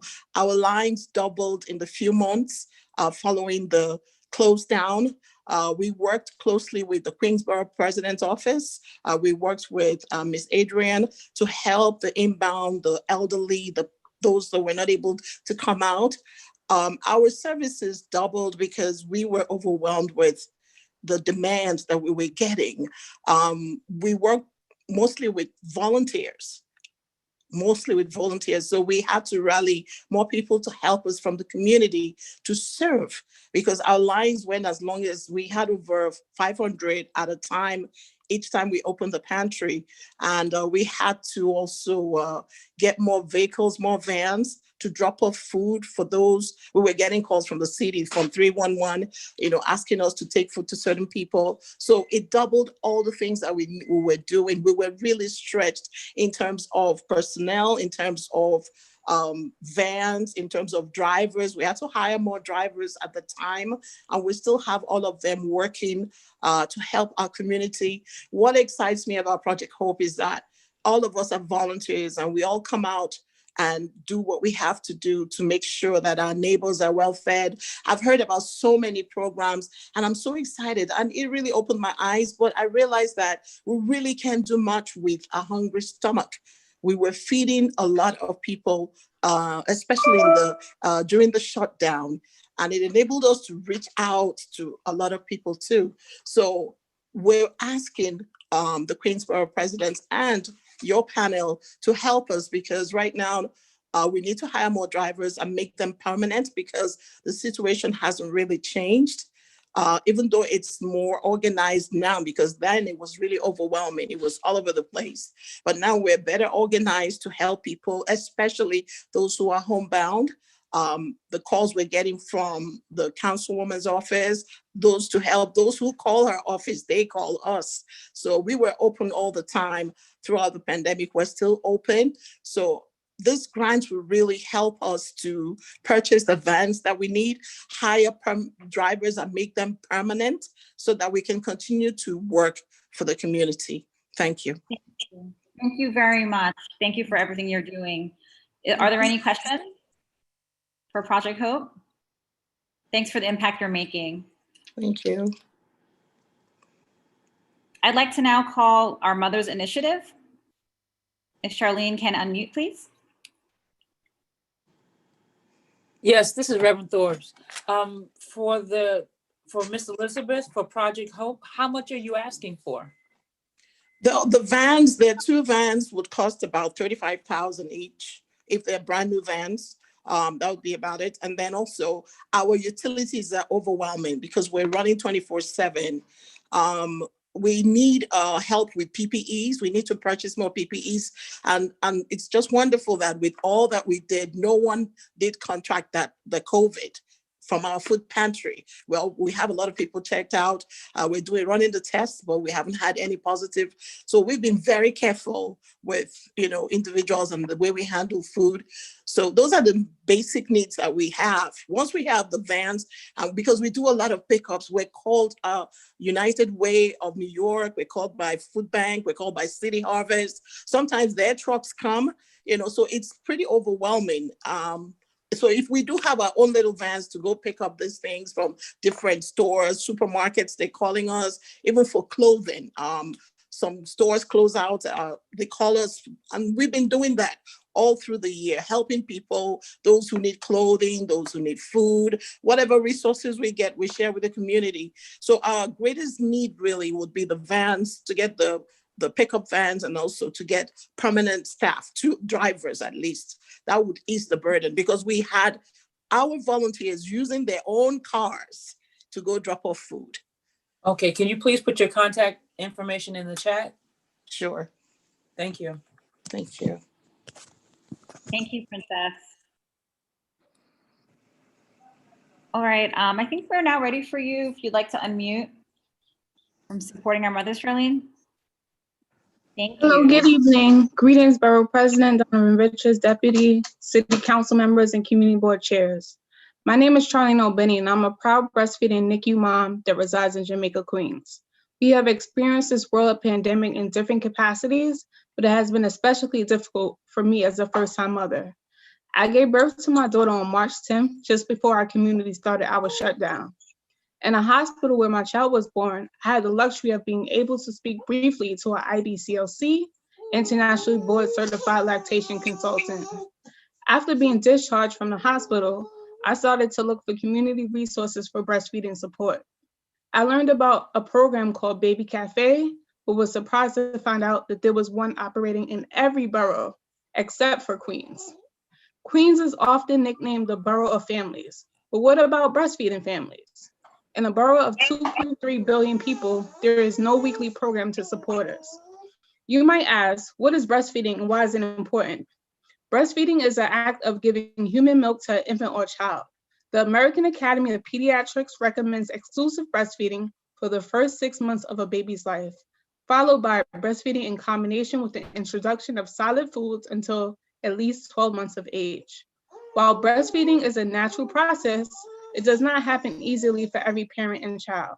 There is a need for constant and continuous support to assist families throughout the journey to combat any obstacles. One of the many obstacles is returning to work after 6 weeks because of the birthing individual may be the primary or only source of income for the family. While local law 185 and 186 was passed in New York City, breastfeeding individuals still face an uphill battle of maintaining their breastfeeding journey due to employer noncompliance. Why is breastfeeding important? It is important because breastfeeding reduces the risk of type 2 diabetes, hypertension, breast and ovarian cancers for the mother, asthma, sudden infant death syndrome in the baby, and overall healthcare costs for the community. Additionally, breast milk also provides immunity from parent to child, very important during these COVID times. An investment in breastfeeding support is not only an investment in families, it is an investment in the planet. Breastfeeding reduces the carbon footprint and is a readily available, optimal food source for children. In summary, when considering your budget expenditures, I request on behalf of the breastfeeding families in Queens the following financial considerations. Creation and access to a weekly breastfeeding support program in Queens. Investment in lactation education and local community residents to defray the cost of becoming an IBCLC or other certified lactation professional. Commitment to reducing disparities of BIPOC, Black and Indigenous people of color, individuals by allocating funds specifically to address unique needs and limited access to care. I implore you to declare National Breastfeeding Month in August, as well as Black Breastfeeding Week, scheduled annually for the last week of August. And finally, address the need for permanent lactation spaces in the community and at our local airports, LaGuardia and JFK. In a short time I had to speak with you, another baby was born. Will you ensure that that baby gets off to a healthy start by breastfeeding? Thank you for your time. Thank you so much. I know that we're going to be excited to work with you because we're starting a gender justice initiative at Borough Hall. And so we'll be sure to keep in touch on how we can collaborate going forward and make this a reality all throughout the borough. Are there any questions right now? All right. Thanks again. If they're not, then we'll move on to BRADA production. You can unmute yourself. Hello, good evening, everyone. Hi. How are you doing? All right, so Borough President Donovan Richards, members of the City Council, Community Board chairs, good evening. My name is Andrew Clark, and I'm founder and executive director of BRATA Productions. a Caribbean performing arts organization based in Jamaica, Queens, but our program's reach extends from Northwestern Queens in Long Island City to Southern Queens as far as Far Rockaway. And in the year 2020, we can add to that growing list Facebook, YouTube, Instagram, our website, and of course, Zoom. 2020 was the year that we had to pivot, and pivot we did. A small but nimble organization, we took the first few months of the pandemic to really assess where and how best we could fit into the digital space, and we haven't looked back since. Now, here we are in 2021 celebrating 12 years. We've been fortunate over the years to have the support of council members Danique Miller, Jimmy Van Bramer, Adrian Adams, Rory Lansman, and of course, former council member, now Borough President Donovan Richards. BRATA is bringing high quality Caribbean programming to all Queens residents. Since 2009, our projects and programs have served 600 artists, directors, social entrepreneurs, and our programs have reached well over 5,000 Queens residents each year through various festivals, concerts, senior center performances, arts workshops in senior centers and schools, and as well, theater. BRATA has about 7 active programs. Our theater workshop, which presents stage readings and full productions of Caribbean works, Bankra Caribbean Culture Festival, Caribites Festival, the BRATA Folk Singers, Senior Center performances and caroling, in addition to Casa and Sukasa in various districts across Queens. But today, I'd like to specifically highlight the work of the BRATA Folk Singers, which is very dear to my heart. The ensemble are proud ambassadors and the foremost authority on Caribbean folk performance in the United States.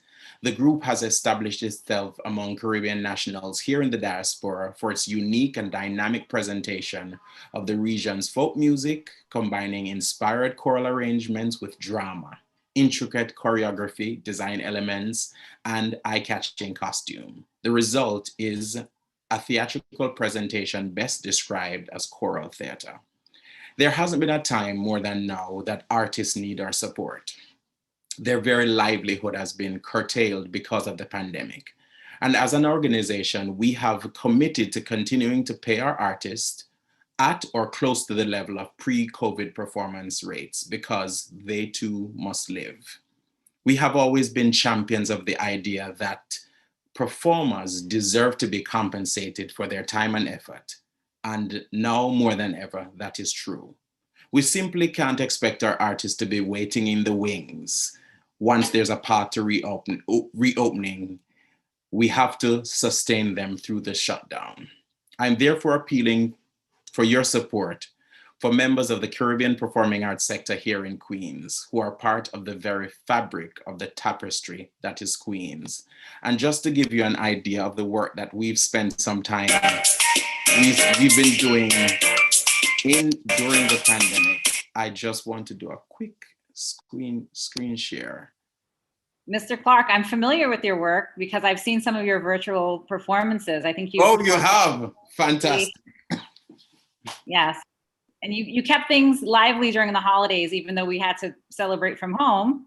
Yes. So I appreciate what you've done to really be able to just, make sure that you are still there to provide the lovely music and to provide the arts that we need in the community. So are you trying to share your screen? I think that we're limited to minutes.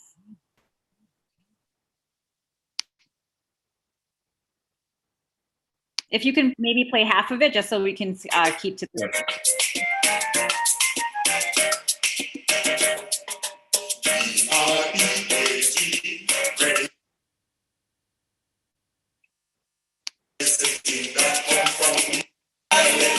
Put it all together and make a life. It'll take 2 weeks to digest. Roast red fruit, wild red fruit, all red fruit, and the same red fruit. And if you want to know how the red fruit sweet, get out inside the concrete.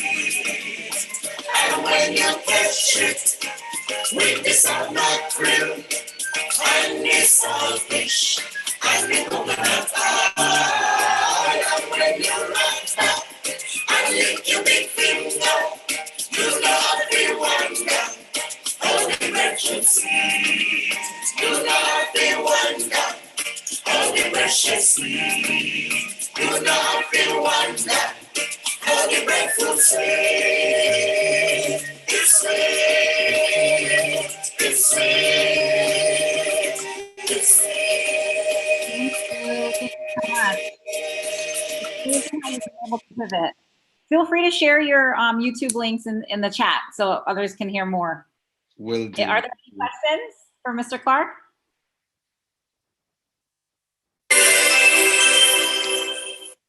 All right. Well, we'll move right along to Mr. Borstein, who's here with the Queens Economic Development Council. Hi, good evening, everybody. Good to see you, Deputy Borough President. I'm Seth Bornstein, Executive Director of the Queens Economic Development Corporation. For over 45 years, we've stayed true to our mission, helping those from low-income communities, women, minorities, immigrants, and veterans to realize their entrepreneurial aspirations through programming that grows our neighborhoods, assists small businesses, and promotes tourism and business development. Last year, we saw 400 individual clients one-on-one, trained over 2,000 people who were instrumental in registering dozens of new small businesses. This was done despite the pandemic. Like everybody else in the city, we shifted immediately and were one of the first business assistance organizations to offer online webinars through our ongoing Reset and Reboot series that continues to offer education in all areas of small business development. Counseling is ongoing through telephone meetings, our home improvement training, minority women business enterprise orientations, and EAC Entrepreneur Assistance Center classes continue to meet online. Last week, we graduated 17 clients in the winter EAC program. Our commercial food kitchen, the entrepreneur space in Long Island City, was an essential service and never closed over the last 10 months. It was the lifeline for small businesses that made food and prepared meals for frontline workers, area hospitals during the worst months of the pandemic. At that time, we made a decision not to charge rental fees to those businesses cooking for frontline workers. It impacted our bottom line, but it was the right thing to do. The Queens Tourism Council continued to promote online events sponsored by cultural institutions. Many didn't have the capacity or the funds to do that. The Tourism Council came through. Rob McKay runs a great little organization over there within the Queens EDC. We also support the proposed Queens Rising events designed to help institutions as they reopen. In order to continue, we need funds from the Borough President, from the Council to support our programs. We are the go-to referral for those seeking advice to open a business. Our staff reflects Queens. We speak English, Spanish, Mandarin, Hindi, and French. We're the go-to place of business counseling. We never have and never will charge a fee for individual accounts. We also operate, the council should know and knows about many council members, our anti-graffiti program funded by individual council members. They report graffiti to us, we get rid of it in 24 and 48 hours. We only can provide services to those members that fund the program. Each year I get calls from council people wanting to clean up graffiti. And if they don't fund it, I can't do it based on the contracts I have with the city. But to sum up, we're committed to provide assistance and aid what is now a very challenging environment. Our programs make a difference to low and moderate income families in Queens. We look forward to your support to ensure opportunities are accessible for all the people of Queens. Thank you. Thank you, Seth. Thank you for your leadership. Are there any council members or chairs that would have any questions at this time? All right, thank you so much. I'm actually going to call on Mr. Ivan from the Action Civic Association for Greater Jamaica. I understand you have another engagement. So if you would like to skip ahead, you can unmute yourself now. Yes, thank you. Are you Miss Carolina? Carolina's the boss here. She's running the show behind the scenes. So she's Okay. she just let me know that you need to take off. So we wanted to call you up. Yes, thank you. Thank you. And what's your name, Miss? I'm Deputy Borough President Rhonda Binda. Yes, and I'm addressing the Borough President and various council members.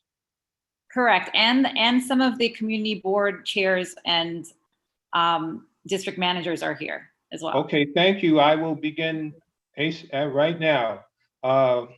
Good evening, community board members, community board chairs. My mother served on community board 8. She passed away in 2016 at age 94. One of the last things I remember was going to community board 8 a few years ago, and they gave her a rounding standing applause, and I appreciate the community board efforts. I even did an independent research project for Jamaica High School. Anyway, so I greet all community board members and the community board chairs. I'm now in community board 12, so I greet Miss Renee Hill if she's there. I also would like to say greetings to my council member, Aiden Adams, and any other council members that may be there, any other elected officials, what have you, commissioners, whatever. Also, and last but not least, I'd like to greet the new Queens Borough President, Donovan Richards, who was the first elected official to attend the first meeting of the Action Civic Association for Greater Jamaica. And so I really appreciate this opportunity because he is definitely a champion of civic associations. With that, I proceed. I am Ivan D. Mossop Jr., a lifelong Queens resident, US citizen, currently New York State 32nd Assembly District Republican male leader, and founder of the Action Civic Association for Greater Jamaica. I offer testimony about one glaring aspect of our transportation infrastructure, well, maybe two. I'm sure there are more, but time doesn't permit. Item 1, elevator at Parsons and Archer E/J subway lines. The elevator is not transparent.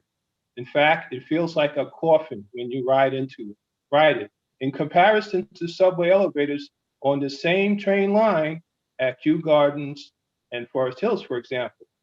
As such, it is a crime, an opportunity for crime to occur for those who are up to no good, to victimize the elderly or other vulnerable persons, and a welcome haven for homeless squatters that may choose to take up temporary residence inside from out of the cold and the elements, especially at this time of year. I mean, really, especially a day like today.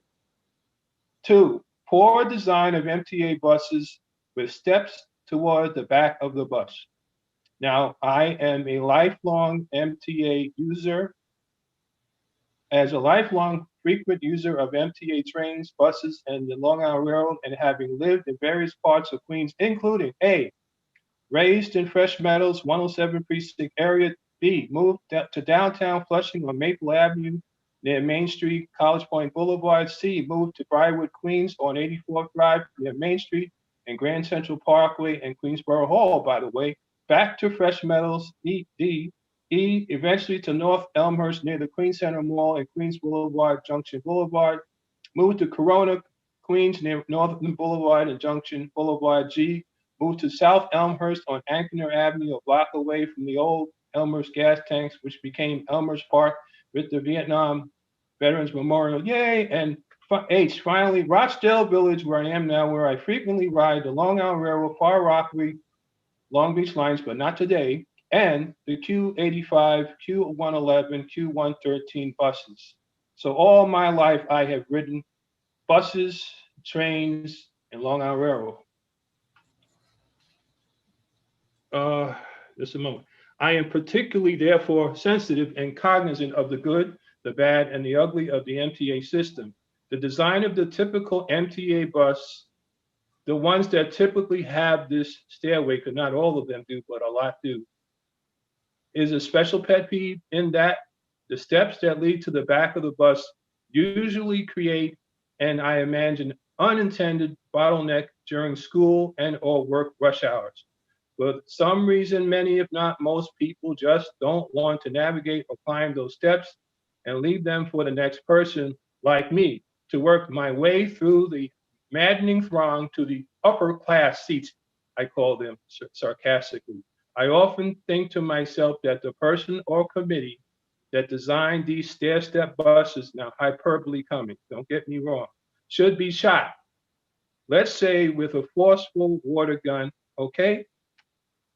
With respect to the Jamaica Center elevator condition and the MTA bus fleet stair-step condition detailed in the aforementioned, can, may, and will there be funds allocated in the Queens Borough President's budget and/or in conjunction with other MTA capital fund sources to rectify or at least begin to seek a resolution of these problems that are either evidence of either racially unfavorable systemic conditions in the case of the Jamaica Center elevator versus other areas of Queens, or a system-wide systemic failure to appreciate the user-friendliness of mass transit conditions to the regular commuter. Thank you for working. Thank you, Ivan. All right. Thank you so much. We're very familiar with the issue. In fact, the borough president did add on to his transition team a disability advisor specifically to look at accessibility issues. And as a former director of the Jamaica Bid, I'm very familiar with the stations you're talking about. It takes way too long, I think, for some of these projects to get completed. But we're definitely putting a push on infrastructure and want to make Queens as accessible as possible to all. And so we very much appreciate it. And just in the interest of time, I'd like to open it up if any council members had any questions. All right, thank you. Thank you so much. Thank you.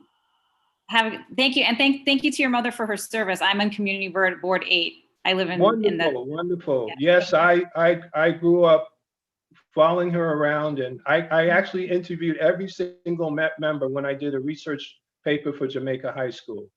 So I really got to know this. Send it our way.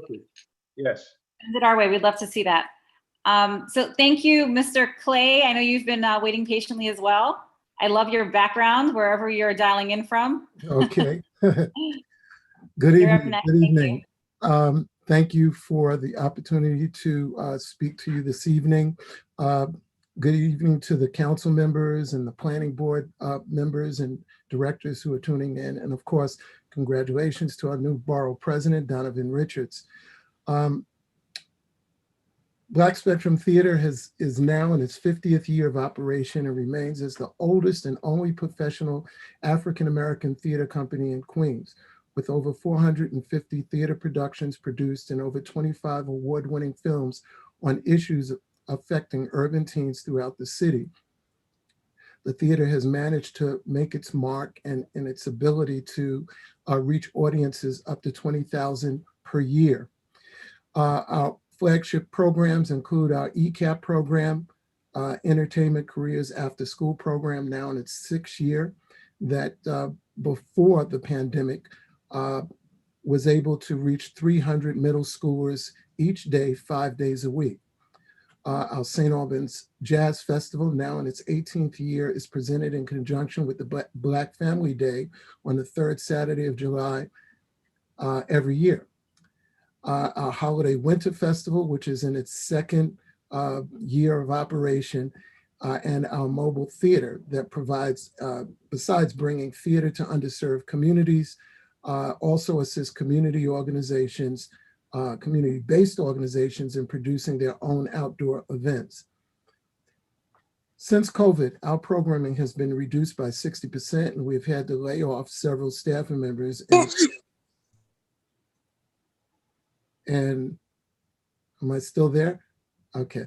And curtail some of our operation. Yet we have managed to launch an at-home video service featuring over 30 plays, concerts, and special events from our archives, as well as producing 4 major health programs dealing called I'm Sick and Tired of Being Sick, dealing with COVID and other health tips and things that will benefit families in our community, as well as middle schoolers. And we've also produced 5 video commercials really at the beginning of the pandemic, addressing the issue of middle schoolers and adults also on the values of wearing a mask and of course washing your hands and so forth. And we've also produced and we've actually established the John Lewis Comfort Station for the community members forced to stand on long lines during the recent elections. Our request today is primarily centered on the facility in Roy Wilkins Park, which is where Black Spectrum Theater is housed. While the theater has used its own resources to make the facility PPE compliant with the temporary air filtration, this is not enough. If the theater is to be ready for a post-pandemic world, then the neglect and erosion of the facility must be addressed as soon as possible.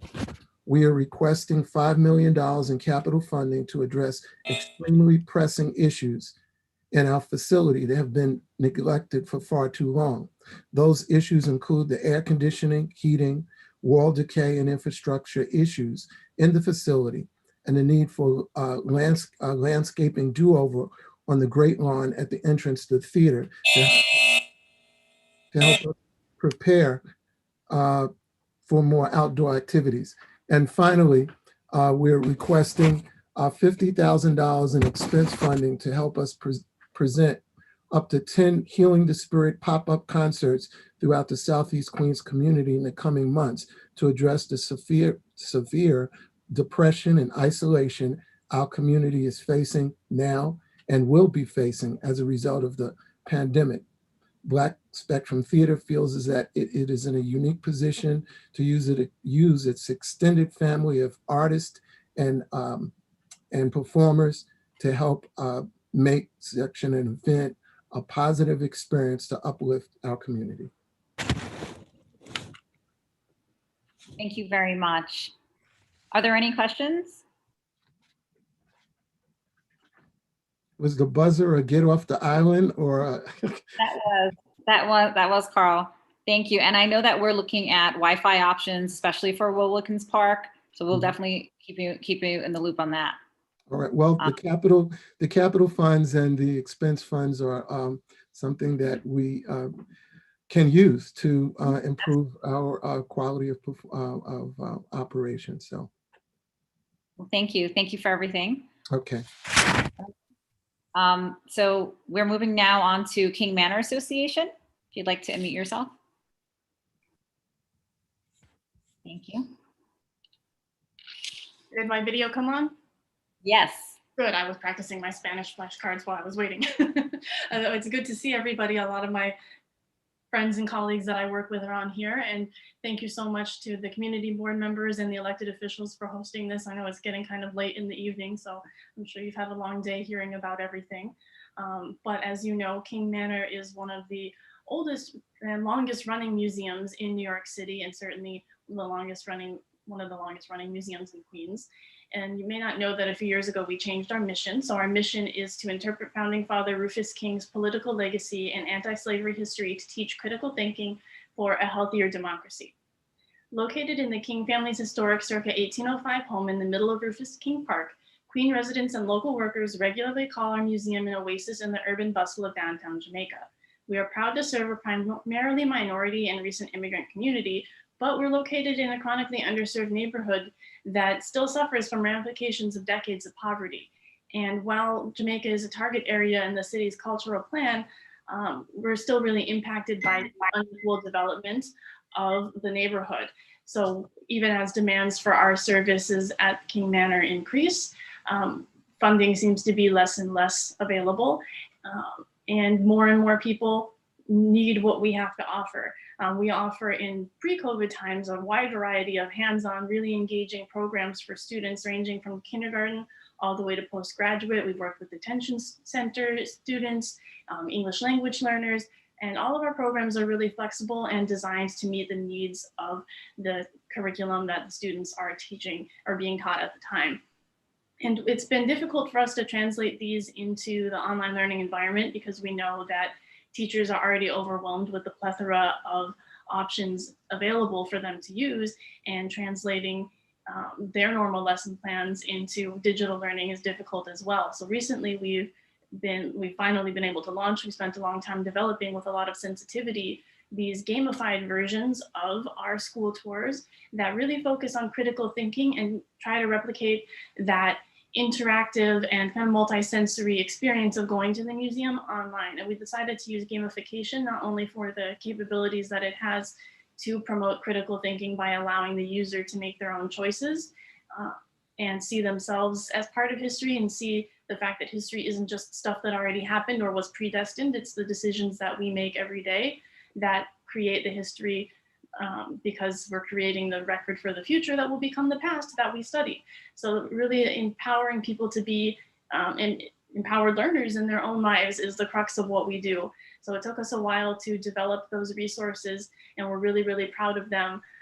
And also, the year has been going on of this pandemic, the digital fatigue that students and teachers are facing. We thought the gamification would be not only the best way to fulfill our mission to teach critical thinking, but to keep students engaged, even as they struggle with digital fatigue and being tired of staring at a screen all day or sitting in their same environment.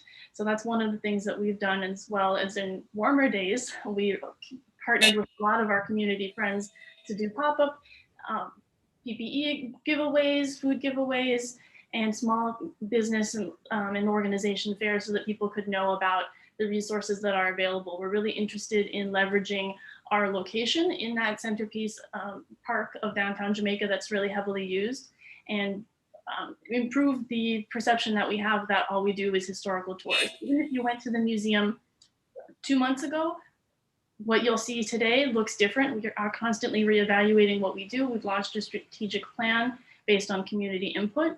So we're requesting funds this year to help us continue making those really important educational opportunities for our community, as well as to launch something I'm really excited about called Climate Change at Home, which amplifies our ethnobotanical community garden and uses an app-assisted technology to take a tour through the museum and understand climate change on a domestic level that helps people understand these global phenomenons on a very personal level, and also deals with climate anxiety that people might be feeling. In the interest of time, I could go on about all of the things that we do, because we really do a lot of things. All of us who work in the museum pretty much live in the neighborhood, and we're really, really excited about what we do. And we want to retain our team of dedicated people, because it takes a lot of training and thought to be able to teach these higher level concepts that we really believe are so important for the future of our community and the future of our country as a whole. We've worked with a lot of the different schools in not only Queens, but also the other boroughs, and we're really excited to keep doing this meaningful work. So thank you so much for the opportunity to talk about what we do at the museum. I'm always excited to share how much I love working with this community. Thank you. Thank you for your past work. Thanks so much. Yeah, we've seen definitely an improvement in the engagement in the community in recent years. And I appreciate the way you used your space, especially throughout the pandemic, in and around. So thank you for being so agile. And then also, of course, pivoting to using technology. That's incredible. And I think that's the way of the future. So we appreciate all you're doing.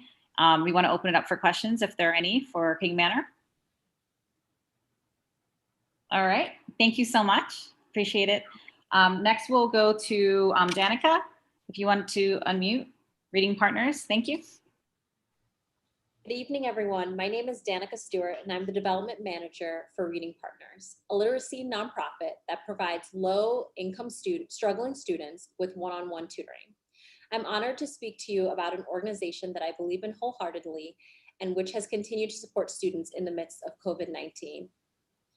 But first, I'd like to thank everyone on the Queens Borough Board, all the council members who support us, and for giving us the space to speak.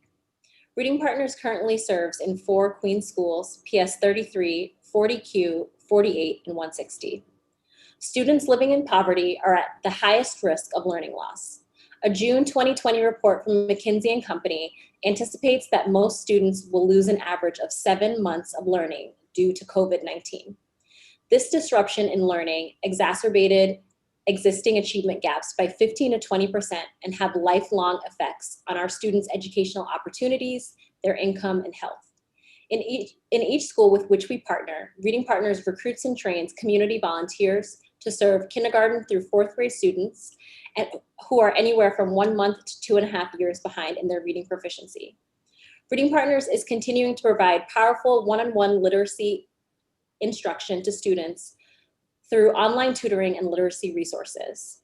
We've launched a new program called Reading Partners Beyond for the 2020 to 2021 school year, which has leveraged technology to provide a blend of remote-based distance tutoring and a suite of family engagement resources, which include family texting, family literacy resources, student learning packets that don't require technology, a digital library, and family engagement webinars and workshops. As with our traditional in-person tutoring program, the Reading Partners Beyond program tracks students' reading proficiency by grade level using what we call Renaissance learning and STAR reading assessments. The results of these are reliable and valid assessments that provide a rigorous, dynamic, and skill-specific picture of each student's growth and progress. The benefits to the community spans further than just students. 89% of principals have reported improved school-wide reading progress. Principal Mitchell from PS48 spoke about the value of Reading Partners to her school. In her speech, she said that Reading Partners has facilitated magic at PS48 for almost 10 years and in hundreds of schools like hers. Volunteers provide a child in need with the opportunity to read proficiently and fluently in a safe, risk-free environment. Our reach goes beyond the classroom. We're working directly with school partners and neighborhood organizations to create a whole school strategy in which everyone who interacts with our program will see and feel the benefits. Community partnerships are critical to our success. In the past 10 years, Reading Partners has made a profound impact on the schools and communities we serve. With funding support for FY20 from Councilmember Adams and the Queens delegation, we are able to support programming for our Queens program and provide virtual training for our community volunteers and to better serve our enrolled Queens students. In addition, this funding allowed us to host 4 family engagement events for parents to see our program and learn skills from a trained professional in education. We are asking for your support at the $50,000 level to make it possible for Reading Partners to continue serving, strengthening, and deepening our support within the Queens community and expand our virtual program, Reading Partners Beyond, for the 2021 to 2022 school year. Please find our proposed budget in our materials. Our work creates measurable results with significant impact throughout Queens. Thank you for this opportunity and for your continued support. Thank you very much, Danica. You brought back memories. I learned to read at PS33. Oh, wow. That's amazing. Are there any questions from our council members? All right. Well, thank you so much. I'd like to introduce now the Showing Hearts Foundation. David, if you would like to unmute. Good to see you. Thank you so much. Thank you. Thank you. Great to see you.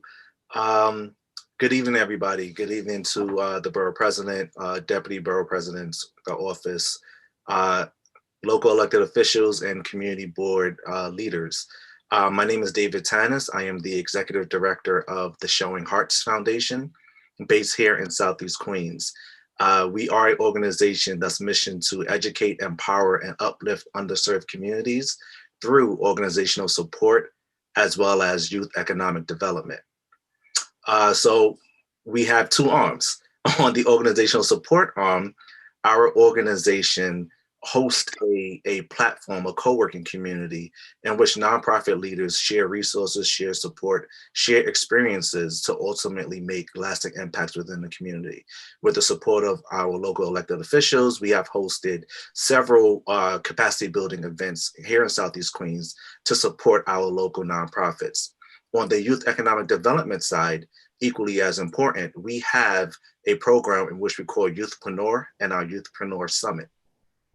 Youthpreneur is a program in which we train young people ages 13 to 18 within underserved communities all about the transferable skills related towards marketing, entrepreneurship, public speaking, branding, financial literacy, and so much more. Reason being, our young people within unserved communities, Southeast Queens, are not really afforded or allowed the same opportunities to learn these transferable skills as their counterpart communities. So whether they choose to actually start a business or not, we would love to at least teach them these skills so that they could compete or have this in their tool belt, quote unquote, for lack of better words, as they are looking to succeed in their everyday living. Once our young people do complete our programming, we also connect them up with strategic mentors aligned to our young people's areas of interest. Within our last Youthpreneur cohort, we had a young lady that was very interested in being a OBGYN. So we actually connected her to a OBGYN for a quarter in which they were able to mentor, build a relationship, and she was able to get that purposeful knowledge on how to scale and grow her career path in the future. When COVID pre-COVID, when we was allowed to see each other, we held a Youthpreneur Summit in person, in which we hosted 100 or so young people at Queens Public Library, taught them about the skills that I aforementioned, as well as they heard from a panel of fellow other young entrepreneurs, and we encouraged them to network with each other. At the completion, they all reconvened, and those who felt confident in the information that we gave them actually pitched a business idea or pitched a career idea on how they plan on using what they've learned to impact the community that they serve and live in. We awarded the first place winner $1,000, the second place winner $500, third and fourth respectively $250 each. We are seeking support from the Borough President's Office for $20,000 to continue our Youthpreneur program, both the program as well as the summit. Through COVID, the COVID summer months, we actually developed a 6-week Youthpreneur course in which we again taught the young people the same skills that I mentioned. At the completion of the course, our youth was able to either create a professional resume to highlight for schools or for colleges, or develop what's called a lean business plan for those that are interested in actually starting a business.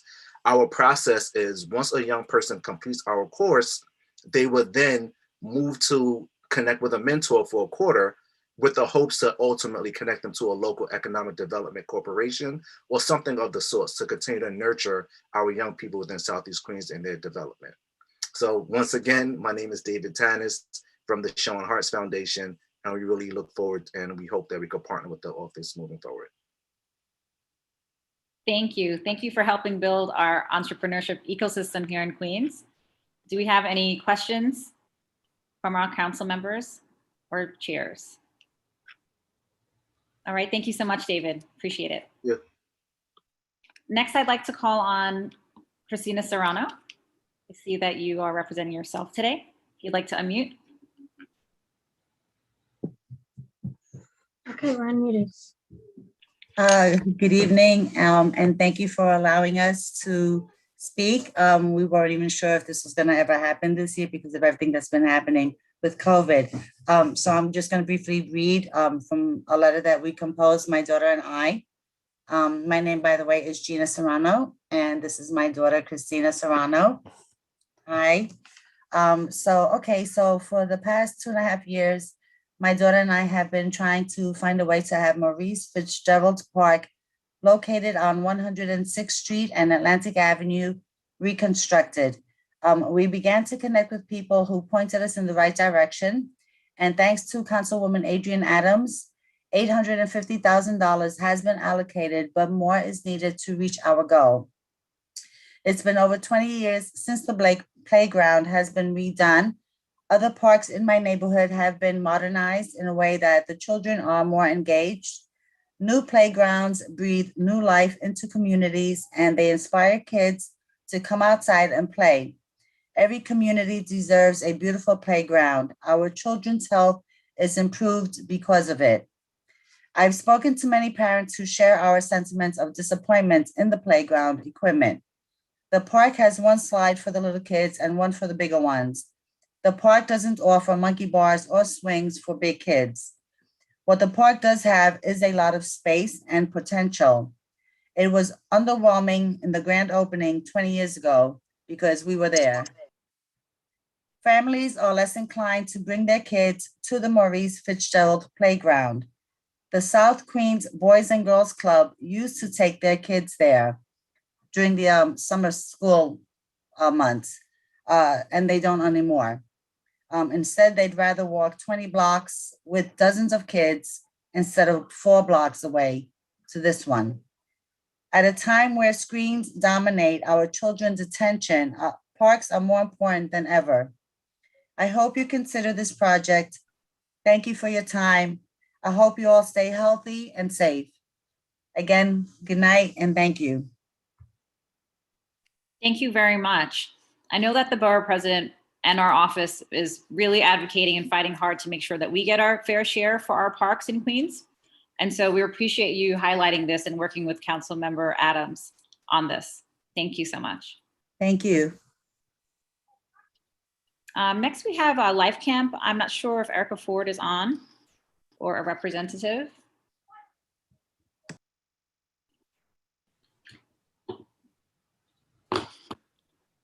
Okay, we'll call then New York 5 Charitable Inc.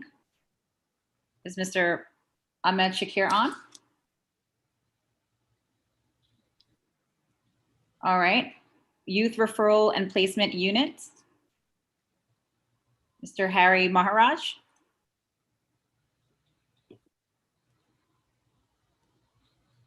Okay, do we have Healthy Healing Community Inc.?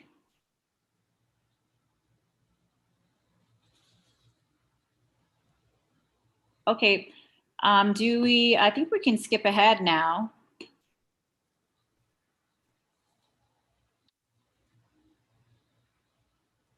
To National Alliance. All right, I see Pursuit is on, formerly Coalition for Queens. Would you like to Hi, everybody. take the next Oh. All right, thank you. We found a winner. Everybody, nice to meet some of you. My name is Ikechi Namani, and I manage business development and external affairs at Pursuit. As some of you may know, Pursuit, formerly Coalition for Queens, is a nonprofit organization based in Long Island City, New York. We're focused on workforce development, and our goal really is to increase the economic opportunity and transform Queens into a leading hub of innovation and entrepreneurship. Pursuit believes that people from every community across gender, ethnicity, and socioeconomic backgrounds should have the opportunity to code, gain jobs in tech, and continue to uplift their communities. We serve an audience that is 50% women, 70% underrepresented minorities, 40% immigrants, and 60% without a 4-year college degree. Though we are based in Queens, Pursuit's reach is citywide, and participants come from all 5 boroughs in New York City. Despite COVID last year, and obviously COVID's continuous effects, we've helped 70% of our last graduates successfully land jobs at Goldman Sachs, Citi, Uber, Capital One, iHeartRadio, Betterment, and we're currently working on a partnership with Priceline.com. These opportunities have raised our graduates' incomes from $18,000 on average pre-program to $85,000 post-program. We're thankful for all the support we've received throughout the years from Queens, specifically from Councilmember Kozlowitz, Vallone, Koo, Van Bramer, Adams, and Moya. We kindly ask for the support of the Queens Borough Council this year as we serve 140 right now, and we're looking to expand that to about 280 by the end of this year. If you have any questions, feel free to ask, but thank you so much. Thank you for your partnership also on the small business grant and helping administer that throughout the borough. Thank you. I know that we're rushing through those applications to get the funding out as soon as possible to our small businesses. So thank you for your hard work on that. No, of course. Thank you very much. Thanks. Are there any questions for Pursuit? Okay, thank you. I see Cynthia's on from Forest Hills Visiting Neighbors. Feel free to unmute. Thank you. Unmute. Hi, everybody. Thank you for this opportunity. Listen, I know that discretionary funding is very limited or not at all with the borough president, but we still can advocate because we need the council to understand that seniors should not be forgotten. We're Visiting Neighbors is a small little group, but we're plucky, but definitely have a huge impact. During this COVID, seniors became completely isolated. Not to say that other people didn't too, we all felt it, but the seniors were particularly hit very hard. We work with people 60 to 105 is our eldest. We had a 107-year-old, but they passed in their own home, which is our goal. For people to make it and be able to live and breathe and stay independent as long as possible. The volunteers that worked with us, many of them, while they were normally friendly visiting, they couldn't do that in the beginning. So they wound up doing all kinds of creative ways to connect with their seniors, including all of the telephone calls, making cards. We reached out to local school children to get them to do all kinds of birthday cards and stay hopeful card. And we involve volunteers' children in this act so that cheering up was very important. And also what to know, what information was appropriate, what was not. A lot of seniors were there was a lot of false information. We forget this because now we have a lot more information starting out. But when you're cut off, what's real or what's not real? And in the beginning, there was information going out, something along the lines of, all right, if you hold your breath for a certain amount of time and you start coughing, you've got COVID. And it was ridiculous. But these are the type of rumors that when they get passed around, seniors started to get panicked. And then when do you not go to the hospital? We don't want everyone running there when they need to stay out of it. Actually, in the beginning, it was healthiest if you didn't go in. But also supplying PPE and letting people know it's not over, that they should still be engaging in this, that they should not let their guard down. During this, we've been around since 1972 as an agency, and in Queens, 1984. And we want to thank Karen Koslowitz for being absolutely amazing supporter of Queens seniors. She gets it. These people want to be connected with other people. They want to be independent. We provide friendly visiting, emotional support, advocacy when they go to the doctor, helping them better communicate with their relatives, being able to talk about having living wills and what's the healthcare proxy, and understanding how important these documents are so that their wishes are honored when they can't speak for themselves.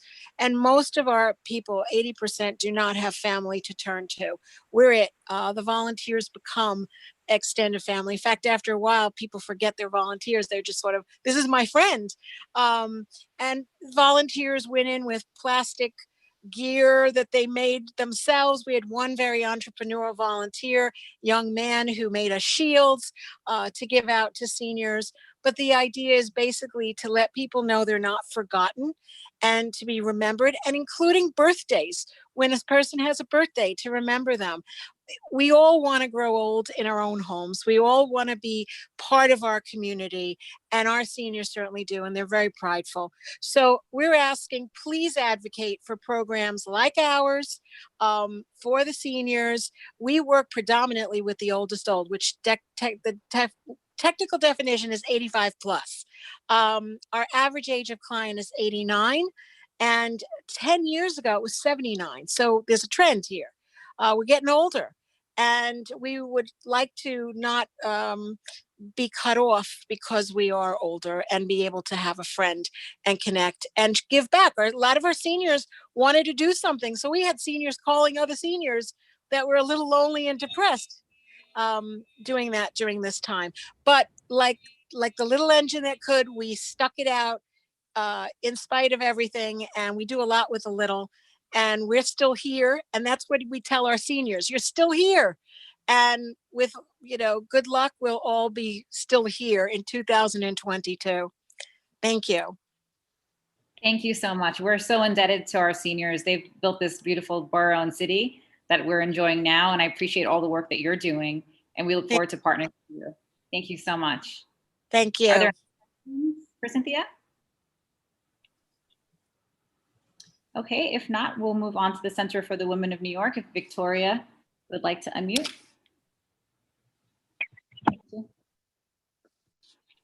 Good evening, members of the Borough President's Office, members of the City Council, and Community Board members. My name is Victoria Pallotti, and I am the President of the Center for the Women of New York.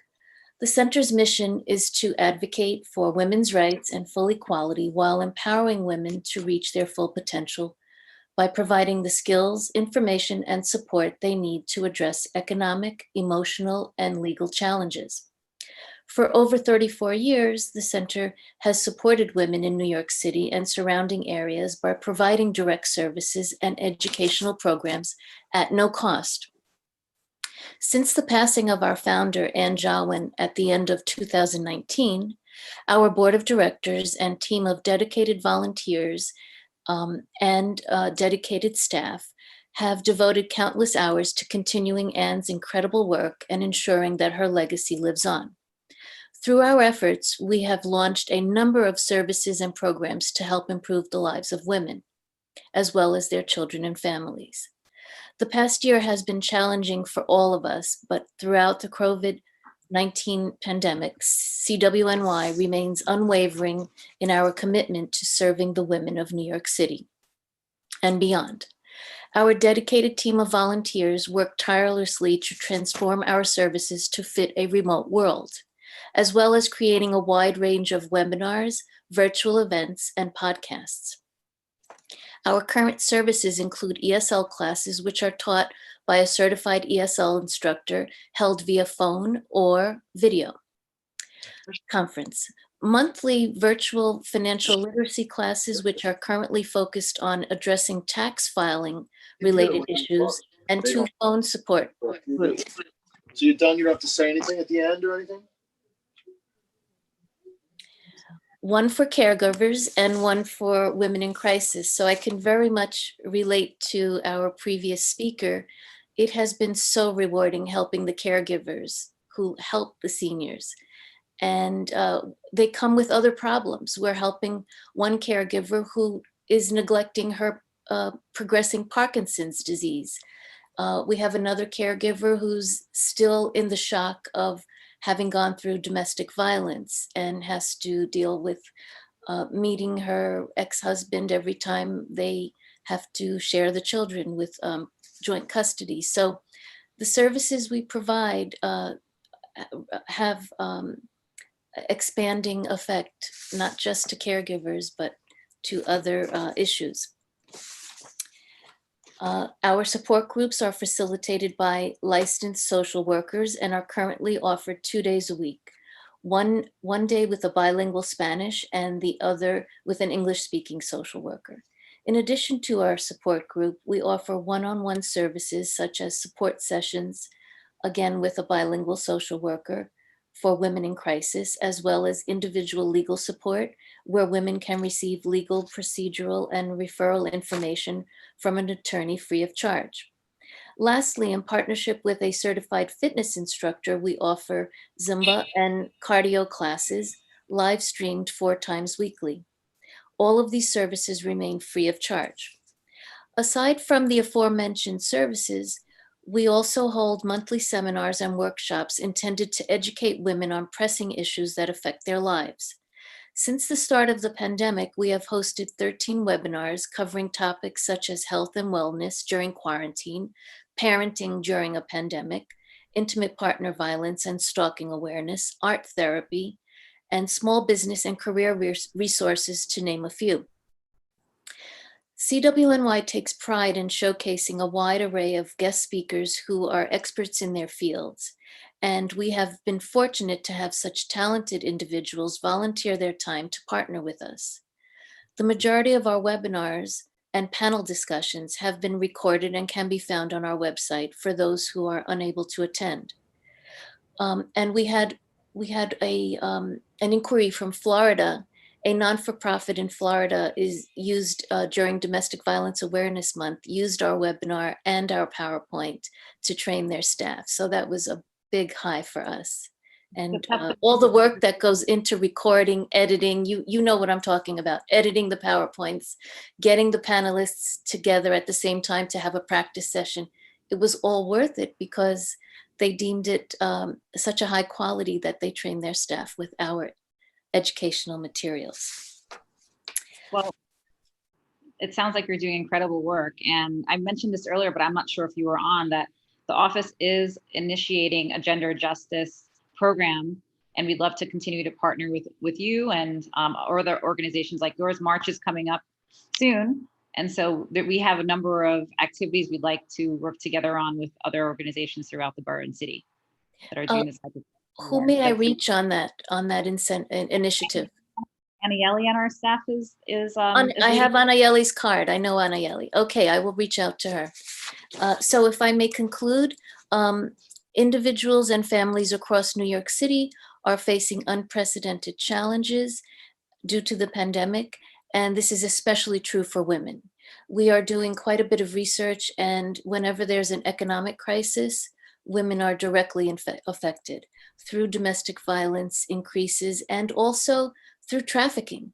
When there's an economic crisis, traffickers who didn't exist all of a sudden find a way to supplement their income by producing slaves out of our economy.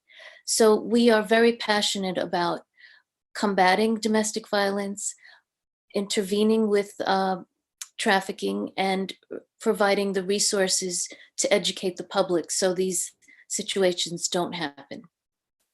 Given the difficulties with New Yorkers will undoubtedly be facing for years to come, we feel that these services provided by CWNY are more important now than ever. That is why we respectfully submit our request for funding in the amount of $75,000. This money will ensure that we expand our services and continue to provide them at no cost to the public. These funds will be invaluable in helping us serve the women of Queens and across New York City. And we'd like to purchase our own Zoom account rather than borrow from one of our board members' personal accounts. So please do help us to continue these services and expand them. And I thank you for your time. Thank you, Victoria. And do we have any questions from our council members and our chairs? Okay, with that, I'd love to introduce Irene from Oratorio Society of Queens. Please unmute. Thank you. Hi, good evening, and thanks so much. I'm not sure if you've had the opportunity or access to the materials I sent, so I'll sort of cover a little bit both here. We are Oratorio Society of Queens. We are the borough's community chorus. We're the oldest performing arts group in the borough. We were founded in 1927. Our artistic director is David Close, and at full complement, we're about 100 volunteer singers, members, citizens of Queens. We give 2 concerts a year. We reach about 1,600 audience members, and we employ about 45 union musicians and soloists at each of our 2 live concerts. This year, when I logged into the first rehearsal that we had in January, I saw 10 faces that I hadn't seen before when we had broken for the holiday. And they ranged from 12-year-old Finny to 95-year-old Anna, whose daughter drives 2 hours to accompany her mother so she can negotiate the Zoom technology to be with us on our Monday rehearsals. We had crafted a special invitation to our entire following to join us, to come sing with us. We'll teach you how to read music. We'll give you vocal instruction. Just log in from your home. And the response, the enthusiastic response that we got really is an expression of the appetite for intellectual stimulation, for being part of a joyous endeavor, and most especially for a community chorus, an appetite for community, for connection, particularly in these times. Since we stopped our in-person activities in March, we found new ways to communicate with the people of Queens and fulfill our mission of educating, engaging, and uplifting them. Last semester, we had 3 slideshows. We combined our music from our glorious concerts with photographs. We took our holiday CD that we had produced some years ago and sent it to nursing homes in Queens as our little bit of COVID mitigation, and we opened our arms and invited community outside our membership to sing along with us in a virtual choir video, you know, those Brady Bunch looking things where it looks like everybody's singing together, but they're really not. Well, we had community members join us in that. It was released in Thanksgiving time, Let There Be Peace on Earth, and it's been very successful for us. It's seen about 3,500 views on YouTube. And this is all content and music and uplifting materials that we sent out for free for our audience. Fiscal 2022 marks our 95th year, and our hope is to return to in-person rehearsals and certainly in-person concerts, to have 2 glorious concerts at Queens Performing Arts Center in Bayside. Our administrative office is in Forest Hills. We rehearse in Flushing at Temple Beth Shalom, and our cultural home is QPAC at Queens Borough Community College. The expense, of course, for live musical productions is considerable. The benefit for our Queens audience is immeasurable. Queens OSQ has proudly worn the Made in Queens label for 95 years. We continue to be a group of avocational singers from Queens, rehearsing in Queens for the people of Queens. And the arts is a fundamental component of a healthy community, as we know. We are eternally grateful for the abiding support of Council Members Vallone and Grudenchik and the Office of the Queens Borough President. And we look for additional support from other members of the Council and community boards across Queens. We hope that they could allocate funds for OSQ to keep life in our Queens communities worth living. Thank you very much. Thank you for all the great work you're doing and keeping everyone joyful and engaged in the arts, and for being the longest running here in Queens. That's a big achievement. We have a lot of firsts here in Queens for the city. And this is really great for the borough to hear that you all have been able to continue to do the great things that you're doing online. So thanks again. And just know that we are also planning for an event called Queens Rising. Probably will be next year. Yes. But it's great. So maybe you've heard of that, and we have, love to. and we're in. Excellent. Great, fantastic. Thank you so much. Are there any questions? All right. Well, thank you. Thanks again. Thank you. Come to our concerts. Have a good evening. Have a good night. Okay, I'd like to introduce Mr. Mehta from the Indo-American Senior Center of New York. Thank you so much. If you can unmute, thank you.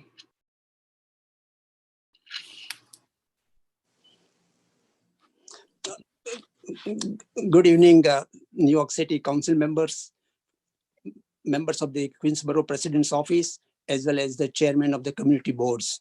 My name is Mukund Mehta, and I'm the president of Indo-American Senior Citizen Center of New York, and which is a 501c3 nonprofit organization. And its activity is to develop and conduct the programs directly or in collaboration with other organizations for the benefit of senior citizens in order to address their needs. The center plans to celebrate its 25th anniversary this year. The center, with a membership over 1,400, organizes a wide array of robust and innovative programs amenable to seniors' interest aimed to enrich their lives. The center has been labeled by members and non-members alike as the most vibrant senior citizen center in New York. In fact, the center is for the seniors and run by the seniors. Prior to the pandemic, the center used to rent various places in Queens area for its activities, since it does not have its own building.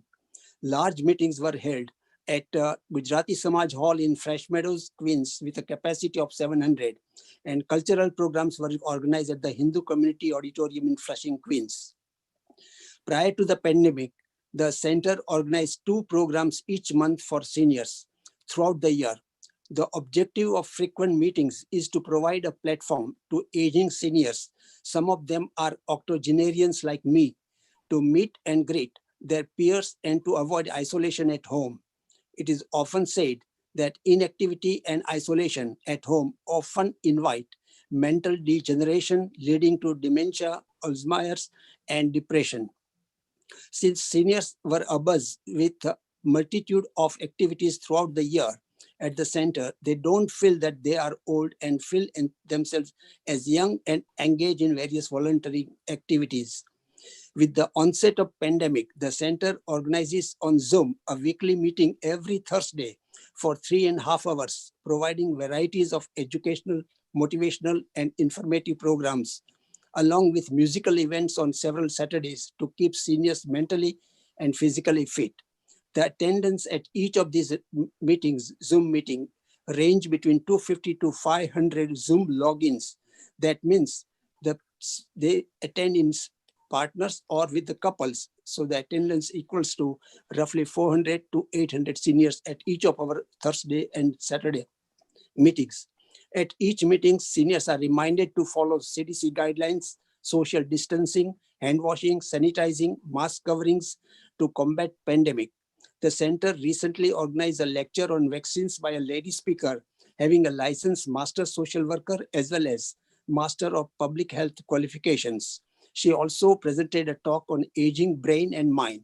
Seniors are encouraged to get inoculated. Our programs include lectures by medical doctors, lawyers, social workers, physiotherapists, experts in medicine, Medicaid, insurance, taxation, and immigration.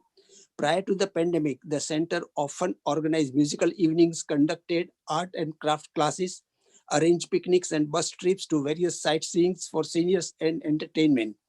Health Expo was organized free of charge, providing them guidance by a group of doctors with a multitude of specialties. For their mental exercise, the center organizes interesting and challenging games, computer, internet, and iPhone classes. To promote social interaction, Holi, Valentine's Day, Mother's Day, Father's Day, Independence Day, Navratri, Garba, Diwali, and Christmas are celebrated on Zoom. Moreover, seniors are provided vegetarian and Jain meals at deeply discounted rates. The center's activities are primarily financed by private contributions. However, the stream of cash flow dwindles as the pool of donors is thinning out.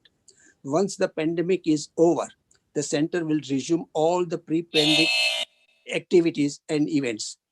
The center requests $25,000 expense funds to finance its programs, rentals, and subsidized meals for seniors. Thank you very much for your time. The center deeply appreciates your consideration and cooperation.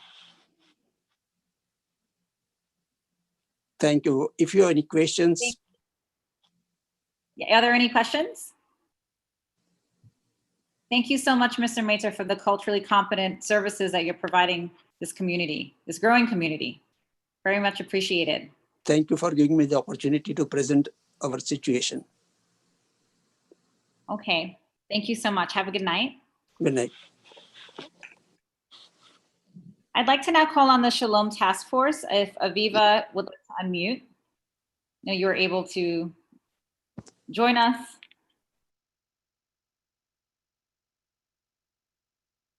Do you hear me and see me? I can see you. Hi, and hear you. Hi. Hi. Thank you. I'm Aviva Hach. I'm a founding board member of Shalom Task Force. We are an organization whose goal originally, as when we began about 25 years ago, a little more, was to help victims of domestic violence in the Jewish community. Since then, we have broadened our horizons. We do a lot of education in schools, in the mental health community, in the different communities outside of New York City, although our main concentration is in New York City in the 5 boroughs. We also have a legal services department and that is the one department where anonymity is not possible to remain anonymous if you're asking for help going to court or obtaining orders of protection, but our hotline is anonymous. And of course, COVID has been a disaster for victims who are suffering in bad relationships. Our calls are up 80%. And we've also added the ability to text or WhatsApp, although that means that the victim has to reveal his or her phone number. It's extraordinarily revealing that the victims are willing to reveal their personal information, even if they give us a pseudonym. We then have their name and numbers.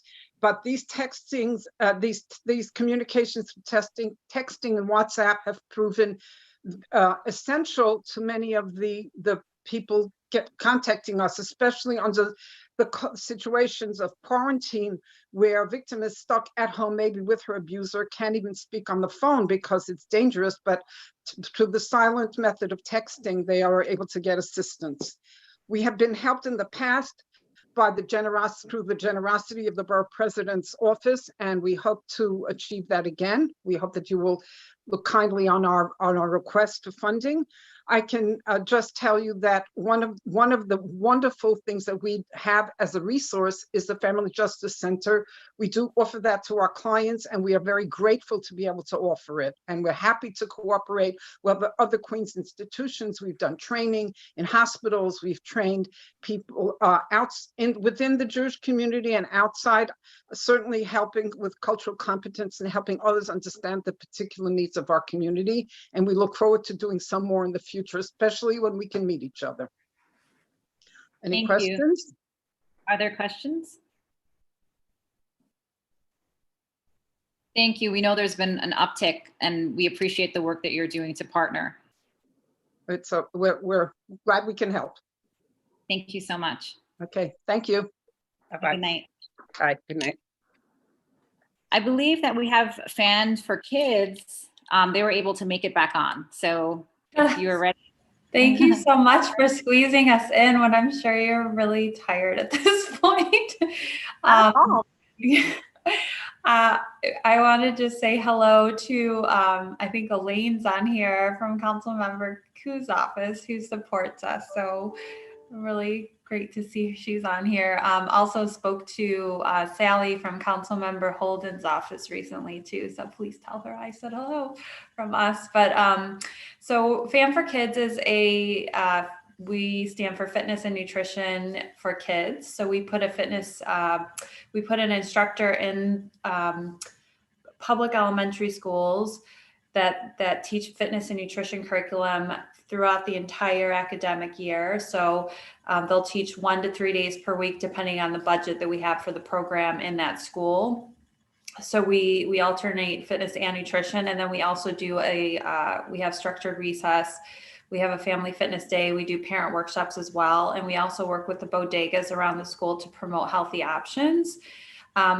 We also have a new program that we're incorporating this year that we're going to be teaching families and kids how to advocate for themselves and their communities in regards to their health. So some of the districts that we'll be reaching out to, if we end up having schools that we're working in your district, we're going to have the kids reach out to the city council member's office to request meetings and teach the parents how to do so and have them talk about their needs in their community in regards to their health, because we want to go beyond what we're doing in the classroom and have kids be able to learn how they can make an even bigger impact for their communities and for themselves. This is all barring us being able to be in the schools. We have been around since 2004. Our program I mean, we're always working on it, but it's a great program. I'm the development director. I've been working with FAM for Kids for 4 years, but I've worked for many different nonprofits, and of all the nonprofits I've ever worked for, I know that what FAM for Kids is doing is making a really big impact, especially right now with COVID, because everyone's at home, they're sitting around, not that they're sitting around, but we're kind of forced to sit around more than we normally are. We have access to our fridge 24/7. So we're really working hard right now, especially within a week of the pandemic and shutdown. We started our own YouTube channel. We started putting digital content on there to send to our families and to our students. We're working within a couple months. We were working with almost all of our schools in a virtual format. So we're providing services either pre-recorded, or we're providing live sessions via Google Classroom, and whatever the school needs us to do, we're gonna work with them. So at this point, we were working with all of our schools except for one, but we actually ended up changing one school. So we're working in all of our schools right now. Digitally. We're hoping to be able to be back in the schools soon. One of the big things that we promote is that we not only do we have a great program, but we prove that it works. So we normally track BMI pre and post the program. We do a fitness assessment pre and post program. We do parent and teacher surveys. This past school year, we couldn't do that. We couldn't finish our metrics that we usually track, but it's such a huge part of what we do. We've been tracking them since 2009 and I could share with anybody interested our outcomes that have been positive every single year. We knew that we had to continue that no matter what, even though it was a you know, an unprecedented year last year. So we, at the end of the last school year, we did surveyed parents, teachers, and the students about our program and about our digital content, so we can learn what we could do better should we have to continue that into this school year, which we have. So we had really positive results, despite what had happened. So, you know, it's our goal. We're highly heavily focused on the Bronx, and that just kind of happened out of the Bronx members seeing what we do, and it's kind of grown from there. And we have one school in Queens, which Elaine can attest to, that we work in Queens, and we've been trying for the past few years to really expand into Queens, and we have some interest with a few of the council members in the borough. So we're really excited this year about possibly getting into some more schools in Queens where it's needed. I just have to say, I've worked with a lot of wellness, or I've been around a lot of wellness programs. Our program is consistent. Kids have it at least 3 years in a row. So they're getting it, they get to have the program, and it's really ingrained into what they are, their lives, and they really take it with them versus some of the smaller programs. I'm sorry? Sounds like it sounds like it's tested and it's tried. And sorry that your bell went off about a minute ago, but sorry. That's okay. I know it's not that loud. I did want to tell you, of course, we would love to see you expand in Queens. And in addition to a new gender justice initiative, the other new initiative coming out of the office is around youth. So for the first time, we'll be working. So I know that the next speaker up is also speaking about youth, so I hope you can hear me now. So these are two areas that we're looking to expand for the office in terms of engagement. Okay, awesome. We're really excited. So thank you. I also hope that you can get into more schools all across. Yes, I hope so. Well, thank you so much. Are there any questions, Karen? I'm seeing questions. Did anyone come into the? Oh, they're telling me to wrap up. Sorry. All right, thank you. I'd like to thank you, everyone. Thank you so much. Keep up the great work. Have a good Youth night. Placement Unit. We have Harry. If you want to unmute yourself now. Thank you. Thanks so much.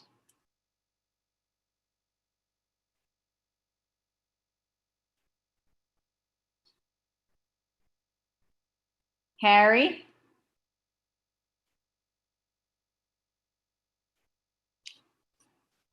Harry, can you unmute yourself? He's on the phone. I think so he wanted to go next. He's on the phone. It might take him a little bit. Hold on. I'm asking him to unmute. All right, move to another person. Yeah, move to the next one. All right, we'll come back to you, Harry. I see that Leonore is on the line from REMA for us. I saw you on here twice, so. Yes, I'm Leonore Reina. Good evening, everybody. I am Leonore Reina, the Executive Director of REMA for Us. REMA for Us stands for Rockaway East Merchants Association for United Energy. It started its operation in 2003 under the umbrella or another organization and became a non-for-profit organization established in 2018 as a 501c3 status.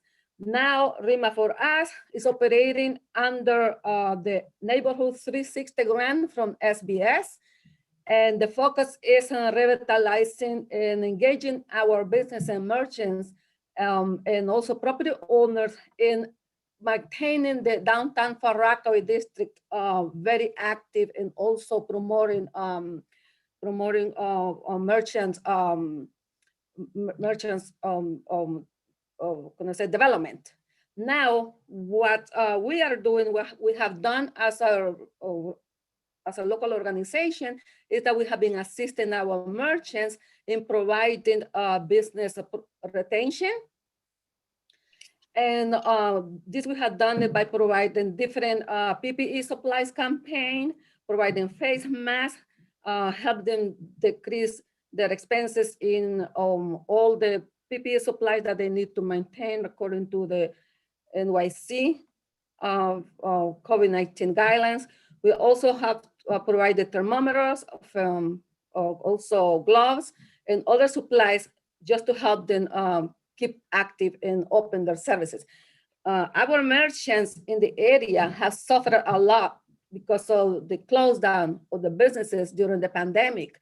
So they have experienced a lot of losses. And what RIMA for Us became creative is to help them develop their online sales by building the e-commerce. So we would like to get funding to help our businesses recover from the losses and sell their products and goods online so they can pay for the rent. Some of them owe up to 7-9 months of rent, and they have not been able to recover so far. They come in they tell us their stories. It's very heartbreaking to hear how much they have to pay back. And they're only paying for the current bills, but the debt that they have outstanding for 7 months is still out there.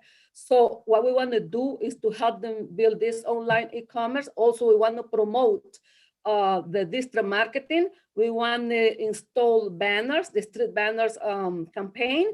We want to promote shop local. So we want the money to stay in Far Rockaway. We don't want it to leave. So we want to help them promote their sales, discount, so the more business can come this way and more clients walk into the stores. Because what they have seen is that there is a high decrease of merchants and also that have left the area because of the pandemic, and also not many customers coming to the store to purchase. So we want to help them develop this district marketing campaign. We also want to promote and more services in terms of providing more PPE supplies to the businesses so they can get this financial stability, and also help them promote add more festivity during holidays this year, and add more holiday lights in the street, especially with Channel Drive that we didn't cover, Seagull Boulevard and the area of Redfern. We are here. Well, excellent. Thank you. We are humble, requesting assistance so we can help these merchants survive and remain here in the Rockaway district. Thank you for being such a strong advocate for our small businesses.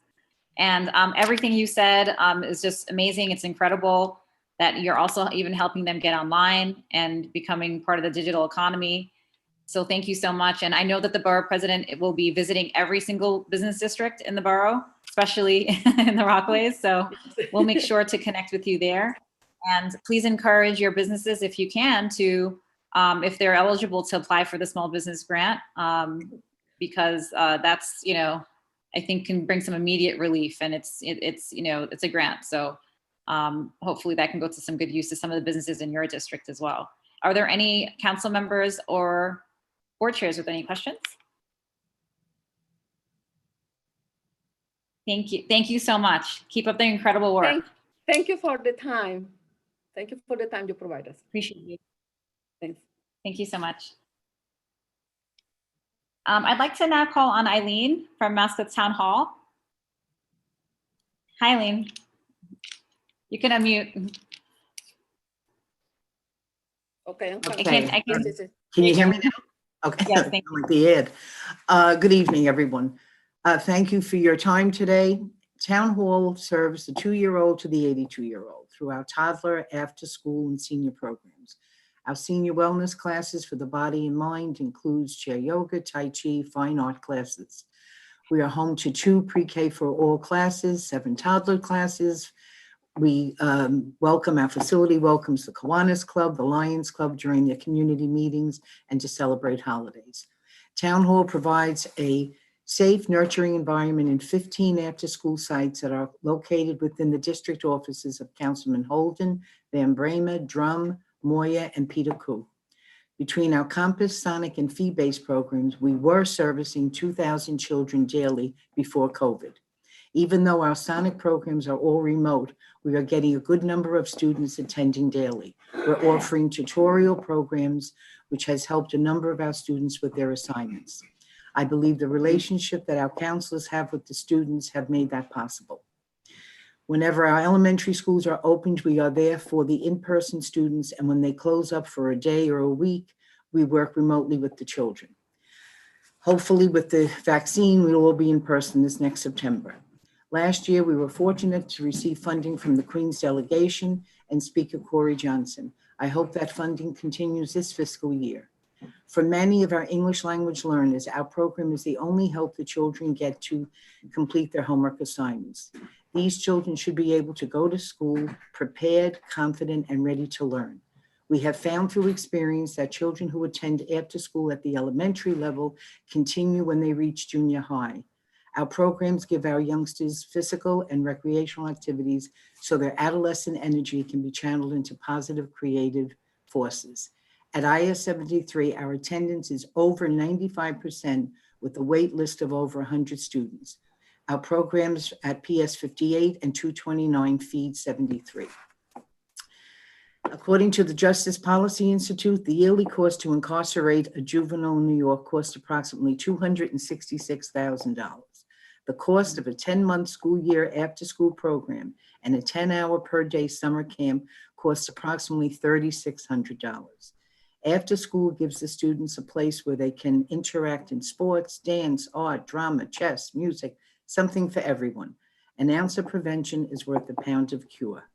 As an offshoot, our after-school programs is the employment of over 300 college students and about 50 high school seniors, which use their salaries to help pay college tuition, school books, car insurance, and other living expenses, which takes pressure off the parents. They become productive members of society, and many have chosen to become educators, firefighters, police officers, medical professionals. Town Hall also prepares and submits 21 contracts for 17 neighborhood organizations from the time they are notified of funding until they receive their payments. COMET, Jackson Heights Beautification Group, the 104th, 110th Precinct Community Council, the Vietnam Vets are a few of the organizations that we help out with. And I congratulate Mr. Richards on his election, and I wish him well. And hopefully he will come and see Town Hall. We would love to have him visit. Please invite. I mean, I'm not sure when you'll be able to do that, but even on Zoom, we can arrange that for sure. Okay, Sounds like thank you. He can come there anytime. I'll go with him. So, Okay, thank you, Mr. Holden. He doesn't need an invite. So Maspeth Town Hall is terrific, and Eileen does a wonderful job.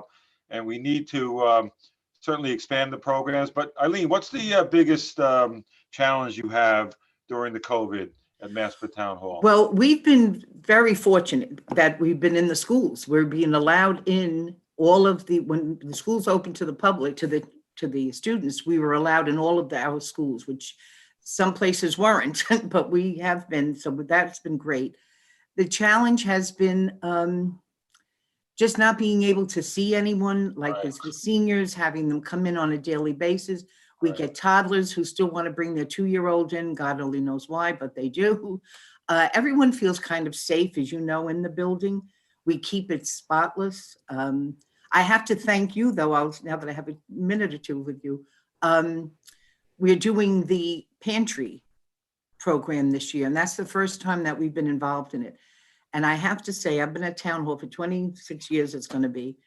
And the reaction from the people that we have helped through this from day one has been just, for all my whole staff, just really, really something that it's kind of been overwhelming for us. You know, we don't realize how many people are out there who are really, really suffering, and having those food banks is just a tremendous help. We were one of the first districts to get the $25,000 extra. We got our list in very early, and we had our claim on the 25,000, and we got it in, and our pantries were very, very happy. But we can, we should get more. And absolutely. Yeah, and I thank you, Eileen, for your lifetime of dedication to the community and to certainly Maspeth Town Hall. Thank you so much. Thank you very much. Thank you, Okay, Deputy good night. President. Thank you. Stay well, stay safe. Okay, thank you. Good night. You too. Okay, thank you. Thank you. Next, I'd like to call the Queens Neighborhood Office of the Legal Aid Society, Satish Nori. Hi, good evening. I'm sure it's been a long day, so I'll keep this as brief as possible. My name is Satish Nori, and I'm the attorney in charge of the Queens Neighborhood Office of the Legal Aid Society, normally right across the street from you guys, but right now we're all who knows where. The Legal Aid Society is the nation's oldest and largest not-for-profit legal services organization. Legal Aid provides comprehensive legal services in all 5 boroughs of New York City for people who cannot afford to pay for private counsel. Since 1876, LAS has advocated for low-income individuals and families and has fought for legal reform in city, state, and federal courts across a variety of civil, criminal, and juvenile rights matters. LAS takes on 300,000 cases annually, including individual cases, thousands of cases in which we fight for the rights of tenants in regulated and unregulated apartments across the city. LAS also takes on law reform and appellate cases, the result of which benefit more than 1.7 million low-income families and individuals in New York City. The landmark rulings in many of these cases have a statewide and national impact. As an attorney in charge of the Queens Neighborhood Office, I oversee a team of 71 staff members who provide legal services to low-income residents across the borough every day. In fiscal year 2020, our office worked on more than 7,700 unique matters, providing full representation on more than 2,500 matters, benefiting more than 7,000 Queens residents. Of the 2,500 full representation matters worked on in fiscal year 20, nearly half were eviction-related matters. During the pandemic, which as we know devastated Queens, our office assisted Queens residents on a variety of issues. We were instrumental in advocating for rent relief, eviction moratoriums, and reforms to housing court. We helped hundreds of parents navigate the Department of Education's remote learning programs. We also helped coordinate the city's response to the pandemic, especially in the ways in which the pandemic affected vulnerable populations. But LAS was not eligible to receive a forgivable loan through the PPP. Please also note that the city has not provided cost of living adjustments for any of our baseline city funding in fiscal year 21. Therefore, we respectfully seek $25,000 of funding from the Queens Borough President to support our work as an essential part of the economic recovery for our client community. Included below, and I've submitted some testimony, hopefully you'll all receive it, is a summary of our recent work. Thank you for your tireless work on behalf of the residents of Queens. And I'm open to any questions that you may have. Thank you so much. I have a lot of respect for the work you do. I'm a recovering lawyer myself. Congratulations. And thank you all for your work today and every day on behalf of the residents of Queens. Thank you so much. Thank you.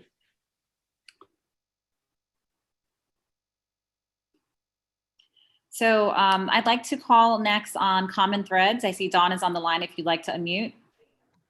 Hi, how are you? Hi, how's everybody? I know it's a long day, so I will be as quick as possible.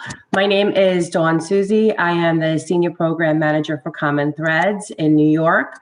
Common Threads is a nonprofit organization that provides children and families with cooking and nutrition education to encourage healthy eating habits and that contribute to wellness.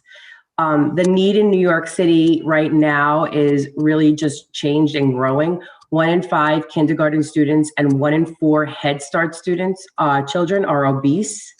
Currently, 1 in 4 children experience food insecurity, and an increase of 49% has changed since COVID. So it's pre-COVID figures, it's been increased. The programs that we offer, we partner directly. We partner directly with schools and community-based organizations in under-resourced communities across the country. And during the pandemic, Common Threads has adapted all of our in-person programmings for a virtual format.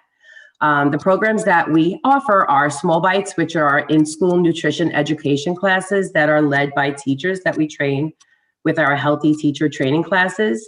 We also offer after-school cooking programs where kids and their families learn to prepare healthy meals, as well as grocery store tours and parent workshops. And that really encourages, parent engagement. Our goals are to provide healthy meals and snacks, teach students the hands-on cooking skills and nutrition knowledge that they need, engage parents and teachers, and cultivate a culture that embraces a healthier lifestyle and celebrates diversity. We've been in New York since 2014, and we have served over 400,000 meals and almost 400,000 meals and snacks. And really, we've been able to have over 54,000 participants. Over 44,000 of them are students and about 10,000 are adults. We have 6 schools in Queens that we partner with. PS 13Q, which is Clement C. Moore. PS 88Q, the Seneca School. PS 65, which is Raymond York Elementary. PS 13, Millennium Development, 317, I'm sorry. PS 111, Jacob Blackwell, and MS 217, Robert Van Wyck. Specifically, Robert Van Wyck, we're doing celebrating Black History Month with them this month, and we are doing all programming in all 63 of their social studies classes, where we are doing a brief history, Black history and the relations to food. We're also having some food, live food demos and some recorded ones that are integrating some meals that we've changed and made it a little healthier. So we also would love to invite anybody if they'd like to see one of our classes and programs. We would definitely welcome that. Our request for support is for $15,000 to use that in combination with our current anticipated sources of national and local funding. This would be able to provide a full program mix to all of our Queens schools.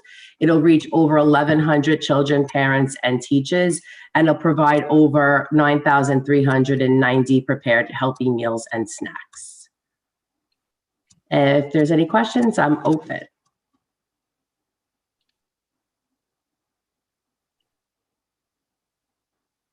Thank you, Dawn. Thank you for the great work you're doing. Okay, great. Thank you. Thank you so much. I'd like to call our Community Board 4 representative, Chao Chung Chen, please, if you can unmute. Thank you so much.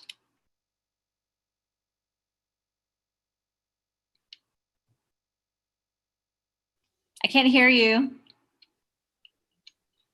Unmute.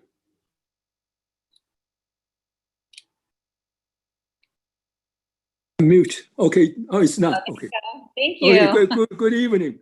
Thank you, sir. Okay. First, I would say something to all the public servants who sacrificed and suffered, and the front and the front line, the brothers and sisters. They are working very hard at these hard times. I pay my respect and salute to those people. Also, we have to sympathize with people who lost their business, their job, their families, everything is lost. Very bad, very bad. So today, I just want to say something about, maybe I don't want to exciting or surprising you guys, because I feel it takes 6 months from the preliminary budget to the finally the adopted budget. 6 months is quite too long. Is there anything we could, all 5 boroughs and all the elected highest position like a mayor, the advocate, public advocate, controller, also the city council and 5 borough halls, also all those committee board chairs, etc. And also some civilian community activity. We go together like 200-300 people. At the same time, we concentrate our every individual borough and get the answer from there. Then we get together. We quickly could decide what we should to solve the issue, the problem. We don't need like 6 months, that would be too long. That's my, I think we could do it, okay? The second, I'm glad to see our council member, Mr. Robert Holden. I just read your comments to Mayor Blasio about the cutting down committee board budgets for 59 budget. I think means nothing because total our budget on the 19 million is very little money compared with the total New York City budget. As you said before, it's like a drop of water in the bucket, mean nothing at all. Right. And So- I'm totally with community boards. I've been a board member for 30 years on 7 committees. So I know what it takes and I know how the great work you guys do.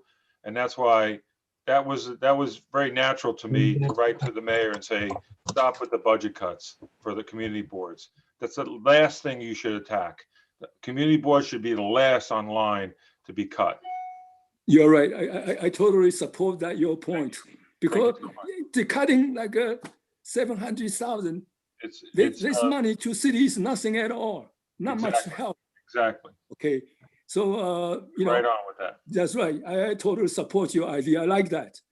And the second thing is about, because I have to concentrate a little smaller because I only pay attention on Amherst areas. You know what the Amherst areas? The police department is called responsible agency, but the answering is from the mayor's office, management and budget.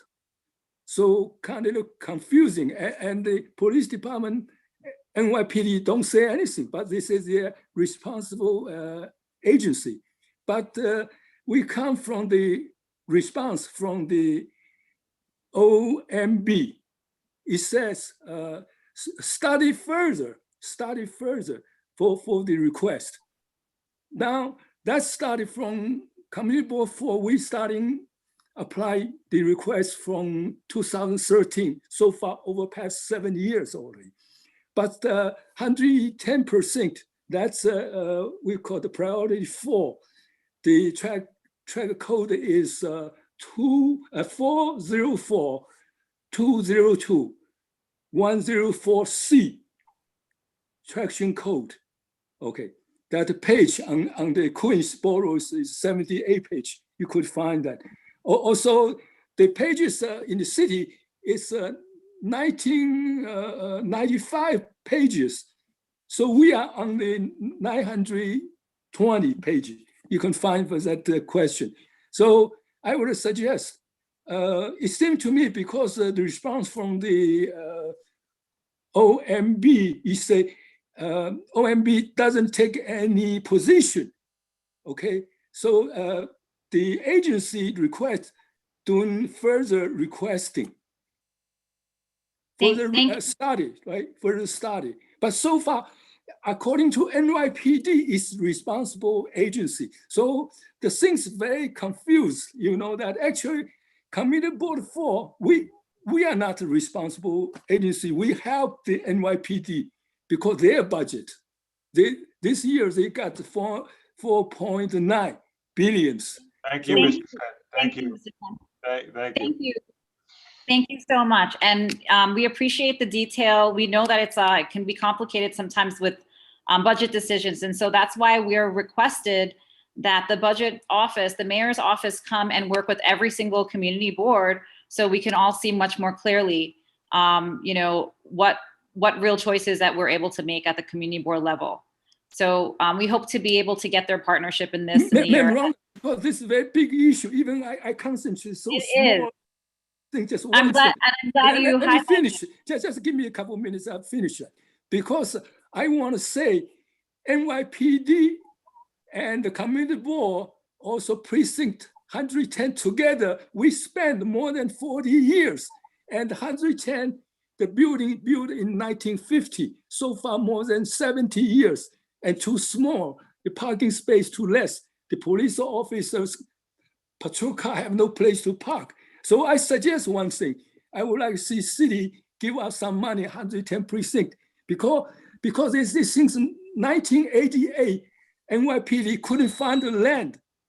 After total together, like they spent more than 40 years. We spent 7 more years. They spent 33, 1988, and couldn't find land in Amherst. So I suggest, could we build 10-story buildings? Then we can solve the problem. Because we can use basement, sub-basement, put the police car. They even could give us an office, give like a community board for an office, because they have 10-story buildings. Thank you, Mr. Chair. We got to move on. Thank you so much. Okay. Thank you. All right, thank you. We got other people. We got a long night here. Thank you. Yeah, okay, good night, everybody. Thank you. Good night. Thank you. Thank you for your patience. Danielle, I'd like to call you from the Read Alliance. Thank you so much. Thank you. Good evening, everyone. I hope everyone's warm, safe today. I'm going to make this quick, or I'm going to try. Let me just pull up what I have put together. So my name is Danielle Guindo. I'm the Executive Director of Read Alliance.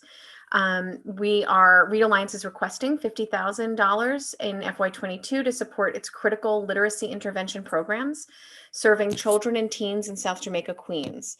In FY22, we plan to enroll between 75 and 120 elementary children and employ between 45 and 60 teenagers as teen leaders, as well as employ 6 to 8 elementary school teachers in our effective reading programs in this Queens community. So we're poised to provide either in-person or all virtual programming. Read Alliance is founded on a commitment to educational equity and youth leadership. We work to accelerate the educational trajectory of early elementary students through the power of teens who provide one-to-one literacy tutoring in under-resourced communities. Our dual impact model addresses the achievement gap for young students while engaging youth in serving their communities as paid reading tutors. Since 2000, Read Alliance has employed more than 13,000 high school youth, providing over 15,000 kindergarten to second grade students with one-to-one reading tutoring in communities throughout the 5 boroughs.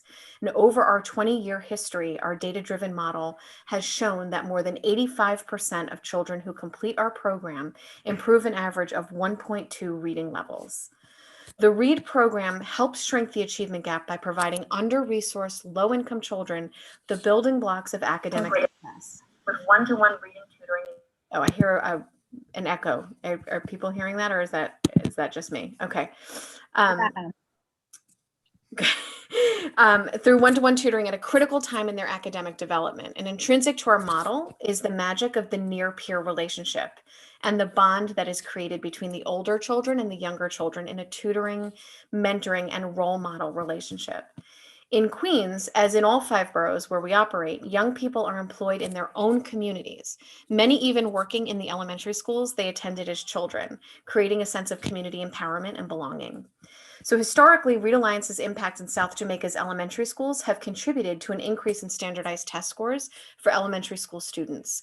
As a member of a literacy collaborative, South Jamaica Reads, serving that neighborhood in particular, our collective intervention is credited with bringing the percentage of students achieving proficiency from 5 to 55% over the course of the last 6 years at PS40Q.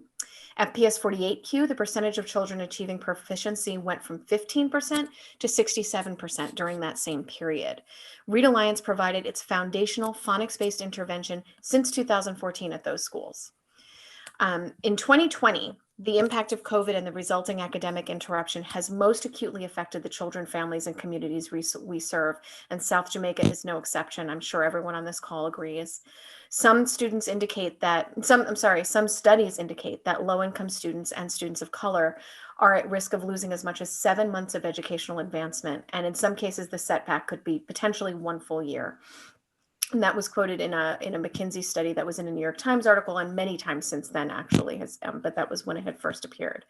As the pandemic continues and school buildings' ability to remain open is inconsistent and unpredictable, Read Alliance is committed to providing its effective literacy intervention to young students in kindergarten, first, and second grades in under-resourced Queens communities who will have suffered the most from the academic interruption caused by the transition to remote or hybrid learning. So that's exactly what we're doing. And in the 2019-2020 school year, we continued our 7-year history serving children and teens in South Jamaica, Queens at PS160Q, PS40Q, and PS48Q, totaling 123 children and employing 87 teens earning minimum wage in 2020 alone. And even when the schools abruptly closed in March due to COVID, our participants' reading level improvement trajectory indicated that they were on track to meet or exceed our goals. In fact, 66 of the enrolled children were at or above grade levels when the program ended without completing the full series of sessions. The average improvement for all students was nearly 1 reading level. Read Alliance is committed to continuing our critical programming, especially during this pandemic, when low-income and marginalized youth are experiencing an even greater achievement divide than ever. To that end, in June of 2020, we tested a virtual tutoring pilot program in which we enrolled 10 kindergarten to second grade students from South Jamaica sites as our participants. We employed 7 teachers from our partner schools in Queens and employed 16 team leaders from Queens who all earned minimum wage or higher. This test pilot informed our development and implementation of a virtual summer pilot, during which 17 kindergarten, second grade students participated who had no other summer school option. And these students were all from Queens.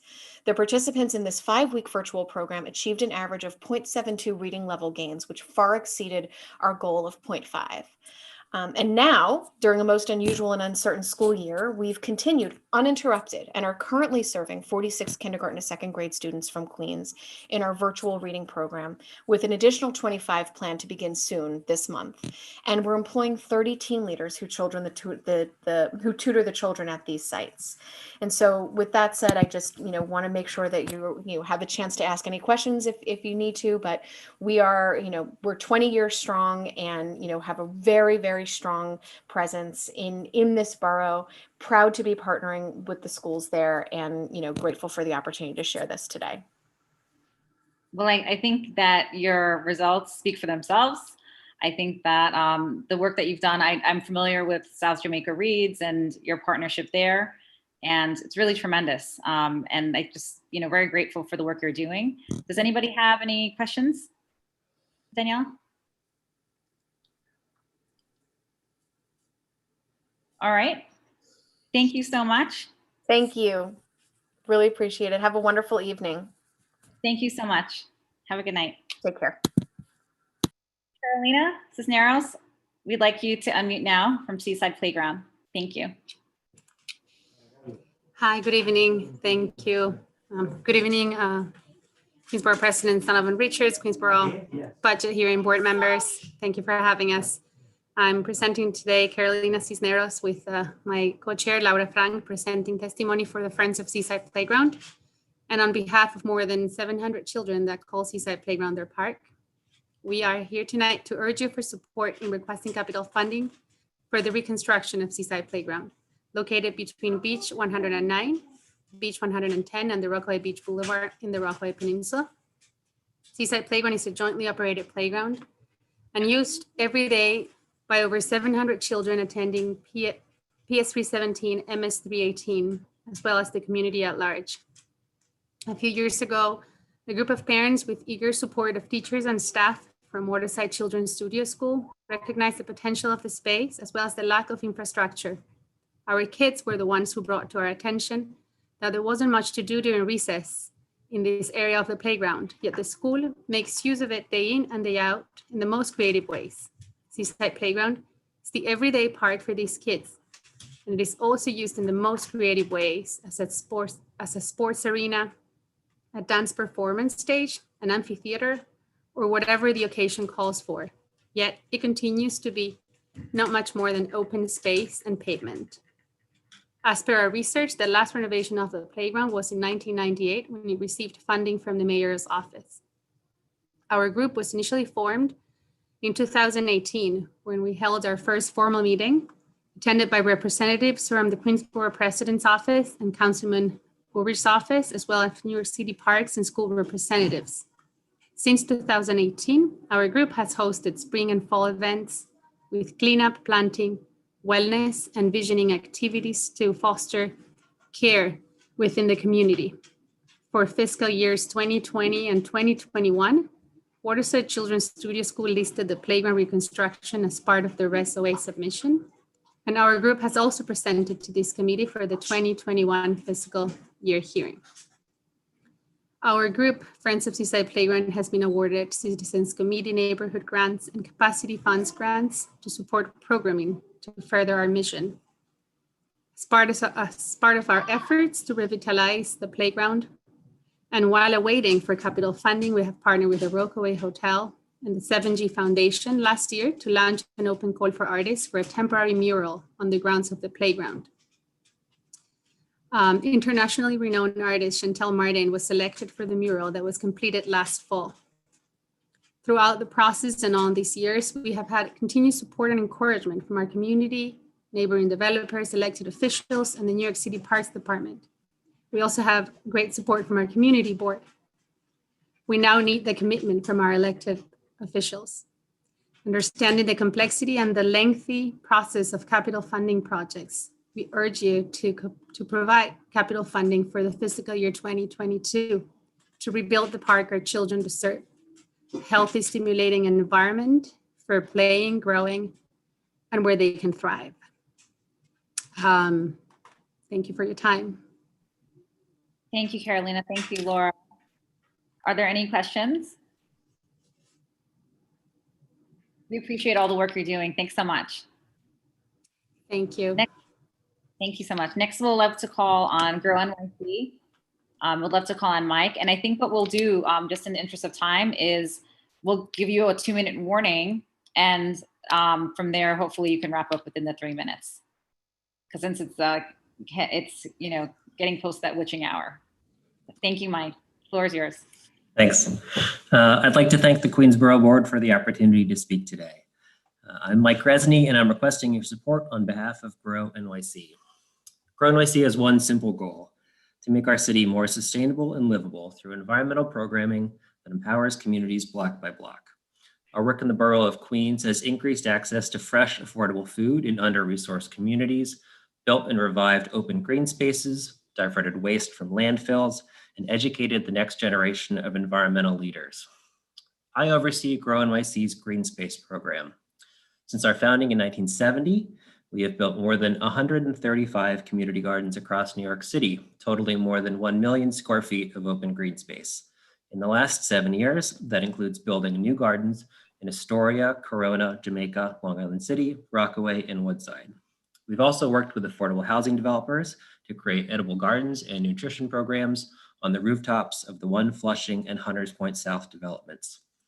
All of these gardens are used as centers for community activities, grow fresh fruits and vegetables to supplement stretched food budgets, and serve as oases of beauty for apartment-weary New Yorkers amid the COVID-19 pandemic.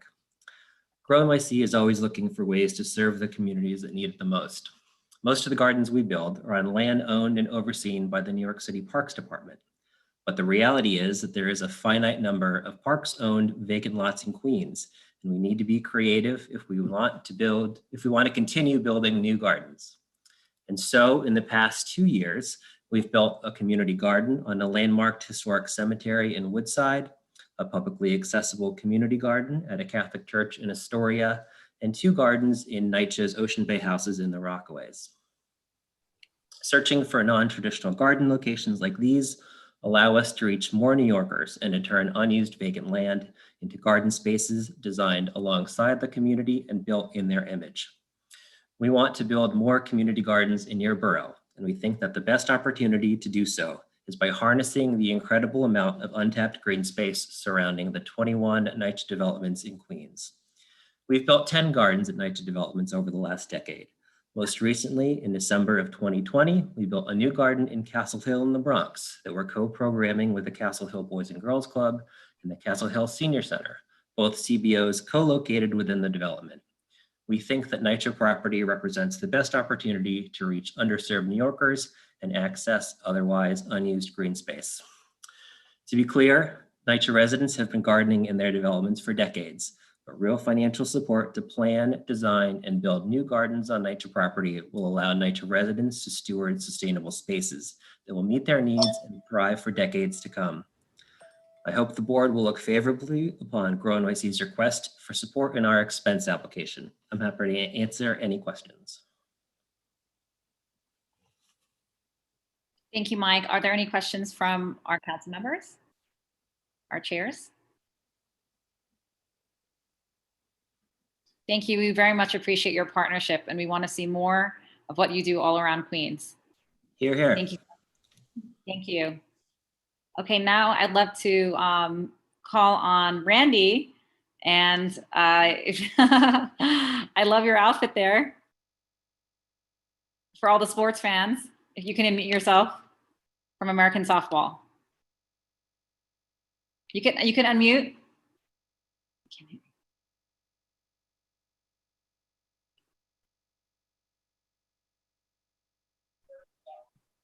You hear me now? Yes. Now we're okay? Okay, I'm sorry about that. I'm not too good on these things. Hi, everybody. My name is Randy Novick, and I am the founder and CEO of American Softball. And it's a softball league for people with autism and developmental disabilities. We are a 501c3 nonprofit organization. This past season, as you know, we couldn't play because of the COVID. However, our 2019 season was a spectacular year. This year, our opening day festivities in attendance was District Leader Anthony Andrews, as most people know, so that's Tony Andrews, Senator Joe Adabo, Assemblywoman Stacy Amato, Assemblyman Mike Miller, and Parks Commissioner Michael Dockett. They were all there to throw out the first pitch and to share our opening day ceremonies with our league. They also came to our All-Star game, and they also came to our last game of the season, the World Series. In 2019, we relocated from Casino Park in Flushing to Vita Lacasio Field and Ozone Park. Our new location is easily accessible from any of our group homes, and parking is plenty.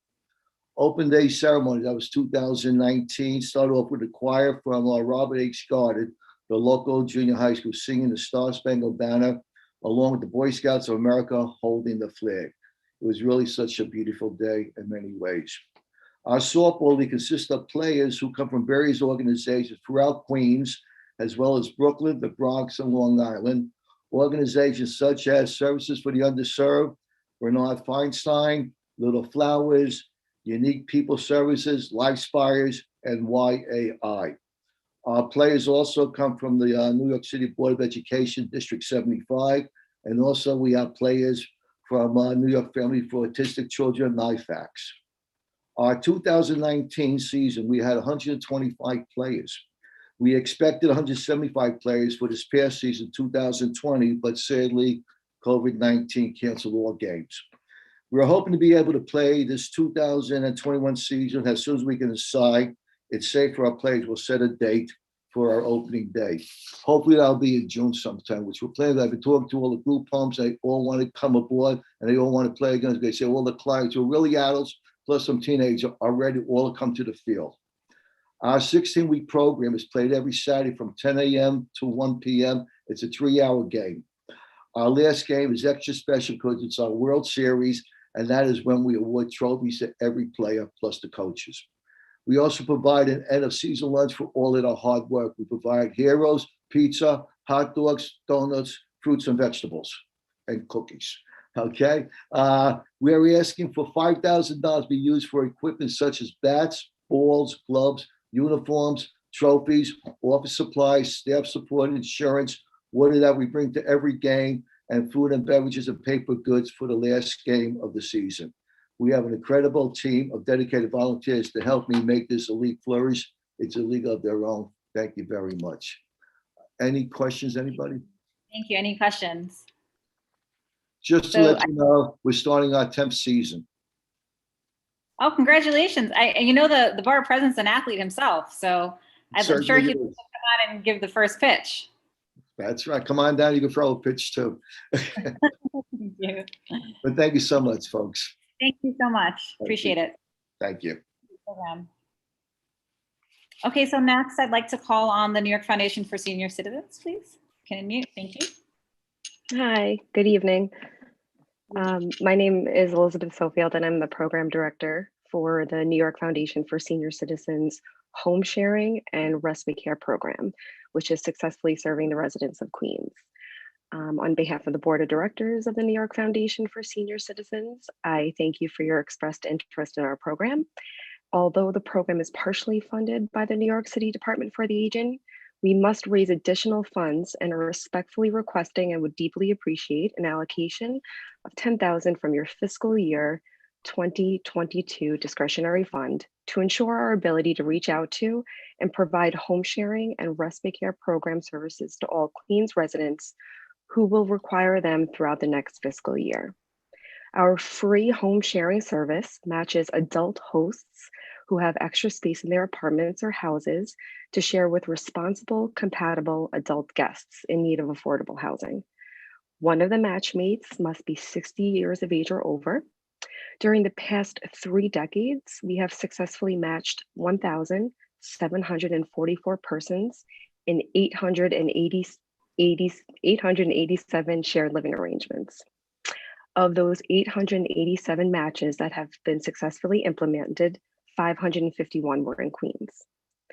Respite Care provides affordable short-term in-home attendant care at a low cost of $15 per hour for frail elderly who are attempting to manage at home with the help of others, thereby preventing the need for their premature institutionalization. The program's Respite Care service also provides free temporary in-home care for caregivers of the frail elderly who experience a sudden inability to provide care on weekdays after 5, weekends, holidays, and emergencies. Priority for this service is given to caregivers who are providing assistance to frail elderly with annual incomes of $40,000 or less. During the past 3 decades, we have provided 6,329 frail elderly and thousands of their caregivers with respite care services.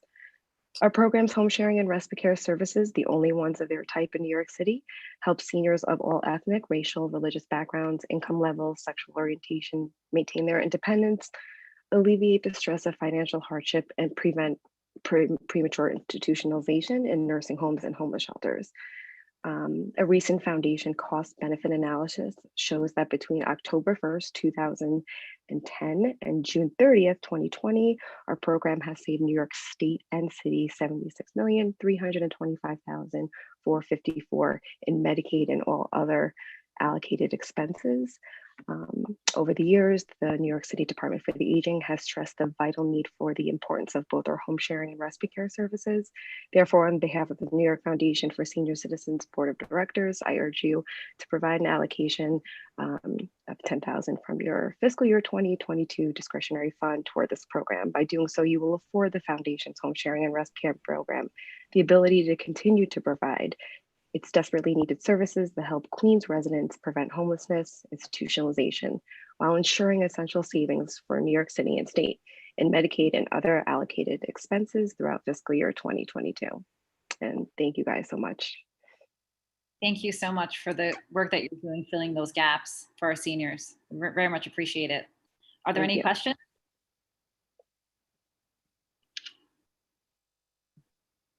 All right, thank you. Thank you so much. Thank you so much. Have a good night. We'd like to call on the Girl Scouts of Greater New York next. You may unmute. Hi, great, thank you. Thank you.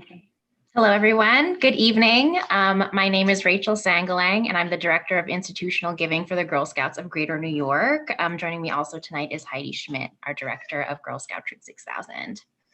We thank you for hosting today's budget hearing, and we give special thanks to Queens Borough President Donovan Richards, council members Jimmy Van Bramer, Donique Miller, Robert Holden, Eric Ulrich, and Peter Koo for their previous support of our membership recruitment and Girl Scout troop activities. Thank you for investing in the girls and young women in your districts. At this time, we respectfully request that the Queens Borough Board consider allocating $50,000 in city funding to support Girl Scout Troop 6000, the troop specially designed to serve girls and women living in the New York City shelter system. Many of you may already know about Troop 6000, but to provide background for those who aren't familiar, Troop 6000 was launched in 2017 in a shelter in Long Island City.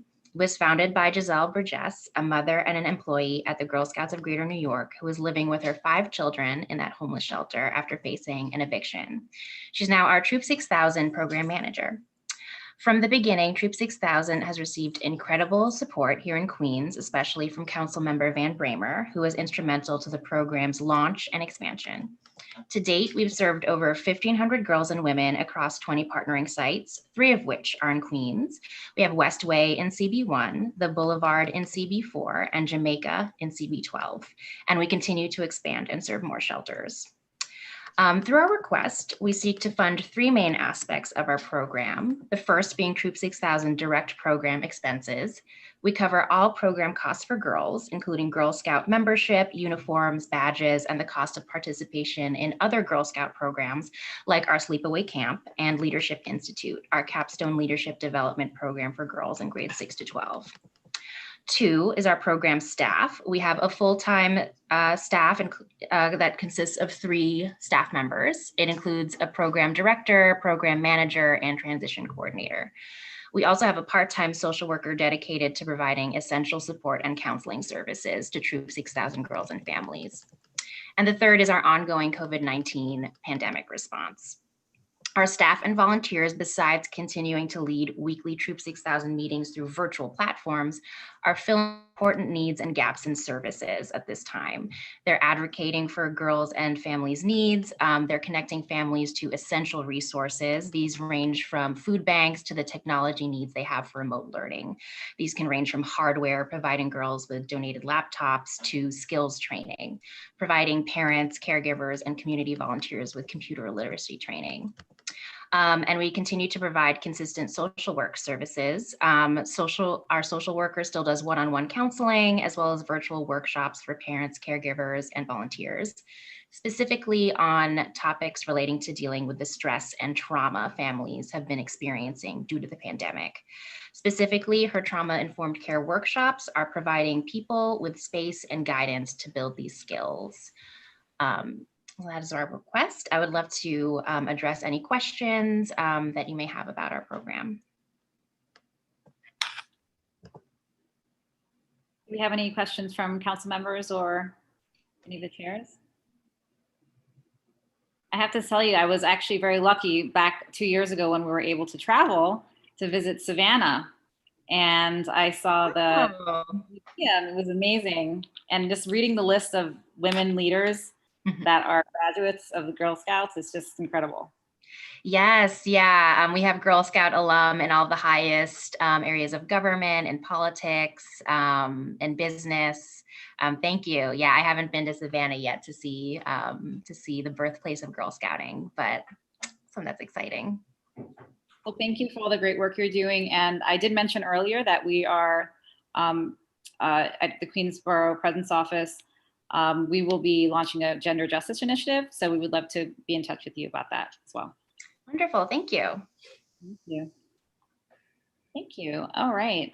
Next, I'd like to call on the Libertas Center for Human Rights. You can unmute, please. Hi, yeah, can you hear me? Yes. Hi there. Great. Thank you. Thank you, Borough President Richards and council and board members for this opportunity. My name is Maya Gutman-Slater, and I'm the program manager at the Libertas Center for Human Rights, a program of the emergency department at Elmhurst Hospital. The Libertas Center helps address the multifaceted needs of immigrants who have survived torture and persecution in their home countries. We provide free, culturally sensitive, trauma-focused, holistic medical, mental health, legal, and social services to hundreds of clients and their families via thousands of client encounters annually. Libertas clients come from over 75 countries, speak over 100 languages, and nearly 90% are asylum seekers who arrive with few resources and live with the ongoing effects of trauma. The Libertas Center helps the vulnerable yet incredibly resilient population cope with and heal from high levels of PTSD. Our mission is to help survivors regain function and confidence and restore hope, health, and humanity in their lives. 89% of clients report improved life overall after 6 months of receiving services. During the COVID pandemic, asylum seekers were especially marginalized due to increased health risks and ineligibility for or fear of seeking public benefits. A vast majority of Libertas clients live in the areas most affected by COVID in New York City, including Elmhurst, Corona, and Jackson Heights, and they have been devastated by the pandemic. Between March and September, food insecurity among clients doubled from 18 to 36%. Anxiety and depression increased from 44 to 80%, and clients who had their income affected increased from 59 to 86%. As of last month, nearly 20% were under threat of eviction. Despite the pandemic, the Libertas Center transitioned to remote service provision including continuing our art therapy program without a gap in service. We provided over 7,000 encounters in a 6-month period, a 3-fold increase compared to the 6 months prior. Partnering with our hospital and the community, Libertas provided intensive pandemic relief in the form of crisis intervention, case management, and psychological support. Our services included delivering over 300 boxes of food donated by QBP, providing baby essentials to families, and fundraising over $250,000 for direct cash assistance. Every active client has received between $500 and $1,500. To quote a client, "No one has helped us like this before."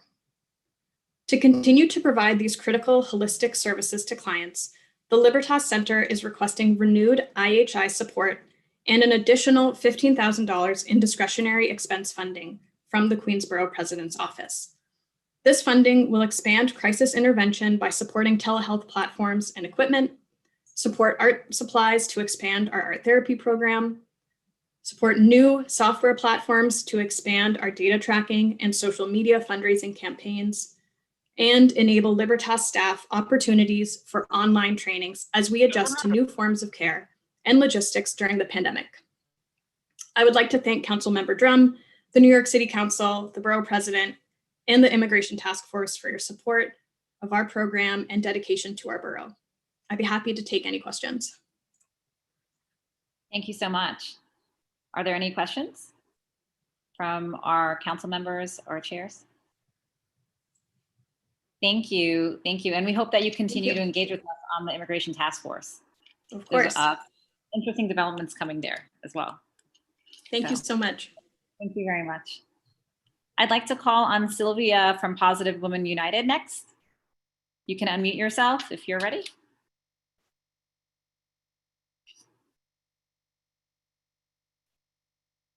From Positive Women United, if you are ready, you can unmute yourself.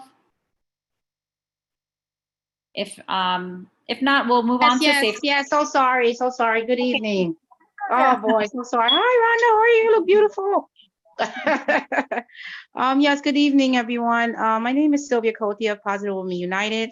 We are a 501c3 female empowered organization based out here in Southeastern Queens. Our mission and purpose, of course, is advocating for young girls and women of all ages. We've been operating for a few years now. We have had great female empowered events, making impact in person, but eventually we scaled into virtually last month with a holiday virtual expo, which made a really great impact. And we were pleased that one of our guest speakers was Queens Borough President Donovan Richards. So thank you for attending our virtual holiday expo last month for December 2020. Our plan is to expand throughout Queens and not just in Southeastern Queens, but we really want to make the impact and reach out to the young girls and women of all ages that are obviously, suffering through COVID-19, spiritually, emotionally, mentally, physically, of course, and also emotionally. So our situation is, as far as, of course, we need the budget, and we are requesting, I would say, we are requesting 30,000 so we could really meet and exceed our expectations to really expand our mission and purpose and our advocacy. So this is where we wanted to actually focus on Rockaway as well. That are also having the lack of having the lack of resources, especially during COVID-19. So we wanted to expand our outreach there. And also we wanted to expand really throughout Queens, because I feel that, there's a lot of lack of resources for young girls and women. We also wanted to expand into our STEM program. That's something that we wanted to initiate. And we're looking to partner and collaborate with others based on the need and the technology as far as what we're doing virtually right now. Obviously, we're meeting virtually. So this is something that, we wanted to address the issue with girls and women like ourselves who are still trying to adapt to this new norm. So we really wanted to expand into the STEM program, job readiness, of course, And also we're looking to request, space, a physical space, so where the board members and I could meet. I mean, of course, obviously, it'll be social distancing due to COVID-19 now, but that's something that we wanted to obtain and see how is that possible to connect with the Queens Borough President's office.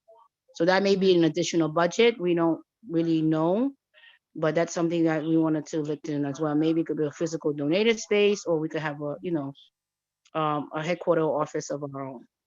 It's good to know the needs for a community space, because we can always take that in mind when we are working on developments and across the borough. So that's good to know. Thank you. Thank you. Yes, this is something that, we've really been addressing. I mean, we really been doing this grassroots, but the work is very hard. So we're definitely looking, and that's really one of our major initiatives for this year, and see we can locate. You've made something out of nothing. I mean, I did attend part of that event you Yes, yes. Thank you. I didn't want to say that, but thank you for saying that. It was a lot of excitement, even though it was on Zoom. So you're doing an amazing job. And thank you so much, Sylvia. Does anybody, would any of the council members or the chairs like to ask any questions at this point?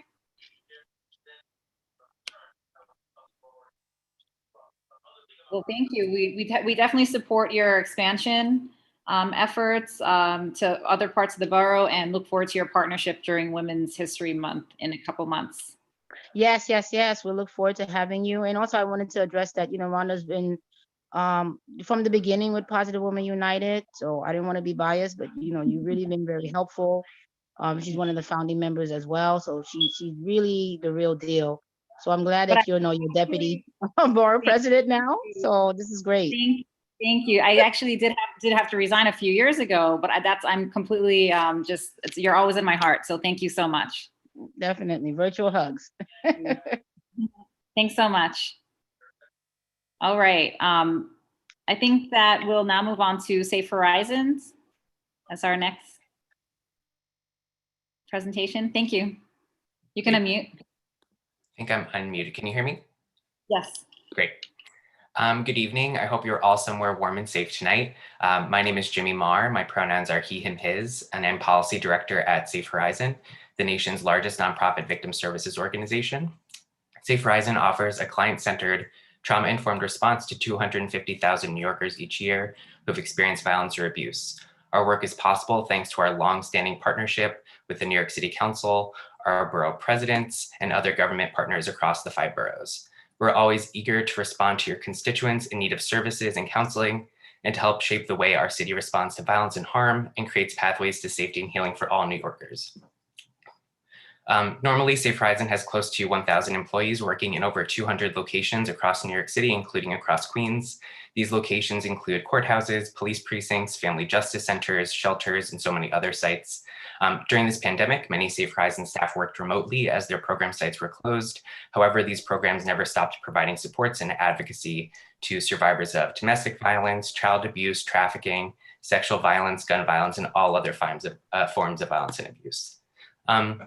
Safe Horizon is here tonight to advocate that our City Council expense funding be restored at fiscal year 21 levels.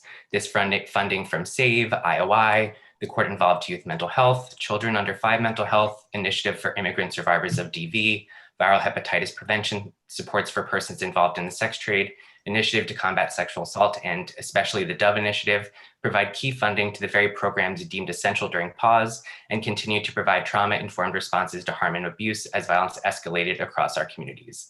I'm going to highlight just 2 initiatives. From the Initiative to Combat Sexual Assault, Safe Horizon receives $748,000 across the 5 child advocacy centers. The CACs are at the forefront of the city's response to child abuse by placing specially trained detectives, prosecutors, child protective staff, pediatricians, and our staff all in one child-friendly setting. We provide a safe and supportive setting for children who are disclosing sexual and/or severe physical abuse. This also allows us to facilitate a swift, coordinated investigation and a multidisciplinary team response. Child abuse did not end during the pandemic. In fact, our CAC has remained open and eager to provide trauma healing to children and their families and to allow investigations to continue.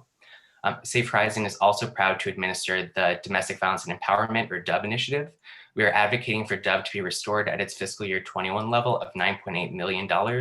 Currently, over 100 organizations across the city use Dove funding to address domestic violence in the community by providing legal services, crisis intervention, case management, outreach, education, and training.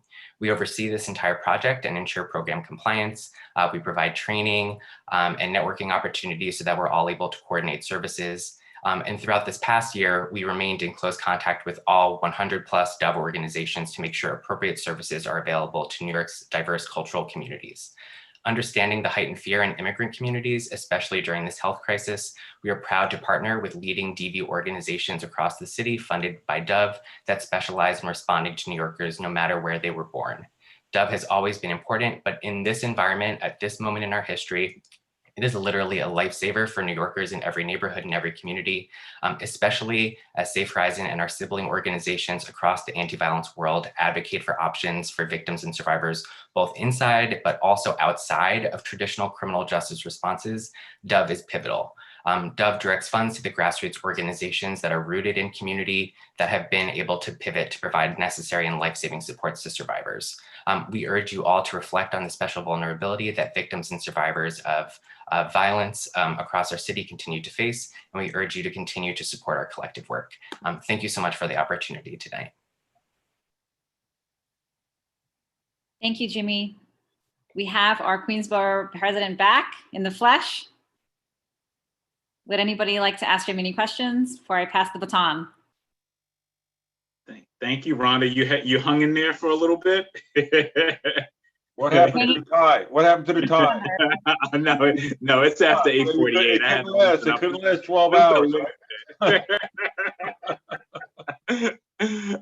let me thank you, Rhonda, and let me certainly thank Safe Horizon for all the work that they continue to do. And I know during my time as public safety chair, it would be an understatement. I would be understating how important and significant your organization has been to this city. So I want to thank you and let you know that we'll be working with our partners in the council certainly to make sure that we fight for restoration. And one of the things we've heard around this pandemic and getting around the borough, you hear the importance of making sure that those domestic violence resources are there because a lot of people are suffering in silence right now.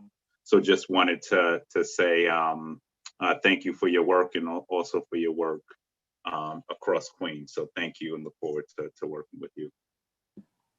Thank you so much. Thank you so much for your support, Borough President and council members. All righty, we're going to Housing Court Answers. Thank you very much. Thank you, Queens Borough President Richards, and thank you very much to the Queens Council delegation for supporting our work in the past. Funding from the City Council and the Borough President allows Housing Court Answers to help people without lawyers in housing court cases and to support advocates and constituent aides who do eviction prevention work. In March of 2020, at the beginning of the COVID shutdown, Housing Court Answers pivoted from providing in-court services to operating a hotline for people in housing crisis. Between mid-March of 2020 and the end of January 2021, we talked to close to 7,500 Queens residents, giving them in-depth assistance. We have explained the eviction moratorium, directed tenants to resources for back rent help, helped connect tenants to free legal help, and talked to small landlords about alternatives to eviction to resolve back rent and other problems. We continued presenting trainings on housing court and housing issues for advocates via Zoom. We've done a few trainings in coordination with the Borough President's Office. Thanks to our close working relationship with the city's Office of Civil Justice and with the legal service providers, we've been able to quickly connect tenants in crisis to free legal representation. We've helped tenants in illegal lockouts, tenants with terrible housing conditions, and those whose housing court cases were revived during the gap between the two moratoriums. We've also worked with the housing court so that we could assist tenants in filing non-payment answers, HP actions, illegal lockout petitions, and the recent hardship declaration needed to stall off evictions through May 1st.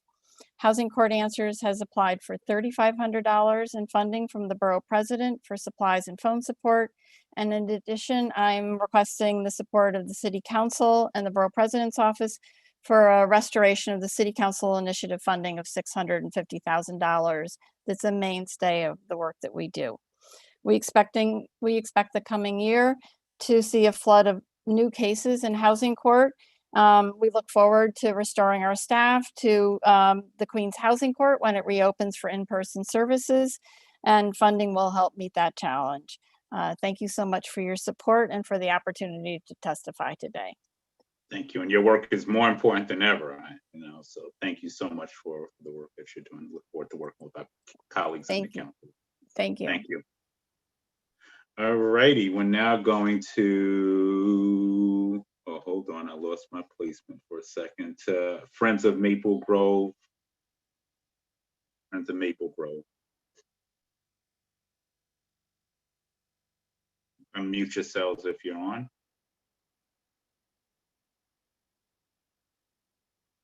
I think you're muted if this is you. Thank you.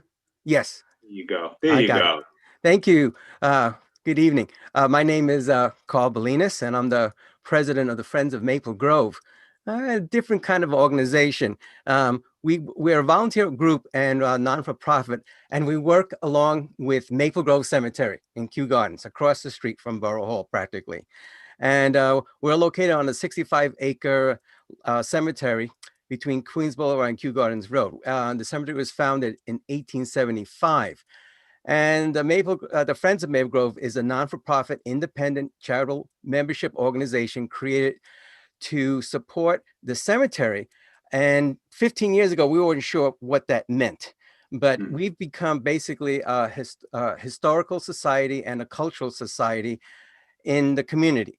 Now, we believe in the dual purpose of celebrating the 150,000 people buried there and their life story. And also, we are a serene park in a center of wildlife and a place of spiritual beauty. And the cemetery was one of the few cemeteries that stayed open and kept its gates open during the pandemic, offering the people in the community a place to escape the confinement of their homes. And we have 65 acres, and we have a small lake, and they were able to come through at any time. Maple Grove has become a friend of the Queens community beyond providing artistic, horticultural, educational, cultural, and spiritual events for children and families. Continuing with the commitment to celebrating life, Maple Grove heralds a fine state-of-the-art center. We're one of the few cemeteries in the entire world that has a concert hall, a small concert hall, a classroom space, and a gallery for arts and for photographs, for exhibits. All of our events, except for our annual fundraiser, which is our Murder Mystery Dinner Theater at the cemetery, is free to the public. The Maple Grove offers, over the years, we've created a variety of events that honors the past. We have in our cemetery veterans as far back as the War of 1812. We have a number of people who were born into slavery, Millie Tunnell, who worked on a plantation next to George Washington. We've had soldiers from the Spanish-American War, from World War I. We do honor our veterans greatly at Maple Grove with different events. We've had living historians come and recreate Civil War, Revolutionary, World War I, World War II camps so that families and children can come and visit this outdoor exhibit. And some of the notables that we have, we honor them with our events. For example, we do have a classical concert yearly, and it's honor of two gold medal Moscow Conservatory Russian pianists, Joseph and Rosina Levine, who came to the United States, who immigrated in 1911, lived in Kew Gardens, and Rosina Levine was the piano teacher for Van Cliburn. We also have jazz concerts. We have various different concerts honoring Jimmy Rushing, who's buried there, Count Basie Singer, Vincent Yeomans, who wrote Tea for Two and a number of Broadway productions, Laverne Baker, Teresa Merritt, who sang in Ma Rainey's Black Bottom, who originated that role. And we also have a concert with the themes of Black History Month concert, which is coming up in 2 weeks online. We also have the Spanish Heritage Concert, Women's History Concert, the Jewish Heritage Concert we've had in the past, the Asian Pacific Concert, et cetera, et cetera. Our gallery offers a month-long exhibition space to local photographers and artists free of charge. And we also offer reading series with the Humanities Programs of New York. And we're in partnership with the Richmond Historical Society, the Joseph, okay. That's your buzzer. Thank you. All right, so that pretty much wraps it up, and we're coming to the end. Thank you. All righty, great. Where are you on Queens Boulevard, you said again? We're across the street from Main Street. Okay, the intersection of Main Street and okay, I know exactly where you're. yes, Okay. yes, 65 acres. We're small compared to other cemeteries. Right. And we work with and we've had many events there. And I hope you visit us and one of our events in the future. You're gonna invite me to come. Absolutely. All right. Absolutely. Look forward. All right, thank you for testifying. And is that a beach chair you're on? Looks like you're like on the beach somewhere. Oh no, that's just that's actually my great grandfather's cavalry blanket from his horse. Wow, beautiful, beautiful. Thank you. It's beautiful. Brightened up the room. All righty, we're gonna go now to Harry from Youth Referral. Again, Harry from Youth Referral. Harry, unmute yourself. Yeah, we've been All right. trying. I think it's just a bad connection. We've been trying. Okay, all righty, no problem. We'll go to Dania Darwish, who's representing SIA's Women's Center. Dania? Hello, hi, can you hear me? Oh, yes, I hear you clear, loud and clear, yes. Hello, hi, Queens Borough President. Hello, everyone on this call. First and foremost, I would like to thank you, the Queens Borough President and the staff members at the office for organizing this board budget meeting. I saw that the meeting started at 10 a.m. and I'm sure that the people who are on this call have dedicated weeks to making sure that this call was as successful as possible. And I'm sure that there is people who have been potentially on this call since 10 a.m. So thank you so much. Thank you. I address you here today representing the ASIA Women's Center. The ASIA Women's Center is the first and the only center in New York City that is created to address the lack of appropriate residential services for domestic violence survivors and victims of homelessness that identify within the Arab, Muslim, Middle Eastern, South Asian, and Black, Indigenous, people of color population. We are typically known as the first and only Muslim women's shelter in New York City, but we are so much more than that because the Muslim identity is intersectional with nearly every racial and ethnic group across New York City represented within the Muslim identity. We were created because while 1 out of every 3 women experience intimate partner violence in her lifetime, in the Muslim community, it's much larger than that. It's 50%. If that's not alarming enough, there are over 1 million Muslims in New York City, and that makes up for over 10% of the population in New York City. But yet there is still not one center that exists like us that has accommodated to survivors with the right cultural competency to handle the needs of domestic violence survivors. And if that is not alarming enough for you, we have seen a 300% increase in domestic violence across New York City during COVID. And City Council and Queens Borough President, if this is also not alarming enough, the City Council budget does not adequately reflect or address the needs of the AMEMSA and Black, Indigenous, people of color population. The ASIA Women's Center is, as I said, the first emergency women's center for domestic violence survivors within these populations, but we do so much more than that. We give women shelter, we connect them to job opportunities, we give them access to health insurance, we have a team of lawyers, we give them everything that they need to overcome their deeply traumatic personal circumstances. And on top of that, we're the only area that offers a prayer space. Women to feel whole again, women to feel like a person again after they have experienced the worst situation in their lives. And so City Council and so Queens Borough President, I invite you to support our center and make sure that it is included within your budget. Again, today we received 14 to 16 inches of snow in New York City. I have received over 14 calls just within the past hour of women who are fleeing from toxic abusers who have nowhere to go. And this is why our center is so important.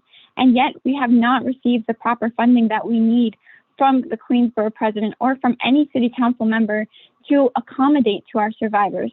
So I invite you to reach out to us. I will also reach out to you guys as well. And let's work together to make sure that the people in Astoria, the people in Jackson Heights, the people that you serve are now able to access a shelter that can accommodate to their needs. Thank you so much for your time. Thank you, and thank you so much for the work you do. I also want to say congratulations on World Hijab Day today. So thank you. Throw that out there as well. Look forward to coming to visit you. So you should we should definitely get in touch with each other, whether it's via my office or your office, so we could come down and see some of the work you're doing as well and work towards a common goal of being supportive. So thank you so much. Thank you so much, sir. Thank you. All right, we're now going to go to the 82nd Street Partnership. Hi, good evening. Hey, good evening. Yes, nice to see you again. Now again. Yes. So, on time last week. I know. It was perfect timing as well. Yeah. A lot of our businesses had to close today. Well, thank you to you and to the board for giving me the opportunity to speak today on behalf of the 82nd Street Partnership. We are a business improvement district serving the communities of Jackson Heights and Elmhurst. We are one of the smallest bid in the city of New York, but we are in one of the most densest districts of the bids in the city of New York as well. We served within our district, there's 200 businesses alone. However, the word has gone out that we are willing to help in services businesses that we speak Spanish. So we often get businesses seeking our assistance that cover the entire borough of Queens. And once in a while, we get people from the Bronx and Brooklyn as well. We think that is a credit to the work that we have been doing to reach out and educate the community, to provide the direct assistance, not only for the business needs, but also to the personal needs. Something that we have discovered building this relationship is that many of the small business owners are, and that includes independent contractor and street vendors as well, that they might get some business assistance for capital, but many of them are not receiving personal assistance. Therefore, what we have adapted is a model, kind of like a case management model, where we work in trying to understand their business needs, understand their history, and then we work to understand what are their personal needs. So we have the businesses that come to us with medical needs, sometimes for them and their family. We have everything, people trying to maneuver, maintaining the businesses to divorce. And this is something that outside of our district, we cannot do legally unless we receive a grant. We are funded through a business assessment to our property, and that money needs to go to provide direct assistance to the district, such as sanitation services and district marketing. So the only way I'm able to extend the work that we do, which I believe that we do really, really well, it is to have additional funding. So I am here today to ask for our organization to be funded for that type of assistance. And also for coming up this spring, we are anticipating that we can do things outdoors. In the past, pre-COVID, we used to do Zumba classes, we used to do meditation classes, we used to have poetry reading, and we also have our festival, Viva la Comida, that was the highest revenue date for most of our businesses. And we are hoping that we can re-engage that. And we are going to be needing more help than ever to promote those services and to make sure that all our businesses are prepared to participate. You know, this had been, we are small, but we are very agile. During COVID, we provided, we hand out actually 100,000 masks. And just to give an example, the work that meant, I'm the only full-time person in our organization, and I work with a part-time staff. So we were constantly making sure that our businesses knew and help them with the cost. Early on, each box of masks was going for $40 and $50. So many of the restaurants and barbershop was struggling to get it. We also provided thermometers. We provided face shields. We connected businesses to accountants. We provided assistance with outdoor dining through a program called Neighborhood Now. So we actually build them so they can participate in the open restaurant program. So we want to continue. I wanted to continue keeping our part-time staff. We do our work during the pandemic. We have been doing in person, but we also been calling every businesses within our district and within our reach that we have contact over the phone to keep them informed about all the changes that happen in regulations. I don't know any other organization that is doing that. And that requires for us a lot of manpower hours.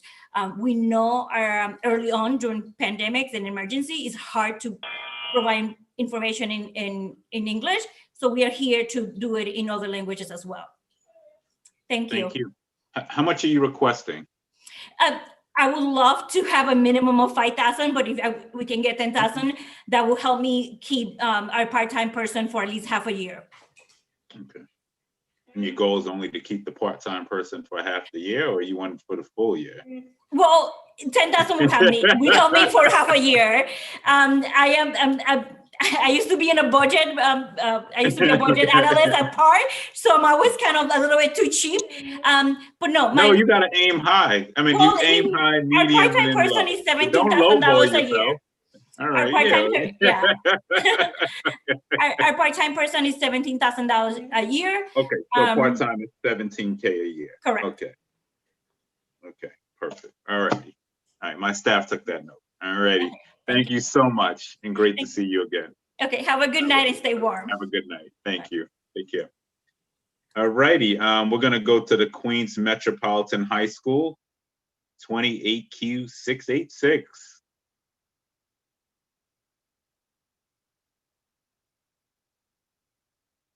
Queens Metropolitan High School.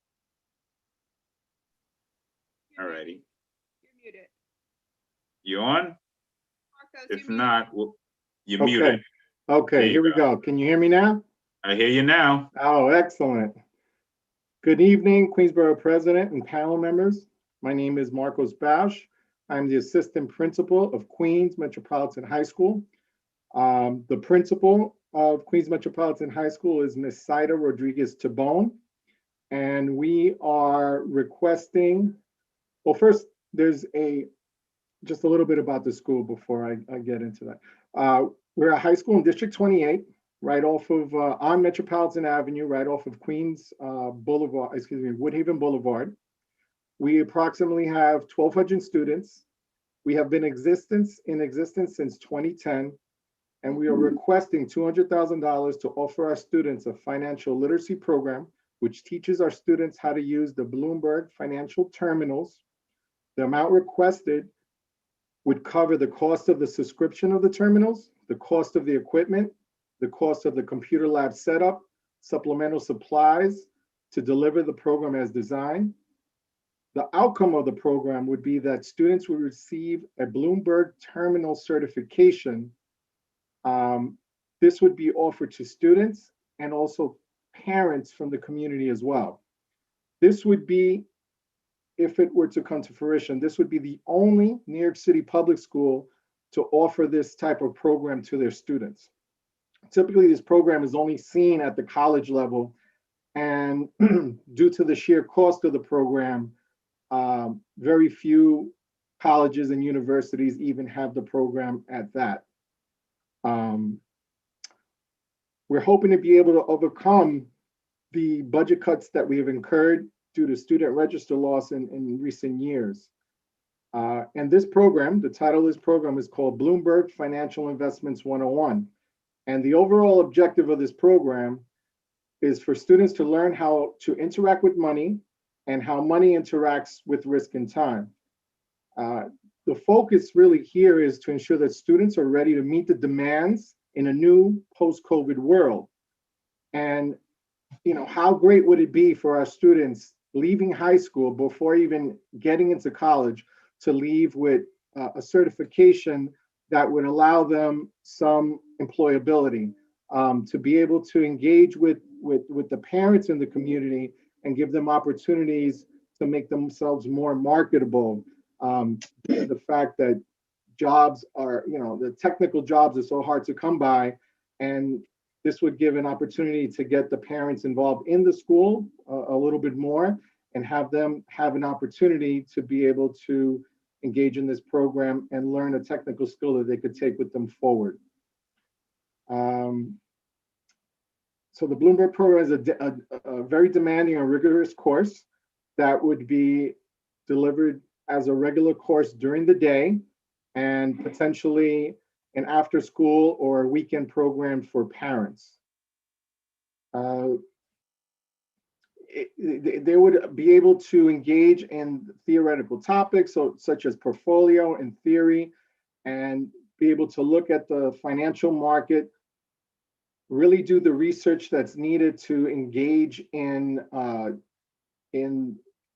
what stockbrokers do and figure out what determines risk. If a company has a strong history of success, what determines that? What are the factors that show that? And teach students to be a little bit more financially savvy with their own finances as they move forward into adulthood.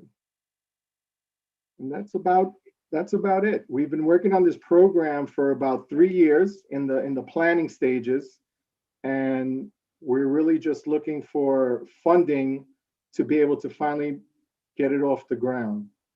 Thank you. Now you should break it out. You said you need equipment, so that would, I think, and be capital. And then on the other side, the curriculum side, I'm assuming that would be expense funding. So we get 2 buckets of funding.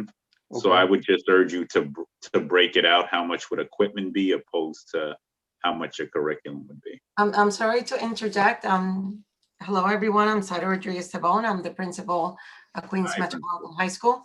I'm in my kitchen doing dishes, so that's why I'm not showing you my picture. That's all right. Thank you for your commitment. I know it's not easy.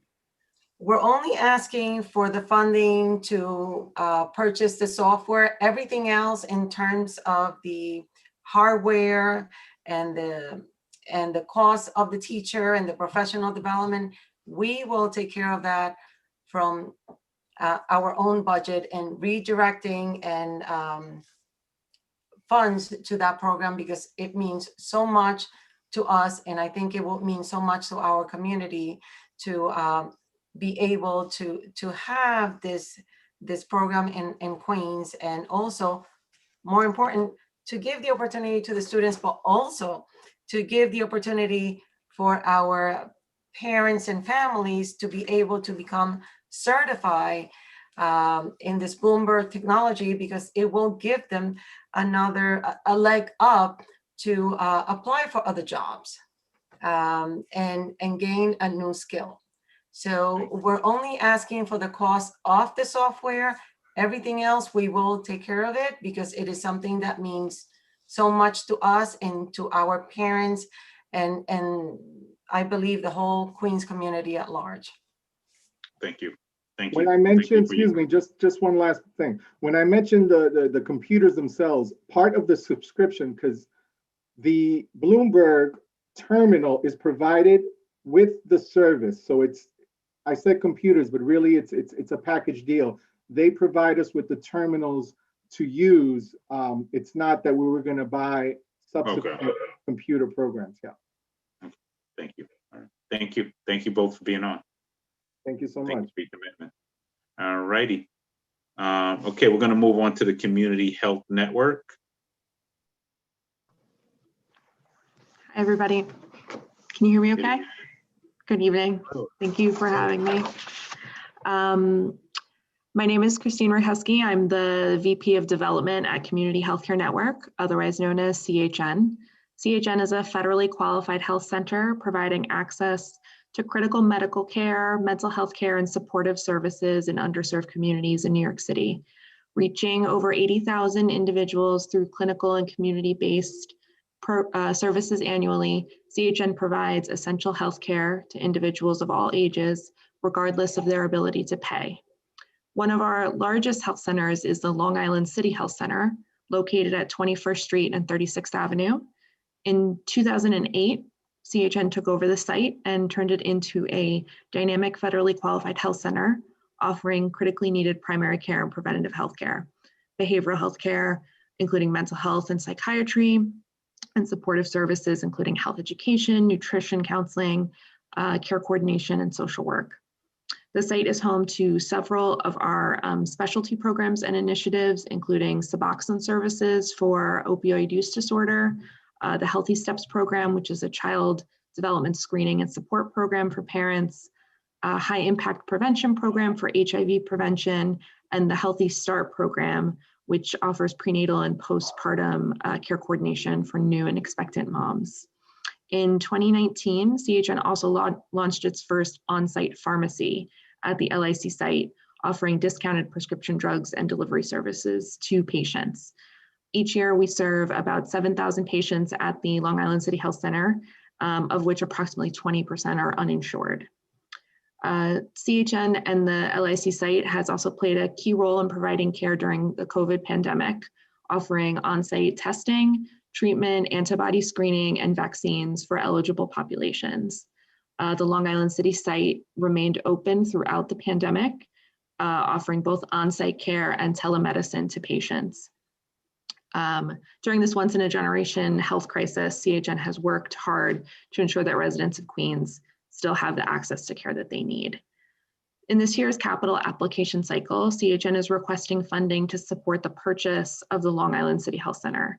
Since 2008, CHN has been operating under a long-term lease for the property, but in the last year, CHN and the owner have entered talks for sale of the site. By retaining ownership of the property, CHN would not only be able to gain the flexibility to grow and expand the health center, but it would secure CHN's place as a healthcare provider in Long Island City in the long term. In recent years, CHN actually lost one of its longstanding health centers after its lease was not renewed by its owner, causing us to find an alternate location that was ultimately a bit smaller and could not accommodate all of the services we had previously had at our old site. Ownership would solidify our place in Long Island City and give us the ability to access new funding opportunities to expand the site and introduce new services. During the application cycle, CHN will be requesting $200,000 from the Queens Borough President's office and additional dollars from City Council. The project has an estimated cost of $4 million, and the remaining funding will come from CHN's capital reserve and other fundraising. I thank you so much for the opportunity to present today, and I look forward to any questions you may have. Thank you. Is that capital? That's capital you're requesting? Yes. Okay. Yes. So 200K in capital from us. Yes. Okay. All right, great. All right, thank you. Thank you for what you're doing. Thank you so much. We can't come out of this pandemic stronger without focusing on health. Absolutely. So, and there'll be a lot of work to do after this is over too. Yeah. But you know what? It creates, one of the unique opportunities we have now is how do we, shape that conversation now moving forward. So I think there's a lot we can do in the area of healthcare now. And I think we have the ears of both the mayor and the governor, and we'll be working with our U.S. Senator, Chuck Schumer. So I think there's a real opportunity for Queens, especially coming out of this pandemic, that we should try to maximize opportunities for. So thank you. Thank you so much. I look forward to working with you. Absolutely. Thank you so much, everyone. Thank you. All right, we're going to now go to the Trust for Public Land. Hi, everyone. Can you see me? I see you. Very different from my profile. How's it going? We all look different than our profile. Yeah. Thanks for letting me testify. My name is Kuros Maksudi, and I'm the program coordinator for the New York City Playgrounds program within the Trust for Public Land. For those of you who don't know, the Trust for Public Land is a national nonprofit that creates, preserves, and protects parks, gardens, and other natural areas. In New York City, our goal is to put a park or playground than a 10-minute walk of every child, especially neighborhoods. And research confirms that parks and playgrounds improve physical and psychological health, strengthen communities, and create more livable neighborhoods. And with the pandemic causing greater stress and making social distancing a necessity, safe outdoor spaces are more crucial than ever. So since 1996, our playgrounds program has transformed over 200 public schoolyards from barren asphalt lots into vibrant outdoor play spaces. And these playgrounds include gardens, trees, turf fields, running tracks, play equipment, outdoor classrooms, and other community amenities. Through our innovative green infrastructure design, each site also captures an average of 700,000 gallons of stormwater per year, which is protecting the New York City waterways. The sites are typically open to the public during after-school hours in summer, so they serve as a place for neighbors and families to socialize. And thanks to the extraordinary support of the Queens Borough President's Office and partnering City Council members, 5 playgrounds in neighborhoods from Long Island City to Far Rockaway. This past year, thanks to Borough President Donovan Richards, former Borough President Melinda Katz, IA President Sharon Lee, Councilmember Adrian Adams, Councilmember Daniel Drum, Councilmember Danique Miller, Councilmember Costa Constantinides, and lastly, Councilmember Paul Vallone, we have constructed PS 84. I think we just lost Kuros, so I am going to continue for him. This is Joan. Wait, maybe he's coming back. Give him a second. Hi there. You're gonna maybe take your video off, Kuros. Hi guys. Yeah. Do you see me? I see you now. Yep. You're going in and out. Hey, do you see me? We can Yep. see you, but the sound is going in and out. Great. Sure. Do you know where I left off? Do you know where I left off? You left off of council members. The last council member, I believe, was Vallone. Oh, great. Okay. So yeah, thanks to all those council members and the borough president, we have constructed PS 84 in Astoria, and we finished design at PS 37 in Springfield Gardens.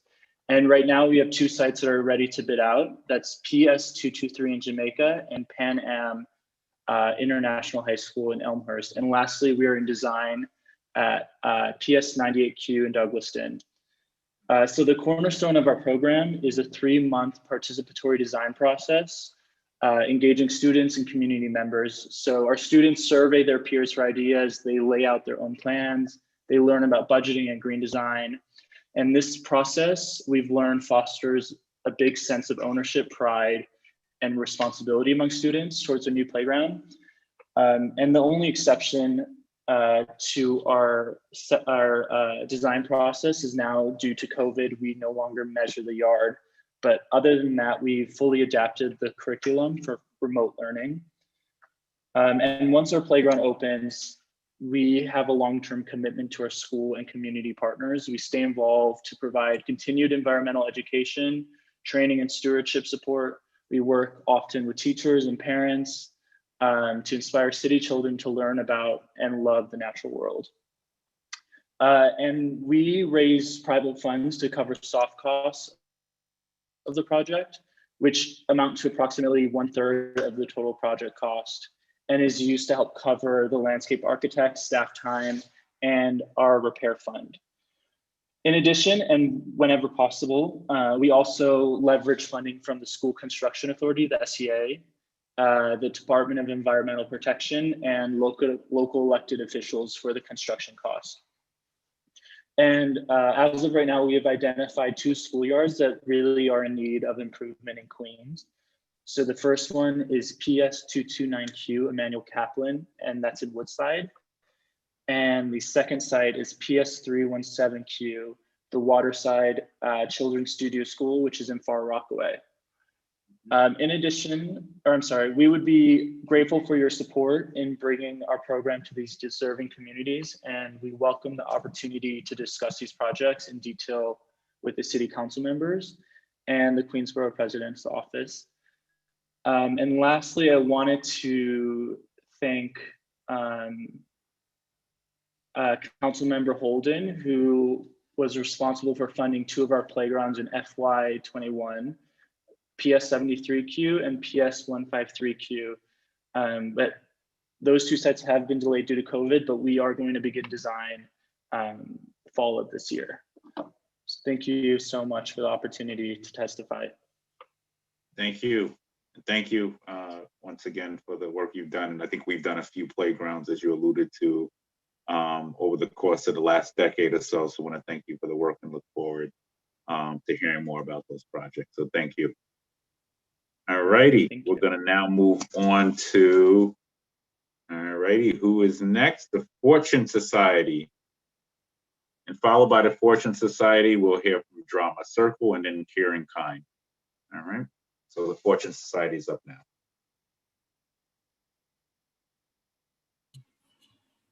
Thank you, Councilmember Holden, for hanging in there so long. I feel like you've been with us since 10 o'clock. Sure, and thank you so much, Borough President Richards. We know it's been a very long day, and the Fortune Society is obviously grateful for the opportunity. It's a little mix-up. I know that the hearings are rather long, so I don't know it's going to be this late. But I'll read it. It may not be able to see my face, and hopefully a pleasant background. But I'm going to read our testimony right now. So, good evening, Borough President Richards and all others who have joined this call. My name is Andre Ward. I'm the Associate Vice President of the David Rothenberg Center for Public Policy at the Fortune Society, one of the nation's leading nonprofit organizations serving and advocating for formerly incarcerated individuals. And as you know, Borough President Richards, for over 50 years, since our founding in 1967, Fortune has provided comprehensive wraparound reentry services to people with criminal records, as well as alternatives to incarceration. And we do this through holistic one-stop model of service provision that really currently features, among other services, education, employment services, housing, licensed substance abuse and mental health treatment, health services, family services, alternatives to incarceration, discharge planning, case management, food, nutrition, and advocacy on behalf of justice-involved men and women, and lifetime aftercare.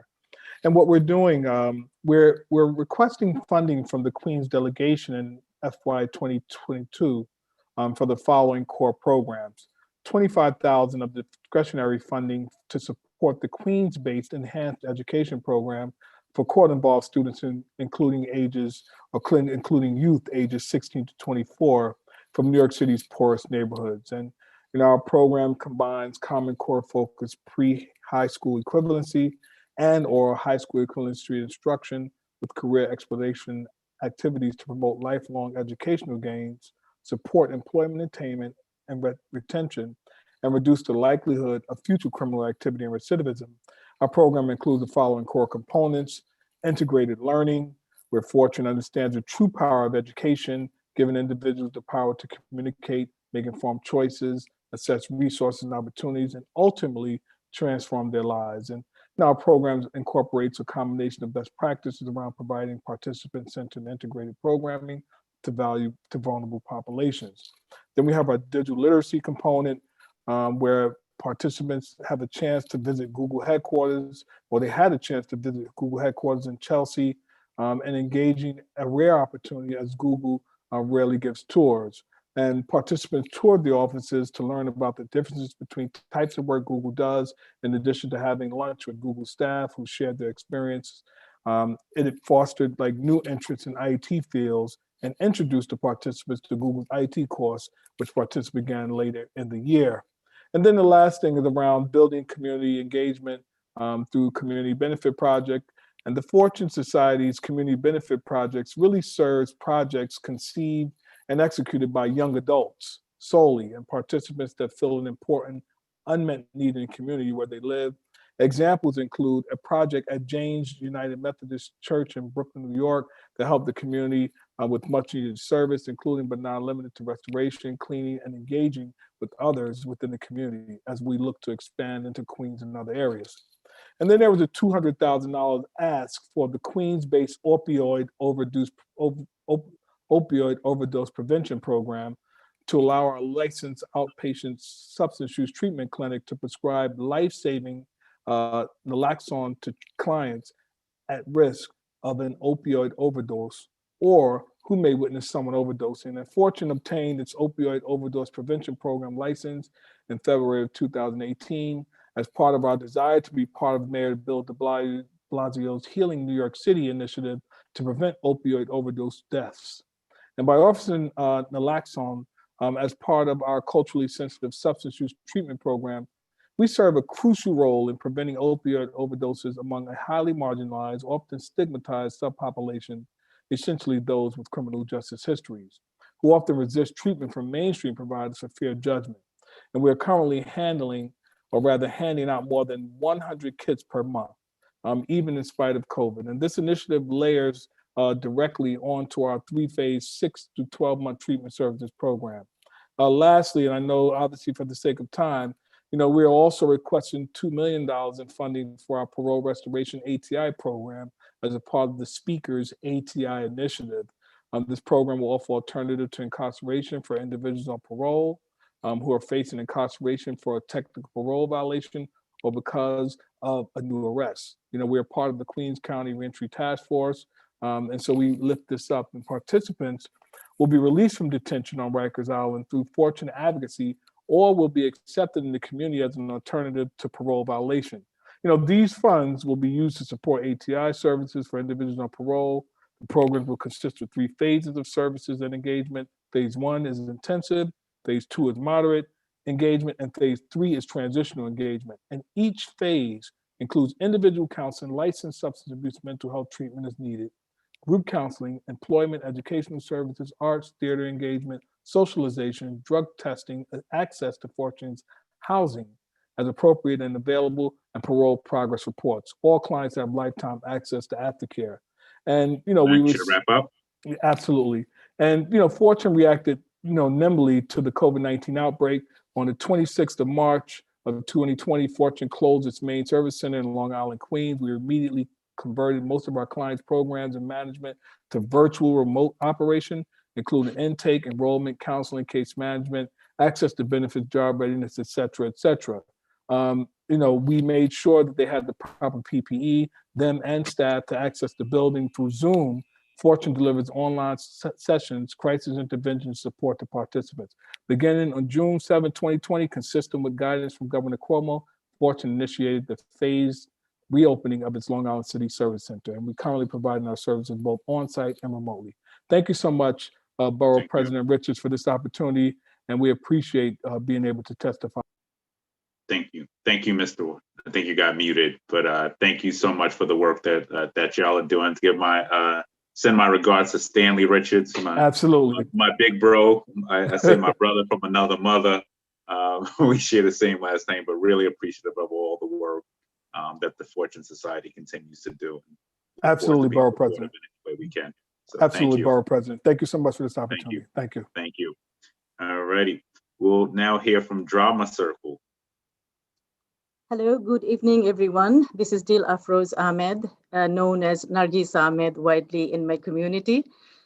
We, Drama Circle, would like to thank the Queens Borough President's Office for giving us the opportunity to testify in this office. Drama Circle Inc. is a non-profit organization founded in 1994 by theater-loving community members to serve Bangla-speaking diaspora from both Bangladesh and Indian origin. The primary goal of Drama Circle Inc. is to inspire goodwill in the community by leading with example, showcase the diverse talents of our youth so they are eager to be involved, and encourage group participation in workshops and seminars for our members. With these goals, we have created an everlasting bond between those of Bengali heritage and their rich Bengali culture. Since the inception, with more than 50 artists and performers, we have served more than 25,000 community members throughout New York City and tri-state. With the goal of keeping Bengali roots and heritage alive abroad in New York City, we showed plights of new immigrants, the challenges of assimilation into the Western lifestyle, and awareness towards domestic abuse. Our programs include the Bangla New Year Pohela Boishakh event, where regardless of race, religion, or creed, everyone joins our programs. As pioneers for the Pohela Boishakh event outside of Bangladesh, our grand and colorful event provide space for creators for their creativity through small business opportunities as well. Our stage performances includes singing, poem recitation, dance, theater, and much more. We provide food to those who attend so that everyone can be exposed to Bengali heritage. With the onset of the pandemic and beyond, we would like to fund our cultural programs and showcase them at the festivals and locations throughout New York City. Develop Bengali American New York experiences wherein our members can have greater access to theater and arts, empower our youth and women via workshops, seminars to create and transcend barriers to accomplish goals in education, community outreach, and leadership. Sustain the Bengali language and culture to meet the needs of a rapidly growing Bengali American community. As we transitioned into virtual events, we were forced to use technological means to reach out audience. However, due to the lack of cameras, computers, and other technological equipments, we are not able to publish our programs. To mitigate these expenses, this is the first time ever we are requesting for $15,000 from the expense budget to support our current initiatives, which would be lost otherwise. I thank you again very much for giving me the opportunity to speak in front of you. Thank you. You said 15,000 or 50,000? 15, 1-5, only one, 1-5, okay, 15,000, yes. Okay, great. Thank you. Okay, thank you. Thank you very much. Thank you. Thank you. All righty, we're gonna now go to Karen Kind. Okay, good evening, everyone. My name is Wei Jin Xu from Kevin Kai, the Heart of Alzheimer Caregiving. Thank you, Borough President and the board member gave me this opportunity to present our need for the budget 2022. And this is my third time to join the budget testimony, like the meeting. I hope we will get the funding from Borough President and this time. Kevin Kai is non-for-profit organization. We have been in New York City for more than 30 years. Our location in Manhattan, but we have a satellite office in Queens. We cover Queens many like Flushing, Amherst, and then Amherst and Forest Hill. So we have a lot of program just provide to the residents in Queens. Our service is free of charge. We have a social worker service, helpline, training, education, and earlier stage support, and connect to culture, Chinese outreach, and diversity outreach. So every time when I go to the community, when I provide my presentation to the community, I always mention that this disease, Alzheimer and dementia, this disease can be affect everyone. This is the special disease for us. Without Kevin Kai's support, people will not get the service. They did not understand what the disease is. So even though I am now, it's very energetic to be like the presenter, but when I am in 65 and 85, maybe I will be infected by this disease too. So we ask for the funding to support our programs, like training program, social worker program, support group, workshops, and also like cultural activities, events, outreach. I asked for like 20,000 discretionary money to support this program. I hope I can get it this time. Okay, all right, thank you so much. Everyone just think about everyone just think about this is only disease, not very important. No, this is very important, can be effect to everyone. So this is, I want to emphasize again and again. I want to people get more attention, get more support to our organization, and then we can provide our service to everyone. Okay, all right, thank you. And then have a good evening again. I think I'm also the last one. I hope my hope can become true. All right, thank you again. Thank you so much for the work you do, Ms. Shi. All right, we're now going to move on to BioBus. Mr. Ben, I think I saw you a second ago. BioBus Incorporated. Yes. Hello. Right, hello. Thank you so much. I know it's late. I'll keep it brief. And I appreciate your time. And what time is it? Oh, I lost track of time. Hey, time flies when you're having fun. Exactly. Let me keep it going. I'll try to keep it going. Well, I'm Ben Dubin-Thaler. I am the executive director of BioBus. We're a science nonprofit. We're a bunch of scientists that have been bringing our experiments and our enthusiasm for science to help inspire the next generation of scientists. We've had 300,000 people on board our 2 mobile labs, and we have community labs, brick and mortar community labs all over the city. And we are proud partners with Councilmember Acosta Constantinides and with the Variety Boys and Girls Club in Queens, as well as with the Astoria houses. And we've worked with many students to just show them how exciting science is, how exciting it is to use an electron microscope, how exciting it is to see cells crawling under the microscope and see the organisms that live in the East River, things that really open up students' eyes to science, show them how fun it is, get them re-engaged in science in school, and ultimately get them to pursue a scientific career. So we're really having a lot of fun doing that work. Even through the pandemic, we've transitioned to all online virtual labs, and we've still managed to reach over 2,000 students in Queens just in the since the pandemic started on our live online lab courses, as well as video experiments that they can do at home. We are really excited to have received $460,000 in capital funding to build another mobile lab. And this is a mobile lab that would go all across Queens and bring microscopes to different communities that don't have advanced scientific equipment, don't have access to the scientific community. And we've are just incredibly grateful for, again, Councilmember Constantinides, as well as the Borough President for supporting our capital request last year.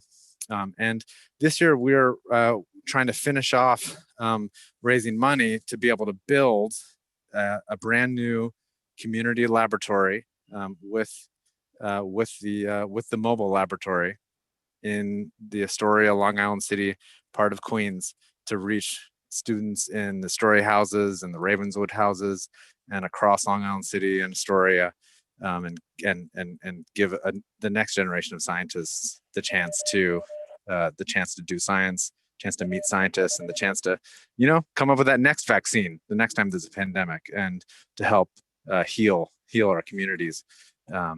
So thank you so much for considering our request for $500,000 in capital support to build with the Variety Boys and Girls Club a new community science lab. Or you would build it in the new center. Exactly. Yes, precisely. Okay. All right, great. All right, thank you. Thank you. All righty. All righty, we're gonna now go to Diana Rose. Good morning. It's morning now. It feels like, oh yeah, it is almost morning. So look, good to see you. Good evening. Thank you so much for having me. I am really going to be brief. My name is Diana Rose, and I'm the Executive Director of the Laurelton Farmers Market and the founder of Che Corp. At Shea Corp, our mission is to cultivate the Southeastern Queens community by closing the loop on food and academic equality. And really quickly, just as a background, we launched the Laurelton Farmers Market during what was considered the most trying and devastated time in our US history. In August of 2020, the Laurelton Farmers Market was born, and it was really born as a result of an answer. It's an answer for a cry for a better quality produce at fair prices. Also at the Laurelton Farmers Market, we know that the statistics show that Queens was one of the hardest hit communities related to COVID, period, right? So, and that was largely due to having pre-health conditions, and pre-health conditions we know is oftentimes, unfortunately, correlated with poor diet. And with the access of processed and fast foods in our community, the Laurelton Farmers Market, again, was really that answer. Apart from that, our Beyond the Market series at the Laurelton Farmers Market, which launched in October, was a way to keep the community and the vendors virtually connected during and after the official market season was closed. And the Beyond the Market series serves as a platform to provide webinars, panel discussions, and cooking demonstrations for the community, as well as to allow our vendors and our local businesses to really participate and grow their brand. Apart from that, we've hosted 2 conferences at the Laurelton Farmers Market. One of those was a breast cancer awareness event, which was great. We had about 300 people safely attend, and we had open air yoga, chair yoga. It was beautiful. And, you know, the space is a very beautiful space at the Laurelton Farmers Market. And it's just a possibility for us to collaborate with other organizations and just host different conferences. So our partnership is with the LIRR, and we've been given the opportunity to open 2 more farmers markets, one in St. Albans at the St. Albans LIRR commuter parking lot, and another farmers market in Queens Village. It's just been a great relationship with the LIRR. So at this time, we would be requesting $20,000 per market.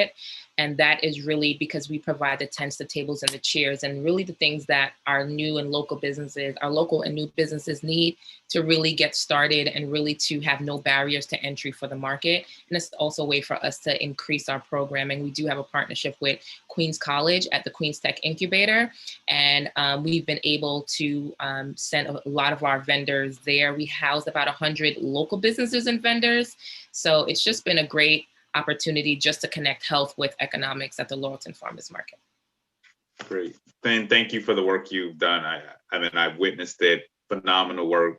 Food access, healthy food access at that, has really played such a key role, I think, in uplifting the spirit of the community. One, I mean, from what I've witnessed out there.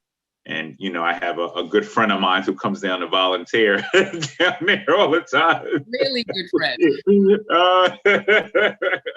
So I'm so grateful for the work y'all are doing, and really just the thoughtfulness and the outside of the box thinking, I think is the way I want to put it, that you exhibited during this pandemic. So thank you, and we look forward to working with you. We know what you're doing is very important. Thank you. All righty, we're now gonna go to Harry. You here, Yes, Harry? All righty, there you go. Yeah. We got you. Yes, hello, good night to the board, good night to the Queens Borough President, the council members. My name is Harry Maharaj. I'm the president for the Youth Referral and Placement Unit. The YRPU program is a 501c3 non-for-profit organization which was incorporated on February the 17th, 2003 to provide social services for abused women and their families. We strive to empower these individuals with rehabilitation services such as batterers intervention counseling, anger management counseling, domestic violence, and family counseling with immigration, a program for abused spouses. Most of our clients come from the district 27, 28, and 31. Most of them live under the poverty level since incorporated in 2003. The YRPU has assisted more than 800 women with shelter placements and have reunited approximately 7,500 families with their loved ones. The programs assist battered women to find safety, such as housing, shelters, and promote a healthier living environment. The program stands as a pillar for the abused families' rights and safety. Historically, the program has not turned anyone away seeking counseling assistance. The organization is currently located at 14103 Lakewood Avenue, Jamaica, New York, and has approximately 1,400 square feet. YRPU has been providing the most needed services to battered women and their families since 2003, but is not limited to housing, trauma counseling, medical attention, psychological counseling, legal services, employment assistance, shelter placements, and most of the basic human needs. Most of the referrals come from the Queens Family Court, the Criminal Court, social service agencies, and many other organizations. The YRPU has implemented 100 Women in Purple Against Domestic Violence in 2017 for women to come together and create awareness of the #1 growing problem in their communities. The organization goal is to assist the families in building a new vision and structure for themselves, preventing domestic abuse. YRPU is known as a positive force in the community and has been able to provide counsel and placement services to over 800 clients annually, which are predominantly battered women and their families in need of care and attention. The program has limited resources to continue with its mission and is kindly requesting funds from the Queens Borough President Office to assist with the operation and expansion of the organization Batterers Intervention Domestic Violence Program in the amount of $50,000. The funds will be used to expand the program by hiring one part-time state license, a clinical social worker, one state licensed clinical social worker, and one part-time domestic violence therapist. Due to the pandemic, more clients need virtual counseling, and the program is short-staffed and lack the additional office equipment such as computers to offer more services online. This will make a difference in the community by offering more services to clients in need, and will allow the organization to serve a broader spectrum of individuals that are unable to attend every face-to-face counseling session due to the pandemic, lack of childcare, or work commitment. YRPU services are open to the public. However, most of the clients served are from District 27, 28, and 31. Please consider the organization for funding and help us to fulfill our mission. Your assistance will help the organization to continue to transform and reunite families, creating change within our community. I would like to say thanks to the board for having me present. I would like to say thanks to the Councilwoman Adrienne Adams and Councilman Danique Miller for providing funding to the YRPU during the pandemic. It assisted the YRPU to keep the doors open and promote services for low-income families. Thank you. If the board has any questions, I'm willing to answer any questions. Thank you for the work you're doing, and we look forward to working with you in the near future. Thank you for the work you're doing. Thank you so much. Thank you. We're gonna now go. I think we have Laura and family. Is someone on named Laura who wishes to testify?